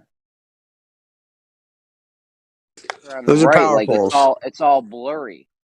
Those are just two power poles, right? And it's weird because the bottom picture looks like they're angled out differently. Picture on the right is all blurry. It looks out of focus. Like the picture on the one on the left, focus. I can make out tree or trees or whatever that is. Like clearly, I can almost see leaves on the left. The one on the right, focus or something. It's all blurry as shit. I can't make out anything. That's the condition of the medium. All right, here comes another one, man. You a hard time on this. We just need to have some kind of like something magnified. That's all. The entire field of view. You can't just look at the one object. The trees, everything gets affected by this. I'm trying to see. All right, you're saying the whole thing in a whole is magnified? Yeah. Two mirages on this last one. Okay, but look. So it's not just that you can point out that the house is magnified, and the foliage and everything else isn't. Right? That's the whole thing. Is if you do a blink test and just look from one to the next, one to the next, one to the next, you can clearly see that it looks like you're zooming in on the one that has magnification because the field of view has changed. I honestly, this isn't that bad. I mean, they're going to complain about the mirage. I see what you're saying. You're saying there's I see it magnification too, yeah. in the refracted one where everything looks a little bigger, right? The whole field of view has changed. You can now see more on the top, bottom. What is this? Fall and then spring or something? Like what are the trees changing color there? The data in the images you should have the date, the timestamp. It's definitely magnified. If you measure it, it's definitely wider. It's not difficult. As well as taller. You can the one on the bottom you can see a shit ton less. It looks like. Are you able to that first photo? Are you able to make it slightly translucent? Place it over the fuzzy one. Are you asking me?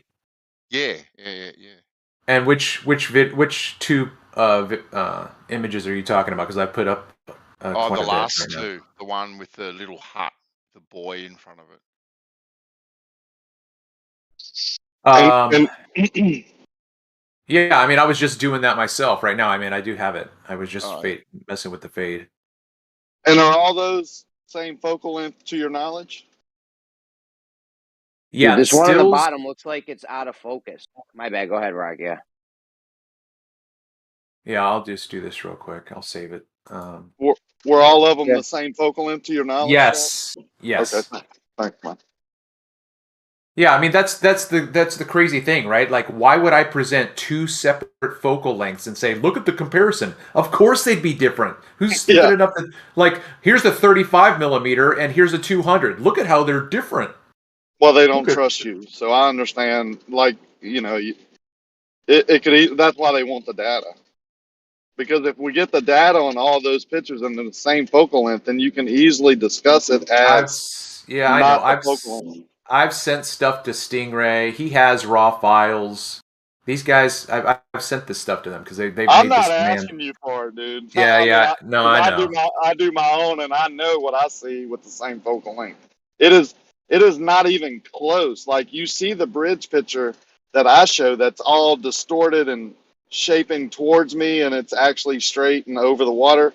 I can take the same focal length in that position on a different day, and it shows a straight bridge, not under the water. So I'm with you, man. I know what the atmosphere can do. It's capable of. It's easily proven to yourself too. So any of these haters out here that think you're lying, all they got to do is go spend their own money like we did and spend their own time like we did and prove it to themselves. Go out on the same day with the same camera, with the same focal length, with the same time of day, so the sunlight is in the same position, same time of year, and just go on different days, set up in the same position, same elevation, and shoot a couple times. Yeah, this is good. There we go.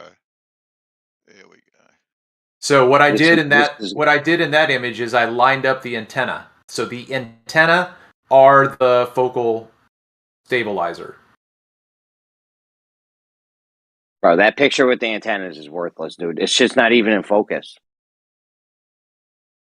Okay. Or it's the atmosphere or something. It's making it so fuzzy you can't make out anything on one. That's okay, but don't swallow. Yeah. You're missing the forest for the tree, Jeremy. Look at the scale of the picture. It's not the same. Okay. I know. I was gonna say these are good evidences of the whole field of view is just your whole field of view is being magnified in some instances. In some instances, it may be not getting magnified, or it may just be getting magnified less than usual or more than usual. Like, I think that magnification is always there. I think it's always happening. It's always there. Sometimes it's more, sometimes it's less. Yeah. It's more you see things higher or lower or whatever. I don't know. Yeah. But that's just my idea. All right. That answer solves a lot of questions.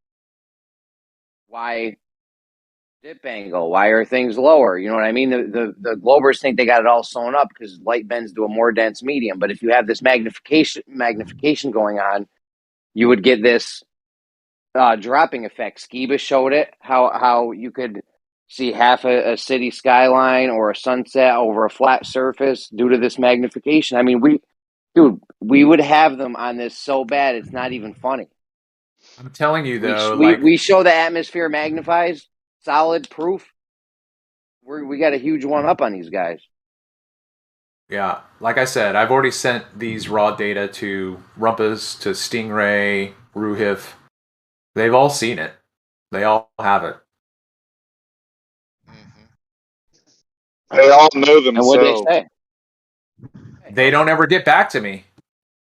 Refraction. They don't give a shit, man. Yeah, no, this is refraction. This is magnification of refraction. No, this hurts. This works on our. This is our. That's it. Why do things drop? How does the sun set on a flat Earth? This is how, with this magnification right here. Yeah, but and the black swan could be the opposite, minimalization of how you would call it. Yeah, that's what I'm saying. You get a black swan event. Maybe it's more, maybe it's less magnification. And then other days, it's a different amount of magnification. You see a different amount of it. Yeah, minimalization. I don't know how to say differently, but negligible. Well, when you make that photo 1 inch of the ground, yeah, right. Then 1 inch of the ground. When you think in perspective, the legs of the platforms should be at the same height of the horizon, but something happens in between through zooming and the reaction of the atmosphere, or the compression of the distance. Something happens that it minimalizes instead of magnifies. Yeah, they fought me for a year on the P900 when you change the focal length, that the object appears higher or lower even when you're just doing that. Like you put you just put a object in the center of your frame and then zoom in or out, and that object will move up and down in your frame. And they fought me for years. I finally sent it to them, and it's, oh yeah, well, we've always known it does that. If it's in the center, if you had the camera on a tripod and something dead center, auto level crosshair center, thing that was in the center on that line, I don't think that would go. You broke up for me. You don't think it would what? And if you have something on this dead center, right, that would go up and down just from you zooming. Yeah, right. But look at the tripod. If you had it on a tripod and everything. But look at the with a P900. I don't know about other cameras. Yeah, I mean, anything. If you had any camera, you get something dead center. Hold on, Travis. If you have any camera and you get something dead center, like I don't think zooming in is gonna.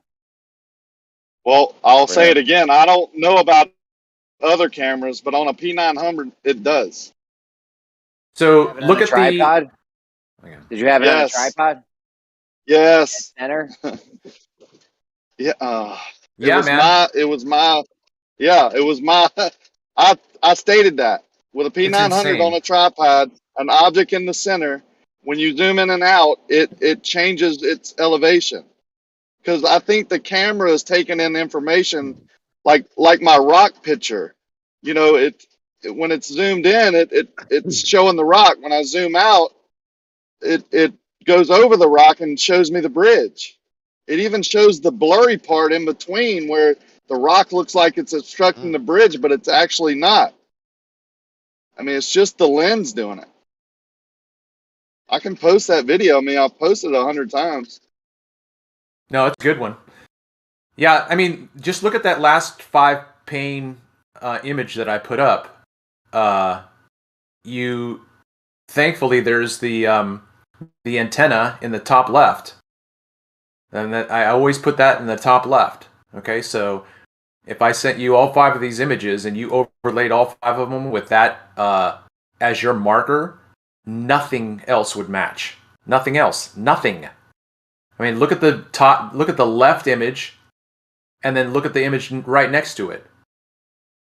That background has been dropped into the background and shrunk and raised up. I mean, you've got more water. You've got a compressed house. And then you go to the next one, the middle pane, you've got an inferior mirage. I mean, you clearly see that you have more... You're seeing a bigger field of view or a lesser field of view with the same focal length, depending on the day. Yeah. Yeah. All right, put it. Let's get that out there. All right, I'll have to get off one. on The last one you sent me. Send me your best one of this that has the raw data and the photos. All right. That out there. Proof of atmospheric magnification. Here we go. Been waiting years for this. I've been talking about this since fucking I first came in. Because that's what got me onto the flat earth. Rob Steva shit.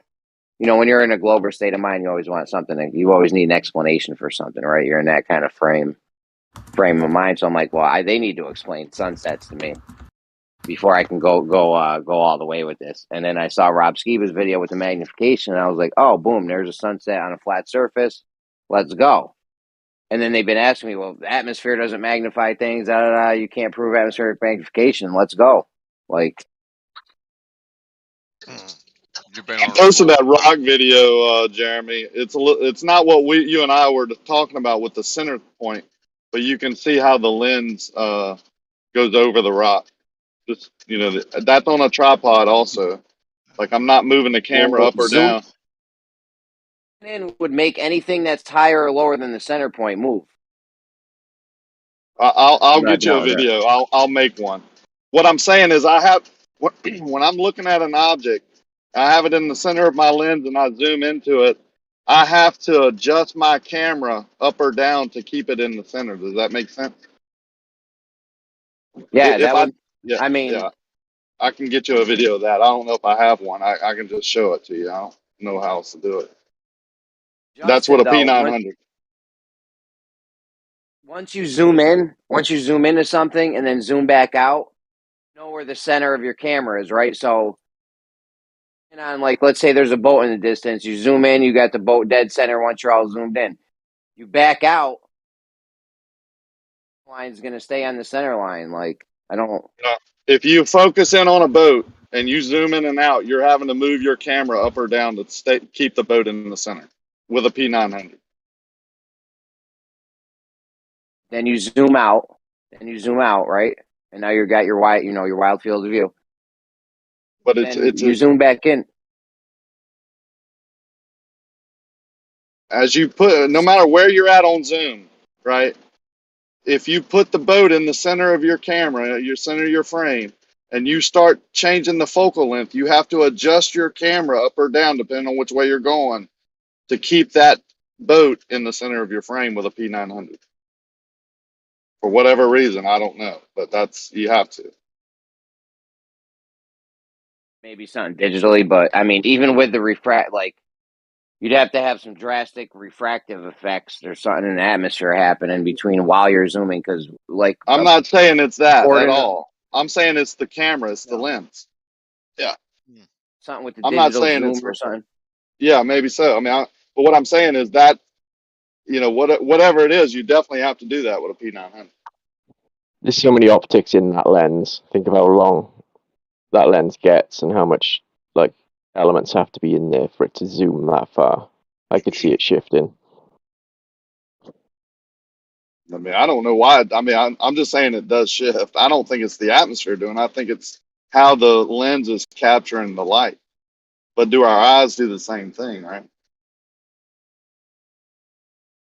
You can squint, right? You can squint and see further with your eyes, basically, is what they say. Like you change you magnify things when you squint. Now, I don't know. My eyesight is terrible, so. Same here.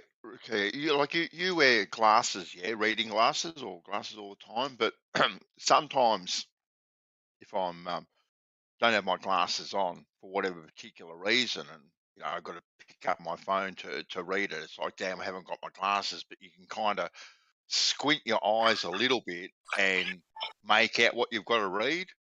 Yeah. Yeah. Or you can cup your hands around your eyes and you can see better because you're concentrating the light. I think you're getting. And you know what they do nowadays? They make everything in such small print. Try to save space or money on the ink. I don't know what their game is, but they make it barely just big enough to it's ridiculous how small they make this print and a lot of this shit.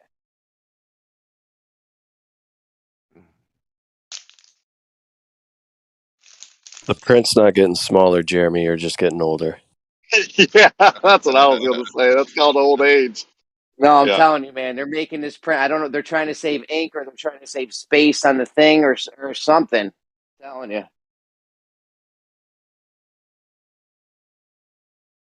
You know, my grandmother used to say that.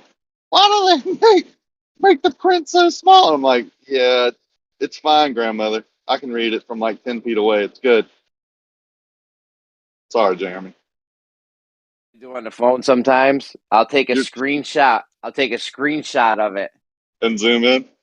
And then I'll go to the camera and yeah, open it up, zoom it up. I have to do that with receipts sometimes, like, you know, how much to pay the tip or whatever. I have to take a picture and zoom in if the light, you know, if it's a dark room or whatever. I'll just take a picture and zoom in. Oh, yeah. I'm There it telling you, is. and my wife got 40-watt light bulbs everywhere in the house trying to save money. So I got bad lighting, the small, like there's all these factors. I told her, I'm like, get the 100-watt light bulbs. They're LEDs. They use like 8 watts now. It's not even the same as it used to be. It used to be a 100-watt light bulb would use 100 watts. Now a 100-watt light bulb gives off the same lumens, but it only uses fucking 8 watts or some shit. You know, she's trying to save 3 cents on a light bulb. Yo, $2 on the light bulbs all year, and we spend ridiculous money on frivolous shit. It's like, yo, I just want to be able to see inside the house. That's it. That's it. Yeah, she needs to save power on energy, Jeremy, because you've got 1,700 bloody phones farming, chewing up power all the time. That's what I mean. I got 10 cell phones going. You know about the driveway lights? You know, you got the little solar panel lights in your driveway and stuff. Just find the brightest ones for the cheapest and put about 1,000 of them in your, or 100 of them in your house, and you'll never have to. Jeremy, don't take this the wrong way, but man, you have so much. Okay, you can take it in the wrong way if you want, because plenty of people pick on you about that, and you know I defend you. But you would be you know, an asset to almost any company. So asset, yeah. You understand what I'm saying, right? Like, I don't asset. want to take it further if you know where I'm going. I've had mad responsibility in these intricate jobs and shit, and I'm just, dude, You don't I'm like just that? burnt out. Okay, yeah, cool. Bro, Because I can't manage people. yeah, I get it. Happiness is not like, you know, like some people, like you talk to firefighters, right? They might have an MBA in marketing and they've worked in the corporate office and then they become firefighters, and you ask them why, because they're never going to be rich that way. Like the whole code of firefighters is you're never going to be rich, right? Well, you know, why are you a firefighter? Because I love it, right? I made so much more money, but I was unhappy. So I get what you're saying, man. Yeah, Enjoy I can't. Like, I've managed people, supervised people, ran own businesses, jobs where there's a lot is very intricate. Like, I just want something nice and easy. I want to go to work, have it be easy, and just go I home. get You it, know what I'm man. saying? I get it. Love it. I absolutely respect that. No doubt.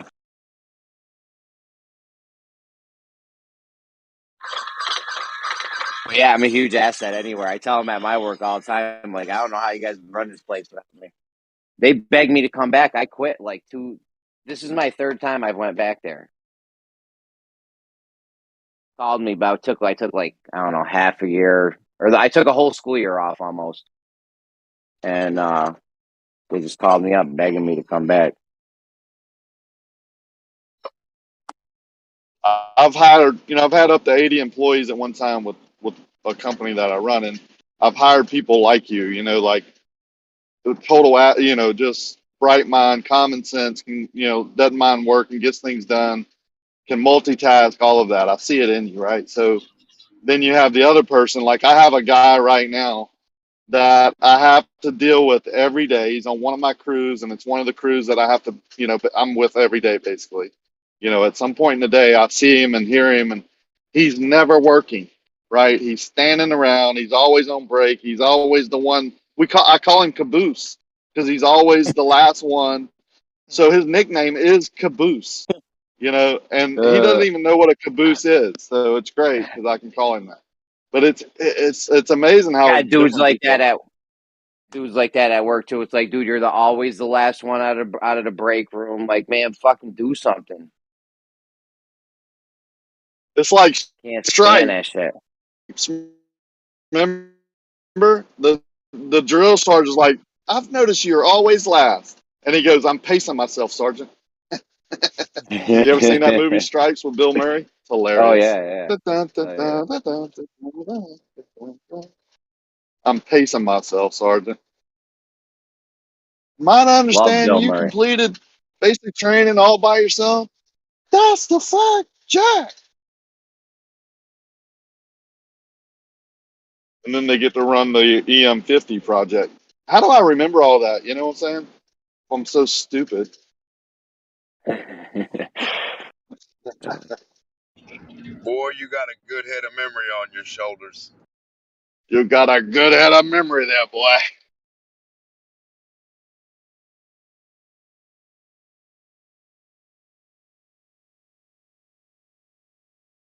I am okay to drive. Just a big sign I read on a billboard. It just says, I'm okay to drive.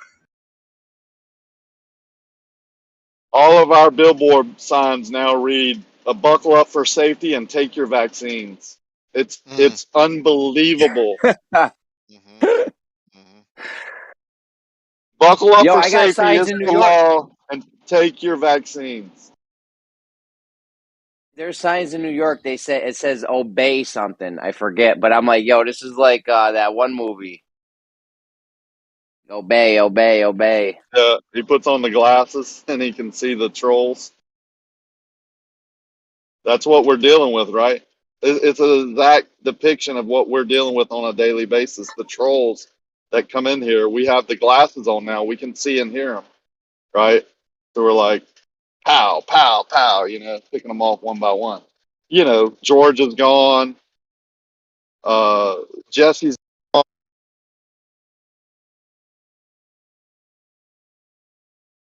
You cut out.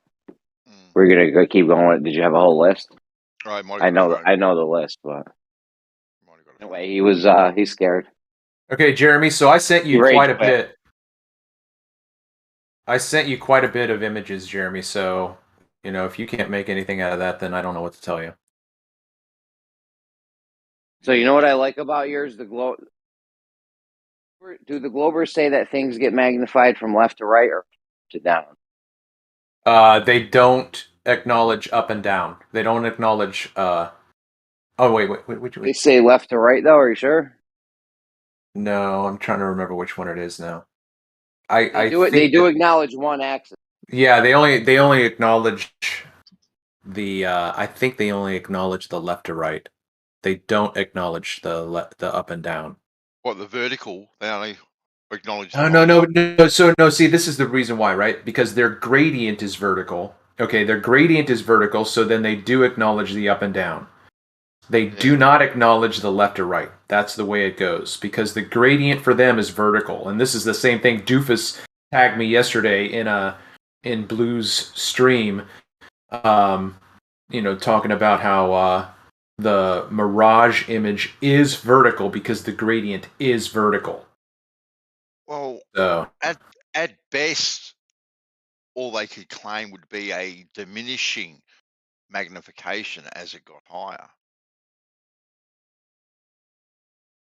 Like the magnification would be greater towards the bottom than it is towards the top.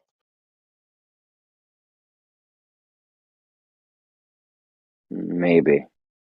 Not maybe, definitely. You're looking through, when you go higher, you're looking through more of it though. Only if you're looking through less going higher. You're looking through less going higher. You're looking through less, but you're looking through more of it. You know what I'm Only saying? if It's you- less dense, but there's more of it. You're now looking a farther distance. Only if you're looking at a farther distance. Yeah. What are you going to be looking at? You could keep your view closer to you, bro. Instead Think of looking about what out. you're saying. How am I going to go higher and keep the same distance to something? No. Okay, look. So, if you're on the beach and you're looking across to the Channel Islands, which is 19 miles away. And then there's a boat that's 3 miles away on the horizon. But the boat 3 miles away on the horizon is in an inferior mirage. So then you get in a drone or you get in a whatever, and you elevate yourself, but you stay looking at that boat.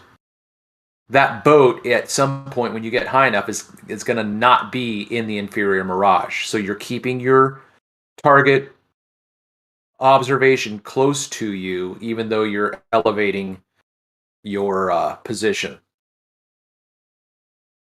That makes sense. Bro, I'm getting high. No, that doesn't make sense. I'm getting. Okay. Yeah, I'm raising an elevation, and there's more distance in between me and the boat or whatever object you want to pick. Like, yes, it's getting less dense, but you're looking through more. Now you're looking a further distance through more of it. In total, you know what I'm saying? Well, okay. So you're saying that if you raise an elevation, you're increasing distance. Well, if you go straight up, technically, yeah. Yeah, I mean, I get what you're saying. I get what you're saying on that instance, but again, okay, whatever. You're looking through a different portion of it. Yeah, but this magnification thing, there might be. Now you're I don't know. Okay. I don't know. Basically, if you tie a string to an object 3 miles away and you go up a couple feet, are you really getting away from that 3 mile string? Like in an idea, like. Yeah, if you're making a triangle, you just. Yeah. So you got a triangle, right? And now you're gonna go up. You're gonna have to get a longer string. Yeah. You asking if you me to follow prove the and string, you're demonstrate going to make a distance circle, aren't you? Or Don't. an arc. No, that's not. Okay. But they don't pay attention to direction. So if the sun is in front of you or the flashlight and you're in a cave, how in the hell is the thing going to refract from behind you? That's not possible. So it always has to matter where the source of light is. Don't be mentioning caves and light again. Please.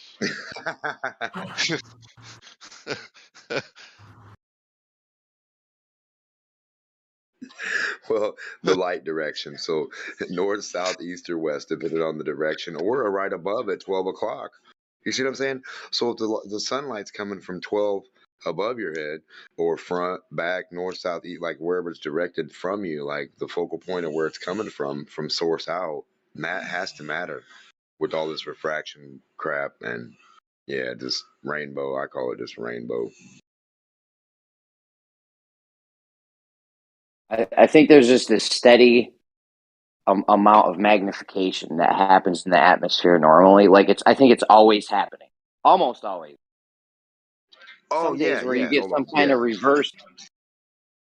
There might be some days where you get some kind of reverse effect, and then you go out and you capture the horizon above island. I mean, it's not. I don't know if that's even getting magnified or what's going on there, but I think it depends on the temperature, where you are, where it is. So if the source of temperature follows the sun a little bit, you know what I mean, and then heats up and cools as it goes, like the air is going to act accordingly. So like the hot air is going to like condense or whatever, and then the cool air is going to give you the magnification. Just for an example, it could happen the other way around. I'm not. Not only that, but take a magnifying glass and you have to put it at a certain distance away from you and the object for it to fully magnify. So there's different degrees of magnification. And if you change Also, the angle, hang on, if you change the angle, that object gets all swirly, right? So angle and distance, pressure, heat, all that matters. Yep, and focus too, because like, yeah, the angle and the distance are the focus, because it's the same way when you focus the light and you want to burn the little object. If you don't have that red pink, you're not going to really burn the object with the little yellow or white light. You got to have that little red source, right? That's what I've always noticed. This is why they hate us so much. You know, that's why I'm saying when George captures that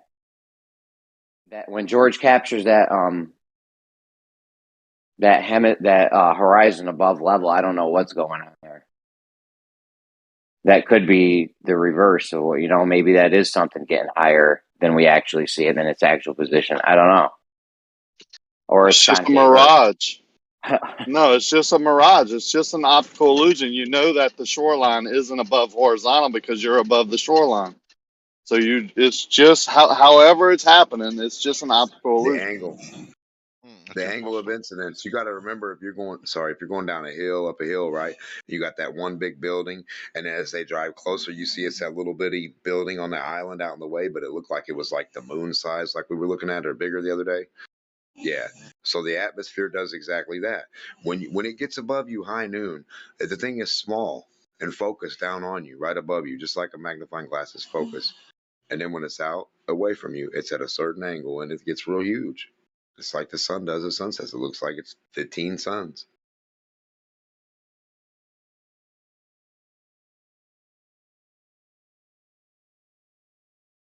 It's the amount of medium, the temperature, and the angle. Yeah. The angle by like elevation too. Like, so depending on how high or low you are looking up or down, like a V. It's crazy how definitive they can be with what we're looking at via a mathematical equation. I'll tell you what, it's not going to be, that equation is not going to be Snell's law. I'll tell you right now. There is no equation for it. You can't equate for chaos. Yeah, you can't mathematics and what you see. You can't do it. It's impossible. Like I say to Ruhif, when I'm looking out across the ocean to Kangaroo Island, I say, where? Show me in brackets where you have equated whale farts, and then I might take seriously a mathematical equation. I mean, look at the image that Rakia just put up too, right? So that's the same. That's the same focal length, is it not?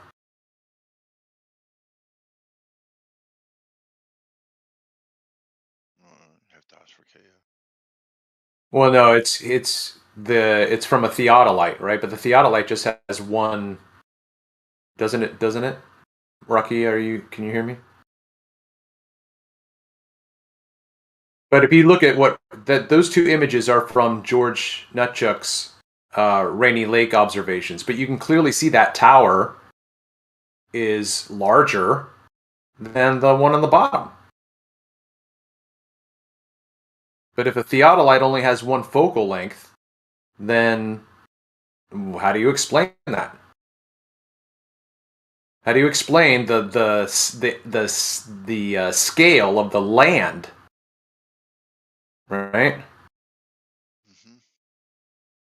And the tower. Stuff's dancing all over the place.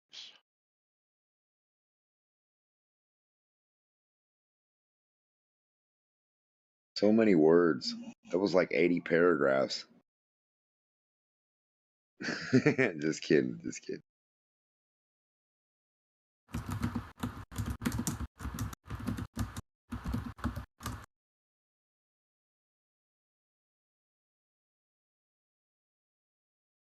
Until we make a straight line of something or figure something out, none of this shit's definitive. This whole optical shit. Well, get the straight line done. That should be the easy thing. That's honestly the thing you're saying. The great survey-off. That's the most survey-off. reasonable thing to do, honestly, at this point. That's the most reasonable thing I've heard to do. Because the other ideas, are costing millions of dollars and shit, and they're not. Some of them aren't even feasible. You know what I'm saying? So, like, that's the most reasonable thing that we could do. Plus then you eliminate if you were to do it, or if I were to do it, they're like, oh yeah, he's an amateur, he's going to screw something up. But you got a professional doing it. That's right. You can get half a dozen professionals to go out there for 10 grand. They'll sign off on it. Boom. Job done. Listen, get this out to go ahead. You get a professional geodetic surveyor, right? You don't go to get a regular surveyor. You go get a geodetic surveyor to make a straight line. 10 of them, 5 of them, whatever. They sign off on it. I made a straight line. You put the water up to it, and then you see what happens. What you know, I'd love to know how they make their. Love to know how they're going to make their straight line too, though. That would be a factor. But you get 3 of each. You can get 3 civil engineers and surveyors, and you get 3 geodetic surveyors. Get 3. Oh yeah, of each. I would get a nice grouping of people. I would get even the thing you said about going to the school, getting some of the new guys to do it. That's get some regular surveyors, some geodetic surveyors. I get Rocky out there, Bev, anyone, Larry, Blue, whoever wants to go think they can make a straight line. You know, have at it. An event, the place to be, Shit up. the great survey off. You make your stakes. We'll tag your shit up, cover them up with a sheet or something, and have some other guy come next to us. Yep. Next to you, make more. You know, all in a line, all in a row. That's exactly right. How many surveyors does it take to make a straight line? I mean, probably one, but we need multiple of them. You're not going to judge it off just one dude, right? No, I know. I was trying to make a joke. How many? So, but listen, if I can change the trajectory, I'm having a conversation with MTM or M2M Matt. He was in the other day, came in, and I asked him my question. You know, what must be true in order for your model to exist, right? Or like, what's your primary claim that you start with? Okay, so he came back and he said, I'm going to have to say that it's the 4 fundamental forces of nature. Okay, so his primary claim is that we have 4 fundamental laws of nature, forces, right? But then he says, because they control almost every interaction, so without them, the heliocentric model could not exist. Do you see what happened right there? Jeremy, he went from appealing to 4 fundamental forces that he can demonstrate to a model that he hasn't. Right? So the thing is that I pushed him back and I said, look, why are you talking about a heliocentric model? Like you should just be talking about these 4 fundamental forces. It has nothing to do then with describing, because if you say that these forces can't exist unless the model is true, then the model is your primary claim. You have to have a heliocentric model first. Yeah, without the model, the forces don't exist. But he's going to the forces and then arguing back to the model. But again, it's just a circular argument. Hey Jeremy, can you hear me? I hear you. Hey, I have a question off topic. Sorry, Travis. Just a quick question. Yeah, no worries. Did they erase the Nathan Discord? Yeah, and he opened a new one. I think it's on Hurdler or something. On Gilded? That's it, Gilded. Oh, okay. If he still has his YouTube channel, you could probably just go to his. I was wondering that too. I'm out of. I was looking for the Discord. I was like, where the fuck did I get kicked out because I'm a friend of Witsit or something? What's going on? Yo, QE was roasting Witsit, bro. Fucking video. I keep falling asleep as I'm watching it, but yeah, I doubt it. He went at Witsit fucking hard, man. What the fuck, dude? What, like a cringe boomer would? Like, I mean, that guy. Come on, man. He ain't roasting nobody, bro. He's roasting some potatoes. Saying he went at him.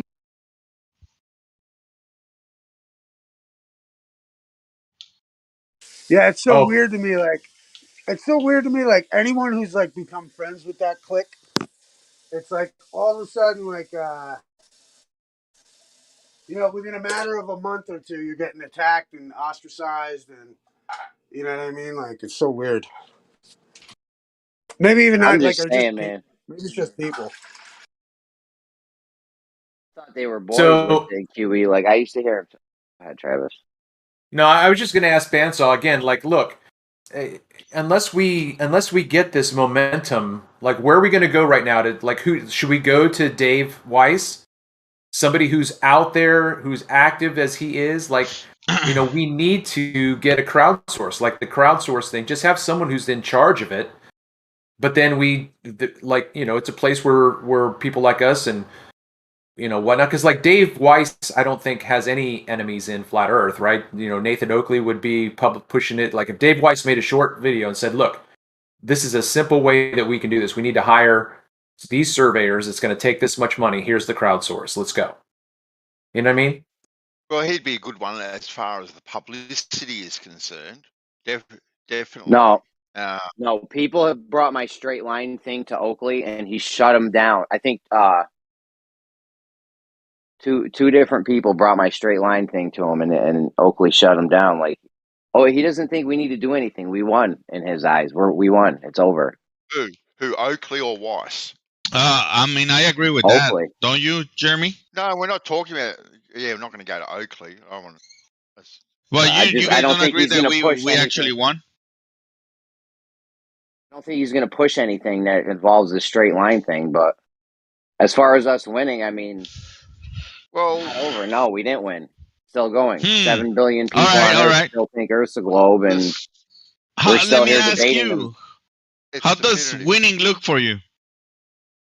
To me, looks like we got some. To me, looks like we got some definitive evidence, and we can bring it to people, and they're going out there, and we'd be changing massive amounts of people's minds every single day. Every day we show this stuff. Don't we have that with water? It's just a dogma that people have in their head, which doesn't allow them to see it. Well, you cannot fix that. No, we don't have that with water. If we had that with water, we'd be out there showing people, and they'd be changing their minds every day. If we had it with, Well, Jeremy, really? We don't have that with water. Water doesn't level. I mean, do you have a measurement of horizontal still water? It doesn't matter. You don't need to measure. You just need to know the behavior of water. That's it. If it was that, you don't need no measurement. The measurement. Glovers are saying it. Who cares about the Glovers are saying, Jeremy? Hold on, guys. That's what I'm telling you. You're not gonna make them change their mind. Bro, hold on. Saying it functions in this one way. We're saying it functions in another way. Why are people going to believe us? We don't have any measurements of it. Okay, well, then you're never gonna win with them. With the general population, we can win. We got to get a measurement and show them that, hey, look, we got professional guys making straight lines, and the water's following the straight line. Then we got something at least. Most people think to themselves, when you ask them the question, Silent, about water, like water in a fish tank or in a swimming pool or in a lake, you ask most people about what water does and if it's flat and level on the top, 99 out of 100 people say yes, right? 99 out of 100 people say more yes, than that, right?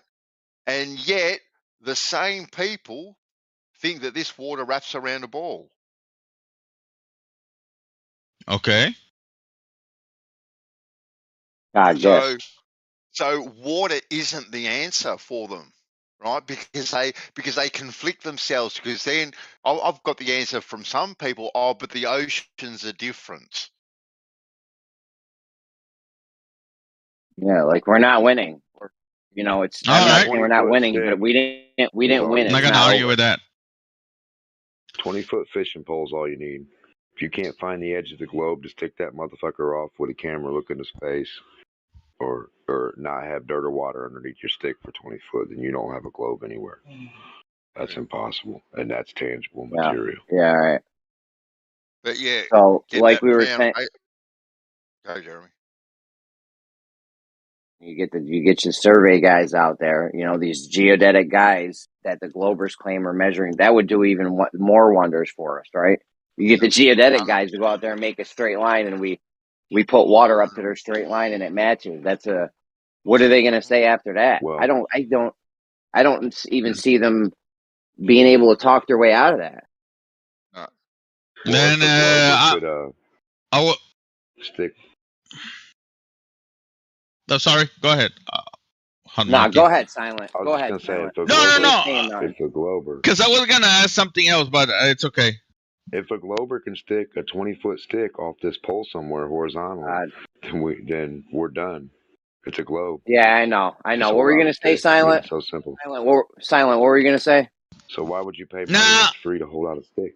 I was gonna Goofy say that shit. I've Stop been rambling nonsense. Hold on. Stop rambling nonsense. What are you saying, Silent? No, it's off topic. I was watching Nathan, and now Jern says the same thing as the Glovers, that science doesn't prove things, and that's so fucked up. Yeah, that's crazy. That's crazy. Yeah. Well, I Why agree is I with don't that the know. a free proposition. challenge for a free I- glober That's to because stick of Bob, off right? a free 20-foot fishing pole off the globe horizontally? Shit. Oh my god. Does that make sense to anyone? What Democ just said? Please explain If it you to me. know the shape of a ball, it should make sense to everybody. You need me to draw it out for you, Jeremy? Not you. Someone else. I'm asking if that makes sense to someone else. Well, you want them to draw it out for you? You want them to draw my idea out for you? How's that going to No, work? we don't understand what you mean by that. That's all. We just don't get it. So do you need me to draw it for you? Do you need me to Unfortunately, draw what a horizontal Spare line us. off a Spare ball us. is? Hello? unfortunately, we need something a bit larger than a 20-foot pole. Yeah. If you can't even get a 20-foot stick off the ground horizontally, what do you need something larger for? A 20 stick pole horizontal works only on a model. Only on a model the ground is Right. Welcome to flat Earth. It's a challenge for the globe. It's not for flat earthers to do it all. It's for globers to do it with their 3,000 years of technology. Just a 20-foot pole sticking off their globe. Okay. I'd rather Talk get all into how about whatever you science flat doesn't earthers are prove talking about. They're I did- trying to do something a little bit and come up with something a little bit more definitive than a 20-foot pole. I see where you're coming from, but it has to be perfectly spherical, and it doesn't matter where we are, and we're not perfectly spherical. Anyway, when you start on a dip with your pole and you point your pole towards a higher part of the land, you got nothing. It can't have any So- dirt so- or water underneath it. So you jump No to dirt a or water underneath it. No dirt or water horizontally underneath it. That's my challenge. Only space. You got to stick That's a a good horizontal challenge. pole off the earth 20 foot, and the only thing you can have underneath it is space. No dirt, no water. That's a Okay. really How about we that's a talk really about easy how challenge to science be on a ball. doesn't prove things? I like that. That's true in my eyes.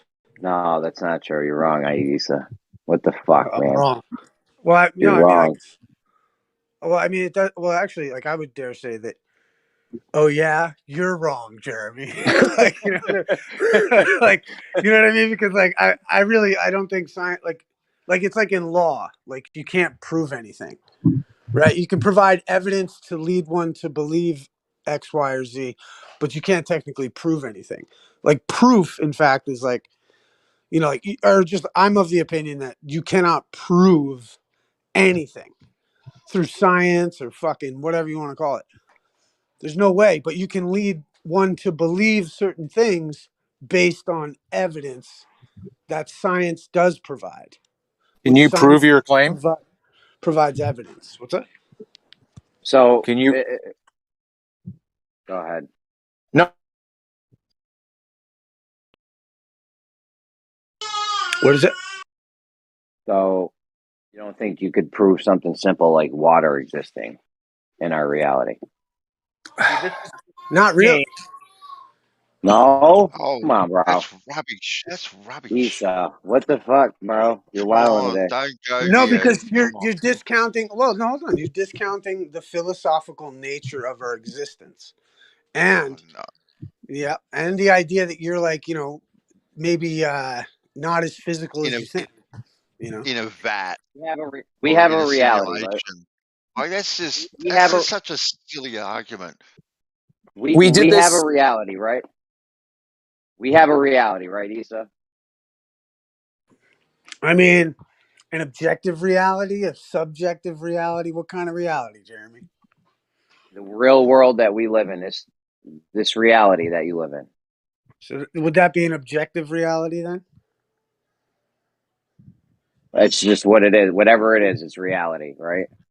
Well, what you're saying is that we all experience the same things objectively. Like you experience 72 degrees or 72 degrees temperature the same way that I experience it. Whereas it might be hot for me and cool for you. No, no. I'm saying Right? there's a world, a realm, reality, a place.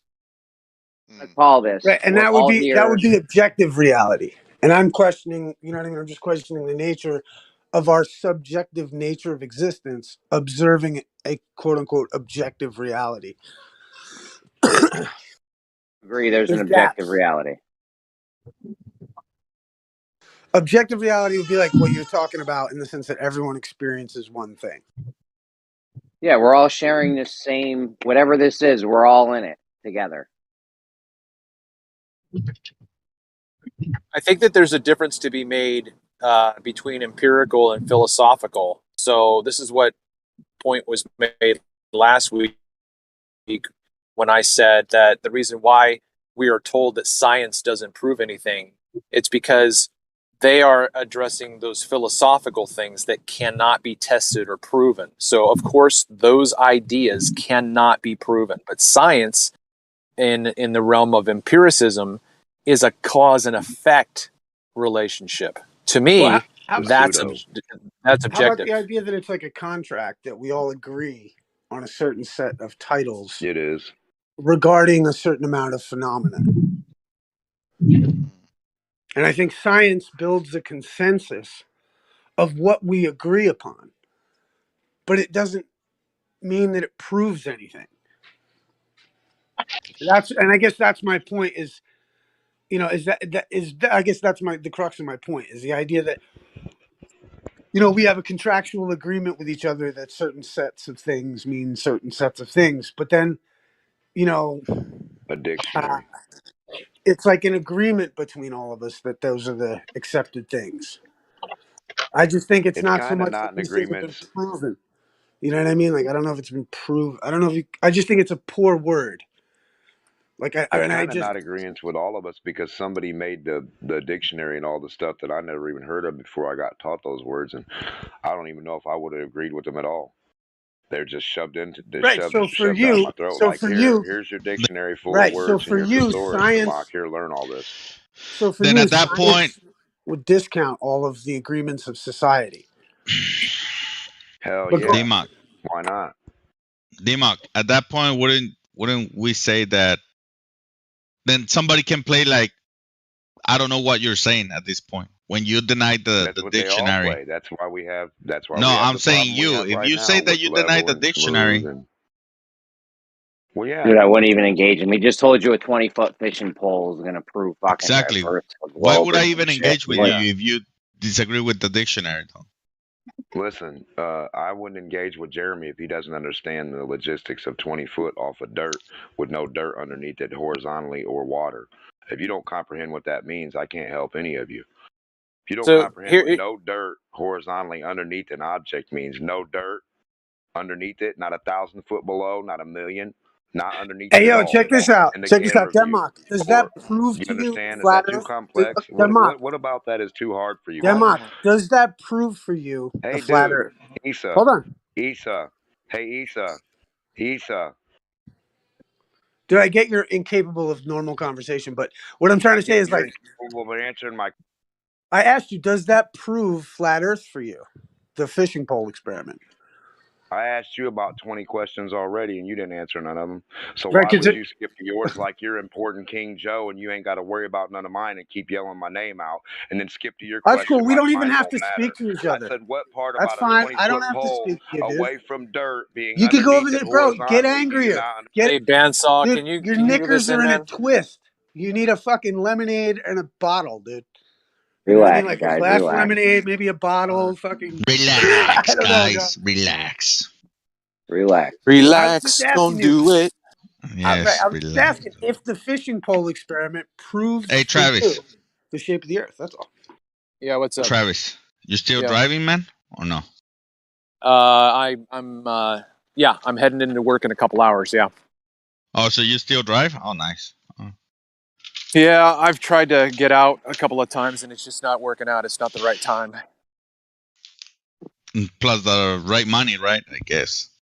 Other jobs are kind of messed up. It is what it is, yeah.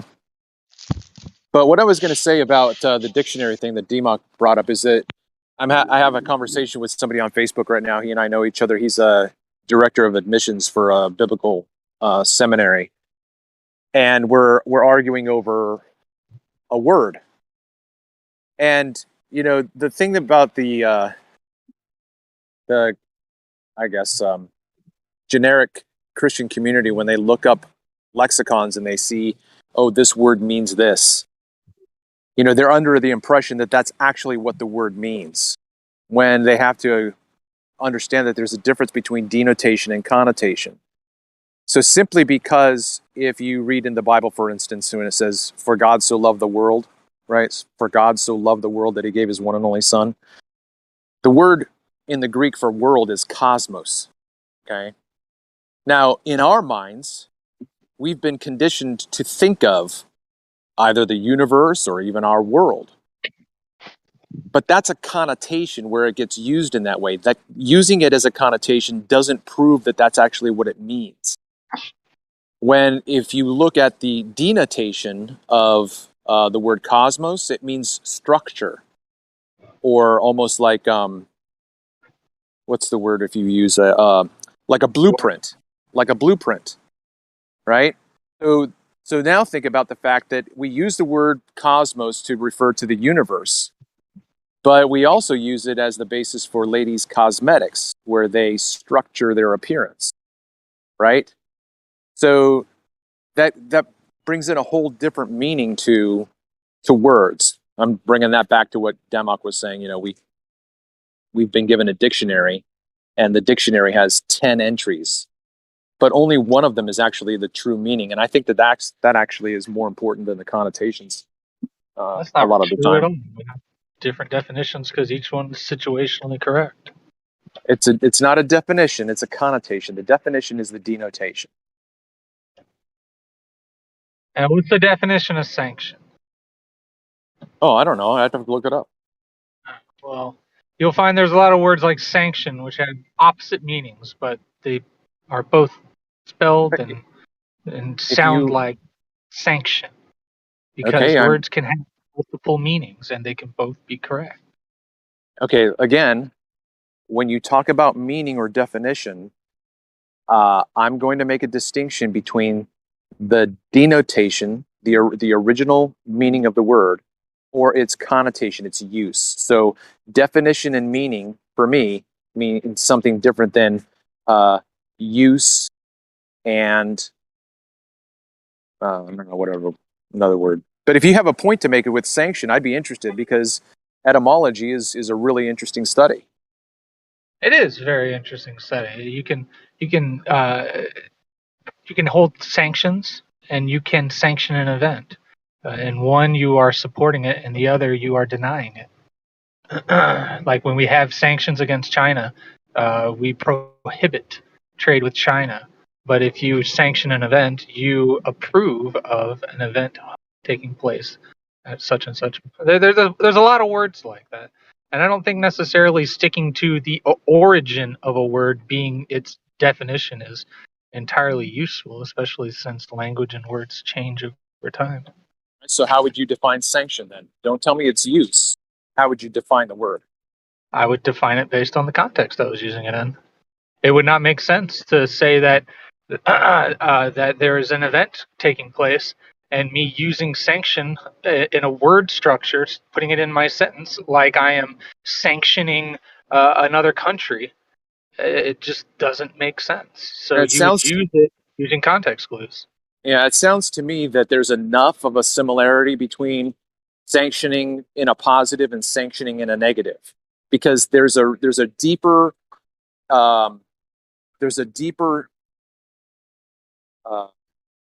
I don't know, starting point for both of those. One's negative, one's positive, but they both are the same action, right?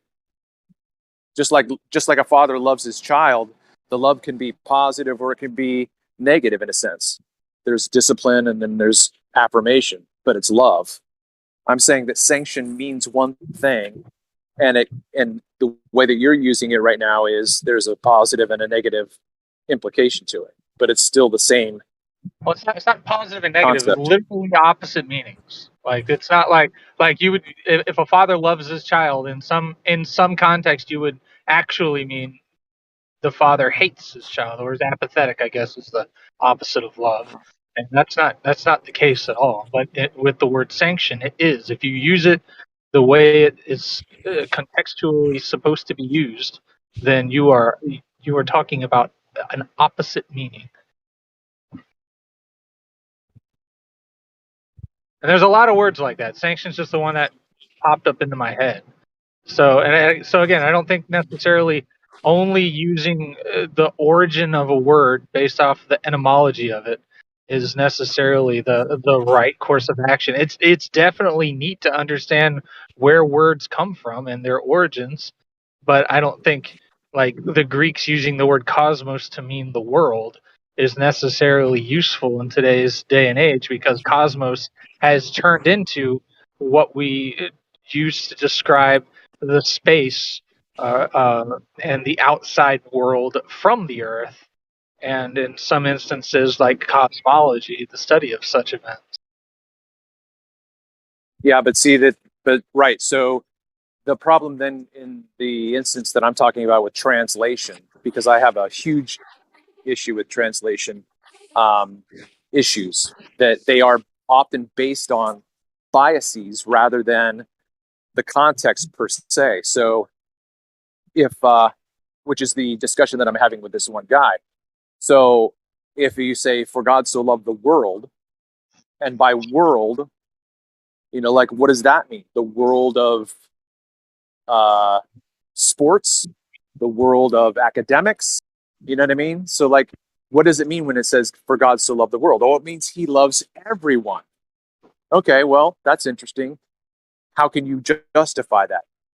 As opposed to if I leave the word cosmos in a more strict sense to refer to what God established as his paradigm or his structure in regards to the nation of Israel, then it has a much, much more limited implication.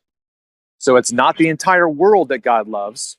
It's actually this one particular group that he began a relationship and structured it around basic principles, which is understood as to mean the Torah. It's a completely different meaning. Maybe I'm naive on the subject, but why is the Greek translation of the word world what you're using for, I'm assuming, a New Testament or an Old Testament verse, which was, if I remember right, originally Hebrew?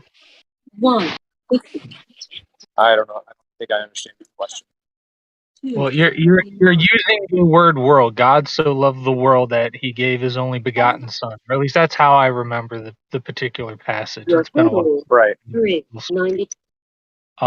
But you're taking the word world and you're saying, well, what does this word mean in ancient Greek, which is the root word origin of it?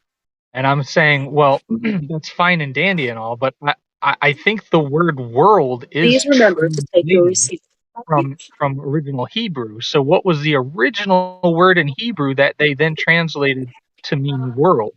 I think Oh, that's no. Yeah. No, the Greek, the New Testament was the original language of the New Testament was Greek. It wasn't Hebrew. Why would it have been Greek?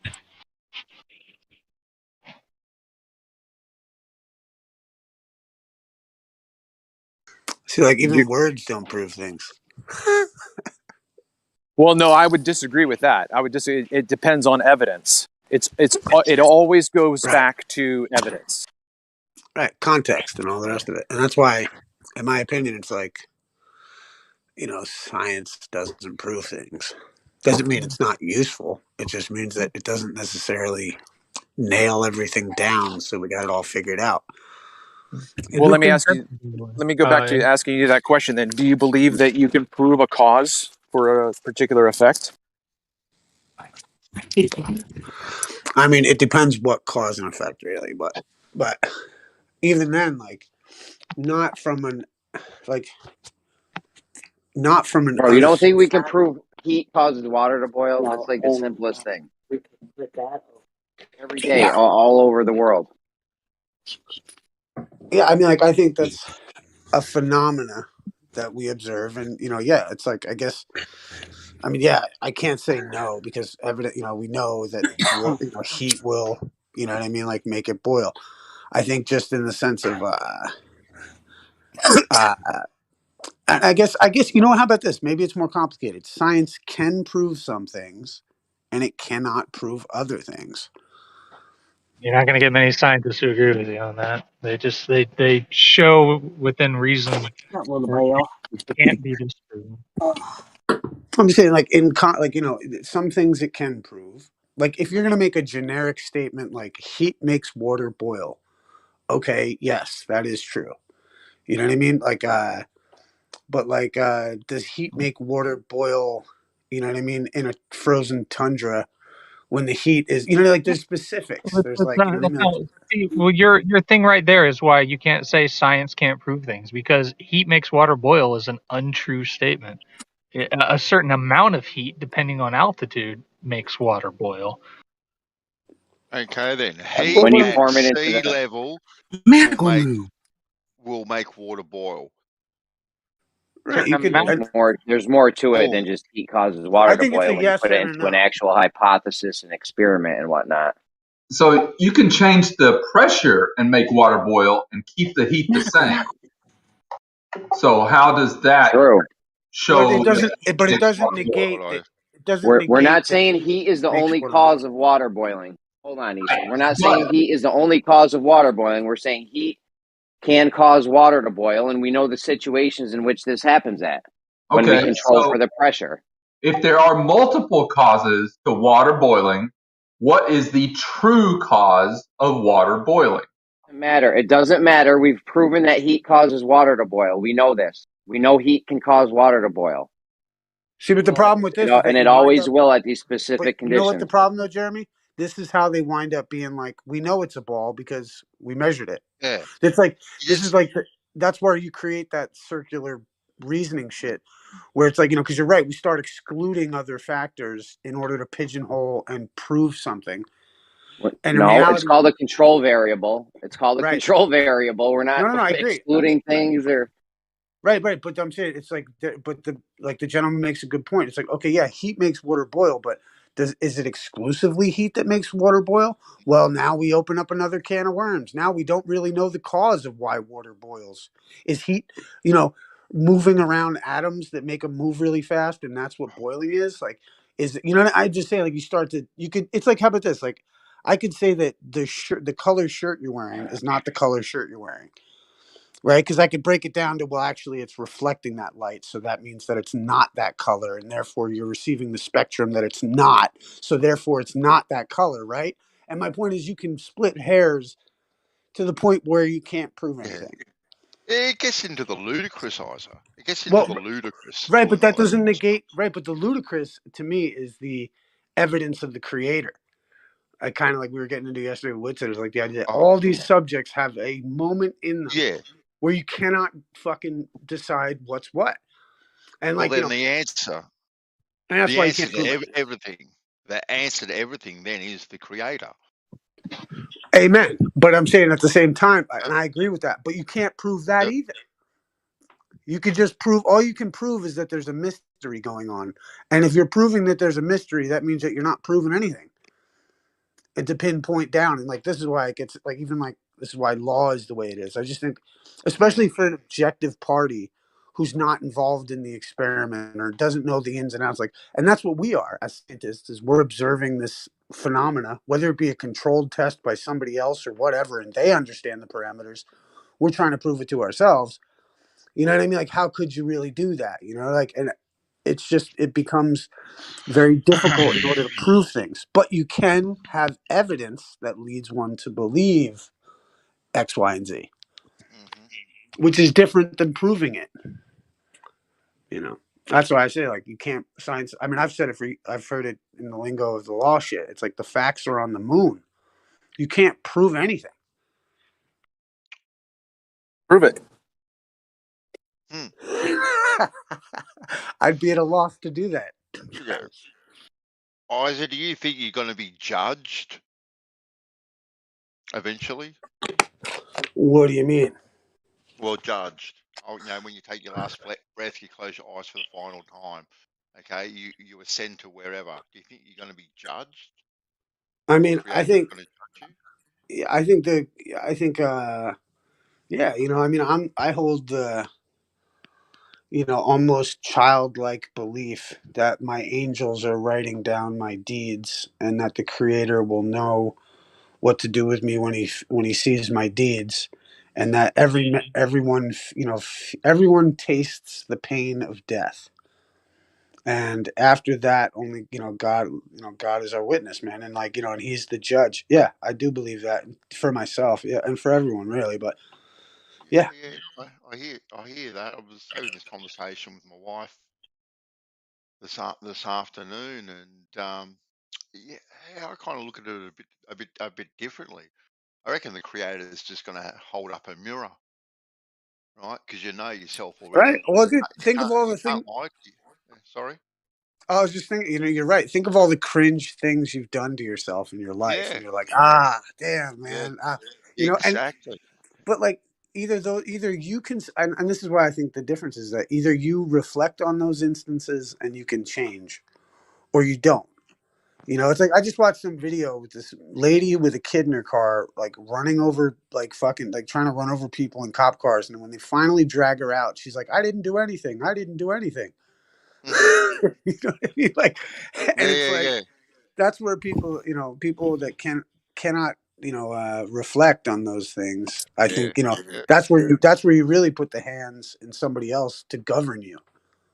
So Yeah, I'm even gonna sing the praises of Westworld, but Westworld is just the first season is entirely profound because you have these automatons that become conscious and they start to recall their past lives. When they've died in the Matrix and they get reset, they get wiped, but the memories are still there, and so they start coming up. And you got the creators who interview the hosts when I can't remember what the main girl's name is now, but do you know where you are? I'm in a dream. And they just go through this question and answer process of so it's like, what did you learn from your previous experience? For me,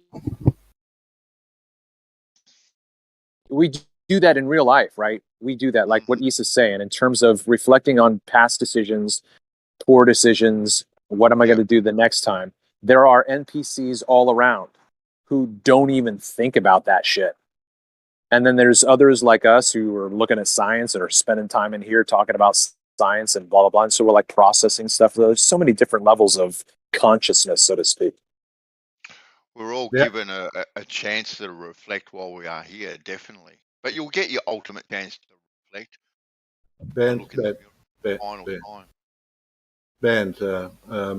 I was thinking about kind of judgment. When you face a problem or you suddenly are confronted with a different viewpoint on something, and you are pondering and you are focusing on it and pressuring it and want to find something in it, and then suddenly at a moment under the shower or on a walk you get something, and I see that as a kind of judgment, as a form of judgment. It has. I mean, you can even look at it like.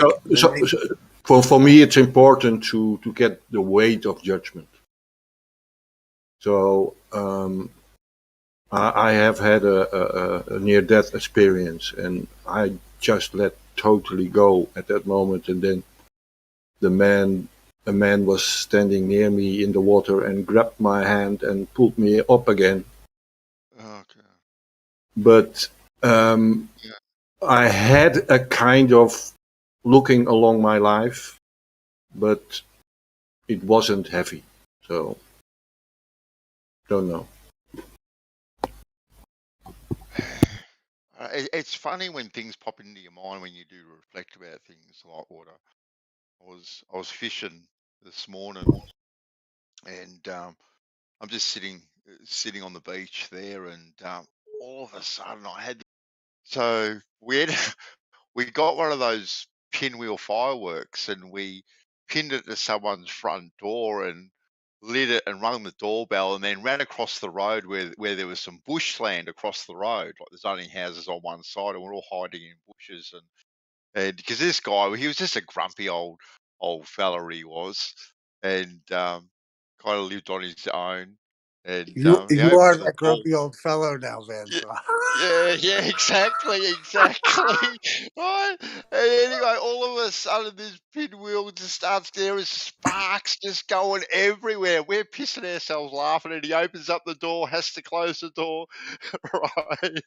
Anyway, the thing comes out. The guy comes running out. The guy, he's in his jocks and his white singlet type of arrangement. Everything's baggy and whatnot, just screaming at the top of his voice, wanting us to come out. We're trying to hide behind these bushes. Anyway, he ended up going inside, and we scuttled off into nowhere. And yeah, this is early in the morning, like just on dawn, like so it's still fairly dark. So the little fireworks display was spectacular, right? And anyway, that morning, we're getting ready for school. We jumped on our bikes. We had to ride past this fellow's place, and we looked over, and all the scorching on his door and the door frame and all that sort of stuff. And we kind of laughed. And anyway, I was sitting on the beach, and I'm kind of chuckling now, but I felt so bad this morning. I thought, gee, I was a fucking little prick, Like, Right. damn, like that poor guy, would have had to.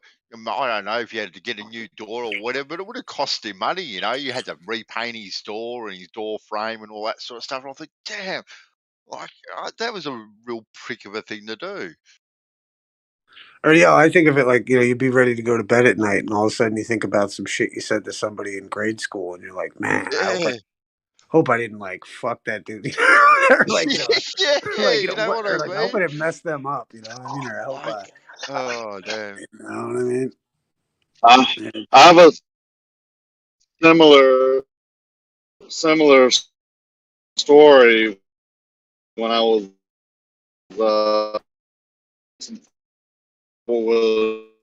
You're roboting like crazy. Roboting mug. You're roboting like here. I think in the He'll come back. He's back. Is that better? Yeah, that's better. Yep. Damn satellites. Anyway.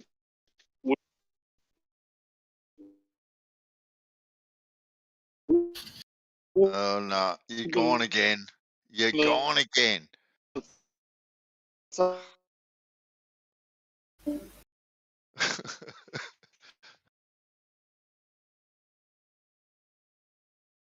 Snacks.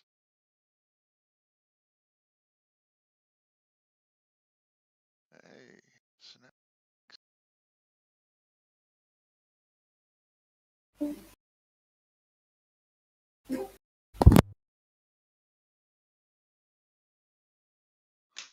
Yeah, somebody should like make a show. If I was a baller, maybe, and I'd take all like or just even I don't know, just a counter position from Flat Earth. Take all the what do they call them over the list of questions that Oakley asks, and like you go into like you have your own list of like this is like science can't prove anything, like go against everything, or like go against like every talking point of the questions. And like because this is why Flat Earth is so interesting, is that nobody can prove anything, and everyone's really adamant about their position. You know what I mean? Like it's fucking just absurdity.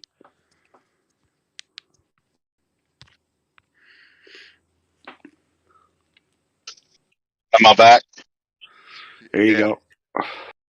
I was saying we lived in a subdivision, and everyone knew each other. Went to a friend's house one night, and we were throwing those packs of fireworks at him at his house. Like and it was just like 4 a.m. in the morning, so everyone's sleeping, and we wake them up, and the dad comes out there, and he's all pissed off, and all my friends, we're all running off there like yelling my name out, come on, and saying my name, and of course the dad knows who I am. He lives in the subdivision, right?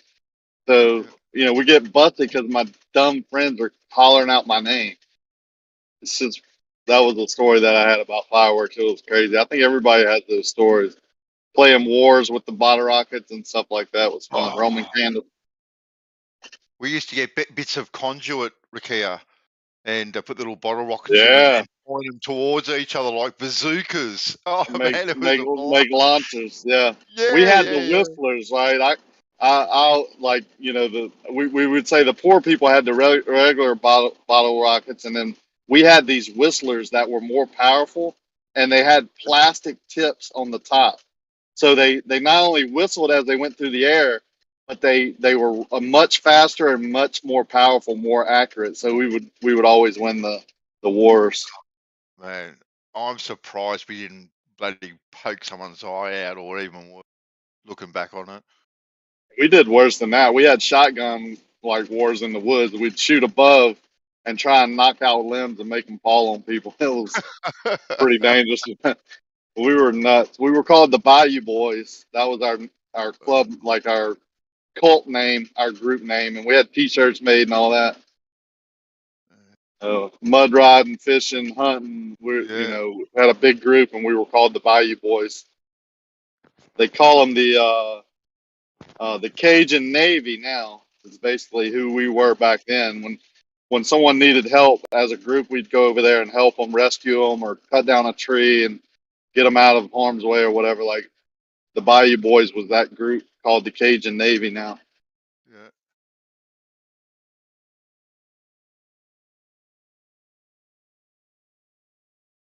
That's awesome. People are awesome. Yeah, we have a friend. I want to say God rest his soul. He died when we were 18. No causes. They never found anything that caused his death. On his death certificate, death unknown. Me and him wrestled on the same team, in shape, didn't drink or smoke, just fell out at work one day. He was a mechanic. Fell out at work at 18, passed away. Mr. Mike Kelly.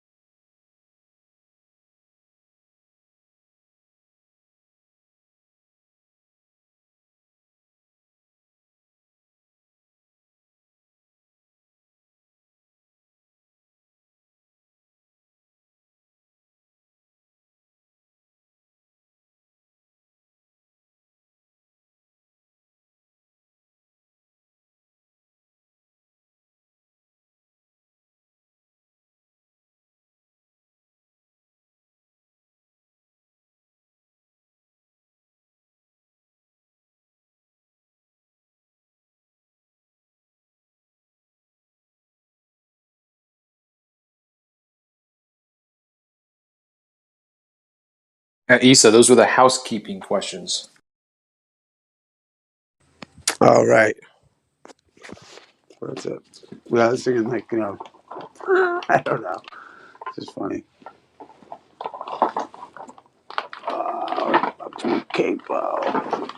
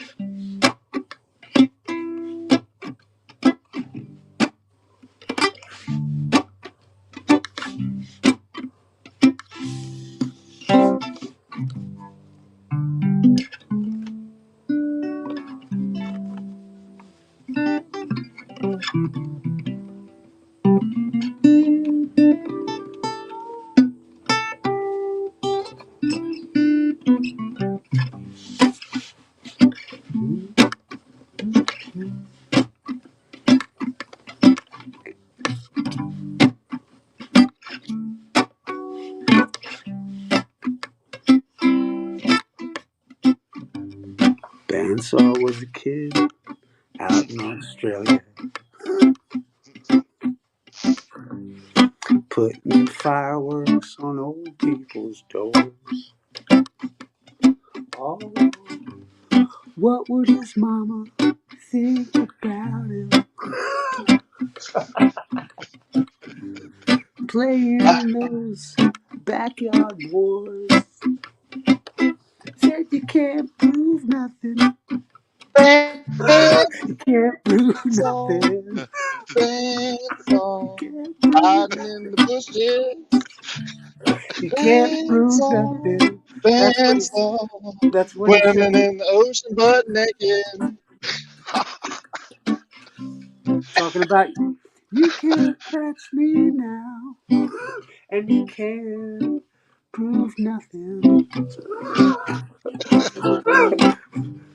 Science doesn't mean that I was outside your house at 3 a.m. No. There's no evidence to lead to that suggestion. We're not rats. We don't talk about what we did last night. So we just stick to the story and ask them if it's right. You can't Bandsaw, prove nothing. Bandy, Can't Bandy, prove nothing. Bandsaw. You can't prove nothing's what we said. Oh, Bandy, Can't prove nothing. Bandsaw. Don't talk to my creator, cause he's all mine. Can't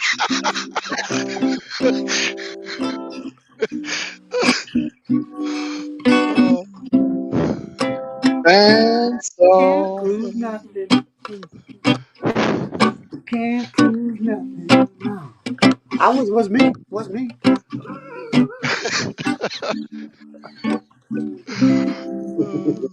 If you want to know who the best part is, just ask me. Bandsaw.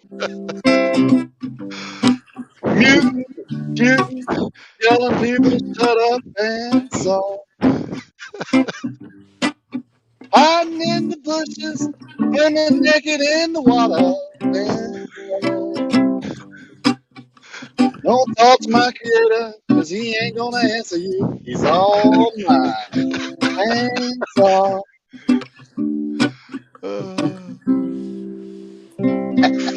Oh, gold. Absolute gold. Yo, now check it out. Check it out. Now he's fishing in the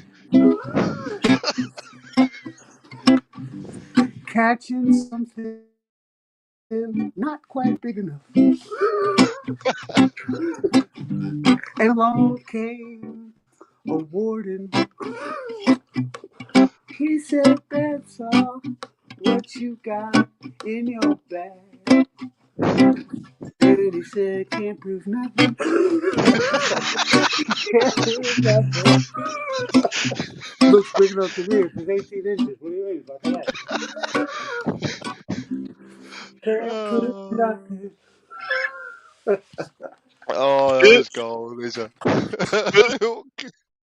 Fishing with the little worm. Bandsaw. Yeah.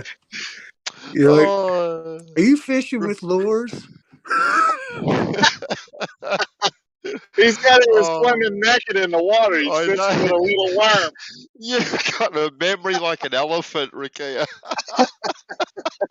Oh shit. That's hilarious. That brings back That some was- memories, man. We used to sit around the campfire and make up songs like that all night, bro. That's good yeah. time. Oh yeah, bro. Oh, that was gold, ISO. Cheers, man. Cheers. Oh, that was gold. Can't prove nothing, man. Benson. Well, that's like you know the one. What do you? Or was it? I forget. What do you do when you don't like yourself? Was it? I forget it, dude. You make a sock account. There's like this fucking thing. I forget it. But it was kind of the same chords. Hey, I think you should go back and listen to that again and write the lyrics down and actually release it.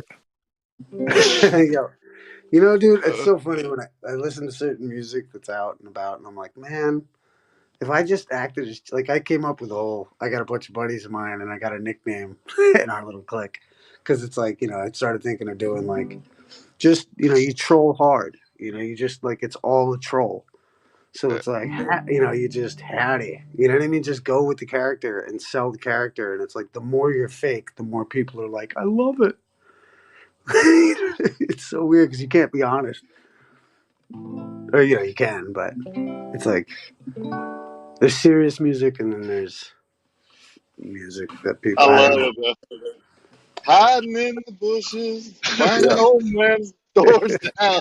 Like that's hilarious. Oh, I just like that oh, you can't prove nothing. I can't prove nothing. Can't prove nothing. Prove nothing. Science doesn't prove anything, And I boys. tell you what, that's what me and my mates were saying to each other too. We're right. They can't prove nothing. That's fucking That's right. right. I remember, dude, the first time I got arrested, I was 10 years old or whereabouts. When me and a bunch of buddies got fucking wasted. We all drank out of my dad's liquor closet or something. And then we like I took the bottle, went over a friend's house, and we all got wasted. And then they all were like, we're going to go on a bike ride. And I was like, I'm fucking tired. I went home. I wake up to the police waking me up in my fucking bedroom. Fucking, I'm getting arrested. I go down. I had to write a paper on guilty by association. I'll never forget it. At 10. Oh, dude. Yeah, probably fucking, yeah, like young, dude. Because I remember, like, literally, like, a week before I, like, went and, like, how they introduce you to cops, like, they're your best friend. Mm-hmm. Yeah. And it was, like, the fucking 2 weeks later I'm in there. Like, it was, like, that kind of a thing. But, yeah. We were young. Can't prove nothing. Can't prove nothing. Can't prove nothing. Can't prove nothing. That's fun. Oh, little capo.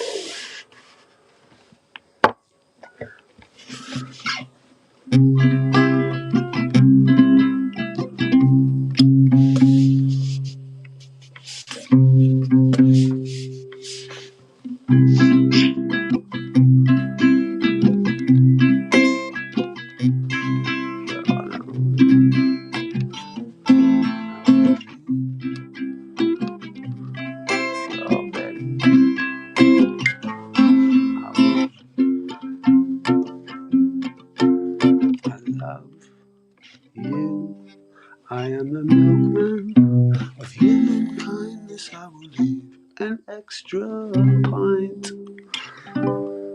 Oh my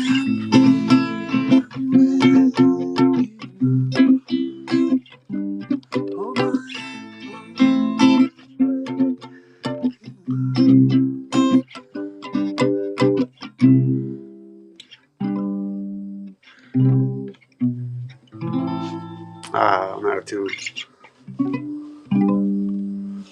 You got any of you guys know that song? Milkman. It's like this English dude, man. I heard the tune. It's just, I fucking love this track. It's like some English protest music from like the 80s or some shit, man.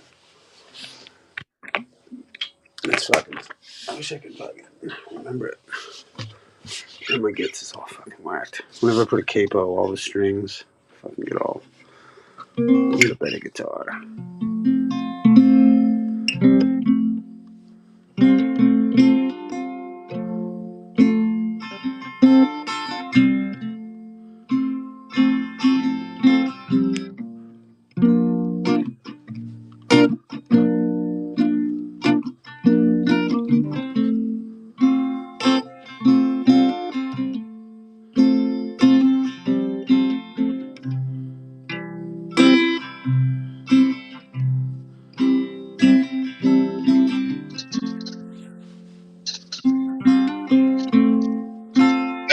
Hey, Mr. Toilet Cleaner, how do you know we seeing too deep?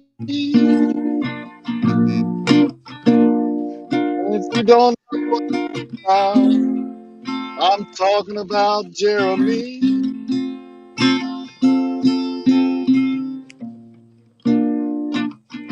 Washes the whiteboard, cleans the trash, yet we knows that where we're at. Can't rhyme.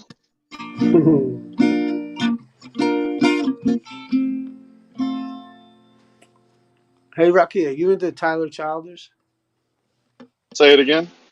Tyler Childers. You ever heard of him? Doesn't ring a bell. Ah, dude, he's like one of Doesn't my ring a favorite bell. musicians. Oh man, Tyler Childers, bro. Check him Shoot me out. something. I probably have heard of him. Like, I bet you know some of his tunes, probably if you heard them, kind of thing, maybe. I'm just terrible with the names. Kenny, Yep. I met Kenny Wayne Shepherd when he was first starting to get popular up in Shreveport, Louisiana. That dude's probably one of the best guitar players I've ever heard in person. Nice. Yeah, them boys can play down there, man. You never heard of Kenny Wayne Shepherd? I don't know the name. Yeah, look him up, man. Kenny Wayne He's what all now? that. Kenny Wayne Shepherd. Cool. Shepherd. Kenny Wayne Yeah, he Shepherd. had some good songs. Kenny Wayne. Kenny Wayne, get your ass over here. Kenny. Feed the chickens. Cool, I have to check them out. I got them here. Can't believe you guys were saying Taylor Swift is a bloody guy. What the hell? What's wrong with Taylor Swift? Well, apparently she's a guy. Oh God, she's cute as fuck. I know. Well, I mean, dude, like that whole Oh, transgender rabbit hole shit. I mean, oh granted, it's man. like people have gone and lost their shit on that. Although I will say, be suspect of the girls on Instagram.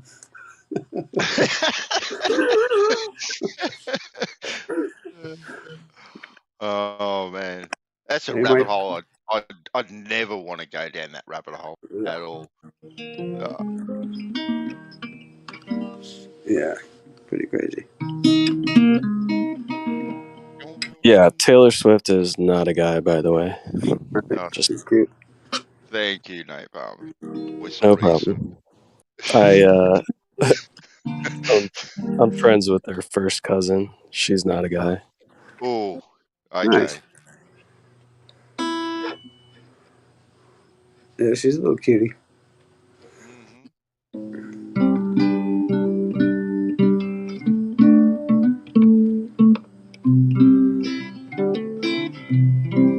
Ugh, yeah.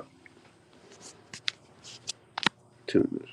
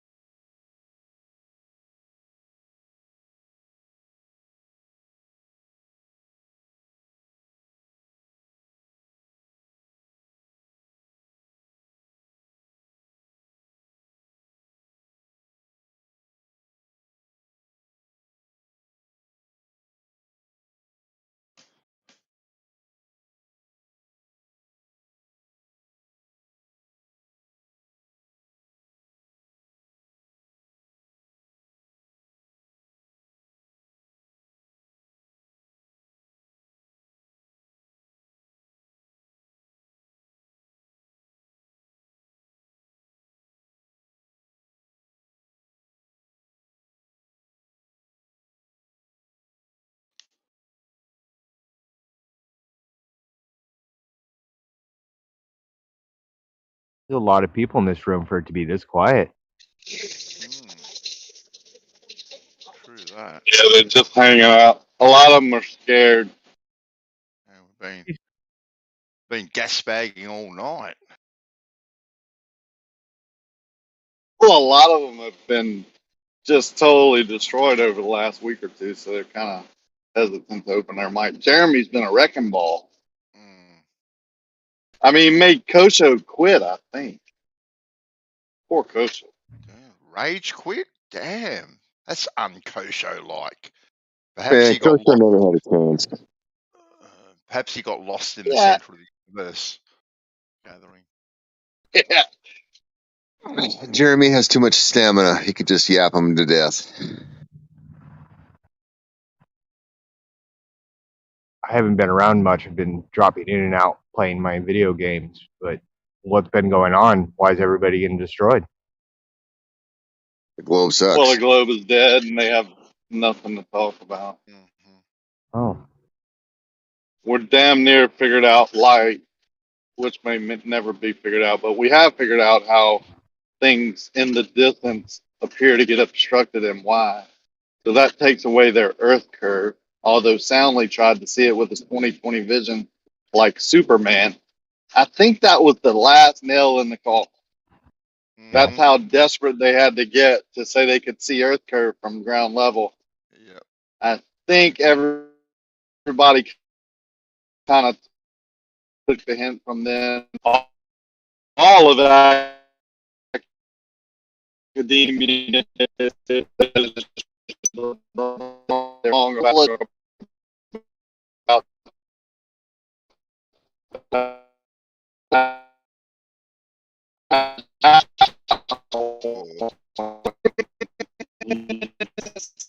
The robot again. Yeah.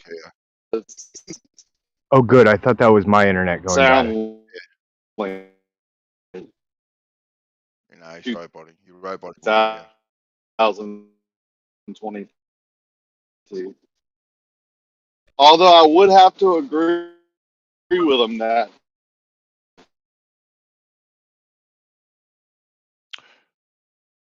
But yeah. Oh, that's unfortunate. Stanley met his kryptonite. So it was boom. I mean, we all screw up once in a while, right? I took a reading when I got up this morning on my online sextant, and I ran the numbers the first time, and it said I was somewhere north of or somewhere near the North Pole. But apparently, I just suck at math, and reran it, figured out where I did my math error, and now I'm within 25 nautical miles of where I really am. So 25 nautical miles. Wow, that's as accurate as mud. No, that's pretty good though. Anything under, I would say, 40 miles is good. right, good enough to sail a boat by, right? Right. What direction you headed in? South. Well, you're gonna hit land sometime. Eventually. Eventually, you will land. Yeah. Yeah, that's actually what I'm trying to avoid. The Horn of Africa where it kind of sticks out. I've got to get around that. Oh, that's a tricky part. Isn't there some tricky weather patterns to around there? Yeah, there's some real big stuff, and the entire race is about a day and a half to 2 days behind where they were in the 60s. So we're all like scrambling trying to get faster.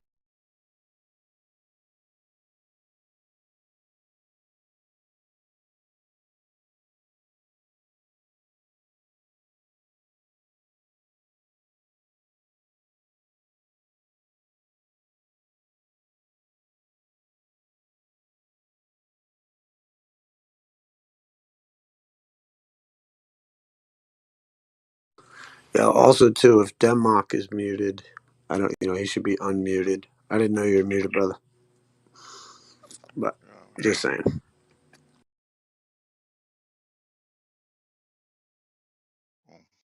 And he actually did post his example of a toothpick out of a ball.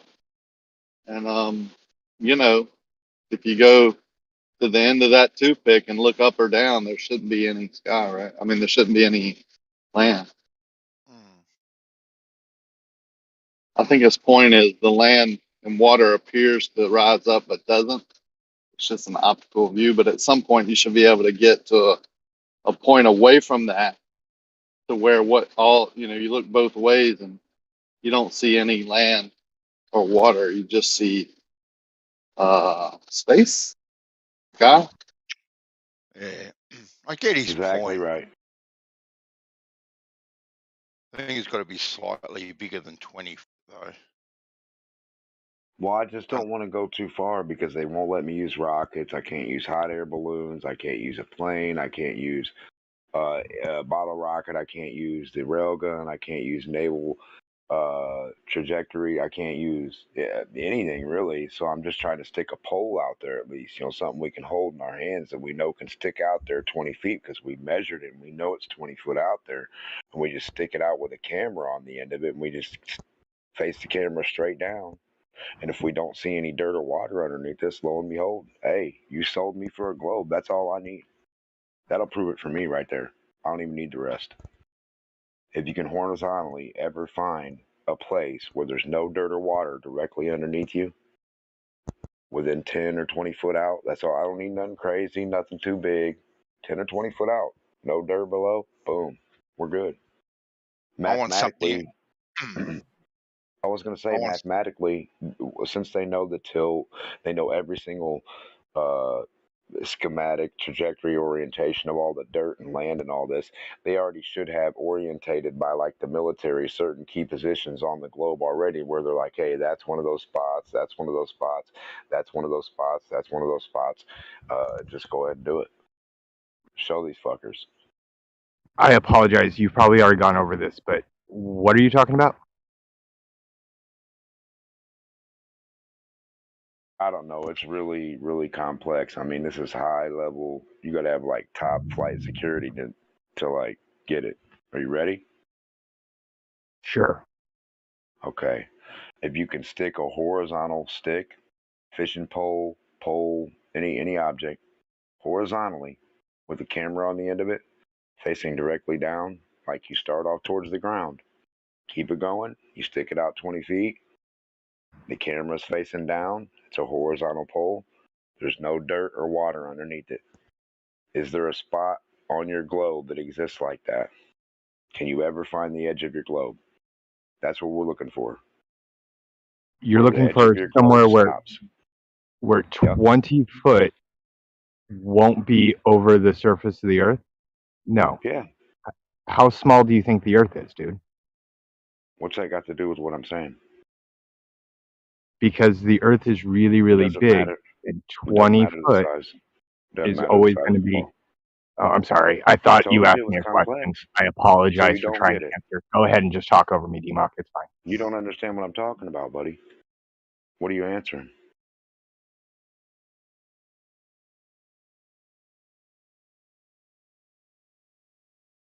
I told you it was really complex. I told you wouldn't get it. Right, You yeah. always started explaining 20 something that foot. has nothing to do with it. 20 foot is too small. You need something bigger. Too small for what? Show me how that is. Show me your diagram of a ball and a 20-foot stick sticking off of it, how that's not going to show air at some position of it when you turn it to where that stick is vertical. Horizontal and not vertical. Show me your diagram that proves me wrong. I'll wait.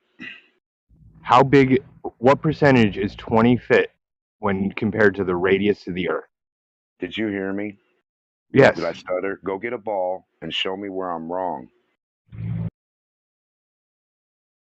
that too hard for you? We don't want to deal with shoulda, coulda, wouldas, and ifs and buts and candies and nuts and Merry Christmas. We want to deal with a ball object and a 20-foot stick. So you go get a ball and you scale it down however you want, buddy, and put the stick in there. Whatever you do, right there, right? If I had a horizontally off that ball, no ground, no ball is going to be underneath it. It's really simple, man.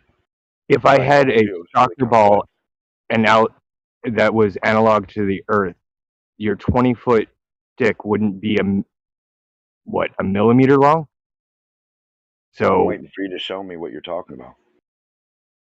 can you not scale in your head? Is that the problem?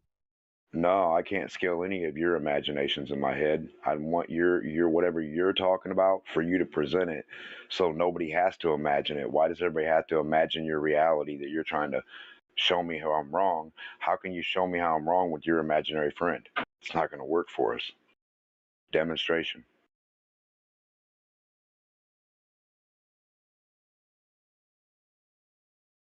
Okay.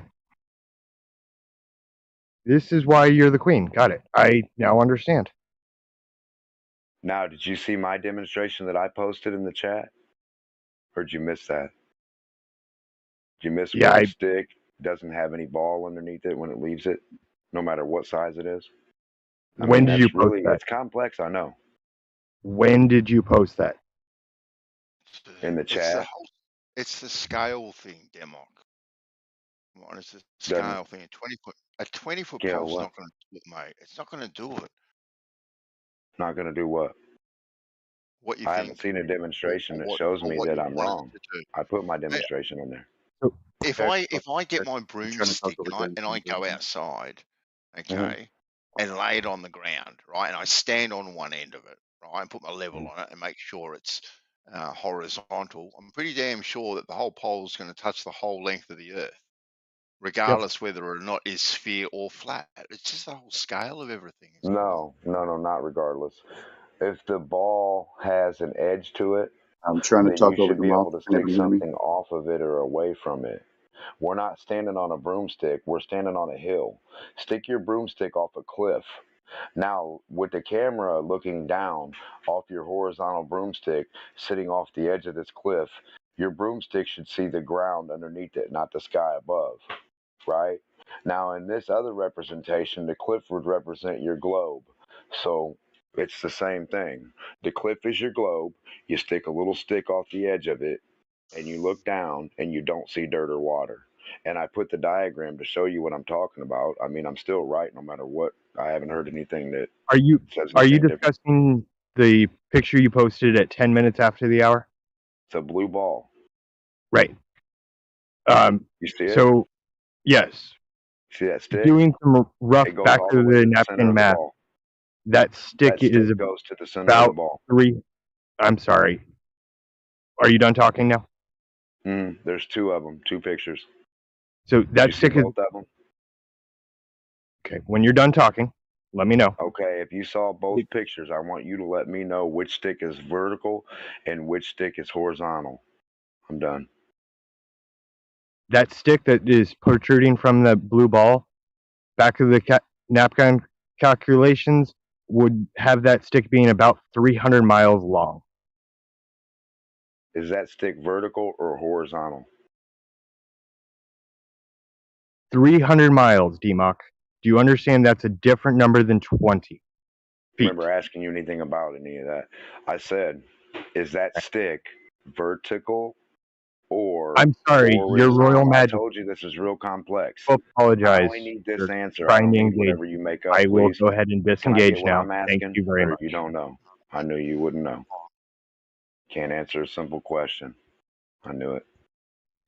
See, this is what gets me. Is like when we were talking earlier about like objective reality versus like subjective reality, and like I think almost I've just realized like my greatest case in point for that science doesn't prove anything because everything is subjective is that take like Kool-Aid.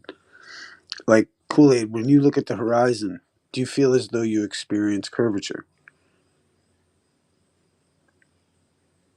When I look at the horizon, no. My eyes are not good enough. I can't detect it. Okay, but like so you could maybe detect it in a plane or something, no?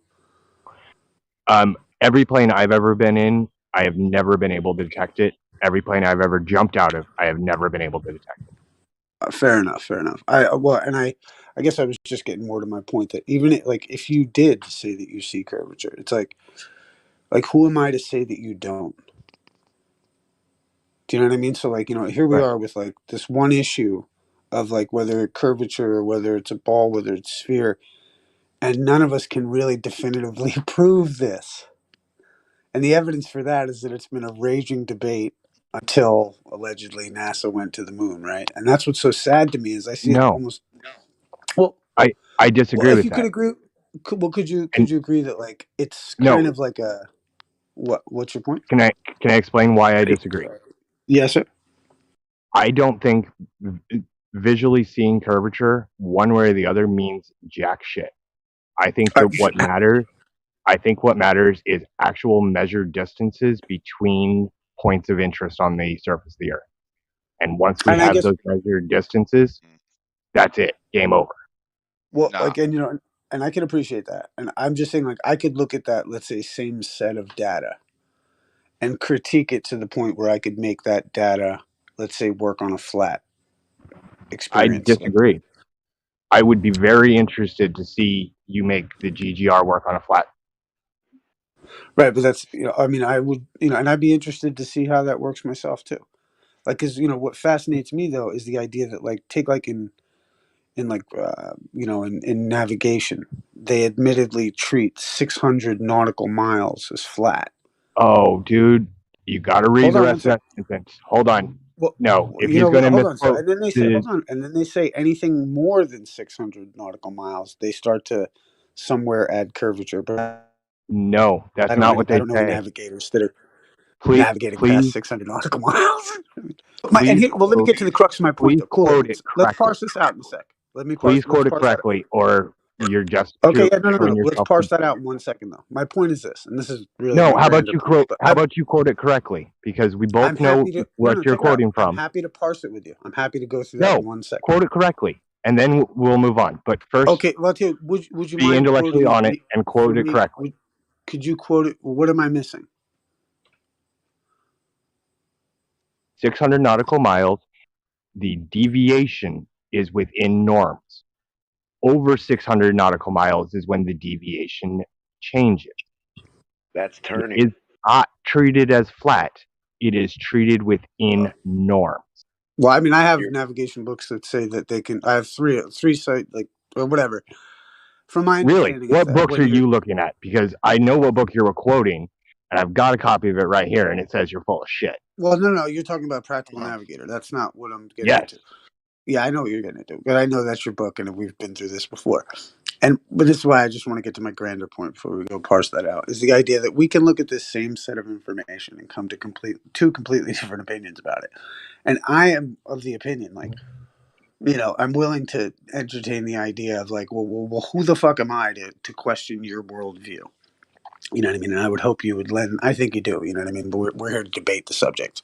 But I think we all lend each other that whatever. And I just think it makes to my point that we can't prove anything. You could say that we can prove something, and I'm going to say that we don't prove anything, and therefore there's my evidence is that we don't prove it because we haven't fucking convinced everybody, right?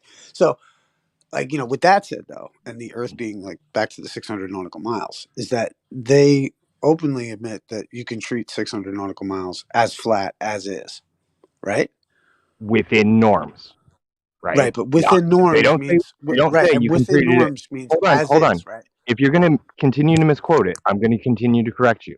They You can don't say add that if you like to, but they still. How about this? I'm actually quoting the book. You're adding. Okay. And Does it say I'm that? How saying about this? stop adding and quote the book right. if you're going to quote the book. You're right. You're right. Does it say that I can treat the Earth as flat within norms? No, it does not. What does it say? What does it say exactly then?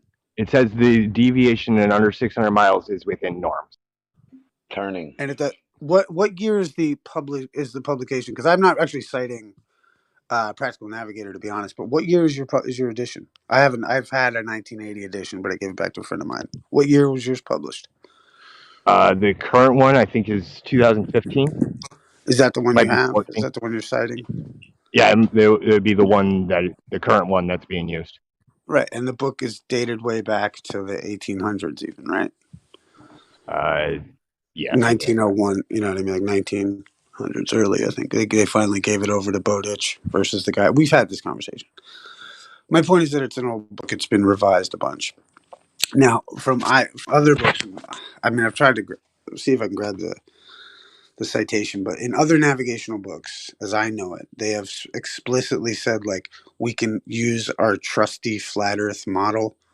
Like flat is like, you know, like there's a bunch of references to the idea that within 600 nautical miles you can treat everything as flat. And if that were the case, your 300 miles regarding the fishing pole thing with Denmark would be irrelevant, right?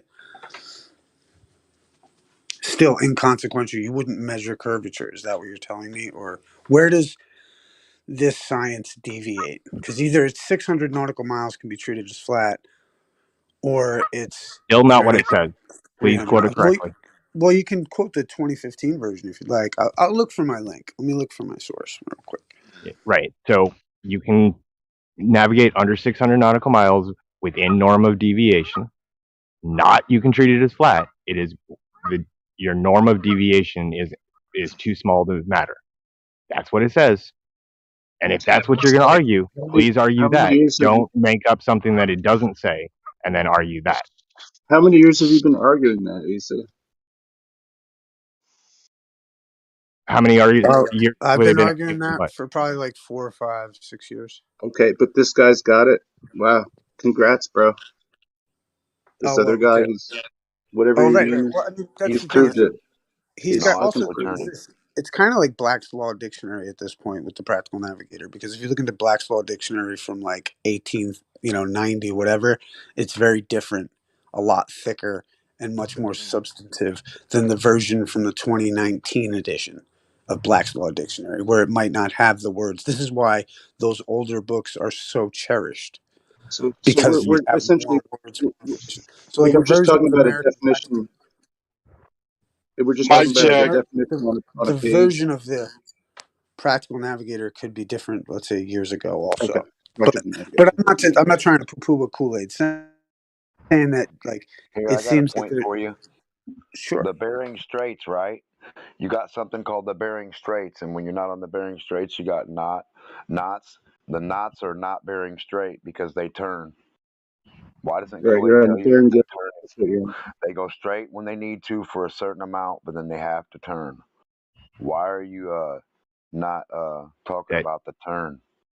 That meant absolutely nothing. Those were just Why random would you need to turn in a race that you're going from point A to point B in? What kind of horses are we driving? Doesn't Well, matter. Can I get a mic check, please? You pick Yeah, them. you're right, Mike, check, Rakia. you Yeah, sound good. Be good. Yeah. Was I right all those times? Jeez. I can hear you. Yes. Yes, we could hear you.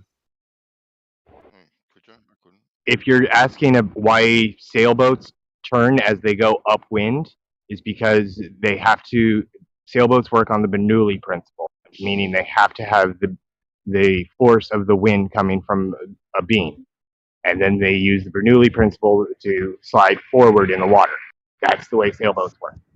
Otherwise known as the minutia principle, where you have to turn to go back around somewhere. You can't go straight directly and never turn to come back to your point where you started from, right? You have to turn around, don't you, Demont? You can't go forward. Those were just A words. and They come don't back, mean, Your Royal Highness, to where you started.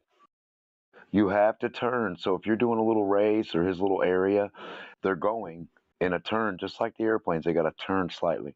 Turn, turn, turn, turn, turn, turn. And then they go to where they go. Right? No. If they do None of that made any sense. of anything, they have a slight curvature to their path of turning left or right.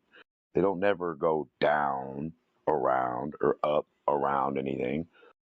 They turn left or right, the same as a boat on a flat plane. Sorry. Why do they have the Bering Straits and then not the Bering Straits? Right? Because one you can bear straight, the other one you can't. There's no point. It'll get you nowhere. Do you think the Bering Straits you sail straight through? I know that you can't That's sail really straight dumb. anywhere and come back to point A where you started from. You've always got to turn to get back where you came from, don't you, Demont? No, not on a ball. Where would that show me that how that works? Not on a ball ever. It would be easier. You It can would be never get easier to lost on turn a ball. around than go. It's like you missed that left off the parkway, but you're like saying go around the entire ball again until you hit the same right you got to hit. To prove a ball? Well, sure. It If doesn't they're make saying sense. you don't have to turn, of course I'm saying go straight and never turn. Go straight and then come back right where you started. That's exactly what you would do on a ball, But that dotted that line. takes a long time. That's a steam. That's my Well, point. 3959 is not that big, is it? Is it 3959 or 24,901? I forget. Yeah, you I know don't you know have what it those is. numbers. Is he Which doing his one? tax returns? What happens? What's happening? The only which way one? you're going to demonstrate it, you ain't Well, going to which one? demonstrate it between the distances of any two places. Measuring the distance between one place to another isn't going to demonstrate anything. You've got to actually demonstrate curve. You've got to measure that curve. You've got to create a horizontal line. You've got to do that independently without bias. Right? Get that done. Game over. Right? That's what I'm pointing out. Why do you think that we can't Hold know on. the My difference? question was 3959 This versus doesn't make any sense, Demok. Shut 24,901 up. miles. How is the Hold on, ball two Demok. different Hold on, sizes? Demok. Hold on, Demok. Bandsaw, why do you think that knowing the distance from every nautical port to every other nautical port doesn't dictate a shape to us? Because I'm dictated to by a certain map. Okay, then the only No, way to reality. no, Kool-Aid. The only way to determine curve is to measure that curve. So create a horizontal line independently without bias, right? And there's no argument. But until either side does it independently without bias, get it done. The great survey off, all right? Get it done. All right, that's the only way you can do it. You can claim distances between that and heights of this and all that sort of stuff. Do we not know the distances? The only way you are going to do it is to measure that curve or no curve. That's the And only do way. it live on camera. In chat. It's not In chat. 1902 no more, and we got cameras these days. We don't need pics and stories and imaginations. My question still is 3959 kilometers versus 24,901. Why is everybody saying they're so big? And which one is it? That's an oil change. So, Bandsaw, do you think we know the distance from port to port? Any ports? No, you can't even tell me the distance between 24,901. Your Highness, your name's not Bandsaw. Shut up. Hold on. Well, he did address me.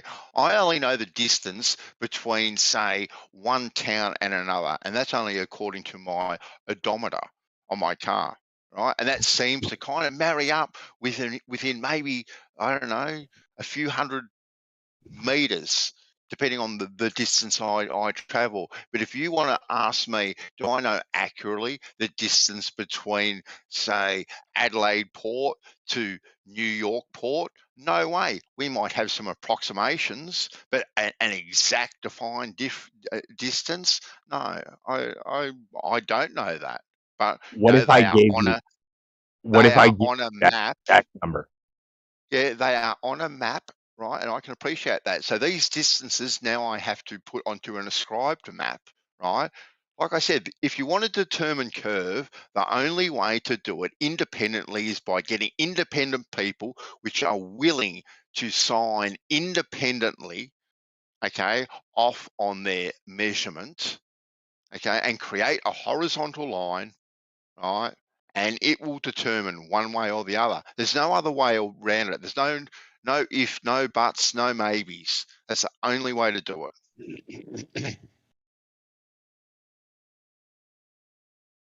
I'm sorry, respectfully, I disagree. I think if we know the distance between many points on that surface, the laying those distances out will force us into a shape. Regardless of if we can observe the entire shape or not, we will be forced by plotting those distances in 3 space into a shape. Huh? Yeah, that's actually. I'm looking for my source, which I've emailed to myself so many times, and it like in my email, like I can't go. Like all it has is like it won't let me find those emails. It lets me get down like 5 emails, and then won't give me anything else. So, but I know like there's a couple of references. I'd have to go to my computer or something. But yeah, there's many references that say the Earth is flat. That you can treat the Earth as flat within 600 nautical miles. I just want to clarify that point. No, Sounds again, like an excuse You to can me. say no all you want to. But until you find that's the all. clarification, I'm going to go with the one I have, which says you're Yeah, that's lying, fine, which bud. is I mean, what I get you've it. agreed to in the past. No, So Kool-Aid. Oi, Kool-Aid, don't call people lying. Right? He's not lying. You no, so that's crossing the line. I've cited it. I've cited it countless times. corrected on it I've multiple provided times, it. I've what else is provided there? it countless times for people. Oh, I'm It's sorry. okay, man. You're not lying. You're just following your queen's example. I'm just telling you what it is. If it hurts your feelings, that's all right, bud. Except it Grow up. doesn't, You'll grow because up one day. you Grow up. have no citation. The citations that we It's both really looked at together it's don't say that, do they? it's more the reaction and the attitude that like It does denotes, actually I say guess, that. an immaturity. I guess something like a 3-year-old or 5-year-old is obsessed with rules, and if mommy says this, then we have to do it this way. Some people are very obedient that way, but others are different. Interesting. Yeah, you're citing from a 2019 manual. What up, Snacks? Fucking, you're citing by an old, a modern, updated manual that has had to reconsider that the moon is in the Earth's atmosphere because of flat earthers who are shadow banned and fucking not allowed to fucking spread their own information. I mean, the fact that when I type 600 nautical Maybe if miles, you guys had a fucking map, YouTube video should why show up. don't you produce a world map, and then all of this will Because you go can't away? prove anything. You can't prove anything. I mean, Like that other was than my premise sailors when we who do started it this. Maybe you every weren't day. here. Maybe you In weren't here. fact, And I was we've got tons of sailors out on the oceans right now proving distance. And there's a bunch of them that are flat earthers. No, there's not. I've never seen They're not talking to single you about sailor. it, you fucking idiot. I've never seen a single sailor who Kool-Aid, actually knows anything about sailing, and I Kool-Aid. include you in that. Who Yeah, know? great. Kool-Aid, are you You sail around the I'm ball. sorry, Rocky. I was in the middle of a sentence. I'm going to go ahead and finish it if that's okay with you. Yeah, you were insulting us. And you Yeah. can't prove that. You can't I have prove none yet of those to sailors. find a single person who knows anything about long distance open ocean sailing and believes the Earth is flat. I do Have you not talked believe to they all of them? exist. I have talked to people who claim to be long distance sailors and don't know the very basic terms. Well, maybe they made it to Antarctica Are you already. on a sailboat right now? Are you on a sailboat right now? Interesting to think about. Did you take a sextant reading from a sailboat's deck today? Virtually, yes. Okay. Cool. Do you have a cell phone? Are you talking to us on a cell phone? Yes. Wow. Go up on deck and take a picture holding up that sextant. That would be a beautiful picture, man. What part of I did it virtually did you misunderstand? Oh, so you weren't on top of a deck in a sailboat, on a sailboat, No. taking a Okay. sextant reading. Let me, maybe you don't know about this, Rakia. I am currently doing a virtual regatta where we are sailing the GGR, meaning every day, multiple times a day, I get up and I play this game where I take sextant readings based on stellarium, and everything is actually identical to what they do on what they're seeing on their boats. Except you're on a computer. We are currently racing around the world. Yes, I am sitting on a computer doing it because Thank you. That's I all don't need have. to know. Because Stellarium has baked in spherical calculus. You're right, it does. But you know what? It matches every like everything you single. could be doing. You're inducing. You're bringing in the sphericity. It matches what the sailors on the boats are seeing exactly. I understand your passion down for your. to what resolution? If you're down to like a certain resolution, everything's going to appear flat. If you're like zoomed away, apparently to you, right? You're saying that zooming? it spherizes, No, right? no, dude. You're There's no saying zooming. There's no zooming at all. No. Well, what you're saying is like if we pull away, You can't if we zoom out pull from away, your ship. You just see the ship. it's 3D space, bro. Work with me here, huh? No, it's not. It's not. Okay. All right. You're working in a 2D environment, so it is flat. It's actually 4D, but that's beside the point. Because I don't think it's really 4D. You're like well, maybe then like you're just wrong. 2.5D, maybe at best. Okay. Oh, 2.5D. That's interesting. Oh, I it's didn't not a know. thing. That's not a I thing, didn't. huh? Okay. All right. No, It's not a thing. All right. can't Well, you're not have a planar half a geometry dimension. expert, I guess. Right. You can't be in half a dimension. You're either in the dimension or not. It's kind of like being pregnant. You are or you're not. It's usability and the way that it is used within that 3D space.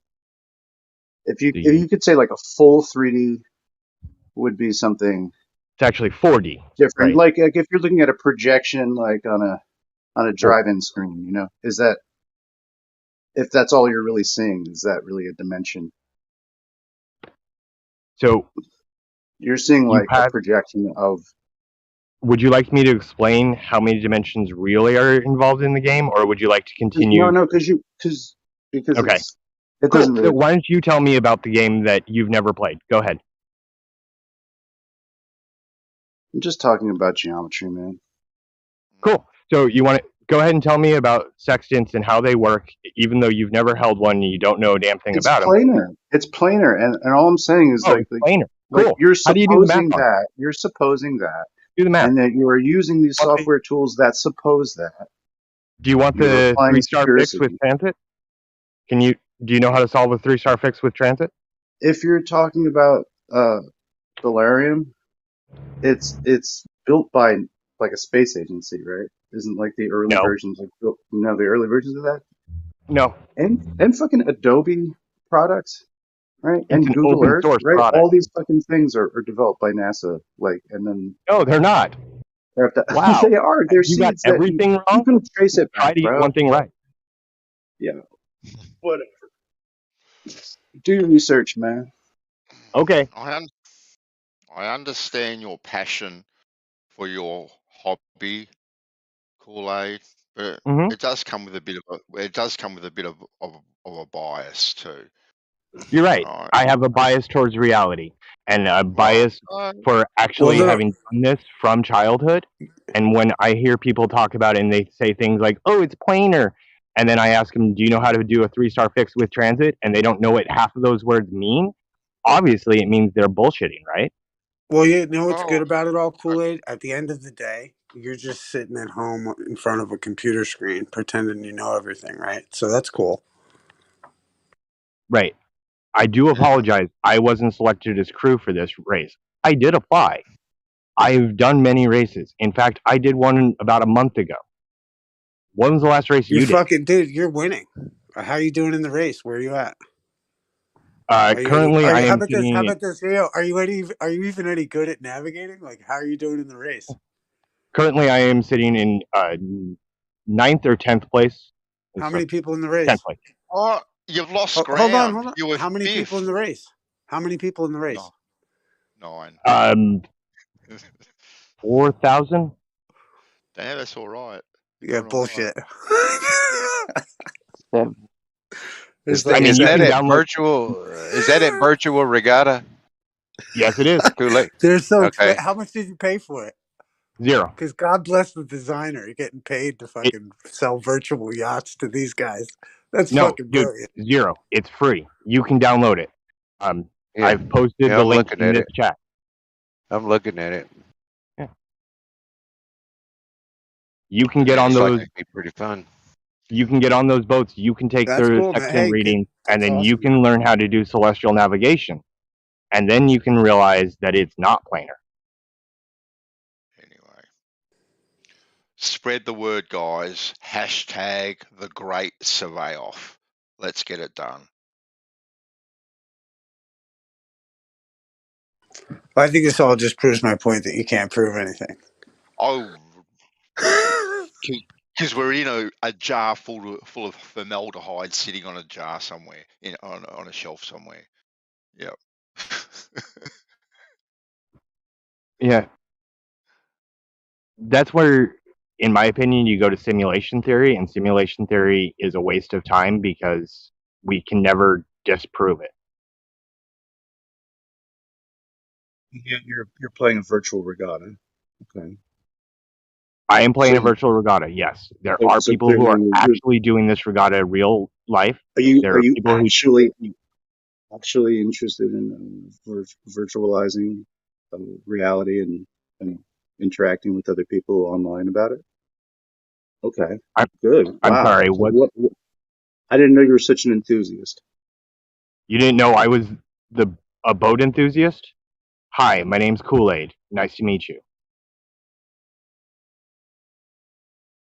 A virtual enthusiast, a video game enthusiast. No, I like real sailboats, real things. I was not selected as crew for this race, which is why I'm doing it virtually.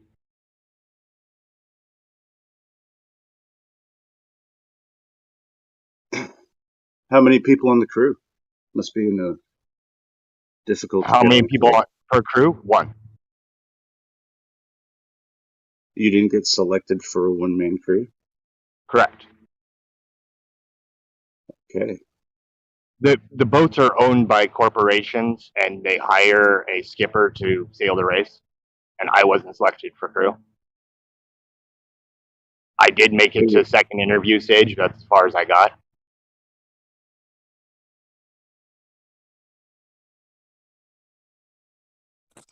I wasn't able to jump in earlier, but Kool-Aid, you were asking Bandsaw whether or not we can know distances.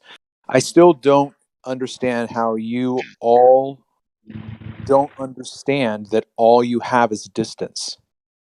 When you want to go farther than that by making a claim, you have to have measurable evidence. Yo, does anyone else keep getting connected and disconnected, or is it just me? I can just hear I hear somebody. like I can hear somebody coming in and out, but I'm not paying attention. They're like it just happened again. I'm lagging a bit, but I haven't been disconnected yet. But it is a bit choppy. My whole internet's been going in and out as well. Sort this out. As the king of Australia, I expect some results.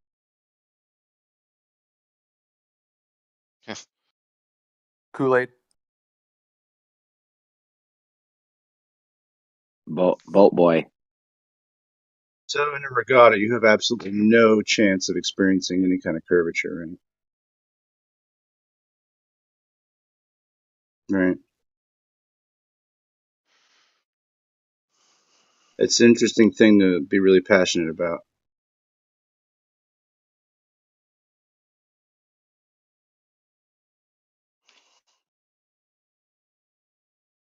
So listen, you can prove things. Saying you can't prove things is crazy, Isa. You're driving me nuts today.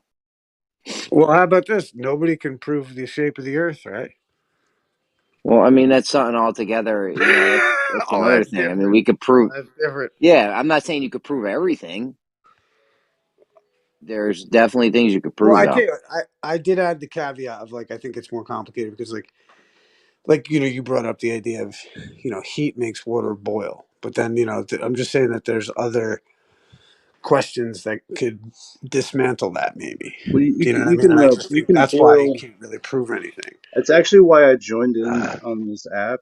He says to respond to you from earlier is when you. Yo, let him have it.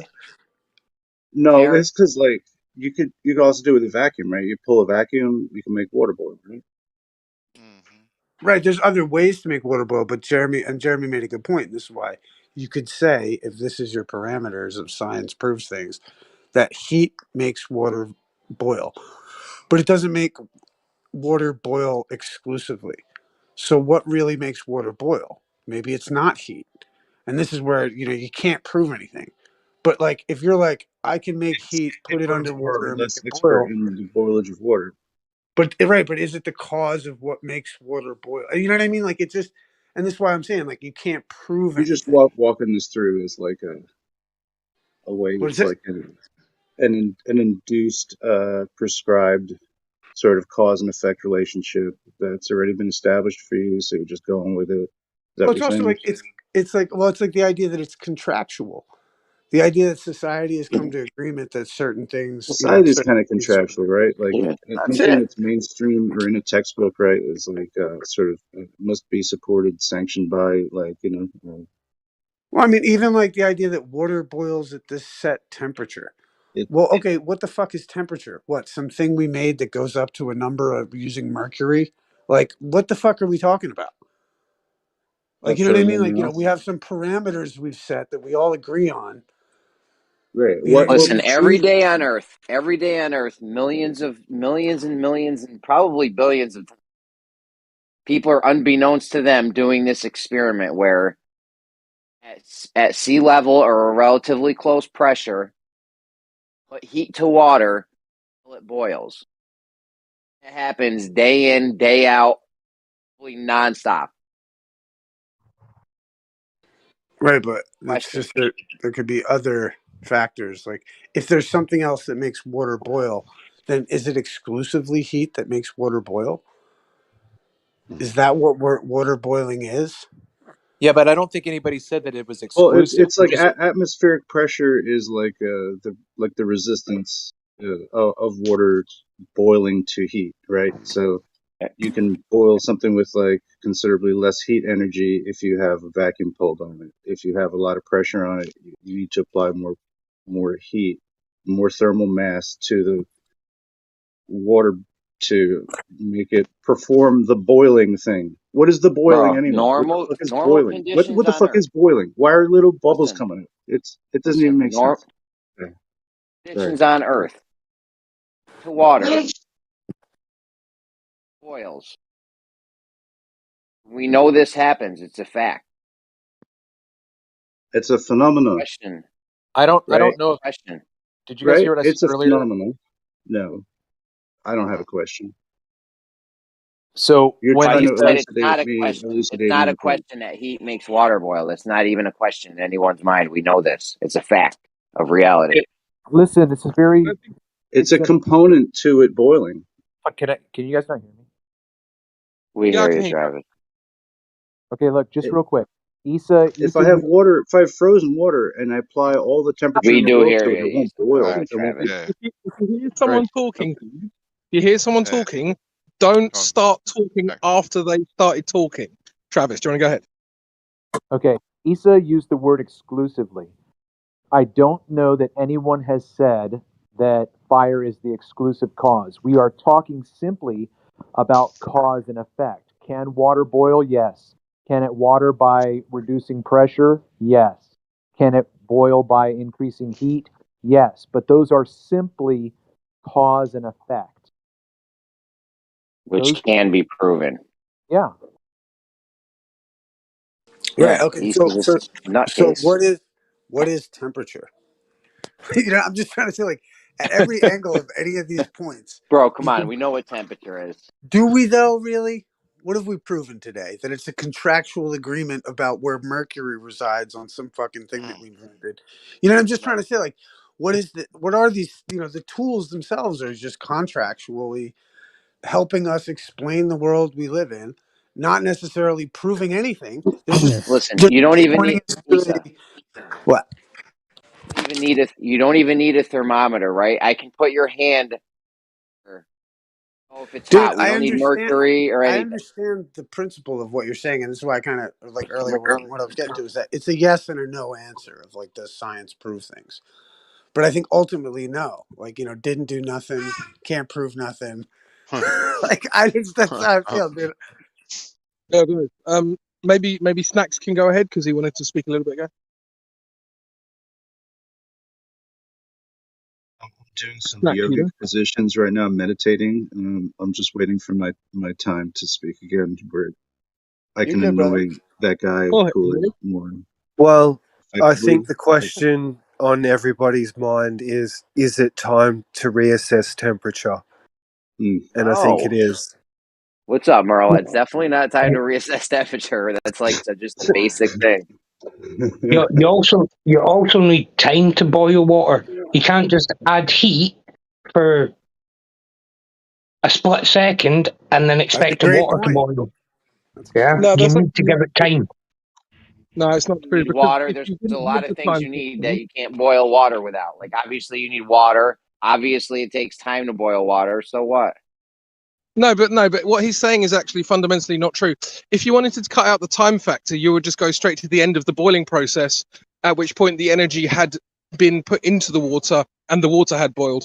So the time isn't relevant. So is it energy that creates and makes the water boil? And not the heat? It's a heat.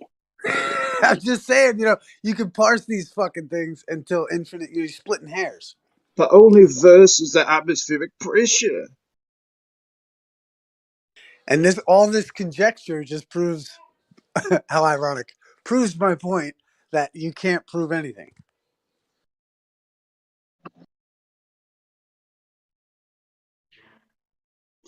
It doesn't prove your point. No, I have to point this out. I'm sure you'll disagree. Your statement is self-refuting because you've just said that you've proven that you can't prove anything. He knows what he's doing. All right. That's why I just said it's He's smart ironic. for his own good. I said it's ironic. Well, no, it's not ironic. It's self-refuting. That's an issue. No, it's wordsmithing, being funny and shit. But what I'm saying is the fucking I just think because flat Earth itself is evidence that people cannot come to agreement on these things and therefore cannot prove anything. Outside of this crazy realm, you can prove things easily. Like no one would even question if you could prove heat causes water to boil outside this realm. All right, this is the only place where that's even in question. Go ask anyone. Oh, that's an appeal to authority, Jeremy. Yeah. No, not appeal to authority. Or appeal to consensus. Consensus. Yeah, consensus. Yeah. Everyone on Earth.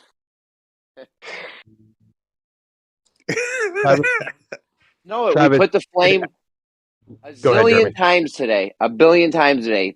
We're going to put pots of water source. That shit start boiling. Like we just know that happens. It always happens.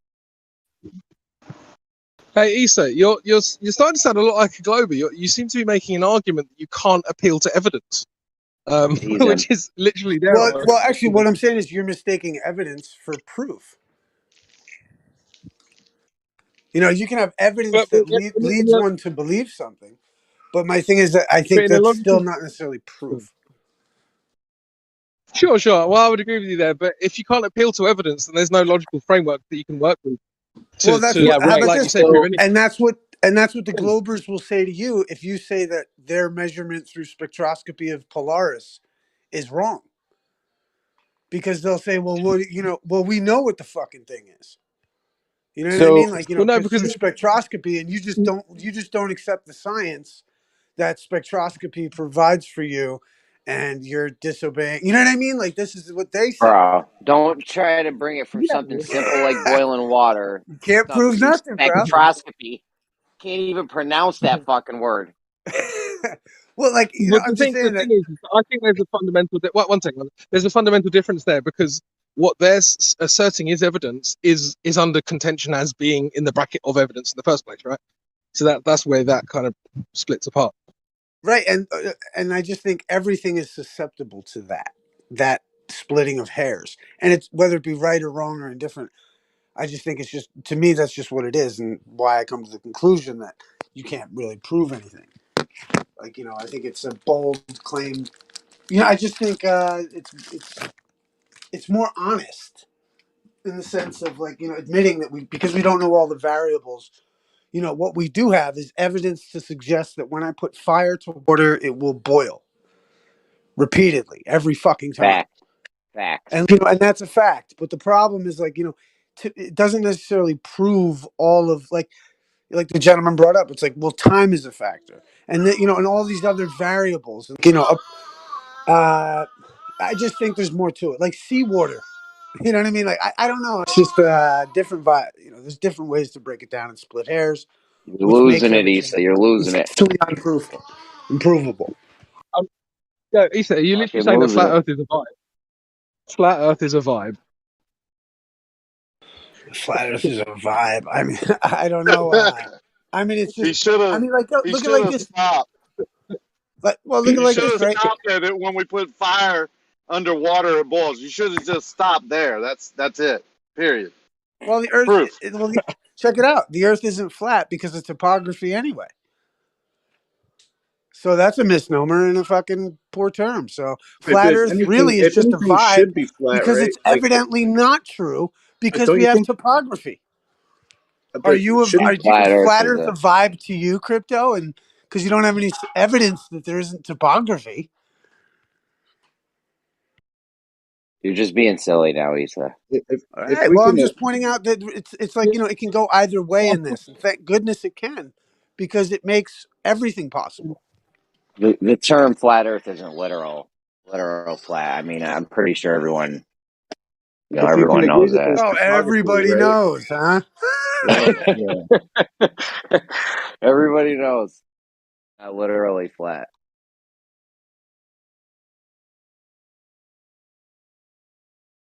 Yeah, the thing is, Issa, So I you heard don't want to Snack. talk to Sphere of me about stuff. So go on. Yeah, I heard Snack's Am voice I cutting earlier. out? Sorry, I didn't mean to cut you off. No, I didn't hear you start, but I'm sorry. I think we started at the same time. I just want Hey to say there, hi to guy. Snack. That's all. I Please hear you, continue. man. I have your voice We print didn't hear identified. you because somebody was I talking. forget your new Can't name. hear you the What's whole going time. on now? Larry's the new name. Larry, that's right. Hank, no more. Yeah, Hank and Snack go way back, man. Shit. Come on now. What, Hank, I do you not want to be love it called when you're Hank anymore? My morning. I love it when you're in these. I love listening to Hank, man. I love when you rock and roll, man.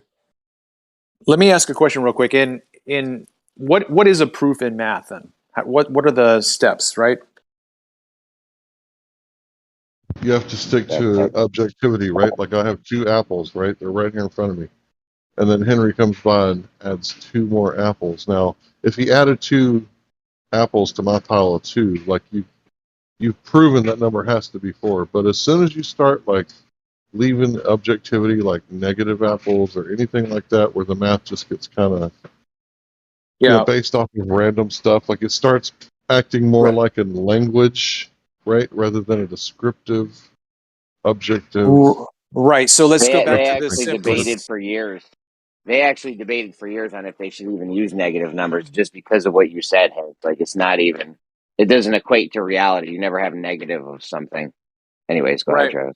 Yeah. So let's not go into the negative number aspect. Let's just stick with the principle of what a proof is. And so you have variables. You have, let's say, 2 things. You have 2 evidences, 1 apple, 1 apple. Those are 2 evidences. And then collectively you have 2 apples. So you have proof that you have 2 apples because you have 1 and 1. So in science, in my opinion, science is just as logical as math and logic. You have to have a premise. You have to have a major premise, a minor premise, and a conclusion. You have to have a cause. You have to have an effect. So Issa said something that made me think of it this way. He's right. Evidence is not proof. But if you have 2 bits of evidence that have a logical progression that do not contradict each other, then you've proven it. Yeah, what I think the black swan's a great example on how to prove reality. Let's say you say all swans are white. I'm talking about the oil rigs. I'm talking about the actual black swan thing itself. If you say all swans are white, and then I give you a black swan, proof they're not white.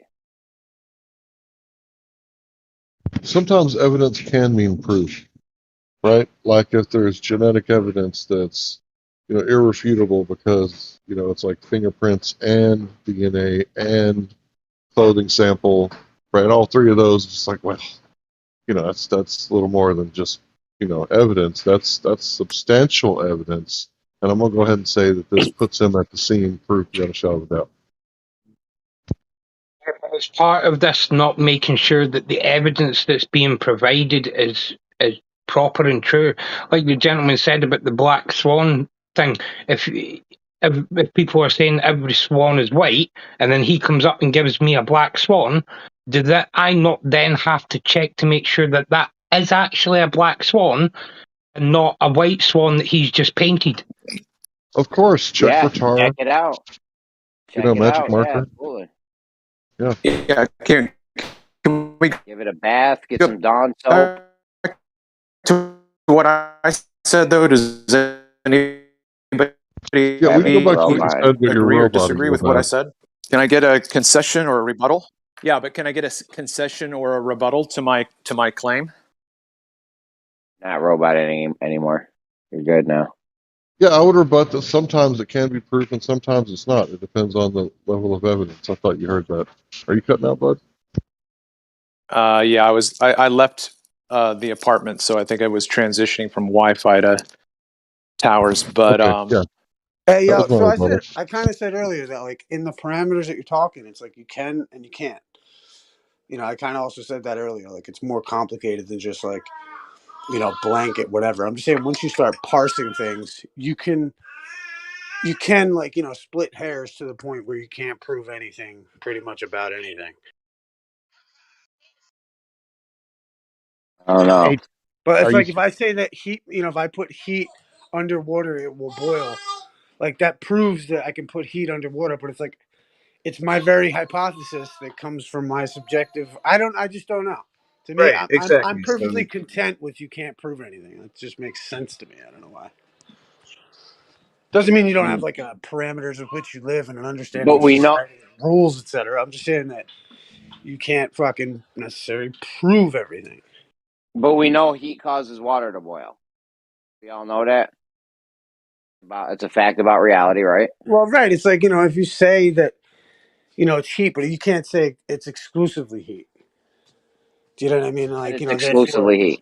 No one said exclusively heat. The I Globers get, do this to me all the time. Why are you get. acting like the Glober, Well, no, Esau? I'm just saying you're setting yourself up for the win because you're like, heat makes this boil, and you're like, yes, it's right, but it's not the only thing that makes it boil. And then you're like, you know, it's like take somebody who never knew about vacuums can make it boil, and they're like, no, only heat makes it boil.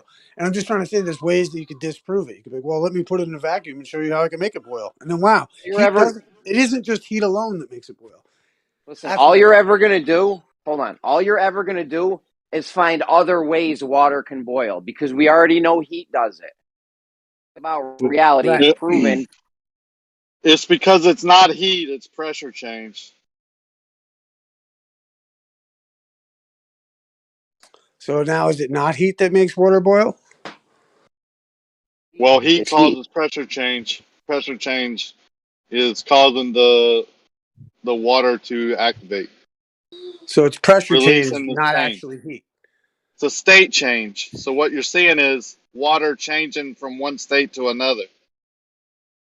Through pressure, but not Multiple causes. Right, Yeah. but so it's not. It's like, but heat makes the pressure change. So what actually makes water boil? Is it the pressure changing? So or the what heat? pressure change? What pressure change? What the Please fuck tell are me, you guys Rakia. talking about? What pressure change? Tell me. Yeah, exactly. Pressure. All you're ever going to do is find other Well, I think ways water can boil. You can find water can boil by changing pressure. Okay. Well, no. Still, Heat makes the pressure heat still. change, and the pressure change makes the water boil. So it's not heat, is it? Pressure change. Where's the pressure change? Right. Rocky, were you fucking around or? I think Rocky is playing the, you know, he's playing the Devil's Orthodox. advocate. Right. So, you know, if you get stuck on the Orthodox, like the way that they do it, the Globers do it, like we can't prove anything with science. Therefore, we're not, you know, we're so good virtue signaling. Look at us. And we're like, no, you can prove things. You just got to be open-minded that someday somebody might come along with, you know, not something different, but something to add to that, right? Because usually if you prove something with science, you can't really unprove it. But we need to be open to multiple causations. The adding and subtracting doesn't change the proof. It just adds and subtracts to the validity of the proof. Like how much evidence you have that proves that is the adding and subtracting. It's still proven because you can't disprove it. That's the whole point of the scientific method. Excuse my chemistry. So when you make ice, it expands, right? So like water expands when it's cold, but somebody correct me if I'm wrong. Does water shrink when it's warm or hot? Compress. Water's not compressible. It is slightly compressible, but not really. Ice is bigger than water. Okay, so if water's not But it has a phase compressible, change. Maybe that's Yeah, what it that's goes why into it crystalline forces it into evaporation, because it can't compress when it's hot, so then it just explodes.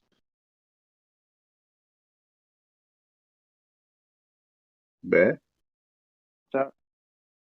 I don't know. I'm just trying to find some consistency with like, if if it does this in one direction, what does it do in the other direction, kind of thing.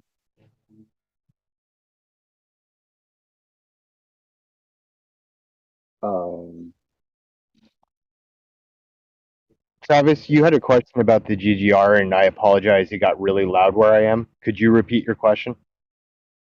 Yeah, you brought up your question to Bandsaw was, do we not know the distances between ports? And my return statement on this is that all you have is distance. They don't even have the distance. No, they don't have the distance. Hey, Jeremy, Tell come me how on, you man. got the distance. Jeremy, stop, man, stop. Dude, every time you say distance, you're just giving it to them. If you have I'm telling you right now, if you have distances, measurement. Perfect. How'd they measure it? Okay. So we do have port to port measurement. How'd you measure it? Yeah. Listen. We went over your Go ahead, Travis. Go ahead. Yeah. So my point is to say to you, if you can leave one port and get to the next one, and calculate the distance in kilometers or miles, however you want, what do you need to do after that to know any more, other than you simply went a particular distance? Well, you got to measure the girl, right? Because she might look like she has C's, but she got a push up. No. Please, Kool-Aid. Yeah, you got to measure on. Mother Earth, bro. Come on. So I would agree. If you only have one distance, you have nothing. But we don't only have one. We have hundreds and thousands of distances. Wait. Let's just say let's stay proximate. Okay. So right now our first variable is distance. Okay. So what's the next variable that you want to introduce to add to this discussion? Point by point, one at a time. Distance. That's land terrain underneath. All I want. Literally, all they need is distance, and it's a wrap. Right. I've been telling you this for mad long. Why don't you listen to me? Okay. Maybe I don't understand what you're saying, Jeremy, but okay. All we need is distance, Travis, because once we have distance from all these different places, then we can plot those distances in three-dimensional space. And when we do that, we find that it does not map a plane, but rather an oblate spheroid. No, it does not. You have to have something else that you're bringing in. It does. Okay. No, that's it. That's okay. No, it's not. Kosho, we went over this with Kosho, and he unpacked it for us. Okay. So if you believe in an oblate spheroid, I'm not him, and the only thing I care about is the distance from port to port, and those distances are known. They're measured. We have those distances. They're reconfirmed all the time.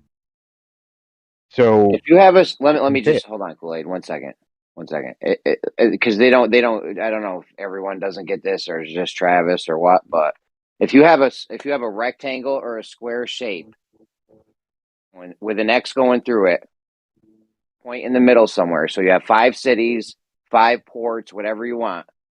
You know the distance to all of those? Sure, you will definitely be able to tell if that is happening on a flat surface or a curved surface. You know why? No. You won't be able to get the distances to match on both of them. They can't. It's impossible. Listen, you only ever have distance. If you have a square that's 10 by 10, yeah, right? If you measure out, if you measure out to the best of your ability a 10 by 10 square, 10 miles by 10 miles, what else do you need to know? I'm telling you right now, if you have that on let's say you have that on a globe, 10 miles by 10 miles, and you have that on a flat surface, okay? The diagonal is not going to be the same on both of those, right? Jeremy, why are you talking? Yeah, I can. Listen very carefully. Okay. Listen, yeah, I heard you. It's over then. You know why if they have the distance, we know if it's flat or curved. Why are you talking about a globe? We just have 10 miles by 10 miles. Listen to me. Listen very carefully. Square. Miles by 10 miles. And that square is on a flat surface or a curved surface. The diagonal distance will be different. Why are you bringing in You understand? curved? Yes. Yes. Yes, I understand. Why are you talking about a curved surface? Because that's what we're talking about, straight line distance. Because you'll be able to tell if it's happening on a curved surface or not. So if you say they know all the distances, they can be like, all right, Earth's not flat. It's obviously happening on a curved surface because you can know by the diagonal that it's not